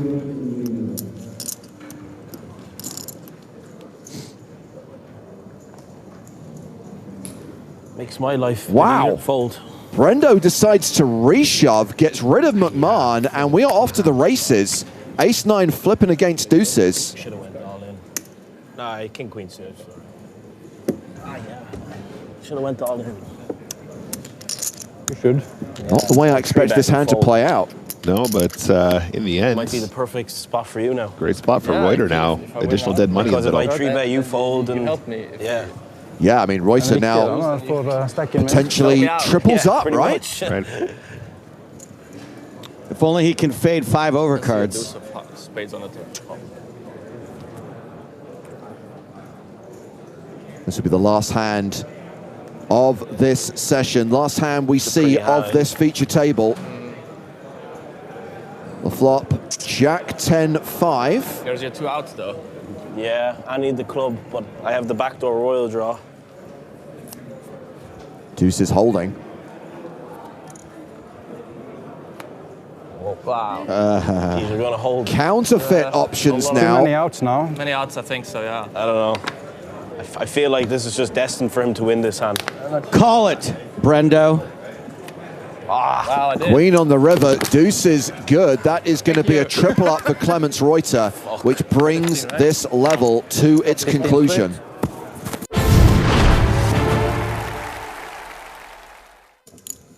Pocket eights, the Snowmen's for Adrian Mateos Diaz.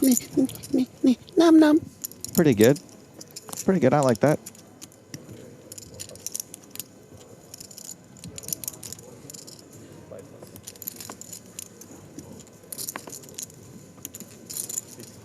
On to the big blind, who is Elton John. Now I get it. I see it. I see it. You know what my favorite Elton John song is, Griffin? Rocket Man. It's not Rocket Man.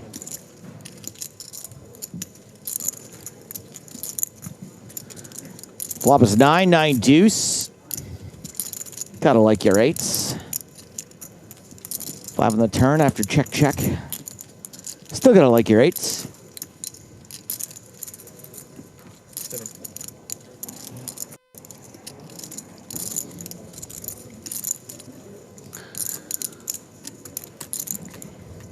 Mateos finally feeling comfortable to bet. It's so great to watch Adrian play poker. If you're not paying close attention to this hand, you might think this is just, normal proceedings. There's not much money in the pot, but it's a pretty unconventional, check back, I think, to a lot of players. You think you get the 9-9 deuce flop, you're going to bet, you're going to take it down, but he finds a check instead, not wanting to find himself maybe against a player that might be prepared to start check raising and putting him in uncomfortable situations, allowing a turn card to come, creating more sort of definition in the hand, more comfortability, and then you really start going for value, and does get value from that ace queen high, and will be going for more on this river. Fender Swallow misses the ace, misses the queen, has ace queen high, has a hand that he may think is good against an aggressive opponent like Adrian Mateos.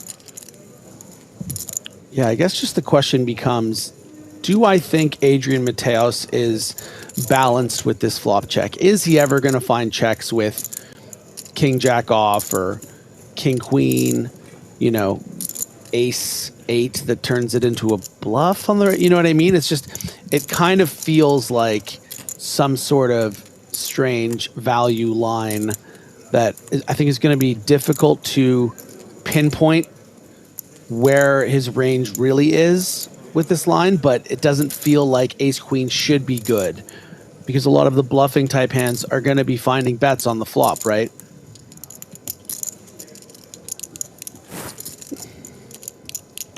$21,000 the bet for Mateos. You're saying to me, Griffin, the second Adrian Mateos checks this flop, you're like, he's got value. I would say when he checks this flop, he either has value or an ace high type hand that wouldn't be bluffing by the river, right? So something like ace jack, ace 10 would probably just check this all the way down, right? Wouldn't be trying to bet off a 5 or an ace queen high, for instance. So if we imagine that, the hands I discussed, something like a queen 10 suited, queen 10 of hearts, right? That would probably be betting the flop to fold out, some equity, some ace high hands by certain turn cards. Ace 4 will call the flop and then would fold to a second barrel some of the time, So I just, I wouldn't be entirely surprised if we see this ace queen high call, but I think that would be more about giving Mateos credit for being prepared to take this as a bluff line because it does look like value. It's giving credit is what you're saying. Yeah.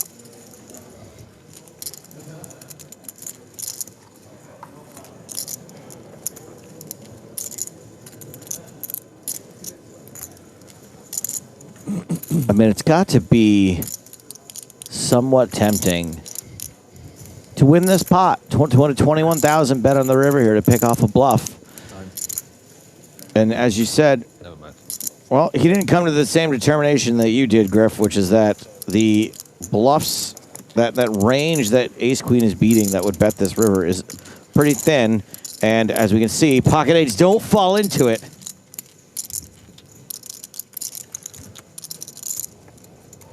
And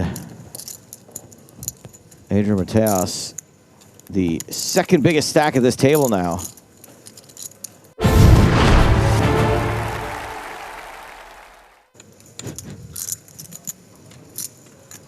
Margerison opens king-queen suited. Wheeler with ace-7 of spades on the button. He's just going to call. Salamanca, excuse me. Salamanca's out. Miyoshi in the big blind.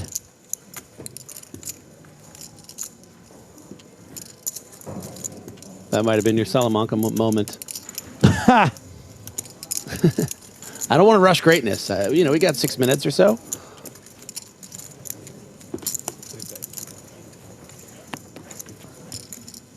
Miyoshi is coming along with fours. King 10-5, spade, spade. Top pair for Majerison. Nut flush draw for Wheeler. Dunne stek, man, broer. Ja, hele dunne Miyoshi in the weeds. Beter dunne stek dan geen stek, hè? I expect to see a bet here from Margerison, but I think it would be kind of interesting to check raise too. You know, having Wheeler represent this board, whether he's on it or not, because he has a lot of, you know, hands that would continue here. But Wheeler instead just, pardon me, Margerison instead just starts going for value, and we'll get some from Wheeler's nut flush draw. But you can see those percentages. Very fair fight. The fairest of fights. First attack in this fair fight comes from Jason Wheeler, makes it 9,000. And of course, yeah, Jason's prepared to play for the stacks here for the remaining 15 big blinds. I think it makes sense. And Margerison feels very happy with his hand. He would have expected a 3-bet from pocket tens. You know, the only hand he's really worried about being behind of right now is pocket fives. So he's going to expect to get it in against something like a flush draw, maybe a king jack. He does in fact get it in, and does in fact get it in with something like a flush draw. It's so like a flush draw that it is a flush draw. It's about as close to a flush draw as you can get, aka a flush draw. 2 minutes. Margerison. It's actually the flushiest of flush draws. The flushiest. The highest one. The nut flush.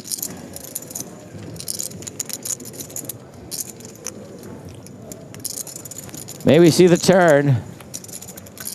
An ace on the turn does in fact put Wheeler out in front. Not the card any of us were looking for, but the card he got, and the card that is likely to win him this pot. As we go to the river. 2 pair on the river for Margerison, but not good enough.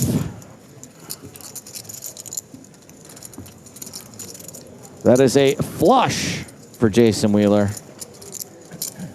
As we say adios to Agro Santos. You won a lot of money this week. Still about 120,000 behind me on Hendon Mob. I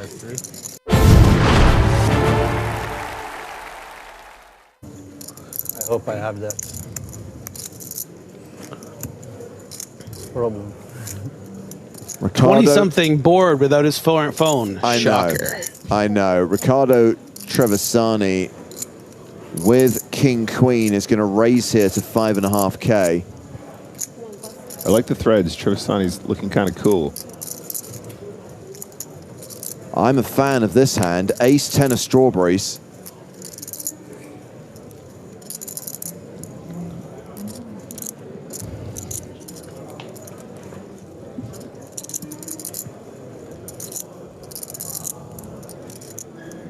So, Nick, what's the deal with Riccardo Trevisani?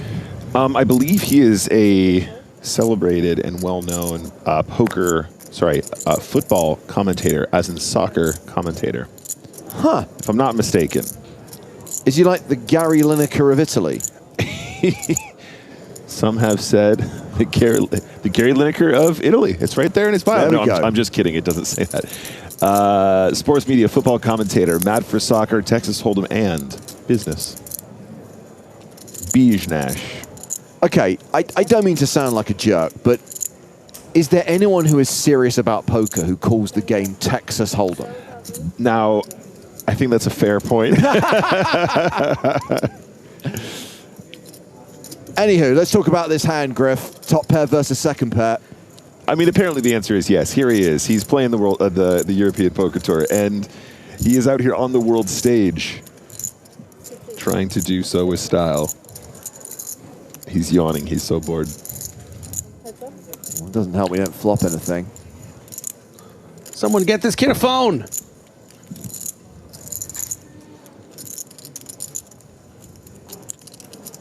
So Trevisani now just 11%, checks, slows down, continued flop for 7.5K, opportunity for Longmao Fan to take over the betting now.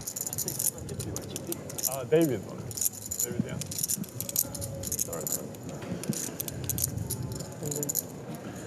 Just such a beautiful board for ace 10 of hearts. I also never been. Second? Least. Trevisani, not a lot of chips behind here, just has about pot remaining. Actual zero. Zero. I would expect to see a smallish bet here from Fan. Nope, checks it back. Doesn't improve, but still has the best hand. I think Trevisani will be a fan of that check back on the turn. Oh, he might bet river now. He might. I Don't play the bounce. don't know if we should. I don't play. Zero bomb. Yep. Nothing really to gain with a bet here. Yeah. You don't like to get rewarded. Even that queen is now chopping with any queen. So were he up against something like queen jack or queen 10. You kill and get rewarded. Now don't you dare miss this riverbed fan.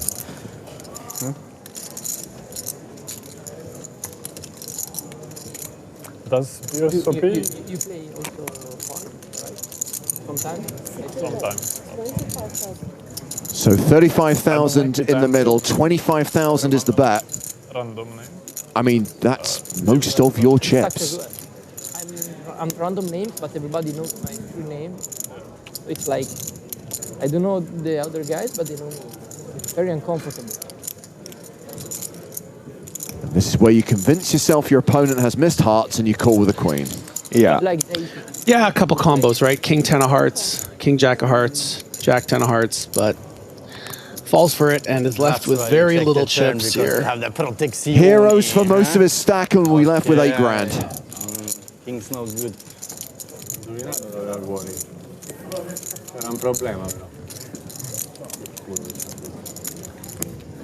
And that's going to see Longmao Fan now playing more than 70 big blinds, more than 180K, but not as many chips as this guy. This is the current tournament chip leader, David Vinnegamorthi from Norway. He has around 400K.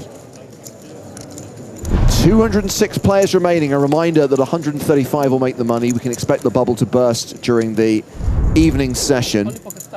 This is the third level of the day. 2 more to play after this. Level 14, dinner break, level 15. And normally, level 15 is when we go hand for hand. That's when we burst the bubble. Right. I'll show you later. How much is that? Trevisani now all in with 7-6. It's a small shove. Ace-8 off, though, with all those players stacked behind. Like, just, nah. Nah. Just not worth it, yeah.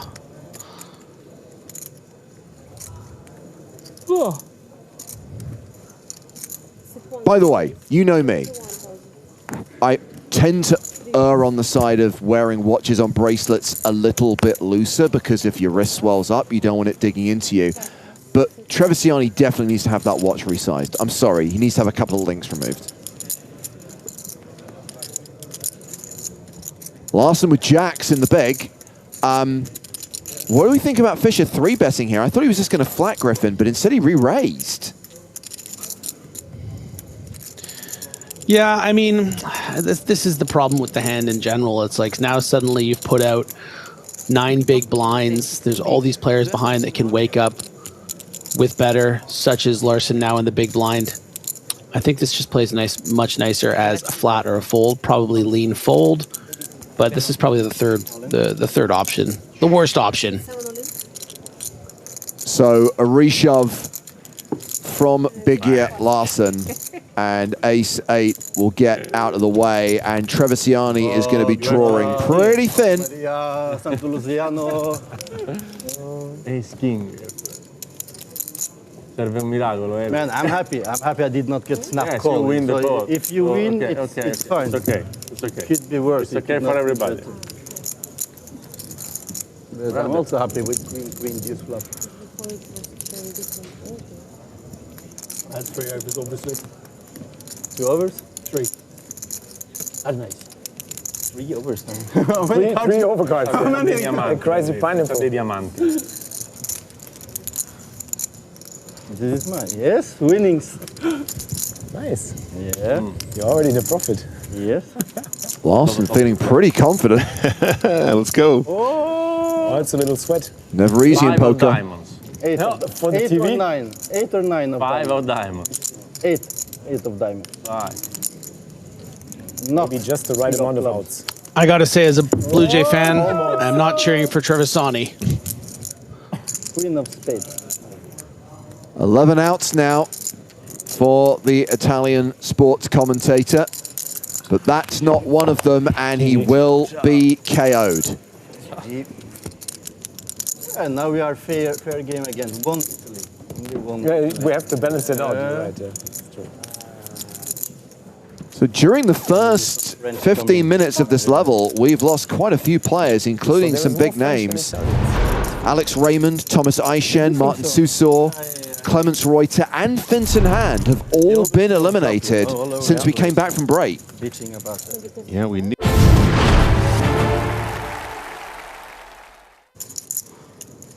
The Fischer King with Ace King. Fan was, for some reason, given a think. Maybe just likes to stay balanced with his timing. Folds King 8 suited. Skenaiters is out. Kingfisher is a really good Indian beer. Oh. They sell them in the nicer Indian restaurants in the United Kingdom, and it's wonderful. Kingfisher and a curry. Whew. I've had Kingfisher. I'm telling you.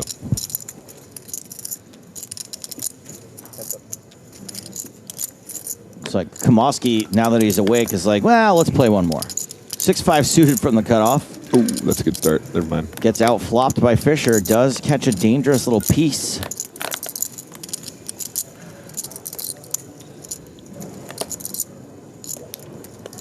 Fischer has pretty much maintained a 120 big blind plus stack since we've had him on the table. And I don't think this is going to change anything. Kamoski obligated to see one more card. You can tell he almost doesn't even want to at this point, but off we go. A little late for the diamond. The 4 is somewhat helpful. Kamoski maintains around 25% equity in the hand, but it's going to need some help on the river. Fischer can't be too worried about this straight card on the turn. Yeah, having the ace of spades does have some positive blocker qualities as well here. Your opponents will have fewer top pair, live card, flush draw kind of situations.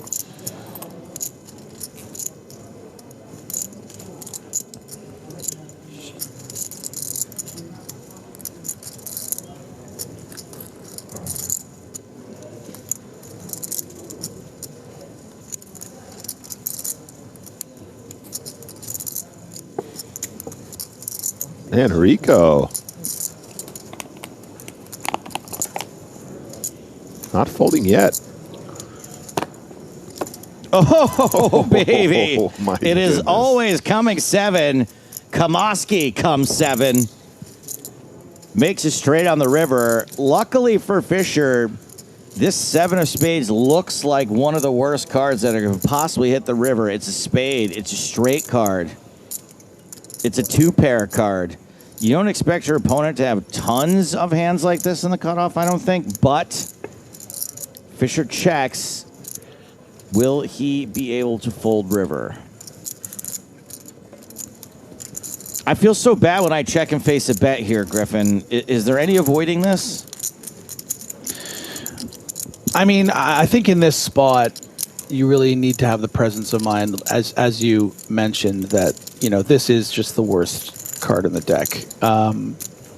You know, you're not going to ever really get value bets from worse. You know, ace-jack, I think, is just going to check back here. So when you are facing a bet, you have to think about, okay, what hands would find themselves at this river and turn it into a bluff? Yeah. I mean, there's really not, I don't want to say any, but I mean, it doesn't really make any sense. Either your opponent has spades here, or they have something like what Kamoski has, or already had pocket 8s or pocket 5s with this flat at the cutoff. So I would expect to see Fisher, you know, decode this and fold, but you never know. You know, players sometimes just get married to something. They just want to see it. And I think the thing that Kamoski's thinking about is, if my opponent does have ace-king, and now the board has come out like this, I don't want to get too greedy. And that's why we see the just that 20K fired out, being like, come on, just flick it in there. You know you want to see it.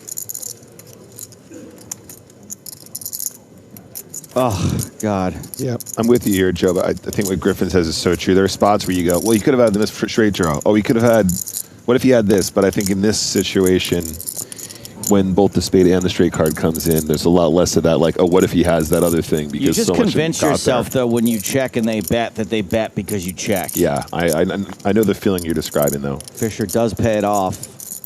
So well played by Pedro Kamoski.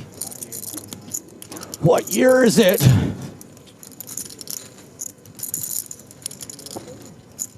Five in a row.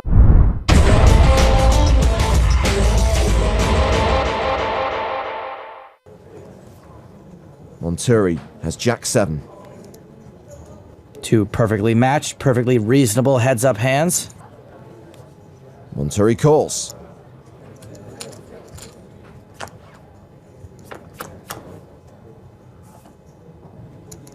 And Messina pairs his 8 on the flop. Monturi pairs his 7. No one's got much of a draw yet. Action goes check, check. 4 of clubs on the turn. Doesn't change anything. Nope. No one improves, no one picks up a draw.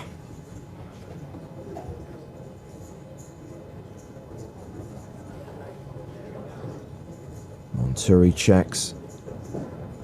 And Messina is making a delayed continuation bet of 525,000. It's been checked to him twice now, probably thinks the 8 is good. And he's right. Meanwhile, Davide Katai has joined Fabrice Soulier on Messina's rail. So Monturi calls, we're going to the river. And that river card is a blank, the 3 of clubs. And Monturi could bet, but it'd be really tough for him to be called by worse.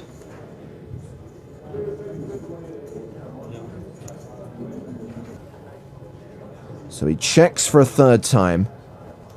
All he can do is hope to catch a bluff, but we know if Messina bets, it won't be a bluff.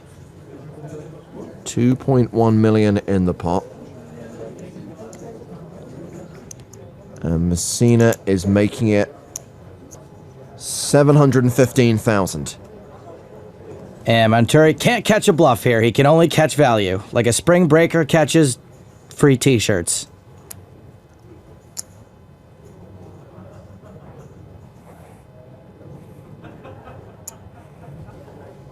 Monturi calls, and Messina extends his chip lead.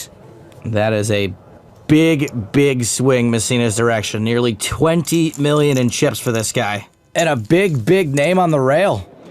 If I would have some advice to give to Valentin is to play his own game because he knows all the ICM and all this stuff. And he's really good heads-up player. He beat Freddy Deep a few years ago in a long, epic heads-up.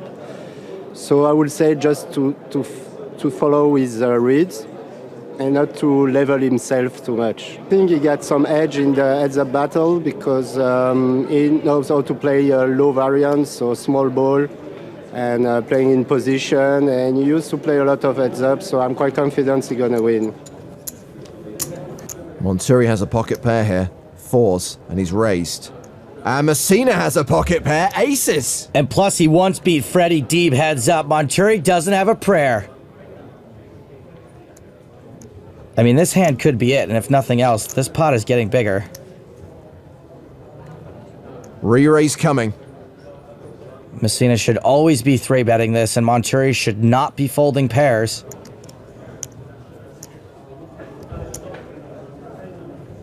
Messina re-raises to 1.325 million. Does a fourth bet go in, though? That's the question.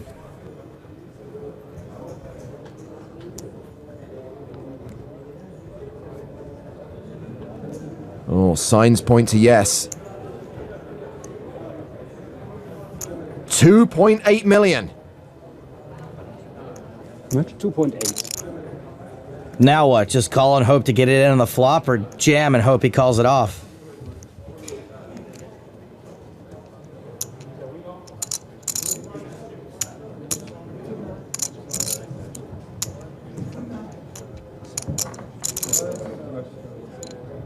I think either way, Monturi's committed.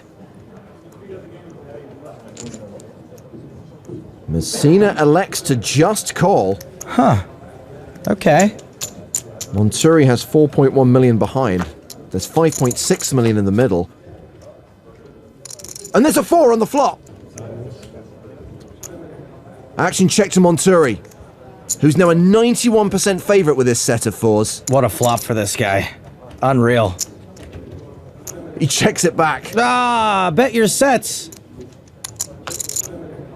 8 of hearts on the turn. Monturi now a 95% favorite.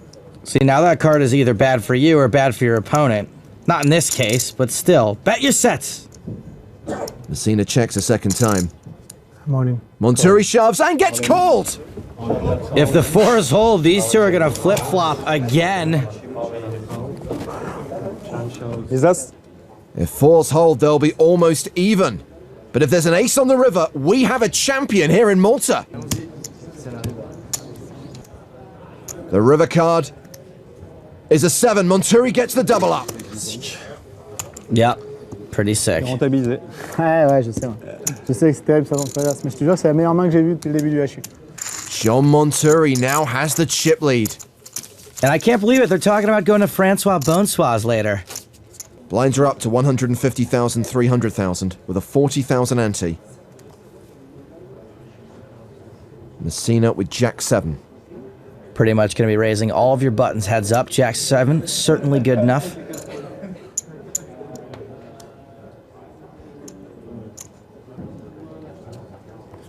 A raise to 650k. 8-5 off for Monturi. Sure, why not? He defends.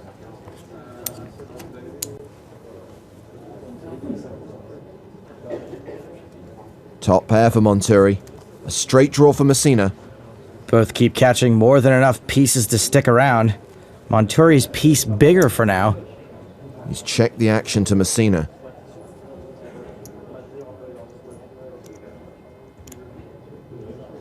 And Messina continues for 775,000.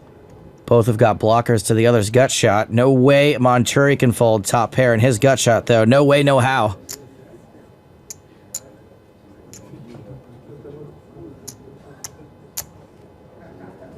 He calls.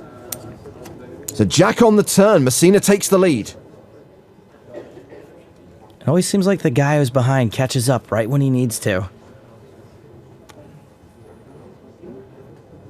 Monturi checks again. Messina is betting again.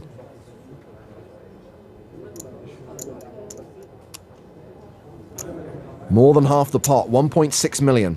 And that Jack's not supposed to have hit Messina, so Monturi could easily call again. He does call.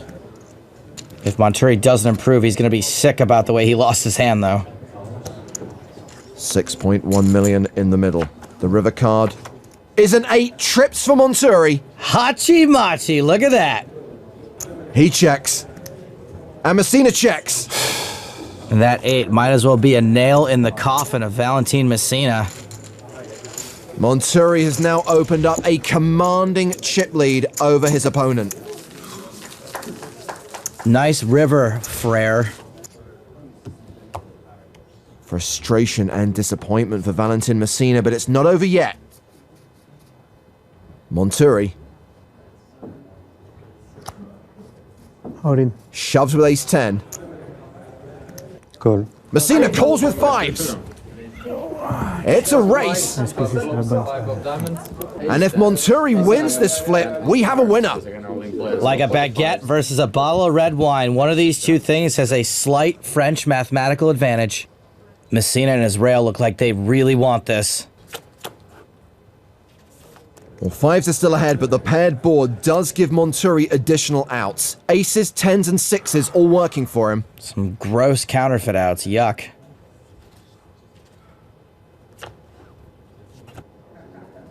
No additional outs. Messina, a 4-1 favorite to double up, but if there's an ace, 10, or 6 on the river, Monturi is an EPT champion. It's a 6! We have a winner! Jean Monturi takes down the EPT Malta main event. Counterfeited, gross. The worst possible way to win a race, but it doesn't have to be pretty. It's poker.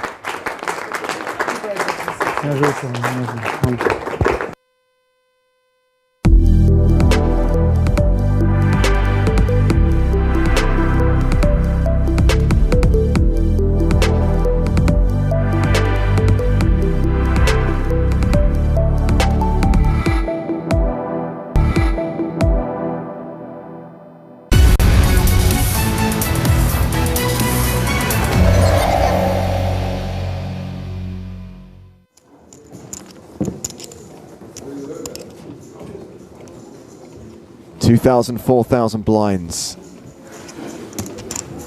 3 tables remaining as they play down to the final table. I guess the blinds were 2,000, 4,000 when Julian made it 10. That's pretty reasonable also.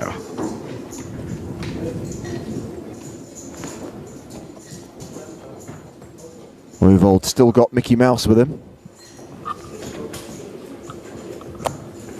You did see a lot more card protectors and talisman and mascots back in this era. People wanted to be on TV. They wanted to be a TV character. They wanted from Sebastian to show their individuality. Maybe get a feature done on their hilarious card protector. Or, in Julian Thu's case, his entire identity being the guy that brings a portable fan. I'm not buying it, James. Why wear the jacket and have the fan? Julian makes a re-raise to 30,000. Well, Gunarabe still has the nut and bolt. He has ace-jack. Yeah, that's a good one. I hope someone is keeping track. We've had the grapefruit, a World Series of Poker bracelet, portable fan, Mickey Mouse, a Buddha. That's a lot.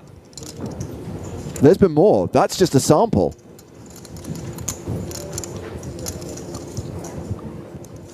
Hope you guys don't mind I brought my baby nephew as my card capper.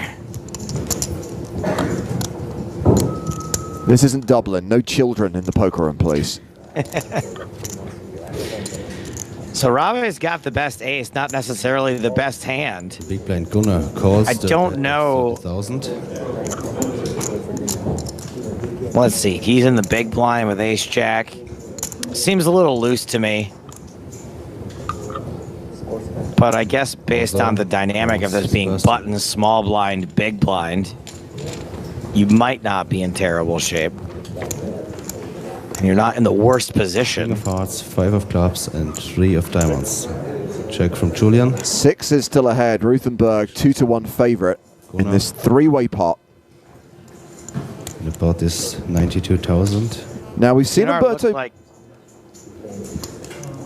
I was going to say, we've seen Umberto Brenes on the rail, but he's not been at the table yet. So the Shark has yet to make its debut on the EPT.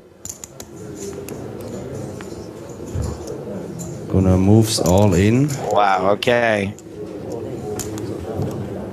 Gunnar getting a little weird here. Trying the old stop and go. And it's going to get passes. the better hand to fold. Gunar's remaining chips are It is incredibly suspect. 36,000. I will say this. Straight 36,000. It just doesn't make any sense why, if you had a hand here, why you wouldn't check and let the pre-flop aggressor continuation bet. Like, why are you trying to chase all your action away here? All in for 36,000 is what, like 9 big blinds?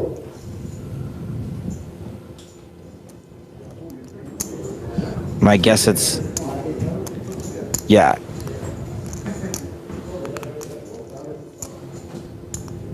It just doesn't feel like, it feels like a really bad play if you have a value hand. And people love making hero calls.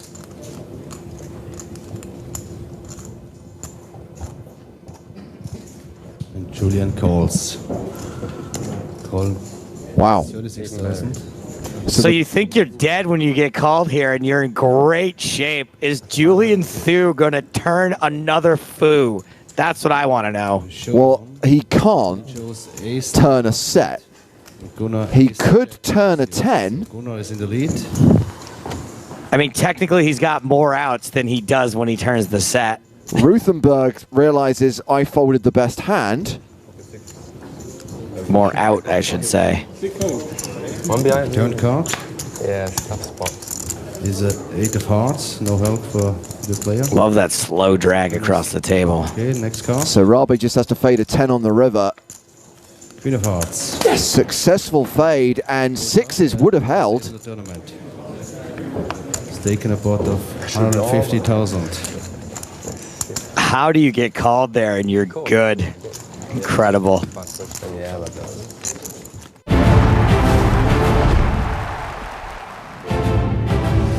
Welcome back to Malta, hosting the PokerStars European Poker Tour for the first time in 9 years. It's day 2 of the main event, and this is not just the start of the evening session. This is the start of world-famous bubble coverage from Casino Malta, because we're at 136 players in the 5K main event, and that means we are on the pure bubble. We are hand for hand. One more elimination, we'll be down to 135, and everyone will be guaranteed at least a min cash of 8,400 euros. No real stress right now for these 5 players. These are the chip leaders. However, the short stacks, including the one player in the room we have 3,000 chips, Fabio Fadulo, it is squeaky bum time. And a great new feature table. Now granted, we'll be spending a lot of time at the outer tables on the bubble, but once that has burst, Boyka, Mateos, Pardo, Sorainen, Wakil. I can't believe we've got that feature table on day 2 of an EPT, Joe. It's not day 2 of a super high roller, it's day 2 of an EPT main. I'm James Harskin, he is Joe Stapleton. Hello, my babies. And this is the prize money up for grabs here in Malta. As we just established, min cash 8,400 euros. Money jumps as we work our way through this tournament over the next few days. Up top this year, 760,000 euros and the EPT trophy that will be presented on Sunday, which is when this tournament concludes. So yeah, just to bring you up to speed on where we're at, we got to 136 with about 8 minutes left on the level. Tournament staff took a very sensible decision. Let's take the break early. Let's take the 60-minute dinner break, come back, play out the rest of level 14 and all of level 15, which is the final level of the day.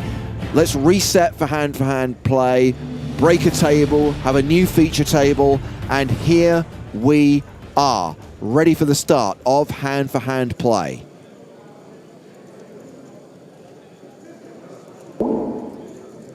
And there is the bubble, 136. That red bubble will burst when we hit 135.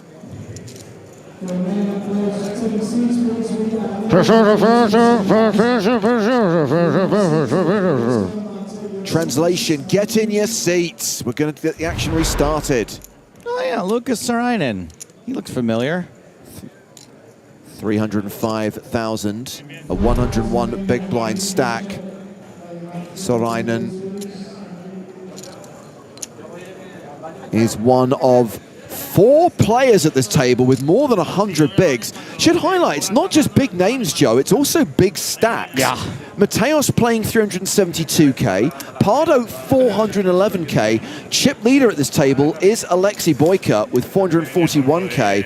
Boyka, of course, the reigning Malta champion. Last time we were here, in October 2016, he was the winner of this tournament. I mean, that is a long time to defend, but you know, we're used to seeing like one big stack, right? 1 or 2 big stacks, a bunch of medium stacks on the bubble. To have 400 big blind plus stacks, I will be curious to see how they navigate each other.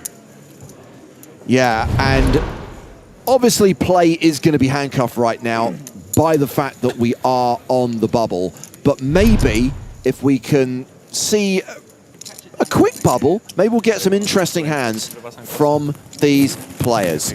Well, looks like we are almost ready to get the action restarted. Listen to Toby. Main event players, welcome back from dinner break. Just to clarify once again that we are on 136, 135 are being paid, so we are on the pure bubble. Just a few reminders of the rules during this process. If you have an all-in call, please keep your cards face down. Please don't turn them face up. Also, if you lose 2 players from the same table, if you lose 2 players at the same time, 2 players from the same table, the player who enters the hand with the most chips will take the highest finishing position.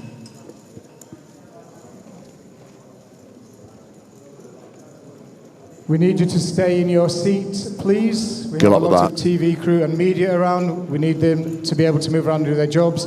So do stay in your seats. I will be announcing the action, so you will not miss anything. So once again, please stay in your seats. All right, and dealers, if you have an all-in call, you know what to do. Stop the action and call the floor. All right, thank you. We're going to continue. 8 minutes left of this level. We're on level 14. 136 remaining. Dealers, 1 hand, please. Blinds right now, 2,000, 3,000 with a 3K big blind ante. And good news, we haven't switched off the uplink. We still have live via satellite Maria Ho. And Maria, I'm sure you listened intently to what Toby said there. Please notice there was no exemption for getting your steps in. I think we need to talk to Kenny Howlard about that. Thank you. Thank you. Thank you. Kenny, I should highlight, still in the main event. As we see the first hand at this new feature table, the first hand of hand-for-hand play on the bubble. I don't care. I can't say no to the dealer. Folded to Adrian Mateos. What a treat. What a treat we get this feature table on the bubble. Maruzik Kazuomi folds. Sorainen has Jack-9 of clubs in the cutoff. I remember him being a little active, we'll say. Of course, we have Jamil Wakil at the table as well. Final tabled Monte Carlo earlier this year. The Prism is back. Do you think he has a soul trapped in there? Boyka folds the small blind. Cesar Garcia folds the big blind. So play concludes at the feature table. But this is how hand-for-hand play works. We wait for hands to finish at every single table before we deal the next hand. The clock keeps running unless an all-in and a call is announced. Well, let's see. Let's have a look. Next time. Now, I did highlight that we went on dinner break with a player, Fabio Fadulo, with just 3K, just a single big blind, and it looks like he is all in for that big blind, all in for his last 3K. Fabio, good luck, all-in player. Oh, he was forced all in. Oh, is that him there? Yeah. Yeah, he looks like a nice guy. I'm rooting for him. Yeah. Oh, he looks like the guy with the shovel from Home Alone.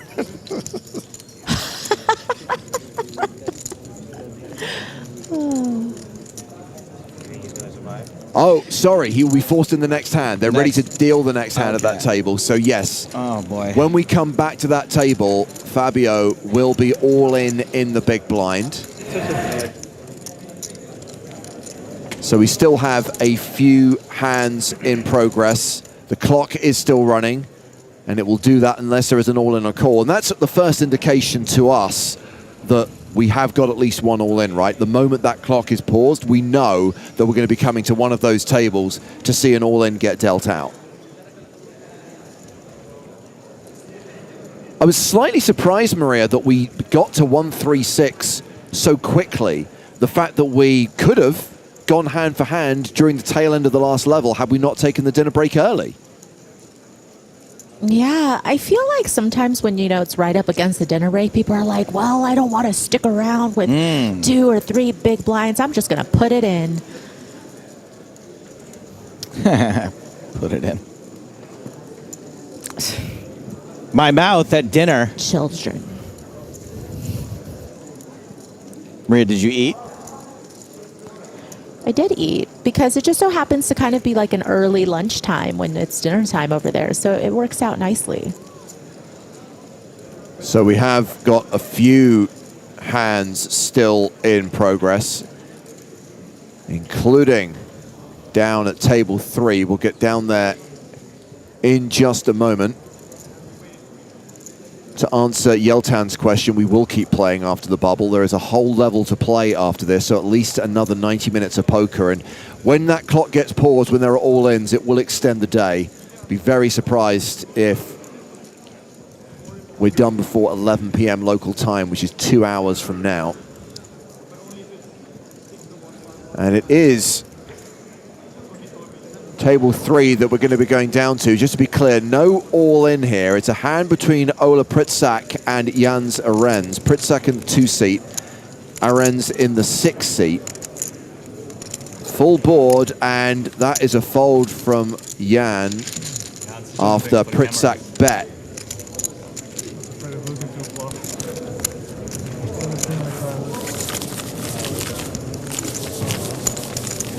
So play concludes at table 3, and the clock has been paused. Ooh. And I can confirm there has been an all-in and a call. Ooh. We need to move across to table number 15. My understanding is that Grzegorz Kazija has moved all in. Up against Paulo Boy. It's seat 2 versus seat 3 when we come to this table, but it will be the player seat 3, Grzegorz, who will be at risk.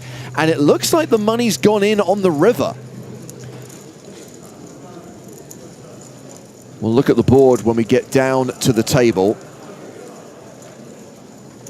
And Toby Stone, the tournament director, will make his way over to that table once he has confirmation from his floor staff, from all the other dealers, that play has concluded everywhere else.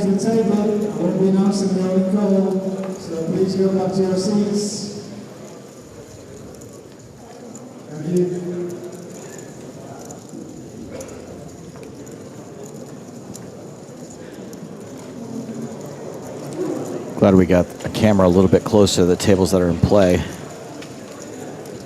All those empty ones in the foreground, they weren't doing it for me.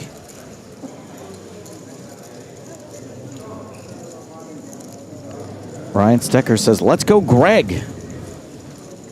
Out there cheering for old Greg. Okay, so this hand between Boy and Kazija, full board.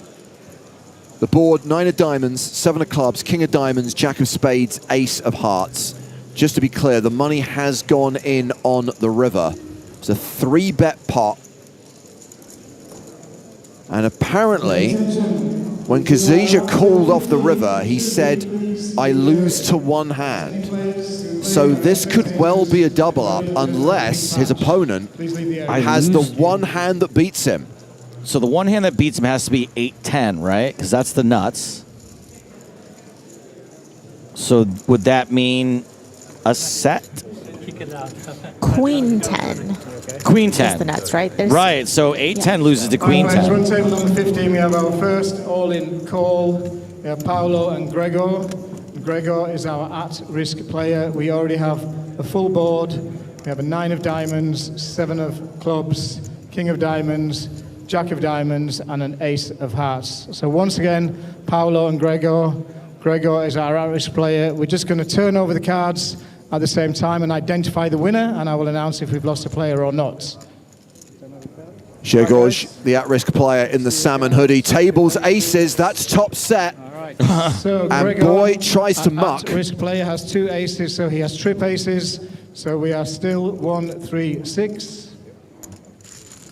And we are going to continue to the next hand. Dealers, next hand, please. Looks like Boy had king queen there, so just trying to rep Broadway with the blocker. Bad timing. I think I fold everything. Whoops! So that is a double up. What happened to Fabio Fadulo? So it will be the next hand, right, where he's forced all in the big blinds? Okay. So not this hand. No, that's right, because that was the conclusion of the first hand of hand-for-hand play. So when we went across to his table, I thought he'd been forced all in at that moment, but apparently play had already concluded at that table, and they had the blinds out ready for this next hand. At the feature table, we've got Garcia completing in the small blind with ace-queen, Juan Pardo with ace-jack. This shouldn't get too crazy despite what it looks like, right, Maria? 11? Oh, maybe not. Yeah, I mean, you wonder, when Garcia limps in to Pardo's big blind, considering Pardo has such a big stack, it kind of accomplishes a couple of things. Garcia doesn't want to play a huge pot, obviously, when we are, so close to the money, but also, it's going to keep so many of Pardo's bad hands in there. If Garcia comes in with a raise, Pardo might just be respectful and fold a lot of his range. But now when he faces a limp, we see that Pardo actually has a good hand in the big blind.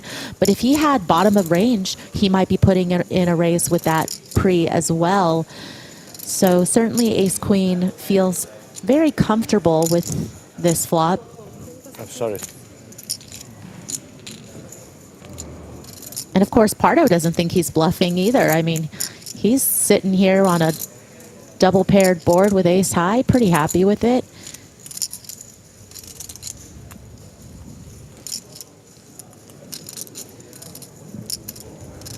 So Garcia check called the flop for 8,000. He has checked the turn. 41,000 in the middle.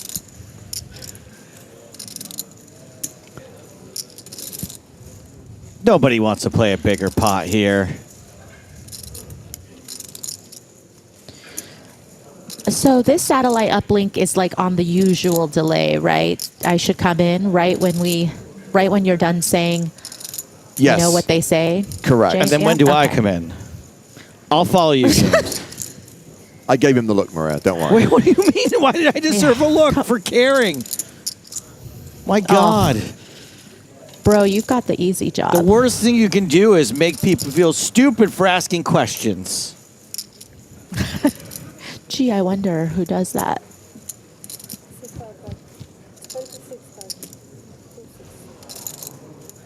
$26K from Pardo.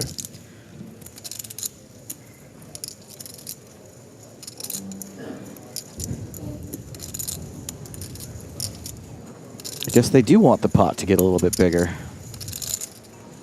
I'd be so scared right now with ace queen. There's just no way. How do they do this? I only have 168,000. I just want to make the money.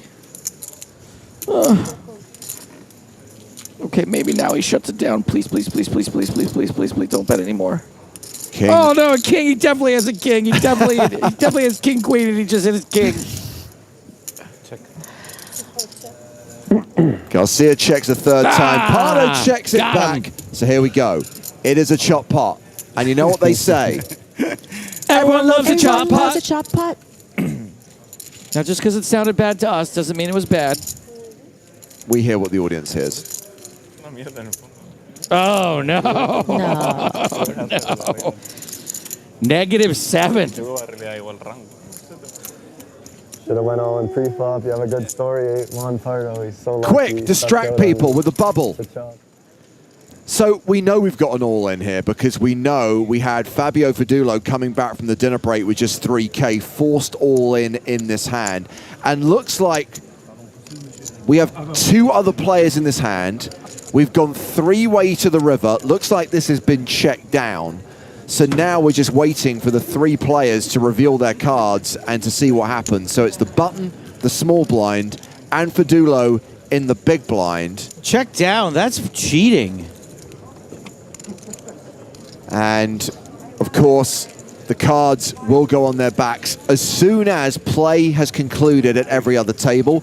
Suffice to say, we still have hands in progress. At least one of the tables still playing. The clock is paused. There's 38 seconds left. So I guess after this, we will definitely have one more hand at the 2K, 3K blind level before we segue straight into level 15 and the blinds go up to 2K, 4K. Can we look at the other tables and see if there are more people who look like characters from Home Alone? Sure. Why not? Well, we did have like a, what was his last name? Not Pesci, the other guy, which is kind of a similar.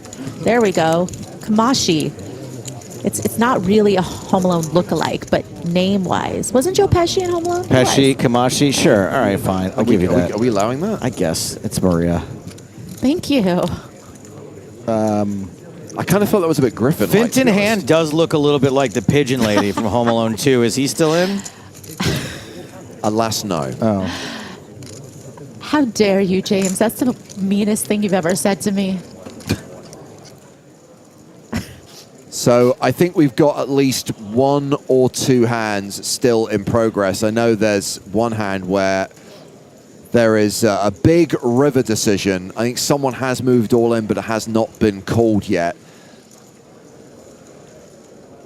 We'll stay across everything else that is happening in the room right now. But of course, there will come a point when we return to that table and see if Fabio Fadulo has either tripled up or been eliminated on the bubble. The board, by the way, in that hand, I mean, look, it's hard to say, right? Looks like a button limp, a small blind call, and it's gone 3-way and then been checked through every street. 8, 7, 4, 9 deuce. Any flush possible? No. So rainbow board, 8, 7, 4, 9 deuce. And I do see a few players, well, that guy in particular, getting his steps in, which is the euphemism we use for not in his seat. I got caught cheating once by my girlfriend. I told her I was getting my steps in. Is that now what it's going to be? Anytime you do something nefarious, anytime that you're caught red-handed doing something you're not meant to do, the excuse is, I was getting my steps in. Look what you've started, Maria. I saw you coming back to the hotel at 4:30 in the morning with a Mai Tai spilled down your shirt. No, I was getting my steps in. Little did Maria you hear that? know Somebody's like, that she was creating the perfect alibi. well, somebody's like Fitbit or Apple Watch in a murder case gave them away because they said they were sleeping, but their Apple Watch was like at 140 beats per minute heart rate, and they were like, no, you were murdering your wife. Wow. That's why I would always say I was cranking it. Yeah. I was on the cooler machine. I was trying to create a bad beat, and that's why my heart rate was up. I kind of feel that is like, you know when they talk about stupid criminals, it's like you You didn't take the watch off. Your surveillance watch, your listening device. Yeah. Your human being tracker. It's like when people say there were places when they're actually somewhere else, and of course your phone is tracking your location the whole time, and you took it with you. It also would make me suspicious if at like 2 a.m. James was like, "Hey Joe, do you think you could wear my Apple Watch for a few hours? I gotta go out for a minute."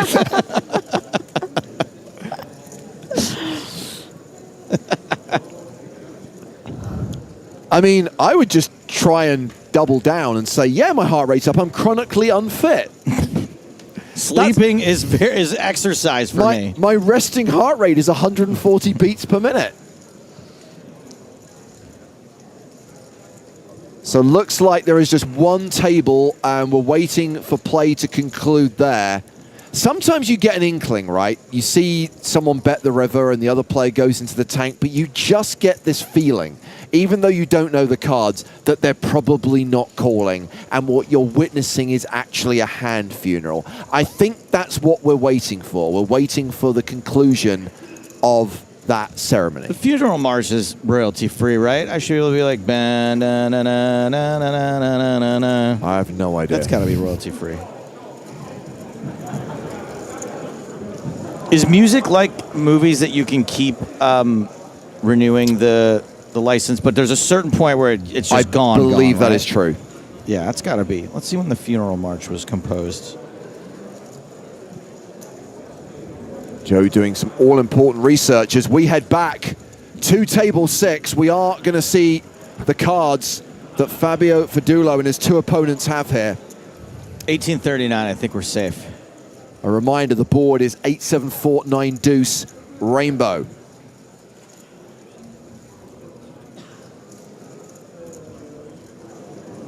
Players from table number 6, our second all-in call. We already have a full board as in the previous all-in, and we have 3 players. We have Matteo, Sean, and Fabio is our at-risk player. So once again, we already have a full board, which is 8 of hearts, 7 of hearts, 4 of spades, 9 of diamonds, and the 2 of diamonds. So we're just going to ask the players to turn over their cards. We're going to identify the winning hand, and I'm going to let you know the results. So, thanks, players, Toby. turn over your cards, please. Come on, buddy. Turn over your cards, please, guys, all at once, if you can. Hang in there. All at once, please. All at once, please. Okay. On the button, 6 deuce, queen 3, king deuce. That's a pair of deuces with a king kicker. That is a triple up for Fabio Fadulo. Yes. Okay, My Fabio, guy. our at-risk player, won the hand with a pair Fidelio of 2s and a for king Fadulo. kicker. So we have still 136 remaining, and we are going to continue. So dealers, next hand, please. Sean Kassar Parnas on YouTube says, fun fact, the players who is tanking is the owner of the casino. Please tell me more.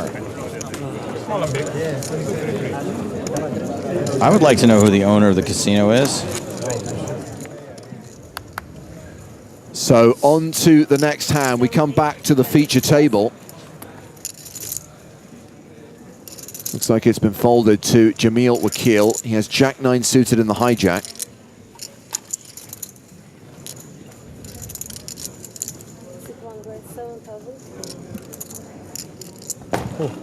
Wakil raises to 7K. A reminder, the blinds will be up on the very next hand. The clock has just ticked into level 15. Pardo folding the small blind. It's Aristo Parnat who folds the big blind. So Wakil wins that pot, and play concludes at the feature table. And we now wait for hands to conclude elsewhere, or indeed for there to be an all-in. The clock's still running right now, which means we haven't got an all-in yet. Yeah. What are the blinds at again now? 2-4? For the next hand they will be. This is the last hand of 2-3. 2 hours and 20 minutes from here, so direct flight. But only not a lot of high stakes. 125 there. But 5K maybe. Here comes the usual rake. Very high. Because it's WSOP circuit or something. So it's, yeah, that's, I wouldn't go if I wasn't like here already, but I already traveled so far. Brandon watching on YouTube says Wakil should have won an EPT main event title a long time ago. Seconded. Like my dinner. Brazilian series is probably a good one, but November. you have to travel. Yeah. Yeah, they have big tournaments. The Brazil one. You know, I don't want to kick the hornet's nest, but I should say that during our last broadcast, it was Crazy Carl's birthday, and I never said it out loud, so I just want to say happy birthday, Crazy Carl. I kept thinking we were going to get a chance to get it in on the air, and we actually had a pretty short day that day. Happy birthday, Carl. Crazy Trying Carl. hard to get people there. Sorry, But not crazy regular Carl. No, it's not regular Carl's birthday. That's next month.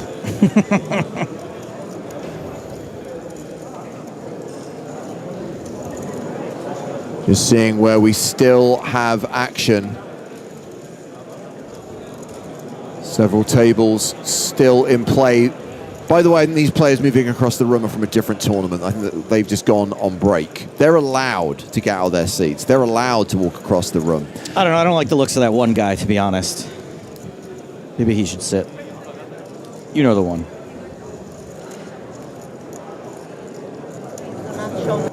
Oh, we got all something. All in and a call. But of course, the cards don't get shown yet, not until players concluded everywhere else. It's Olashemian who just moved all in on the flop against the player in seat 7. That's Evaldus Aniulis. We saw Aniulis make the call. So we know Shemian is at risk at that table, and we still have hands to be played elsewhere.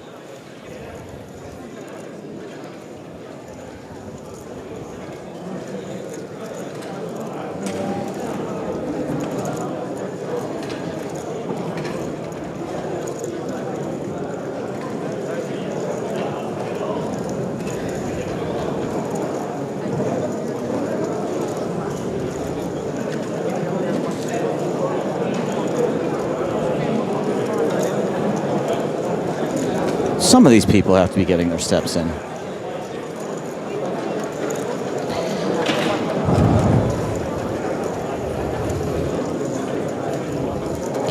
I mean, I see two people right there in that shot that are not in their seats. So what's your point, Maria? That we need to do that thing like in the prison in Andor where they switch on an electric floor. On program. Which means get in your seats.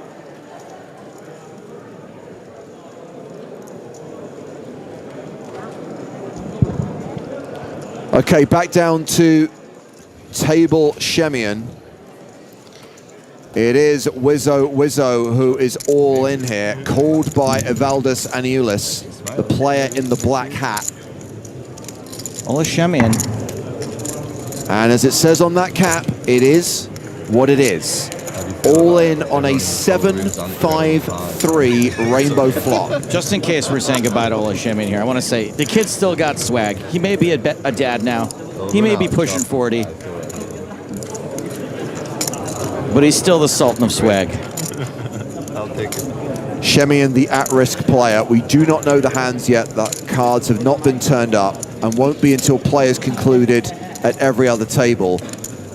I am hearing there is at least one other table still in action.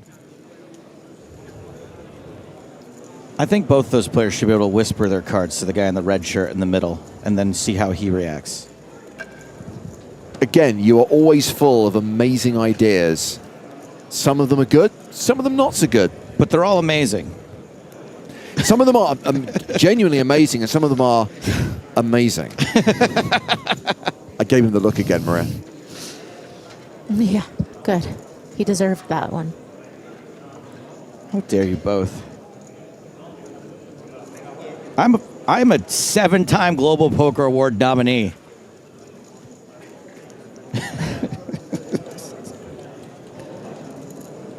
And 2 of those were for commentary. Sit here and take this. He'll take it and like it. 136 players remaining in the EPT Malta main event. We are on the pure bubble. We are hand for hand, waiting for play to conclude at every other table. I'm not hearing of any other all-ins.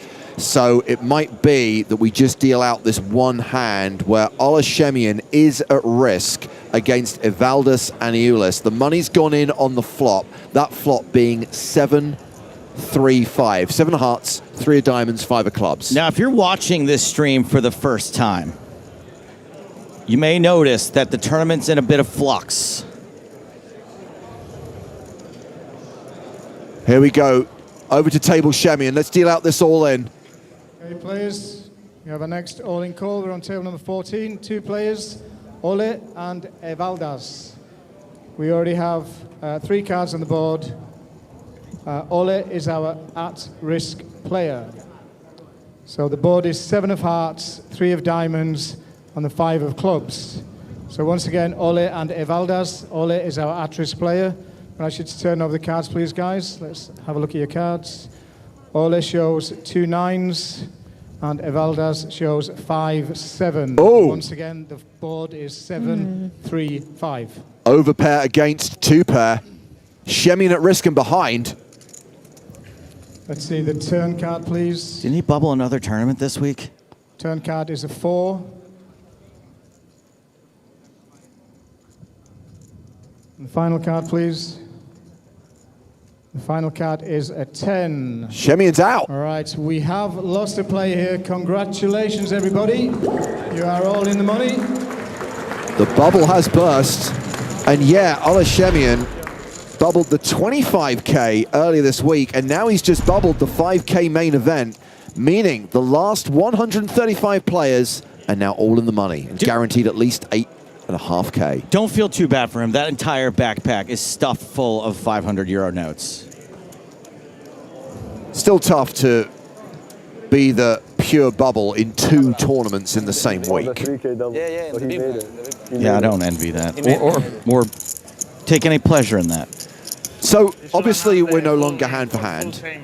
We are going to see a bit of a post-bubble bust-out bonanza now, but crucially, we are going to focus now more on the feature table and get to see this amazing lineup. And Maria, I'm really excited to see a battle of the big stacks, because Jamil Wakil has 42 big blinds, but that's obviously still a pretty... Toby, I'm trying to talk. He's trying to talk. Okay, everybody should be ready. Congratulations once again. He's already done this. He's repeating himself. I was going to highlight, Wakil is one of the shorter stacks, but he still has 42 big blinds. We've got Mateos on 90 bigs, Pardo on 100 bigs, Boyka on 100 bigs. There's potential here. There is potential. Yeah. Yeah, I think they're going to put on a show for us. But as exciting and thrilling as this feature table will very likely be, I still have a request that we check in on our guy, Fabio, every once in a while. Oh, good shout, though. Fabio, who came back from the dinner break with just a single big blind, just 3,000 chips, got that all-important triple up, and cashed. That's really cute. I was rooting for that guy.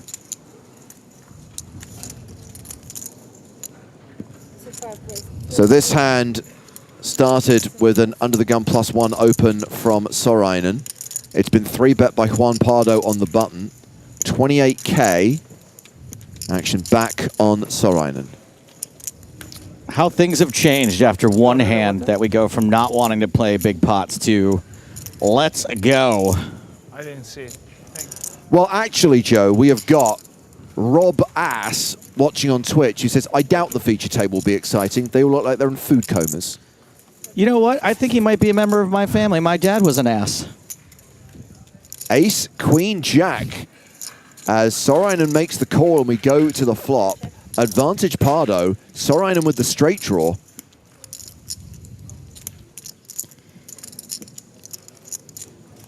Yeah, not necessarily like the ideal flop for 10s, but still potentially enough reason to stick around. Let's see what size Pardo goes with. Pretty small.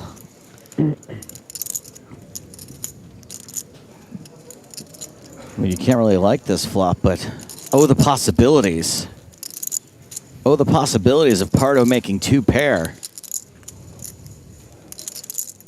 And you coming away with Broadway.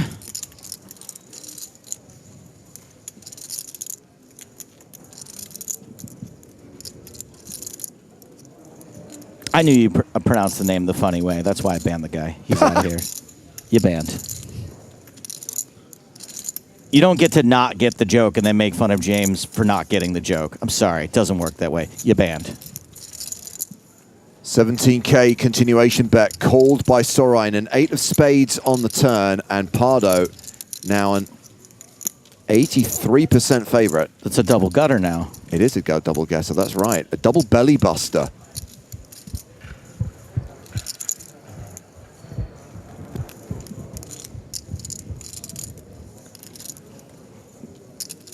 Yeah, Pardo, I think, is going over, you know, what types of hands Sorainen would have in his range that will call a 3-bet, that calls this flop bet, because Pardo is just sitting there with a queen and Broadway draw himself. You know, does Sorainen have some suited ace-X's in this spot, perhaps some weak top pairs, some hands that do have king-queen beat at the moment? Or do you want to try to target, you know, something like 10s, maybe some Jack-10 suiteds that there we go. Certainly have beat. There's the size up we were looking for. You want to draw, it's going to cost you.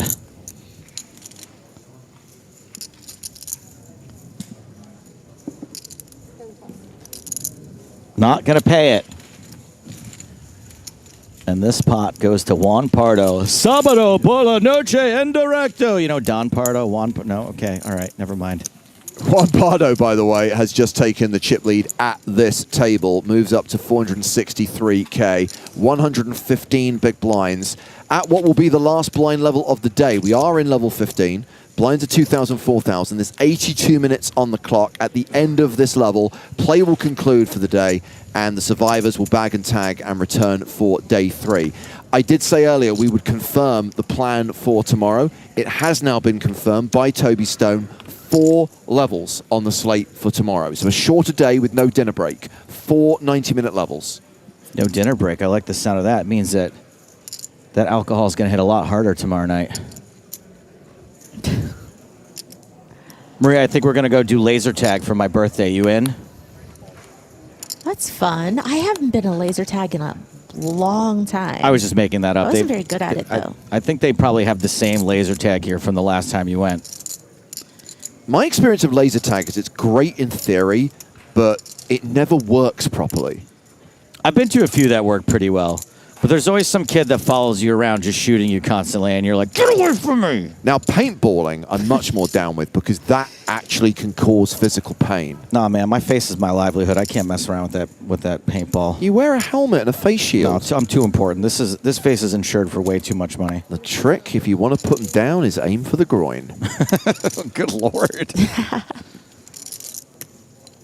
Sorainen opening with ace-10 of diamonds. 3-bet by Jamil Wakil with ace-queen. Wow. Round to Adrian Mateos, king-queen of strawberries. There you go. That's how a top player handles that situation. Barely a thought. I mean, listen, at this table, if you are going to be opening, you're most likely going to get 3-bet.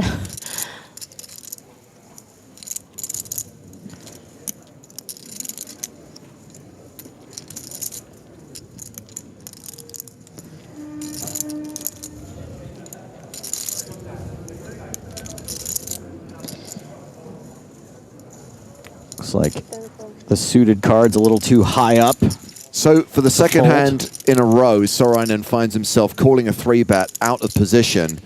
This time he has a dominated hand, and they have both flopped a pair of aces.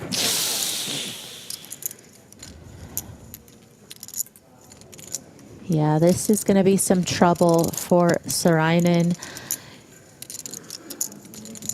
No diamond for Sarayanin.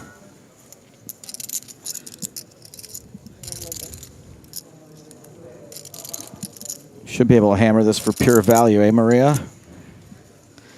Yeah, I mean, on most runouts, you're just going to see Wakil go for 3 streets, I think. And, you know, of course, going to start things off with a smallish C-bet just because of the board texture, you know, favors the pre-flop 3-better. Sarayanin check calls for 16K, 7 of clubs on the turn. Wakil now a 95% favorite. Sarayanin's checked a second time. Maria, I kind of feel like the 2.3 SPR is too shallow to get away from this. And I totally came up with that on my own and didn't just read it from someone in chat who's smarter than me. Yeah, I mean, when you just look at all the types of hands here that Wakil, of course, is going to try to target when he continues to barrel, there's, of course, the 8s, 9s, 10s type hand, you know, those pairs that just have that 1-over card to the board. And there's going to be, you know, some worse aces in there with weaker kickers than ace-queen.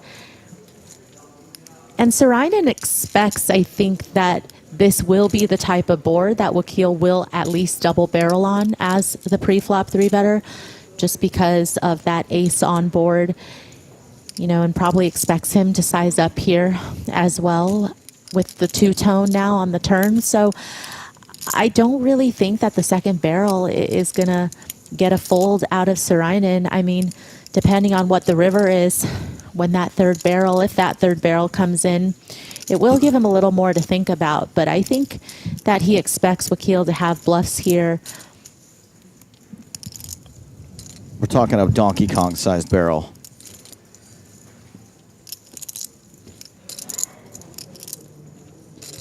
$94,000 in the pot.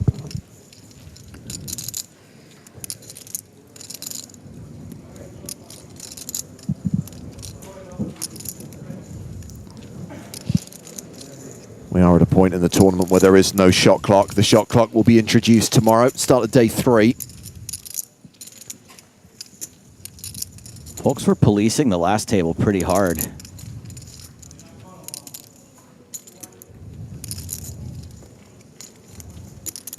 I don't think I could do it in this spot, though.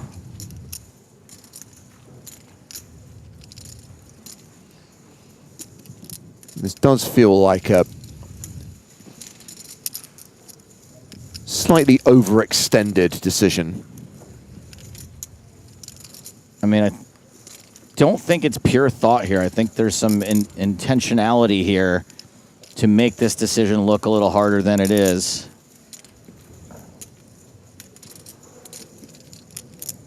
Is that a word, intentionality? Intentionalism? Just intent? I think it's just intent. Intent is probably the word, yeah. Damn it. God damn it. I knew I shouldn't have paid extra for this dictionary. Intentionality sounds really cool, though. So really I think we just right? own it. Just go with it. Sorry, yeah, no, it's my bad. Yeah, shouldn't have questioned yourself. No one else was. Intentiousness. No. Wakil bets 50K into 94K, so just over half pot. Yeah, and also very clearly a substantial percentage of his remaining stack, which Sarayanin is no doubt taking note of as well. Yeah. So to handle this question from Thrall DM on Twitch, what's the time limit for deciding a play? As I just said, there is no shot clock right now. So the answer is it's indefinite unless someone calls the clock. Now, if you were to sit there for 5 minutes deciding whether to bet or how much to bet, someone is definitely calling the clock on you. Especially because, well, look at that. Wakil gets called, leaving himself so little behind. Such an easy spot to get the rest in on the river. Absolutely. Improves to 2-pair. Yeah, and just has about, 30% pot here on the river. And looks pretty good to him.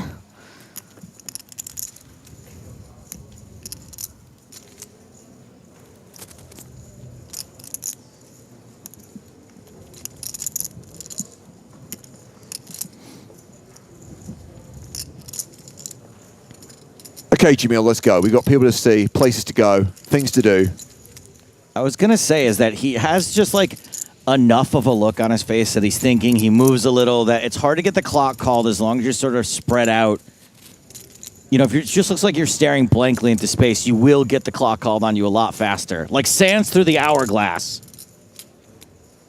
Yeah, and I'm definitely all for people, you know, making sure that they keep the game moving, and it's okay to call the clock in certain situations, but it's very nuanced, right? I think that in terms of deciding should you call the clock, I mean, some things you want to consider is this a big pot? I mean, if this was a very small pot and the person's, you know, min betting and then the other person's taking a long time to decide, that doesn't seem like a critical decision point. So maybe that would be a good time to call the clock. Has this person been taking a long time in other hands? Is this their first time, you know, really taking their sweet time making a decision? Those are all things that you want to think about. It's not just black and white, like I'm going to give this person, you know, 45 seconds in my head and then I'm going to call the clock. Well, this is definitely within the player's right. For sure. And this is a virtual all-in from Jamil Wakil. He's left 1K behind. So 76,000 is the bet. And now a tough decision for Luca Sorainen, who also flopped top pair, but has been outkicked and been behind on every single street. Maria, what bluffs are there here? Like, obviously, I can see all the hold cards. It feels like you're outkicked here, even if I'm not looking at it. What's Sorainen hoping to pick off here? Yeah, it really doesn't feel like there are many bluffs, right? I think that that's the problem. I feel like even if, you know, you put your opponent on some type of maybe backdoor club draw, like maybe they 3-bet you with the king, queen of clubs, you know, but once they river a pair, are they going to risk the rest of their stack, or would they maybe sometimes just check behind feeling like they can't get an ace to fold, you know, or, you know, I don't know, like, I think given the effective stack size pre-flop, hands like, you know, 9-8 suited or something like that might just end up being calls pre and not 3-bets. Maybe sometimes they fold as well. So, yeah, I think purely because there are so few bluffs and the price is just so good. Yeah. It doesn't feel like a spot that many people would be willing to take to fire off that third barrel without anything. Counterpoint from Diego on YouTube. Come on, it's an easy fold. No, that was the point, actually. Well, Sorainen down to 176,000, sorry. So hovering around the 45 big blind mark. And Wakil now playing more than 65 bigs. Man, how cool would it be after we've seen what Jamil Wakil's been through over the last few months if this is the one he finally closed it out? That dude's more due than my student loan payments. Alexei Boyka. Fold to the ace-5. Queen 10 for Garcia, that's a fold. Juan Pardo. Malacca style. Ace-7 of diamonds.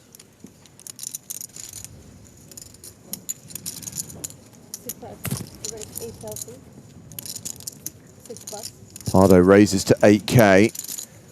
Adrian Mateos is on the button with jacks. Not just any jacks, it's the James and Joe. Pocket hacks, James. El Comantador, rest in peace. You'd be humping for Hoy right now.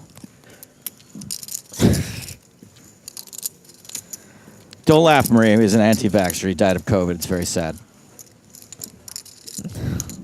So Mateos is flatted on the button. Sorainen is going to call as well out of the big blind, and we're going 3-way to the flop. That flop, Jack 8 deuce with 2 diamonds. This is so sick. Ooh. 2 huge draws. Wow. Top set, open-ended straight draw, nut flush draw. James. Wow. That is a wild flop. And what happens when you're open-ended, James? You turn a pair. You make a pair. Absolutely. So everyone check the flop. Sorainen does make a pair on the turn. What the heck? I was like, did somebody just check out? I mean, pretty deceptive check in position by Mateos there with top set. You know, I think if he could have seen the hands his opponents have, he would have bet, knowing that he's likely to get action from both players and continue to build the pot with the best hand. But, you know, you can also understand why when you have other aggressive players in the pot, you might want to give them a little bit of rope, right? So here comes the delayed continuation bet from Juan Pardo, 22,000. Bit of confusion from some of the viewers, Maria, about the fact that we didn't see a pre-flop 3-bet from Mateos and still choosing just to call here and not raise it. Well, I think it's because we're thinking about how deep the stacks are pre-flop. You know, Jacks gets a little bit dicey. If you want a 3-bet Pardo, who, you know, between Pardo and Mateos, the effective stack here is 80, 90 big blinds. Yeah. And you're not going to love it if you 3-bet Juan Pardo's open and then you get faced with a 4-bet. Then what do you want to do with Jacks when you're so deep? You certainly don't want a 5-bet shove. I mean, if you call a 4-bet in position, it's a huge pot already that you're playing. And sometimes, you know, you just take these lower variance pre-flop lines that kind of allow you to maneuver better post when you are that deep. What's the river and card? Not that Sorainen isn't a factor, Sorry, Maria, go on. but no, I was just going to say, not that Sorainen's not a factor, but obviously if it was Sorainen opening off of, you know, 40 or 45 big blinds, I think we would very likely see Mateos deciding to 3-bet Jacks against those stack sizes. The worst hand, putting in the most chips. Sorainen with his pair and a straight draw raises to 57,000. Now, I was about to ask which river card 10 of diamonds gets Mateos unfriended. Yeah, the 10 of diamonds 10 for of sure. diamonds screws both of them, yeah. But I'm not sure what happens now, because what if Pardo decides to re-raise here?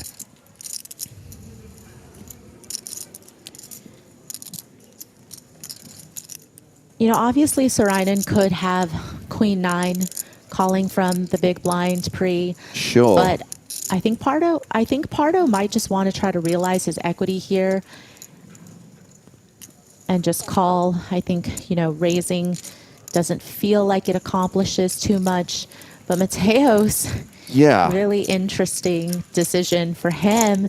You know, again, Queen 9, obviously a possibility.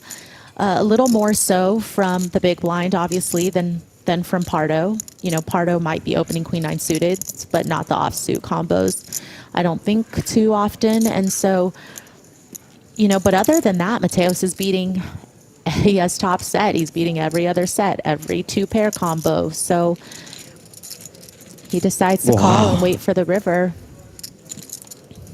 Which is the deuce of spades. So Mateos has filled up, but crucially, no one else has got there. No straight for Sorainen, just a pair of 10s. And nada for Juan Pardo, literally just ace high. You got to wave the white flag here, right? If you're everybody else. I just don't think there's... Like, Sorainen just got called in 2 spots. Exactly. Like, his half-pot river... Hail Mary is just not going to get any folds. Yeah, you know, on one hand, you got called, your check raise got called in 2 spots. On the other hand, you have that very important 9 blocker, but now that the deuce paired the board, it's a little less important because Queen 9 is no longer the nuts, whereas maybe if the river didn't pair the board, there might have been, you know, some cheeky designs from very aggro players to be like, could I just use this 9 blocker and perhaps try to get people to fold? But again, with that board pairing, no longer the nuts. You're no longer blocking the nuts. Does Juan Pardo know that it's his turn to act? Yes. He's checked.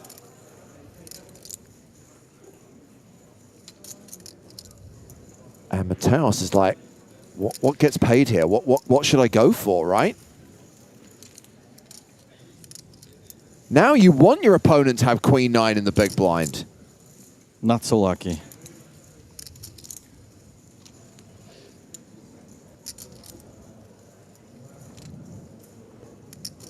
Sorine in the effective stack here with just over 100k behind, which is a half pot bet.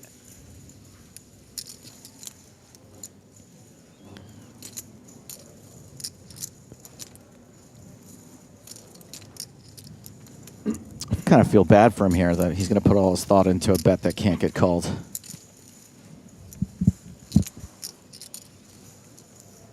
Everyone looking so forlorn. Who do you feel worse for, Mateos for not getting any action here, or for Sorinen, who's lost so much of his stack in the last 3 hands? As a fellow who struggles with getting action, I'm going to go with Mateos. We're counting Mateos' bet. He's gone big. It's an over bet. 296k, and it's been met. Come on. By a fold from Sorinen. Pardo is confused. Pardo get out. Is wondering if this is some kind of misdraw and whether ace high might be good here. Yeah, an obvious one would be king queen, right? Right. But what? I mean, and only Juan Pardo, such a sicko, would even consider it. I'd be like, yeah, I mean, maybe you yes, have to king be queen good some to of the time, consider but I don't this, wanna right? call. Like, I get it. But I don't want to call. We're also talking about two players who know each other incredibly well. They've studied the game together. They play a lot together. And if anyone is capable of pulling the trigger and making this overbet, it's Mateos. And Pardo knows it's a weapon in his arsenal. He knows it's a move he makes some of the time. There is a percentage of the time when ace high is the best hand here against this guy in this position. Pardo may be wondering if it's like a 9-8 of diamonds, maybe some worse flush draws that check the flop. He is Yeah, losing maybe to some 9-8 of diamonds, kings though, that right? check the flop. Yeah, okay. Yeah, but like he's just considering all of the other Sure. weaker flush draws in general. Because obviously when you have the nut flush draw here, you do take away some of their bluffs, but not all of their potential worse flush draws. You know, I think 10-9 of diamonds is probably going to bet the flop. So, and you're losing against that too. But I think you kind of take those type of hands out. So then it just maybe leaves, you know, what's a king. I don't know. I'm not sure. Mateos calls the raise with king 9 of diamonds. He might just elect to 3-bet those instead, or 3-bet or fold those. But you know, there's going to be some weaker flush draws sometimes. And then, of course, the king queens. This is some real Malacca style going on right now. It's a virtual all-in from Mateos, by the way. Again, just 1k left behind. The other 296,000 committed. And it does feel nuts or air. And Pardo's view is if it's air, ace high could be good. It's like, I don't know, it just seems so weird to me because you can't win the tournament with this call, but your stack can be absolutely obliterated. But don't you hate to get Parsh bluffed by Mateos? No, I'd be like, great hand.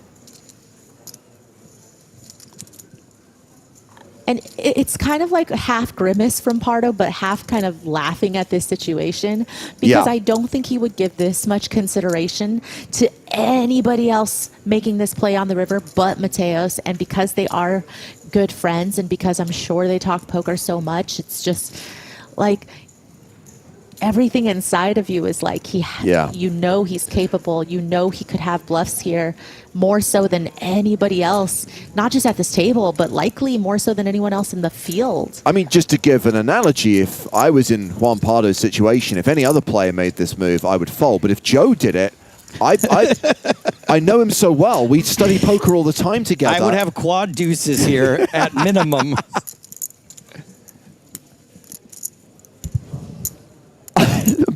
I'm really feeling for Juan Pardo here.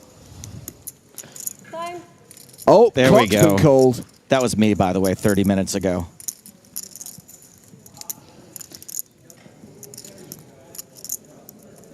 I don't like when the audience is like, this is such an easy fold, lol, what is he doing? But I'm getting there. The juice just does not seem worth the squeeze.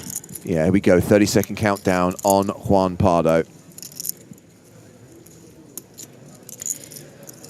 He hasn't made also, a decision at the end of the countdown. Hands auto-folded. But when the pay jumps are kind of flat and you're not really, trying to think about the ladder, you're really just trying to build yourself a stack that can really propel you to that final day. Oh. I don't know why, but it looked like, I know he went for his cards. I just freaked for a second. Buenos dias, Adrian. That's right. Buenos dias indeed. Nearly 500,000 chips now. That was for you, El Comatador. We miss you. The EPT Monte Carlo 2015 champion. You think he's going to tell him like now or make him wait? Hold it over him the rest of his life. Oh yeah, there's a stream. Sorry, I forgot. Si vas y ganas, creo que es viral. Probablemente vaya ganando. Más alto, a 7 diamantes. Well, let's just step away from the feature table for a second. First of all, there is Fabio Fadulo. He recently got a double up, so he's up to 22K now. Hell yeah. He could ladder up. You love to see it. But of course, we are seeing a lot of eliminations now. We are into the money. Ali Abdul Zahara just cashed for 8,400 euros. Also recently eliminated, Lyudmil Ivanov. Headed for the payout window. Everyone has locked up the better part of 8.5K. I'm only headed for the woman in the house across the street from the girl in the payout window. Surely we've had more than... Yeah, I was going to say, the clock's ticking down now because I was thinking there's no way we've only had 5 eliminations since the bubble burst. We got a little catching up to do, probably. Some admin happening out there.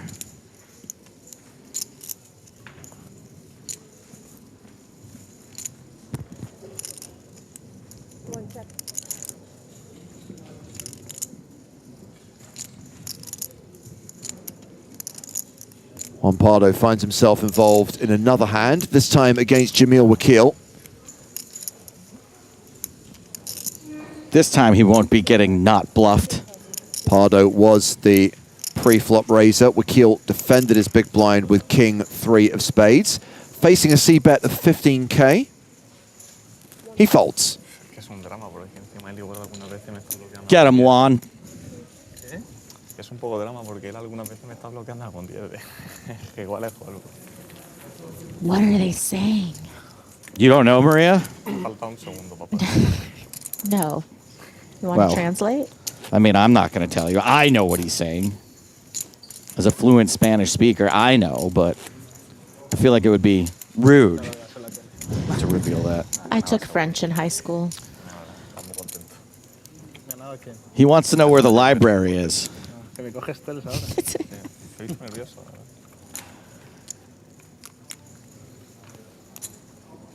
I distinctly heard biblioteca.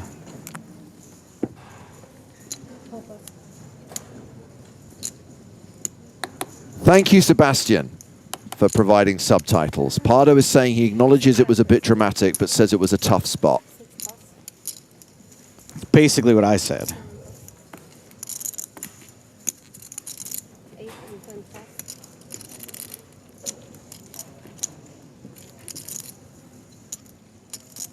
Pardo has raised with ace-10. Jamil Wakil has ace-10 in the small blind. See, this is the only true form of poker, is to have both of you be dealt the same hand. Yeah.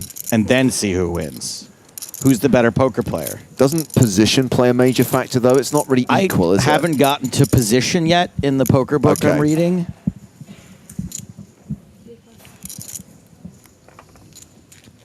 Wakil just flatting in the small blind, so we go heads up to the flop. King 8-6.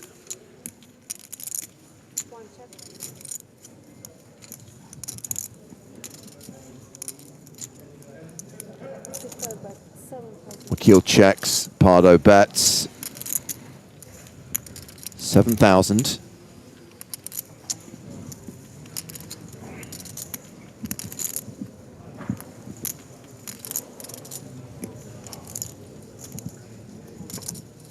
And Wakil folds. Position, betting lead. Very important factors in that matchup. Hand.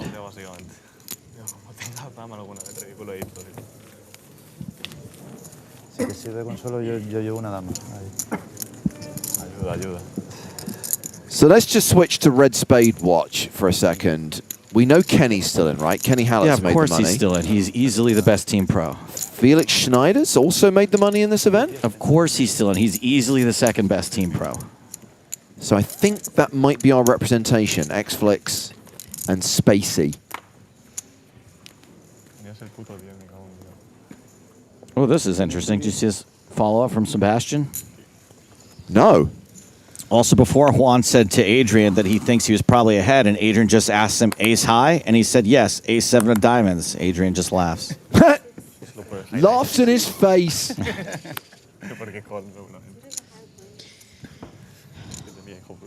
Some friend just loves to see him tormented. Won't just tell the guy he had jacks full. Yeah, he just got disinvited from the after party. We play for the pain. Ah, well, Alexei Boyka play a hand.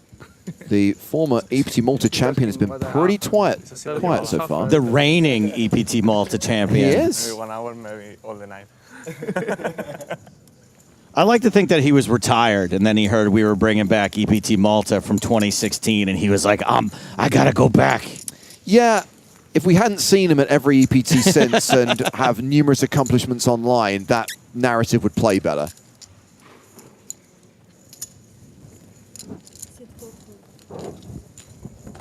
So Boyka flats, Garcia flats, 3-way to the flop.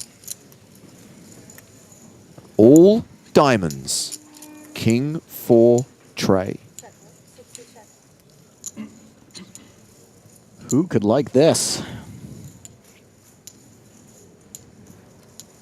So Ryan likes to get out of line every once in a while, but doesn't really have the chips. Yeah, sometimes as the pre-flop aggressor, this could just be a one-and-done situation. It is a little bit easier, of course, if you were heads-up versus multi-way, but does feel like you've already committed some chips in this pot pre-flop. Why not just try to stab here? And if you get called, you're most likely going to give up, but, you know, can't hurt to try. It's not really that expensive. 6K to win 34. Are you aware of the expression running like a stove? Hotter than a stove, sure. Oh, hotter than a... Got it. I think... I've never heard it worded exactly like that, but... Yeah. As someone who likes to take liberties with pre-existing phrases, I have to allow it. I was very confused, Brandon, but luckily Joe was here to explain. You know that old prank call where you just call someone and you go, hello, is your stove running? No. Oh, we talked about Felix. We're going to go over to his table because he's involved in a hand against Gary Fisher and Christos Xanthopoulos. This is our former feature table here. We've gone to a flop, the flop being Queen of Spades, 4 of Diamonds, 4 of Spades. Fisher bet 11K, Felix called, Xanthopoulos raised to 26K, Fisher has raised to 65K, and Felix has shoved. I really wanted you both to fold. I might be drawing dead here. Against Felix, probably. Yeah, probably losing to quad 4s. 4 4s for Xflix. Marie, isn't it weird that his nickname is Xflix? It sounds like something you should have to use private browsing for. So Fisher needed runner for a straight flush. Suffice to say, he did not make that hand, and that is a huge pot for Felix. That is well more than a double up. He's the second best team pro by far. Felix now playing 235k. He has an above average stack once again. The average being 220k with 124 players remaining. Grund. Queen, so you like the jam and like I tried earlier today.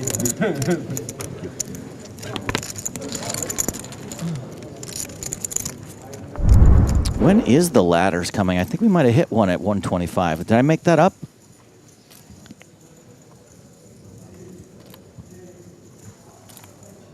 Parnat with 10-9 suited under the gun. The Grafton. The money jump is at 119, Joe. 119. Yeah. I did, in fact, make it up. That's all right. But it did get us thinking about it. It did. It made us confirm when it actually is. As Parnat opens with 10-9 suited, the Grafton gets 3-bet by Jamil Wakil, who has 10s. Does not have to worry about getting it in against Parnat, even with the under the gun open.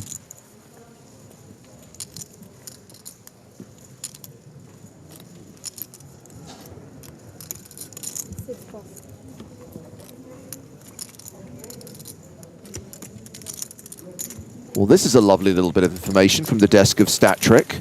Risto Parnat is an online qualifier.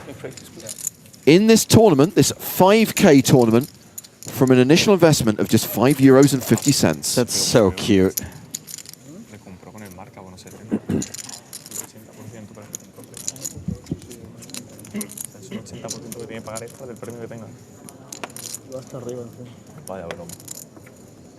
What a little doll face.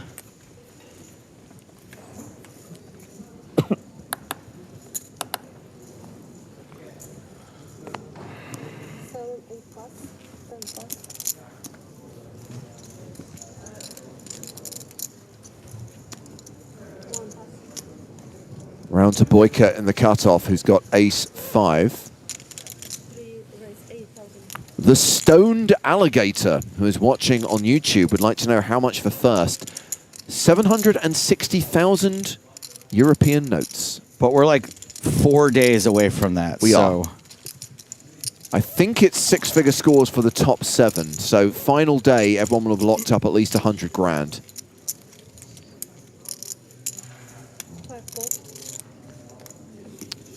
Strag with a little sort of useless stat here that I kind of like. Don't think I've ever seen a hand of poker where 3 players all had suited hands of different suits and the flop came all the 4th suit. Huh. I don't think I've seen that either, at least not that I've noted. I'm still waiting for my wheel versus Broadway hand. Yeah.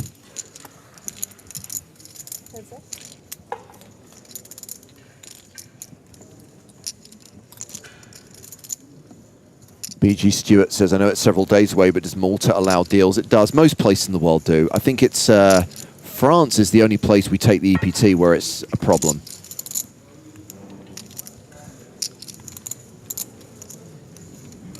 A reminder that EPT Paris is back in 2026. Not just hosting the European Poker Tour, but also the 3rd Spin and Go Championship Live. Qualification now open. And Juan Pardo leading here. This is unconventional, Maria. Yeah, I think he's just leading out of the fact that when we consider his entire range that he's going to call from the small blind with, that flop will connect quite well with a decent part of that range. And, you know, if he gets called, he had that 1 over card with the king plus the backdoor flush and potential straight. So in this case, Boyka had just raised with just the weakest part of his range that doesn't connect with that board. So pretty easy give up there, even though he technically had the best hand. J2 I Love You asks, is PokerStars going back to Dublin anytime soon? We are there every single spring as sponsor of the Irish Open, which normally runs in around Easter time, concluding over the Easter weekend. In fact, dates for the Irish Open 2026 have already been announced. Check out the PokerStars Live app for all the events next year that have been locked, have been confirmed, including the first 2 EPTs of the year, Paris and Monte Carlo, the first 2 PokerStars Opens of the year, Campione and Namur. There's nothing like taking a year off from a location to make me really want to go back there again. Like, I can't wait to go back to Paris. It's the classic distance makes the heart grow stronger, right? Obviously, we had a couple of years with no live poker, and how excited we were to go to every single EPT stop. We went to Prague twice in 1 year, and we were loving it. I recently heard distance makes the heart grow fonder, or it doesn't. And in this case, it does.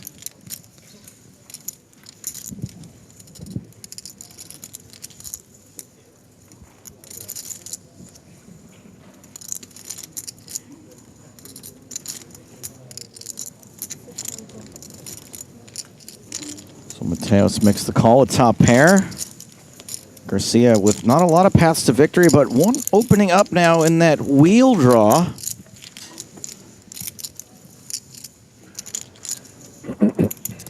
Yeah, and Garcia, you know, would have likely attacked a lot of other turn cards as well. I mean, this time he's not going to get the opportunity to, as we see Mateos leading here. But, you know, certainly there would have been some weaker one-pair hands that aren't, you know, this Queen 9 of Mateos here that Garcia would have tried to get him off of. But now that he's facing a lead, especially because that turn brings in potentially some pair and straight draw combinations, you know, some 2 pairs as well. It doesn't feel great with ace high, but like you said, Stapes, you know, he had turned that additional potential equity with the wheel that doesn't come in, and now just left with ace high. And with the club getting there on the river, you just don't expect to be beating much at this point with ace high.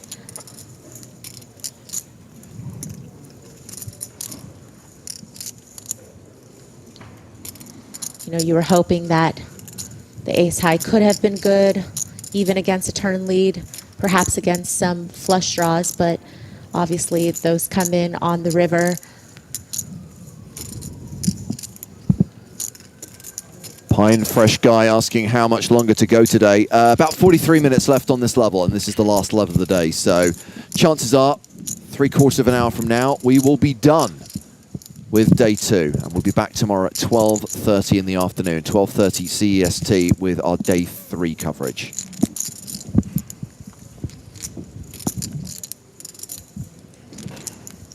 To answer your question, length, the delay is 30 minutes. Which is why we urge you, if you're on Poker News or looking in the PokerStars live app, you don't share information in the chat. We had some idiot earlier on who decided to try and spoil the bubble. He has been banned because spoilers equal death. It's a real harsh punishment we give people who now have to go out and live their lives instead of watching the stream. Probably the biggest favor we do for half the people who get banned. They like go out and meet their wives, get a career. Check grass on the river. And Mateos wins another pot, now up over 500k, 528,000, 530,000 rather, is Mateos' stack. More than 130 big blinds. It's like at the end of Cable Guy when the power goes out and they have to pick up a book. A reminder, there are new episodes of the PokerStars Big Game on Tour. Yeah, no reading here, watch TV. Appearing on YouTube every Sunday. Great lineup in this one. Lex, Alan Keating, Jason Kuhn making his big game debut, Wolfgang Poker, comedian Morgan J, and our loose cannon, Luke Moy, trying to make a profit, playing a bigger game. The original stakes from 15 years ago, 200, 400, with a minimum buy-in of 100 grand. Not only are those names there, and is it high stakes, big action, but there's like a legit rivalry brewing. I wouldn't say it's tense because they're professionals and they, you know, they handle it well, but it's intense. As you'd expect, there are some big hands. There are some big pots. 2 episodes from this run released so far. This is season 2, episodes 6 and 7. By the way, episodes 1 to 5 came out during the spring. You can watch that table in its entirety. 6 and 7 are already out. Episode 8 will be the next episode to drop, and that will be this coming Sunday. Kozomi has done a pretty good job of laddering up. No matter what happens here, he's guaranteed 96.50. I do love some Kazumi in my chicken sandwich. Is that a halloumi joke? It may have been. It may have been. Sandwiches. How about a duck sandwich for Kazuomi? So an unconventional flip.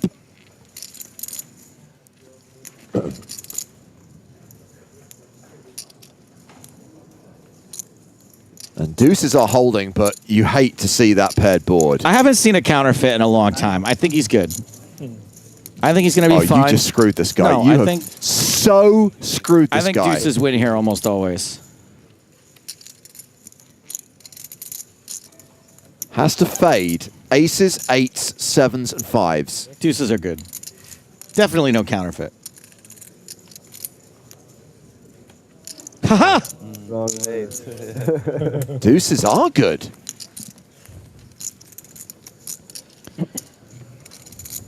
There's the delay on the mic. I didn't hear you, so.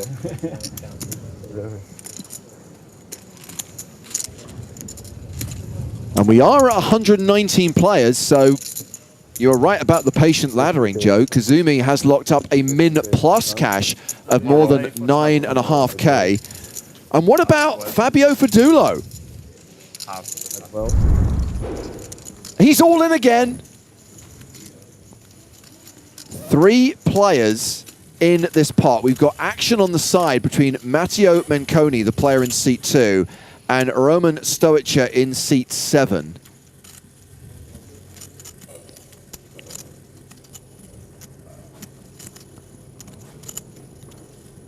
Well, I'll tell you what, you never like to see side action, you know, when you're all in, but did get a fold from the other guy, so. Oh, aces! The slight slow roll, too. Just the bing bong. Stoica had king queen for top pair. Aces are good. It's another 3-way hand, another triple up, and Fadulu now playing 38K.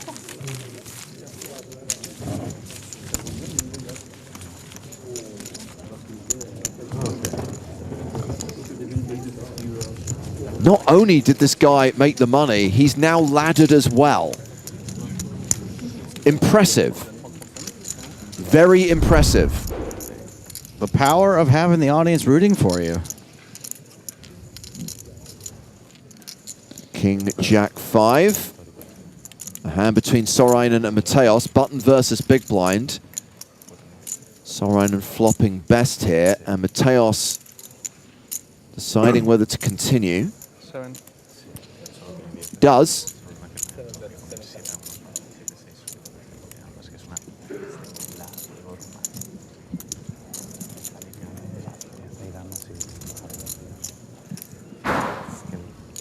Sorainen calls. I mean, this is the spot he's been looking for. Pretty much committed to this hand after making this top pair. Okay, so Mateos has now turned a wheel draw. Sorainen blocking that draw.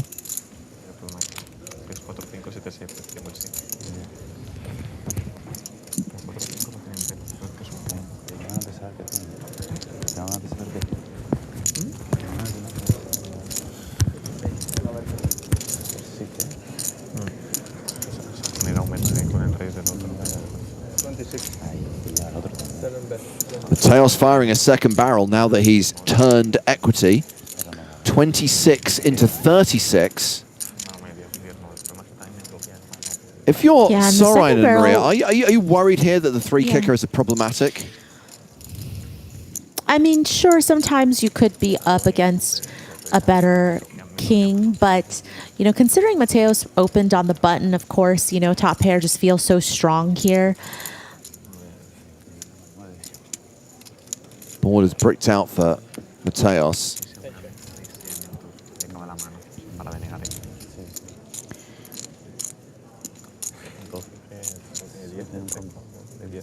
So And Mateos obviously hoping that that second barrel on the turn would have folded out some of the weaker one pair holdings, but seeing as Sarainen did call the turn, you know, now not sure if Mateos still wants to go for it. Yeah, I would highlight, You know, we've if got Mateos a pot of 88,000. Sarainen has 80k behind. I mean, Mateos could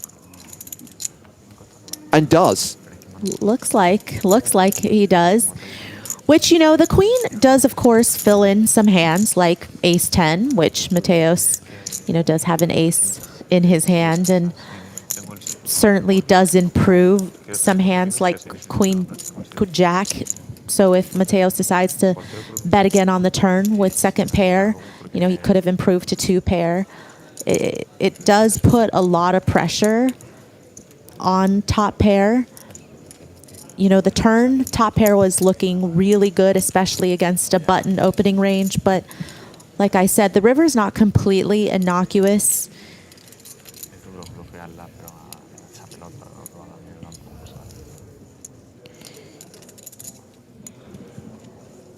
But of course, Mateos does have some natural bluffs, you know, not just what we see with the ace four of spades with him turning that wheel draw, but also, you know, hands like ace four of diamonds, ace three of diamonds. All of those hands would have continued to bet both flop and turn and totally brick off on the river. Looks like Sarainen does make the call. He calls all in and is going to double up through Adrian Mateos. And that is going to see Mateos drop down to 380k. He is no longer table chip leader. Juan Pardo is now the biggest stack on the main stage. And Sarainen has gone above average, playing almost $250,000, playing more than 60 big blinds. Yeah, you got to believe that that river call is going to be opponent dependent sometimes, right? You know, granted, you're not going to just think any person at this table or in this tournament on the river would be capable of having bluffs in that spot.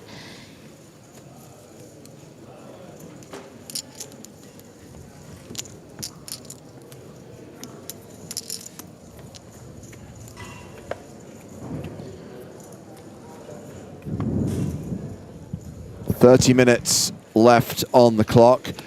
Of course, when there's like 12 or 11 minutes left of the level, they will pause the clock and just draw for the number of hands to play tonight. So can't promise it'll be exactly 30 minutes of play. Could be a little bit less, could be a little bit more. But we are going to be done by 11 p.m. I would have taken the over, but the bubble didn't actually take that long.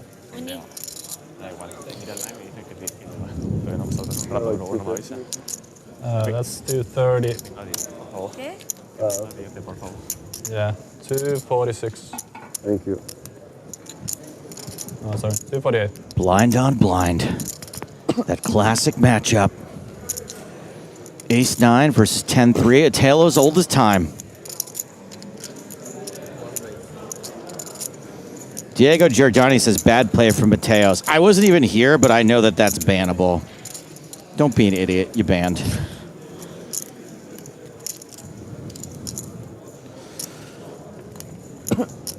You're watching some of the best players in the world right now. Instead of trying to say what they did is bad, try to figure out why what they did is probably right. Ace-9 of clubs, flops a club. 10 tray, flops 3 black. I don't know. Not really sure. It's hard to put a positive spin on that one. Yeah, not much for Wakil. Does this mean that he might just start bluffing at it just because, you know, he really doesn't have much showdown?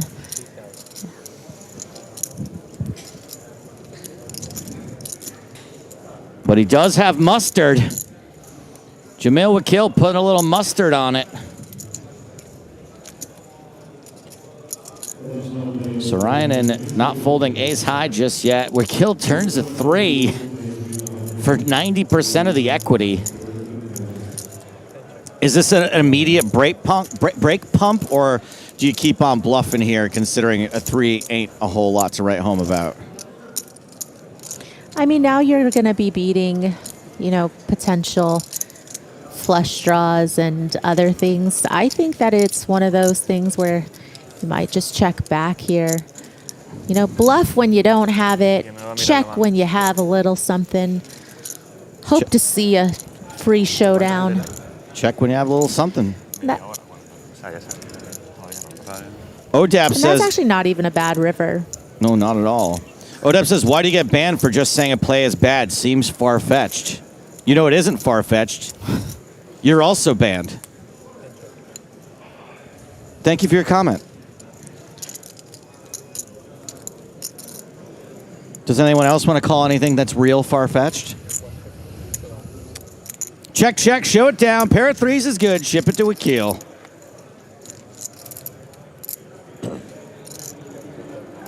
FF Blanket says, I love it when Joe gets in these moves. You know what else I hate? A kiss ass. You banned.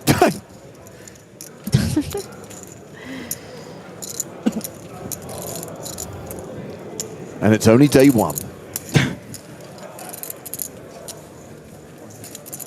Right now, the prospect of Chat Pro Saturday is not looking good.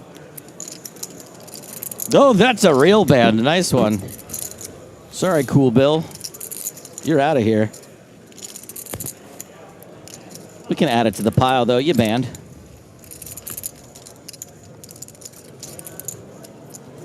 We are at 114 players now. Stapes is actually really happy right now, but I think he just likes a little bit of drama in his life. Like, he doesn't want things too peaceful. He likes some chaos. So I'm not saying for 1 second that Joe doesn't enjoy chaos/power. However, I think Joe would be happier if there was less idiocy. Fewer idiocy, yes. It's not even saying something. Like, people can say things that are kind of rude, right? That are a little close to the bone. I think that's fine. It's the confidence with which people say stuff that is what I really want to take the wind out of their sails. When someone says that was a bad play by Mateos. Because unfortunately we've reached a point in society where everyone believes that their opinion is valid and also is an expert opinion. That's right. It's the confidence with which people are incredibly wrong that I find terrifying about society, and that's what I'm trying to curb. Yeah, it might be too late.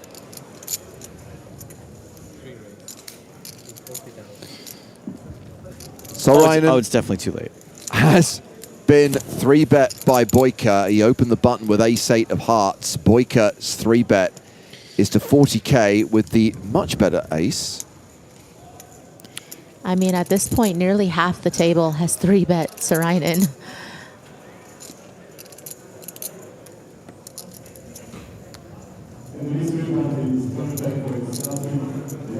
And I find almost nothing as stupid as when someone brings up free speech in the chat box. I'm not the government. I'm not putting people in jail, although, if I could.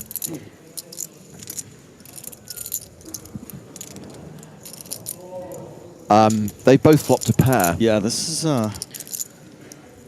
not great for Sarainen.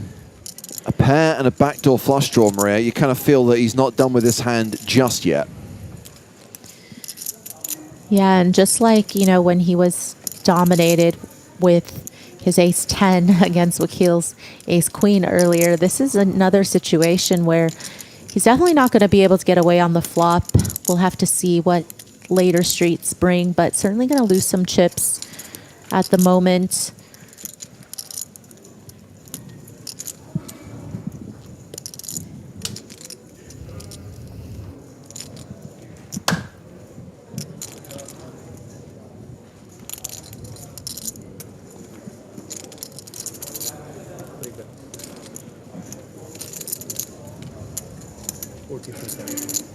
You can only be put in a shark cage here, no jail.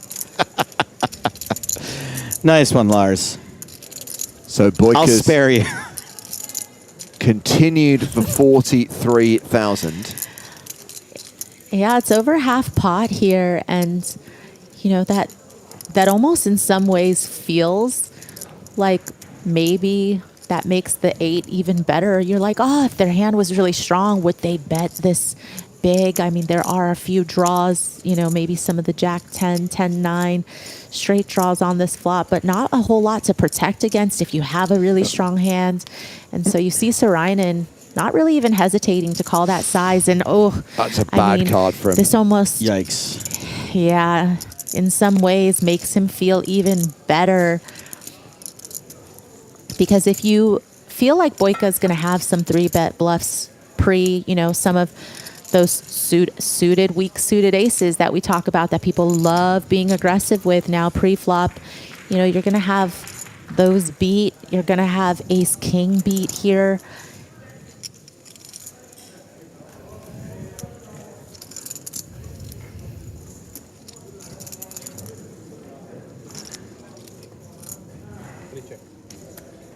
Boyka, having improved to trips, checks the turn.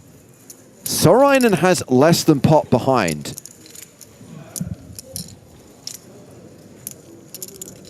Just check. You don't have to get it in, buddy. Just get to cheap showdown. I understand the check from Boyka in the sense that, you know, he just has so much board coverage here. It's like hard to think of, well, if I bet here, what can I get called by, you know, when I have trips. But I think the problem with the check becomes the fact that now Sarainen thinks, well, would jacks and 10s and 9s check? Probably. And I'm not beating those, so I should probably check back because I don't really want to take myself to value town here trying to bet the turn. Whereas I think if Boyka did bet the turn, that almost reads more like a bluff line, right? Versus a check line. Looks like there's some showdown value that actually has queens and 8s beat sometimes. And so I don't blame Boyka for the check because, again, he just has so much board coverage. It's just really hard to be like, well, if I bet here, you know, what am I going to get called by? But it just turns out that Sarainen had that perfect hand where, you know, he's not beating some other hands with showdown value.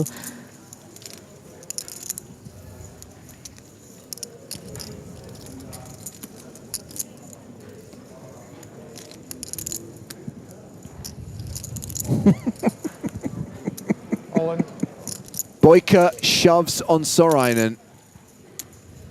Let's see. Let's see if that turn check pays off. Well, he picked off the bluff by Mateos.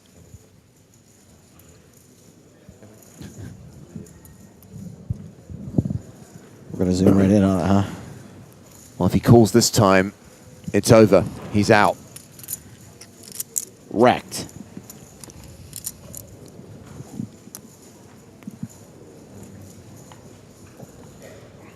You know, my doctor said if I didn't ease off on the drinking, then I was in danger of coming down with Sarainen. And then you just begin to wonder, as Sarainen, you know, do hands that have me beat, that aren't bluffs here, you know, even hands like as strong as aces and kings that might have checked the turn because they were afraid I had the trip queens, you know, and then, of course, including those other hands we talked about, like jacks and 10s and 9s, would they go for the shove here on the river once I check back on the turn?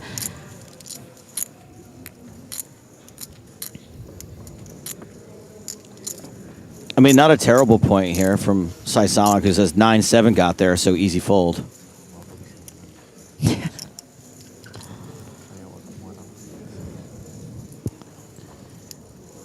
I think 9-7 is more suitable for actually double barreling there versus checking the turn. Yo, whatever. He calls all in and is out. Soraya not in the tournament anymore. Good game. Eliminated by Alexei Boyka, cashing for 9,650 euros. What do you think of that turn check now, Maria? I think it definitely worked out in Boyka's favor. I think the thing is... you have to call that. And that's going to take us down to 112 players.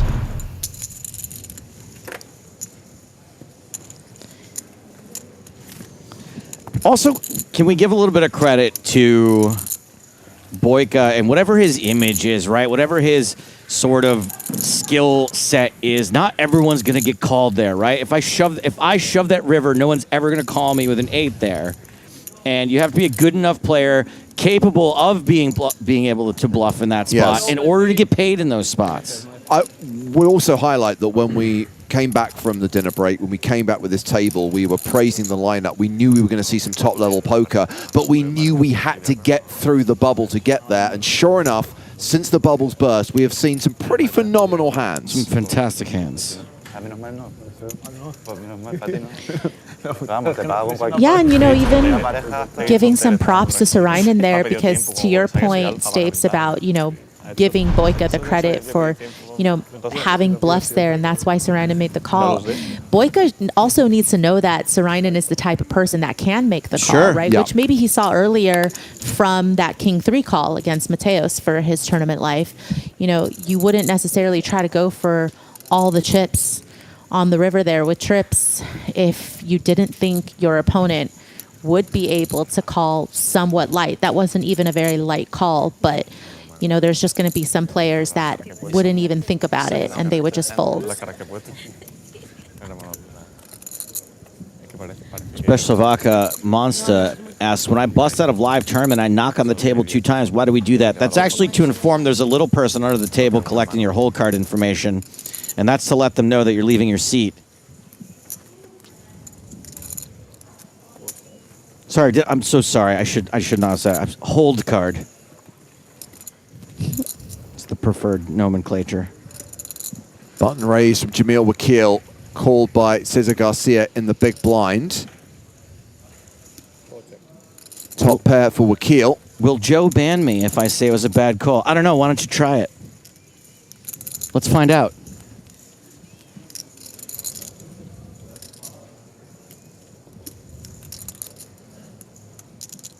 The conclusion that it was a bad call based on the fact that you could see the other guy's cards. Yeah, I would allow it for that reason.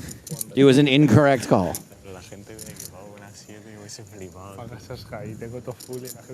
I like how immediately Wakil was like, you had a call there. So good. You bought this in Spain? Sorry? Yes. Yeah, in Madrid. From the store, yeah. Nice. Yeah. I like it. I like the Rolex. Oh, what now? When did you get it? 1 year ago. Oh, No, less than 1 year. Yes, pretty new. No, I'm enjoying this conversation. God damn it. Yeah, but it's Fedulio. Fabio Fadulo, all in. No, he's been put all in by Kenny Hallett. Kenny has shoved on him. Fabio has not called off yet. Right, can we go back? Because they're talking about Cesar Garcia's Rose Gold Daytona. And I was enjoying that. I've got a really great cross-promotion for Fabio. Fabio Fandulo. Oh. Somebody get me the bigwigs from FanDuel on the blower right now. You're going to want to get him out of bed for this. Fabio versus Gronk in the Fandulo. So Wakil spotted that Cesar Garcia had a watch that's actually quite hard to get. The Rolex Daytona Rose Gold on the Oyster Flex, and was like asking, did you get that from a store? Because you either have to go on a wait list or be spending a lot of money in that store for them to let you buy that watch. You live in Madrid? No, I live in Portugal. Oh. Yeah.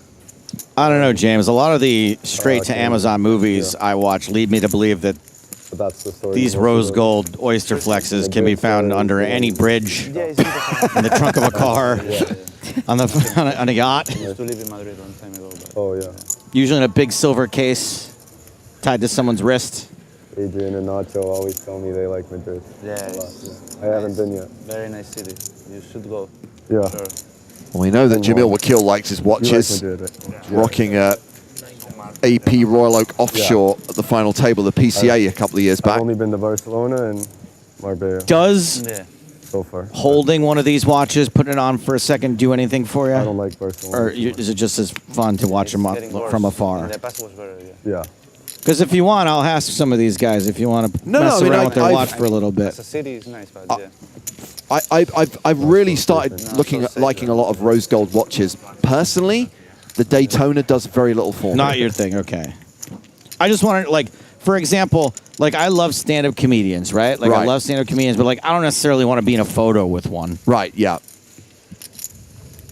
Do you want to handle these watches when you see them? I mean, I go into boutiques and I do handle You do them. it in the stores? Okay. Yeah.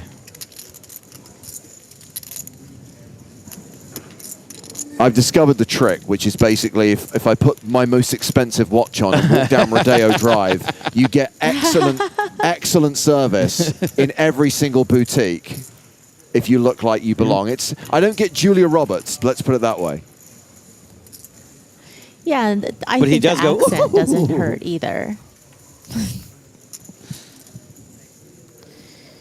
You just look like a distinguished gentleman, James.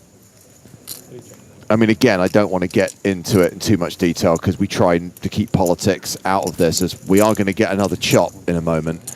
But the Swiss watch market has been suffering in recent years. Sales from China are going down, tariffs in the US, so they are getting a little bit more aggressive in there. Yeah, if you put down a deposit today, we can get this for you in a month. Whereas like 2 years ago, it was like, no, you can't have that, sir. Don't blame me. I voted for Kodos. So this gets checked to showdown. It is a chop pot, and you know what they say? Everyone loves a chop pot. Better. Maria, did you get that right? Did you get the words out right? It kind of felt like you were not all there. No, I definitely no. Okay. No, don't tell me I didn't I'm get just the words asking. right. I'm just because my asking. timing was better. I was Don't try to perfect, nitpick. and so it was hard for me Don't to try hear find your things to imperfections. criticize. The words, I know. The timing maybe could use a little work. Okay, all right. Well, here's a player we saw double up on the bubble. Grzegorz Kajia has just been moved to the feature table, taking the 8 seat. Great. Another Polish name I'm going to have to announce in a winner's ceremony. Grzegorz what? Kajia? Tiene un conocimiento alto. Cualquiera que la vea dice esto es normal. Sí. Está claro.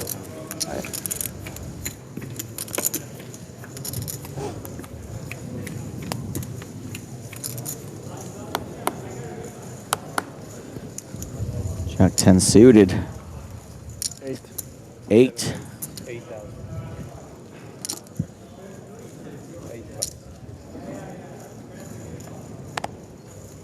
Ace Jack of Hearts for the new player at the table. Jason G on YouTube says Maria was just delayed. In other words, Maria is slow. Wow, he went there.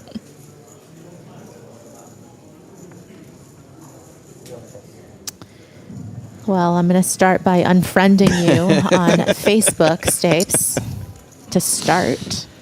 I don't have to read your AI posts anymore. Stop it. Have you been seeing those wild AI posts going up, though, with stories about poker players that aren't true? Has there been any about you yet? I don't know. They get thousands I haven't of shares.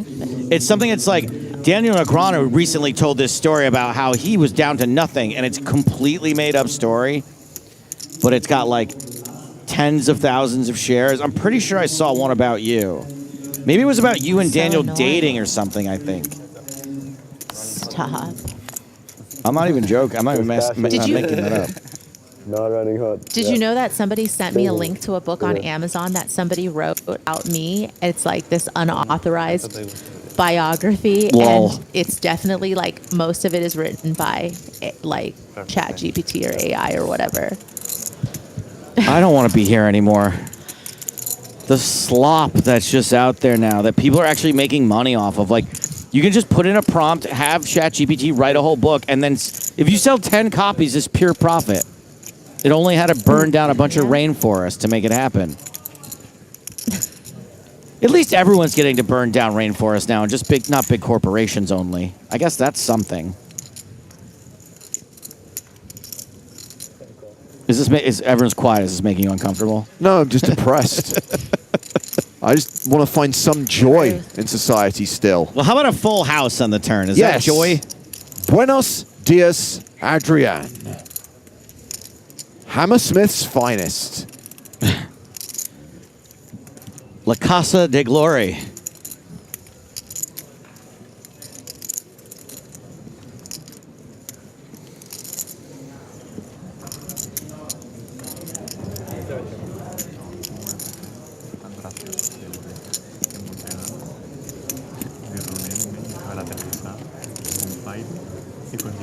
Ah, sí. Como dan cuenta que llevan mucho tiempo sin ver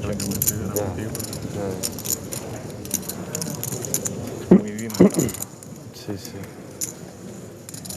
So, Kazija with just ace high and the 2 pair on board. Mateos with the boat. I mean, this is such a depressing stat. According to Ed, there are 1,000 ebooks a day going up on Amazon that have been written by AI. Puke. Actual puke.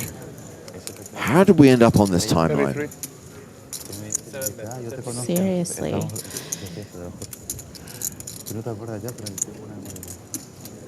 I mean, any timeline in which I ended up having some semblance of a career was going to end up being pretty stupid. Oh, so it's your fault, is what we're saying? I think so. Okay. I think I might be the center of the universe.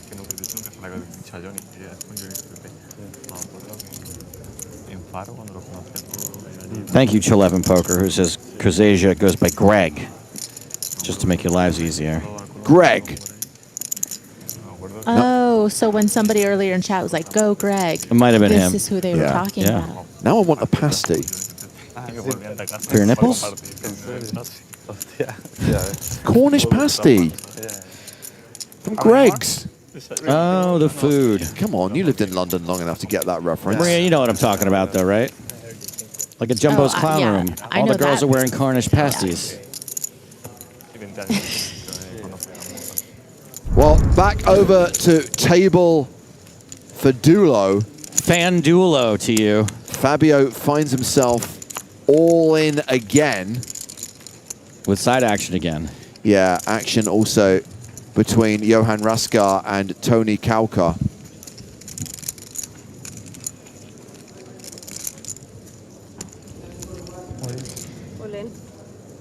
Oh. Wow, that was a snap call. Yeah, so we've got a 3-way all in here. Raskar, 10s, overpair to the board. Kaukua has jacks for a bigger overpair. Fidulio, ace, queen, 2 live cards. Queen on the turn! Fandulio. Yes! Oh my word. So that is another triple up for Fabio Fidulo, the guy who came back from dinner break with 1 big blind. Meanwhile, in the side pot, Raskar is eliminated, losing 10s to jacks. You should have killed him when you had the chance. Let's go. This is the story of the tournament, you guys. By the way, in my mind, Raskar is NASCAR, but with rascals. It takes over 4 months to complete a 500. Little Raskars. I think Fabio's going to bag for day 3. We haven't got many hands to play, by the way. The clock was actually paused. They drew 3 hands to play. Sick. They played a very quick hand while we're away, so we only have 2 more hands left to play tonight. Keep it going, Fandulo.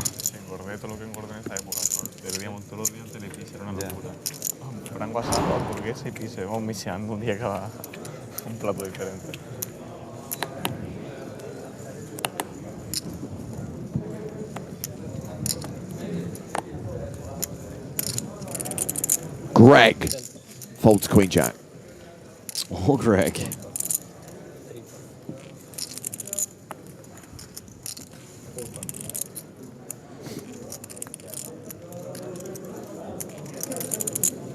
Action folded to Juan Pardo, who's raising King 9 of Hearts from the cutoff.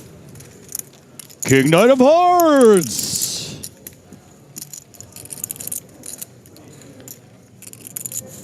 Queen 10 of hearts for Risto Parnat, who has 17 big blinds. And musical guest, Queen 10 of hearts. Oh, he's all in.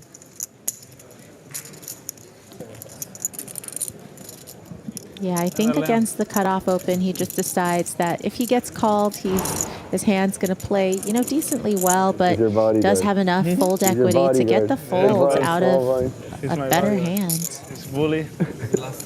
That's going to take us to hand 146 of the day, which will be the final hand of the day. Final hand? I thought this day would never come.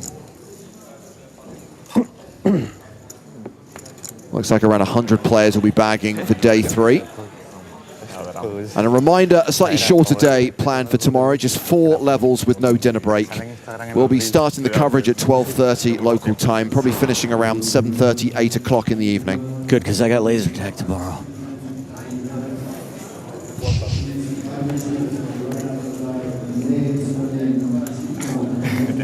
There's also a skill crane in the movie theater next door calling my name.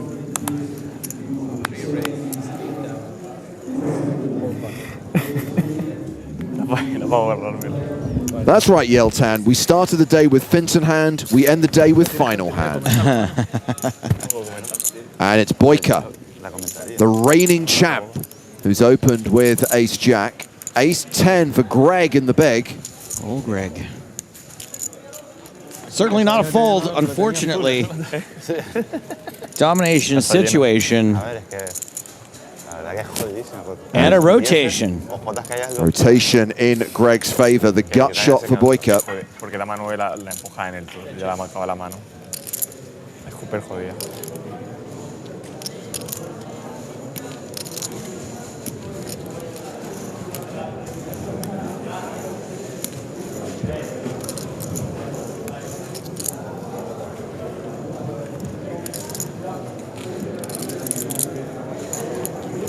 No, Pemser, they are not using time bank cards. No shot clock yet, but this will be the last hand played in this tournament without a shot clock because they will be brought into play at the start of day 3, and 6 time bank cards will be given to each player.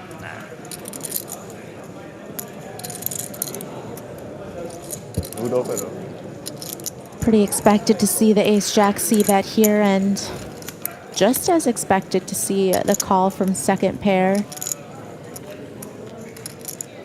7 of hearts on the turn, and Greg is now an 85% favorite. I have a question about domination restoration. Sure. Surely the jack is domination restoration, but is a queen also domination restoration? Yeah, sure. Okay.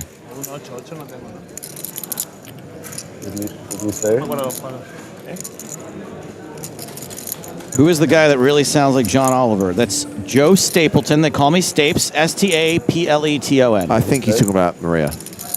Did he tell you yet? Oh. Yeah, Jax. Jax? Maria Ho. Nice. Yeah, I do get that a lot. I'm sure you do. Help you on. He almost called me Ace High.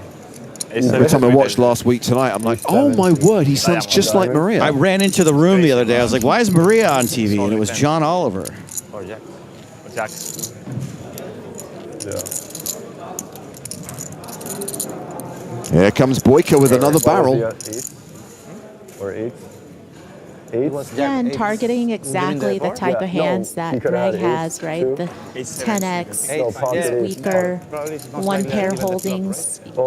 When you're up against a big blind defend, you expect their ranges to be a little bit wider, and because of that, just a little less strong and a little less able to face a lot of pressure. Maybe blocking King 7 of diamonds, not good. King 9 of diamonds, King 7 of diamonds. King 9 of diamonds. And that's the best hand folded, and that is going to bring play to an end at our feature table. Noisa for Boyka. Draw a line under day 2. Let's bag and tag and come back for day 3. Because he raised, right? I want to know what he had anyway. Me gustaría decir. I know. It was very creative bluff. We're still paying players just over 9.5 grand. The next money jump will be when we're sub 100 players. Algo así. Ya 19 vete con ya. Porque claro, 19 es que era el drama porque te Es que 19 puede checolar el river. Es que no, y 19 sí también. Y puede hacer check. Claro, ya foldamos, pero no lo hace. Y puede hacer check el And también. confirmation that our super short stack on the bubble will be returning tomorrow. Congratulations to Fabio Fadulo, who will be advancing to day 3. Fabio Fandulo. Get his contract ready. Gotta feel good.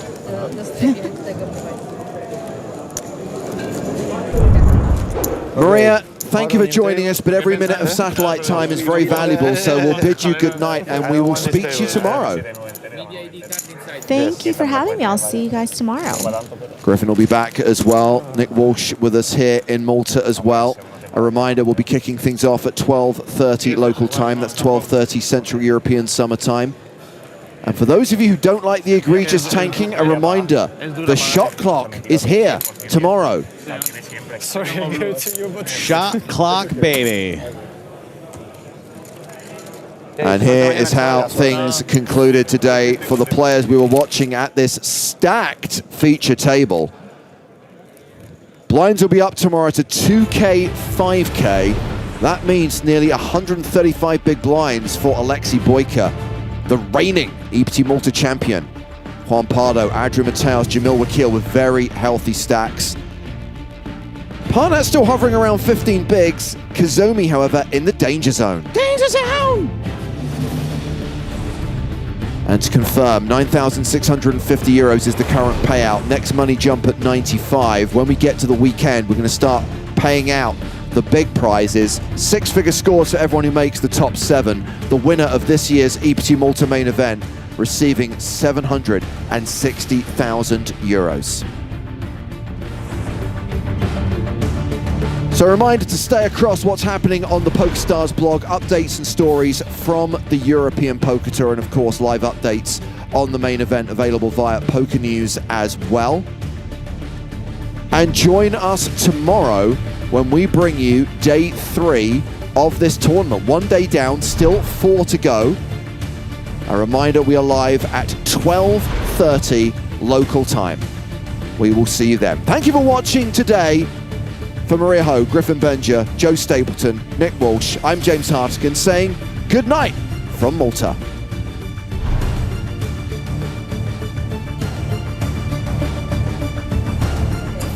I'll take it as far as I can go. So let's go. Whoa. I see you looking at me, I know what you're thinking. You see my phone is going off, it's always ringing. Cause everybody wants a piece of me. Everybody wants a piece of me. This is my light, you won't dim it.